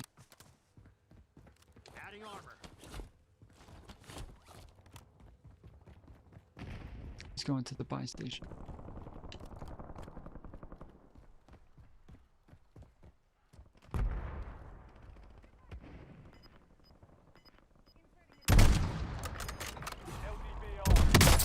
I just sniped him.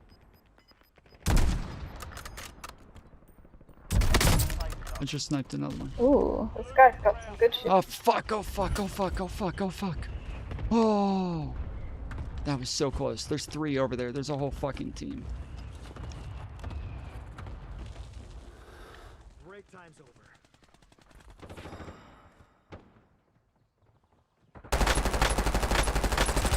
Reloading.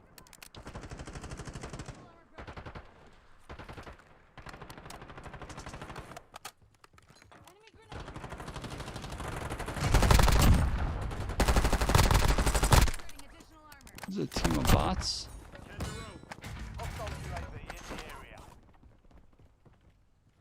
All right. We just got a lot of cash. Mask here.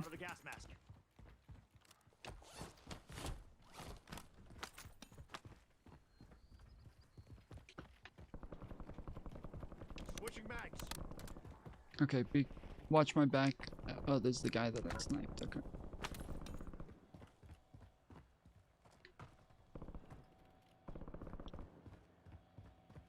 It's not a person. It's There's a a helicopter contract, coming. Helicopter, get inside.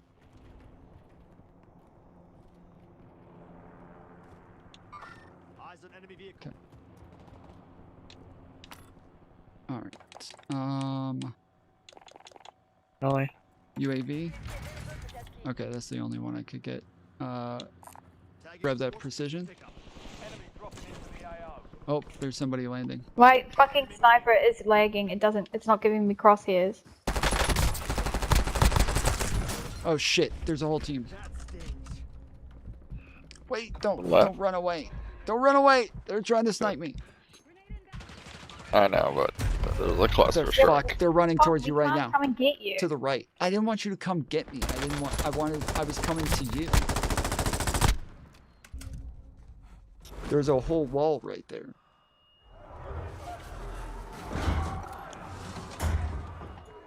I was worried about the cluster strike. What the fuck?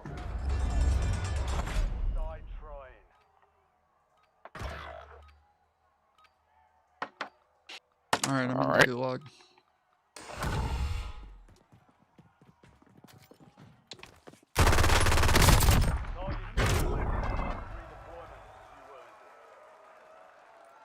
Alright, I'm back.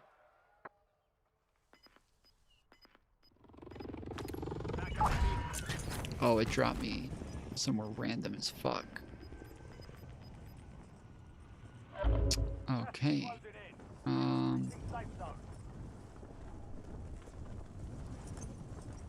Oh, dude, Mantis is fighting? Let's go. Yeah. Okay, so don't land where it drops you because we have to get to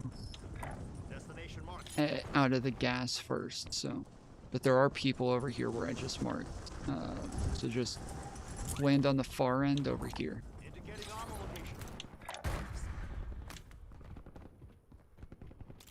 Someone's trying to shoot me already with a laser gun.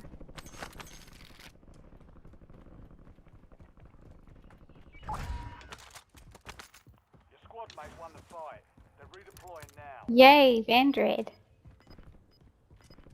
Frickin' lost my Lordy. Yeah, same. Alright, what's the status report?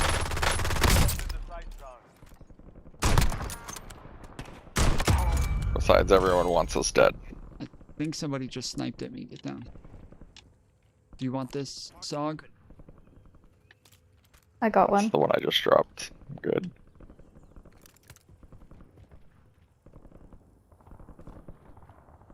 Okay, they're fighting over there. Are you on the roof? He's right below it. I am.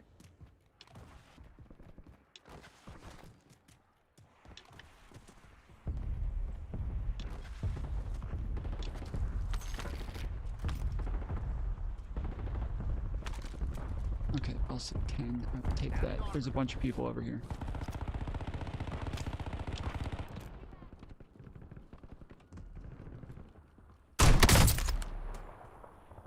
I just sniped him right there.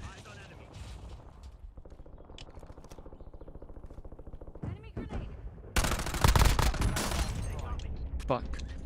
Serious. Get inside.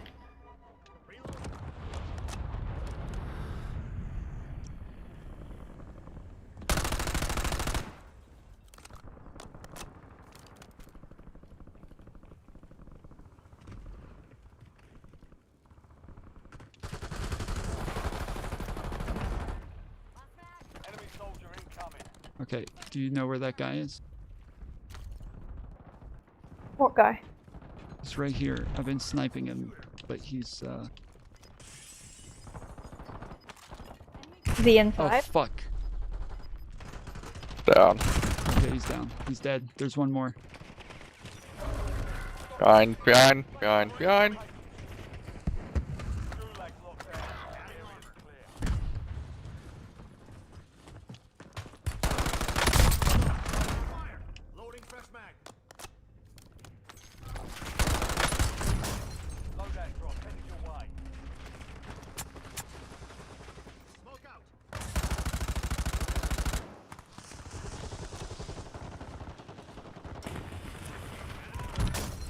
Fuck, I'm dead. What the fuck? Good game. We're done. That was fun.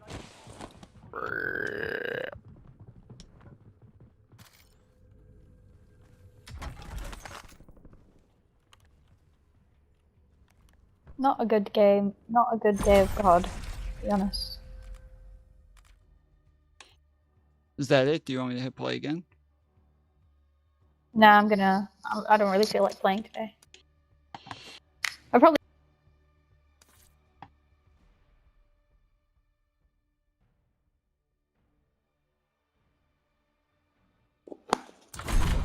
Sorry, what did you say? I said I probably shouldn't even have played. I didn't even feel like playing. Okay. Well, yeah, I'll head out too. I'm I got stuff to do in the morning, so. All right. Night. Night, guys. Night, Mantis. Night, Tom. Night, Mantis. Later. Bye. Later, guys.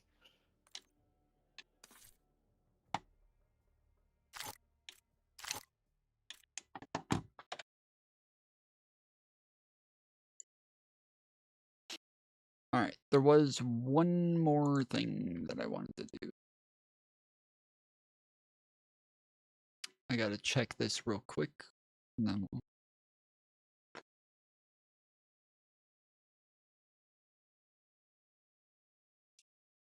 I really like this.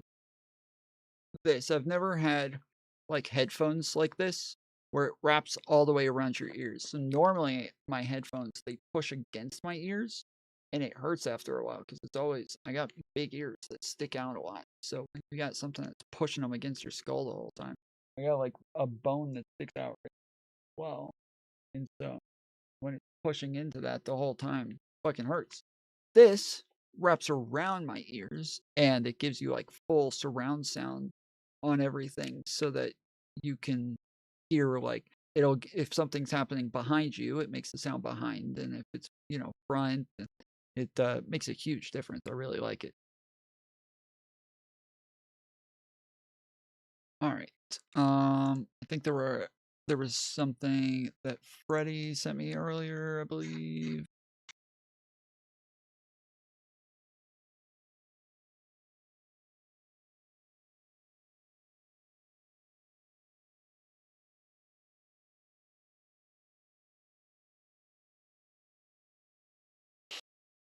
Oh, it's a long one. Okay. I think that, did he say if you watch from the timestamp a bit over an hour? Okay, a bit over an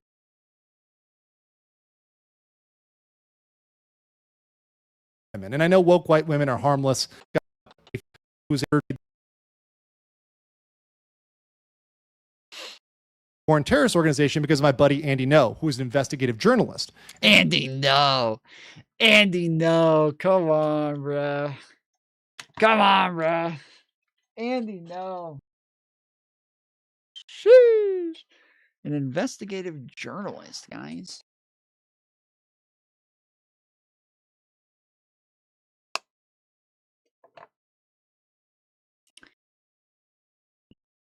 This can damage the good form of your head. I wouldn't use my head already. It's damaged because of that crap. Wait, because of it's... You're talking about like the thing on top is gonna... Nah. By the way, if you ever want to learn a lot of good counter surveillance techniques, a lot of those are, and I've been studying these since the death of Charlie Kirk. Since the death of Charlie Kirk. Okay. He says, Antifa hates me. He has a tweet that says, one proper method is to designate Antifa, or at a minimum, the foreign elements, as a foreign terrorist organization, FTO. This can also be done for allied groups which carry extreme violent beliefs and meet the simple FTO criteria. So, okay, first off, again, if Antifa isn't even like an organization, you can't really call them a terrorist organization. Like, they would have to be organized, right? There would have to be some organizing of these people. While I agree that they do terroristic acts, to call something a terroristic group, Antifa is organized, it's not. It is 100% not. Like, I'm positive on this. Every right-winger seems to also agree that they're not organized. I've never heard anybody say that they are organized. That you're the first, but no, they are definitely not organized. They are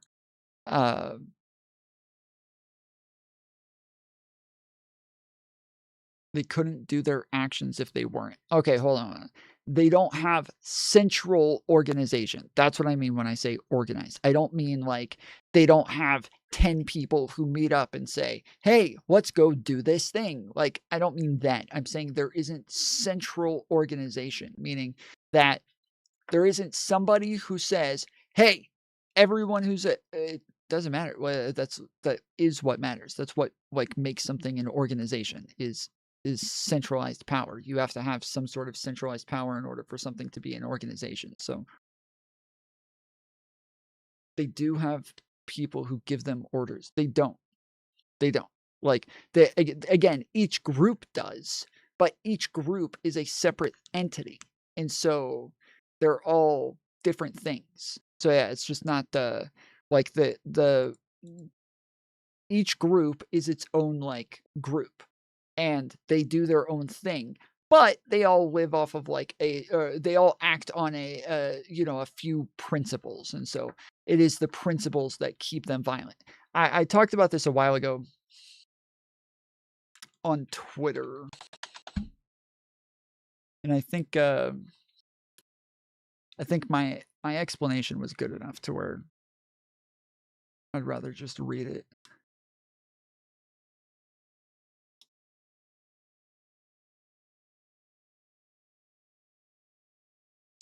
No, not that.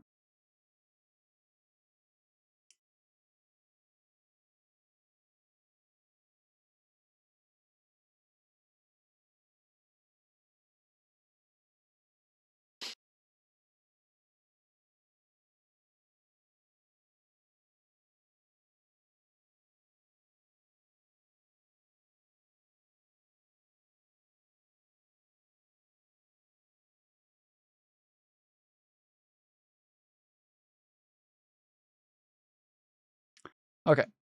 So I posted on Twitter, I don't like the normalization of the label Antifa in liberal circles. That's been happening recently. Below that, it said, for those who don't know, in leftist circles, being anti-something means you actively fight against it. So if you don't like racism, that doesn't make you anti-racist unless you are actively fighting against racism in an overt way. So people who are anti-fascist are not people who are just against fascism, wouldn't vote for a fascist or argue against fascism, but are in an active fight to destroy anyone who calls themselves fascist. I should have said anyone who they call fascist, but anyways. I don't have an issue with people calling themselves anti-fascist as much. While not a membered organization, Antifa is a specific type of people who engage in militant force, cyber attacks, and harassment against those they deem to be fascist. They are against policing, and most of the time are anti-capitalism as well. I think liberals started calling themselves Antifa just to trigger MAGA because Trump thinks it's a terrorist group when it isn't even a group. Even if Antifa is more of a philosophy than a centralized organization, the name has too much baggage. Black bloc protesters are fairly well known for unnecessary violence, communism, and even for sometimes calling Democrats fascist and advocating against them as well. While it may be more of a philosophy, the ideas that have been most visible from those who call themselves Antifa are not liberal ideals. Be anti-fascist, not Antifa.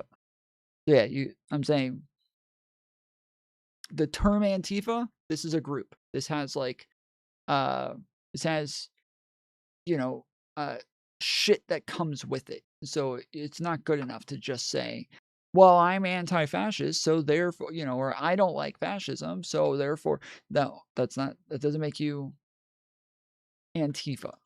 Antifa is different. I just realized my corner of my camera is sticking out.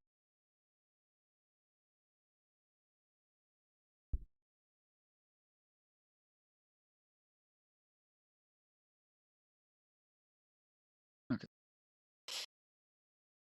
So yeah, you can call yourself anti-fascist, but not Antifa. Antifa is like a specific thing. Again, not an organization, not an entity, but the idea and the philosophy, the ideals that they live off of are like, we are going to have a militant, fight fire with fire sort of action that we engage in, to where if fascists are going to be authoritarian, we will be authoritarian. If fascists are going to lie, we will lie. If fascists are going to be violent, we will be violent. And that is the only way that we can actually fight against fascism and stop people, stop the fascists from taking over, or stop them from being able to have freedom of speech, stop them from being able to, you know, wander the streets talking nonsense, or saying, you know, spreading the good word of fascism. So that, like, this is the philosophy that they use. And so this is why they all act in a very like similar way, even though they're not coordinated. They're all acting in accordance because the philosophy says, like, you have to fight against fascism and you have to go out and find it. You can't wait for it to find you. You have to go out and find it. At the Charlie Kirk, I've taken my own safety more seriously, and I've studied the techniques that investigative journalists and private investigators use in order to evade surveillance. And thank you to my mod, Danielle, who's a lovable autist, as we call him, a Tylenol American, who told me about OPSEC and how I need to be more careful because Thailand is not as safe as I thought it was. I kind of felt like it's a Thailand bubble and I'm protected. I'm not. I'm really not. I'm super not, right? So I've been taking my own safety into my own hands, and doing that is studying OPSEC. And part of that is knowing when people are watching you, right? And knowing when they're observing you. Okay, I think we're going to save this for tomorrow because I would like to watch this. So. This looks like good shit. All right.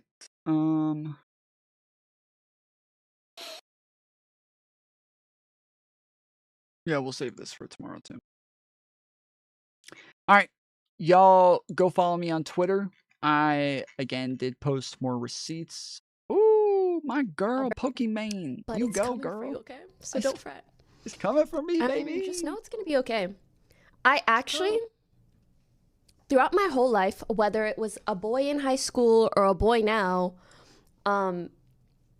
I have one major tip for breakups, and it's a bit more of a psychological tip. It's not like a focus on yourself, go to the gym. Everybody hears that shit, okay? Let me tell you a tip that, like, you're gonna feel like you're mind controlling yourself a little bit, okay? It's a practice called noting.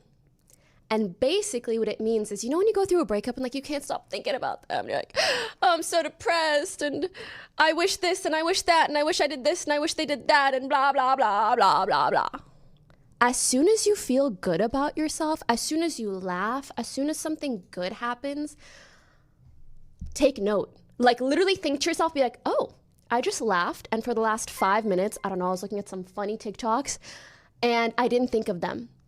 Like, think really hard and be like, oh wow, that happened and I forgot about them. And something about that just solidifies like this new mindset of yours. And I find that works so well. And then you'll keep going back to this place and you note it and you're like, wait, I can feel better. Wait, I can laugh. Wait, I can be happy. I can blah, blah, blah. I can blah, blah, blah too. All right. Yeah, I just posted more receipts from the Rob Noor debate, so make sure you guys go check this out. Give it a like. The video is only on Twitter, so give it a watch see. I should be back on tomorrow. Till then. Oh wait, I don't have an outro. Okay, well, I don't have an outro because I lost my hard drive. So I should be back on tomorrow. Till then, appreciate you. Love ya. And I'll see you next time. Later, fools.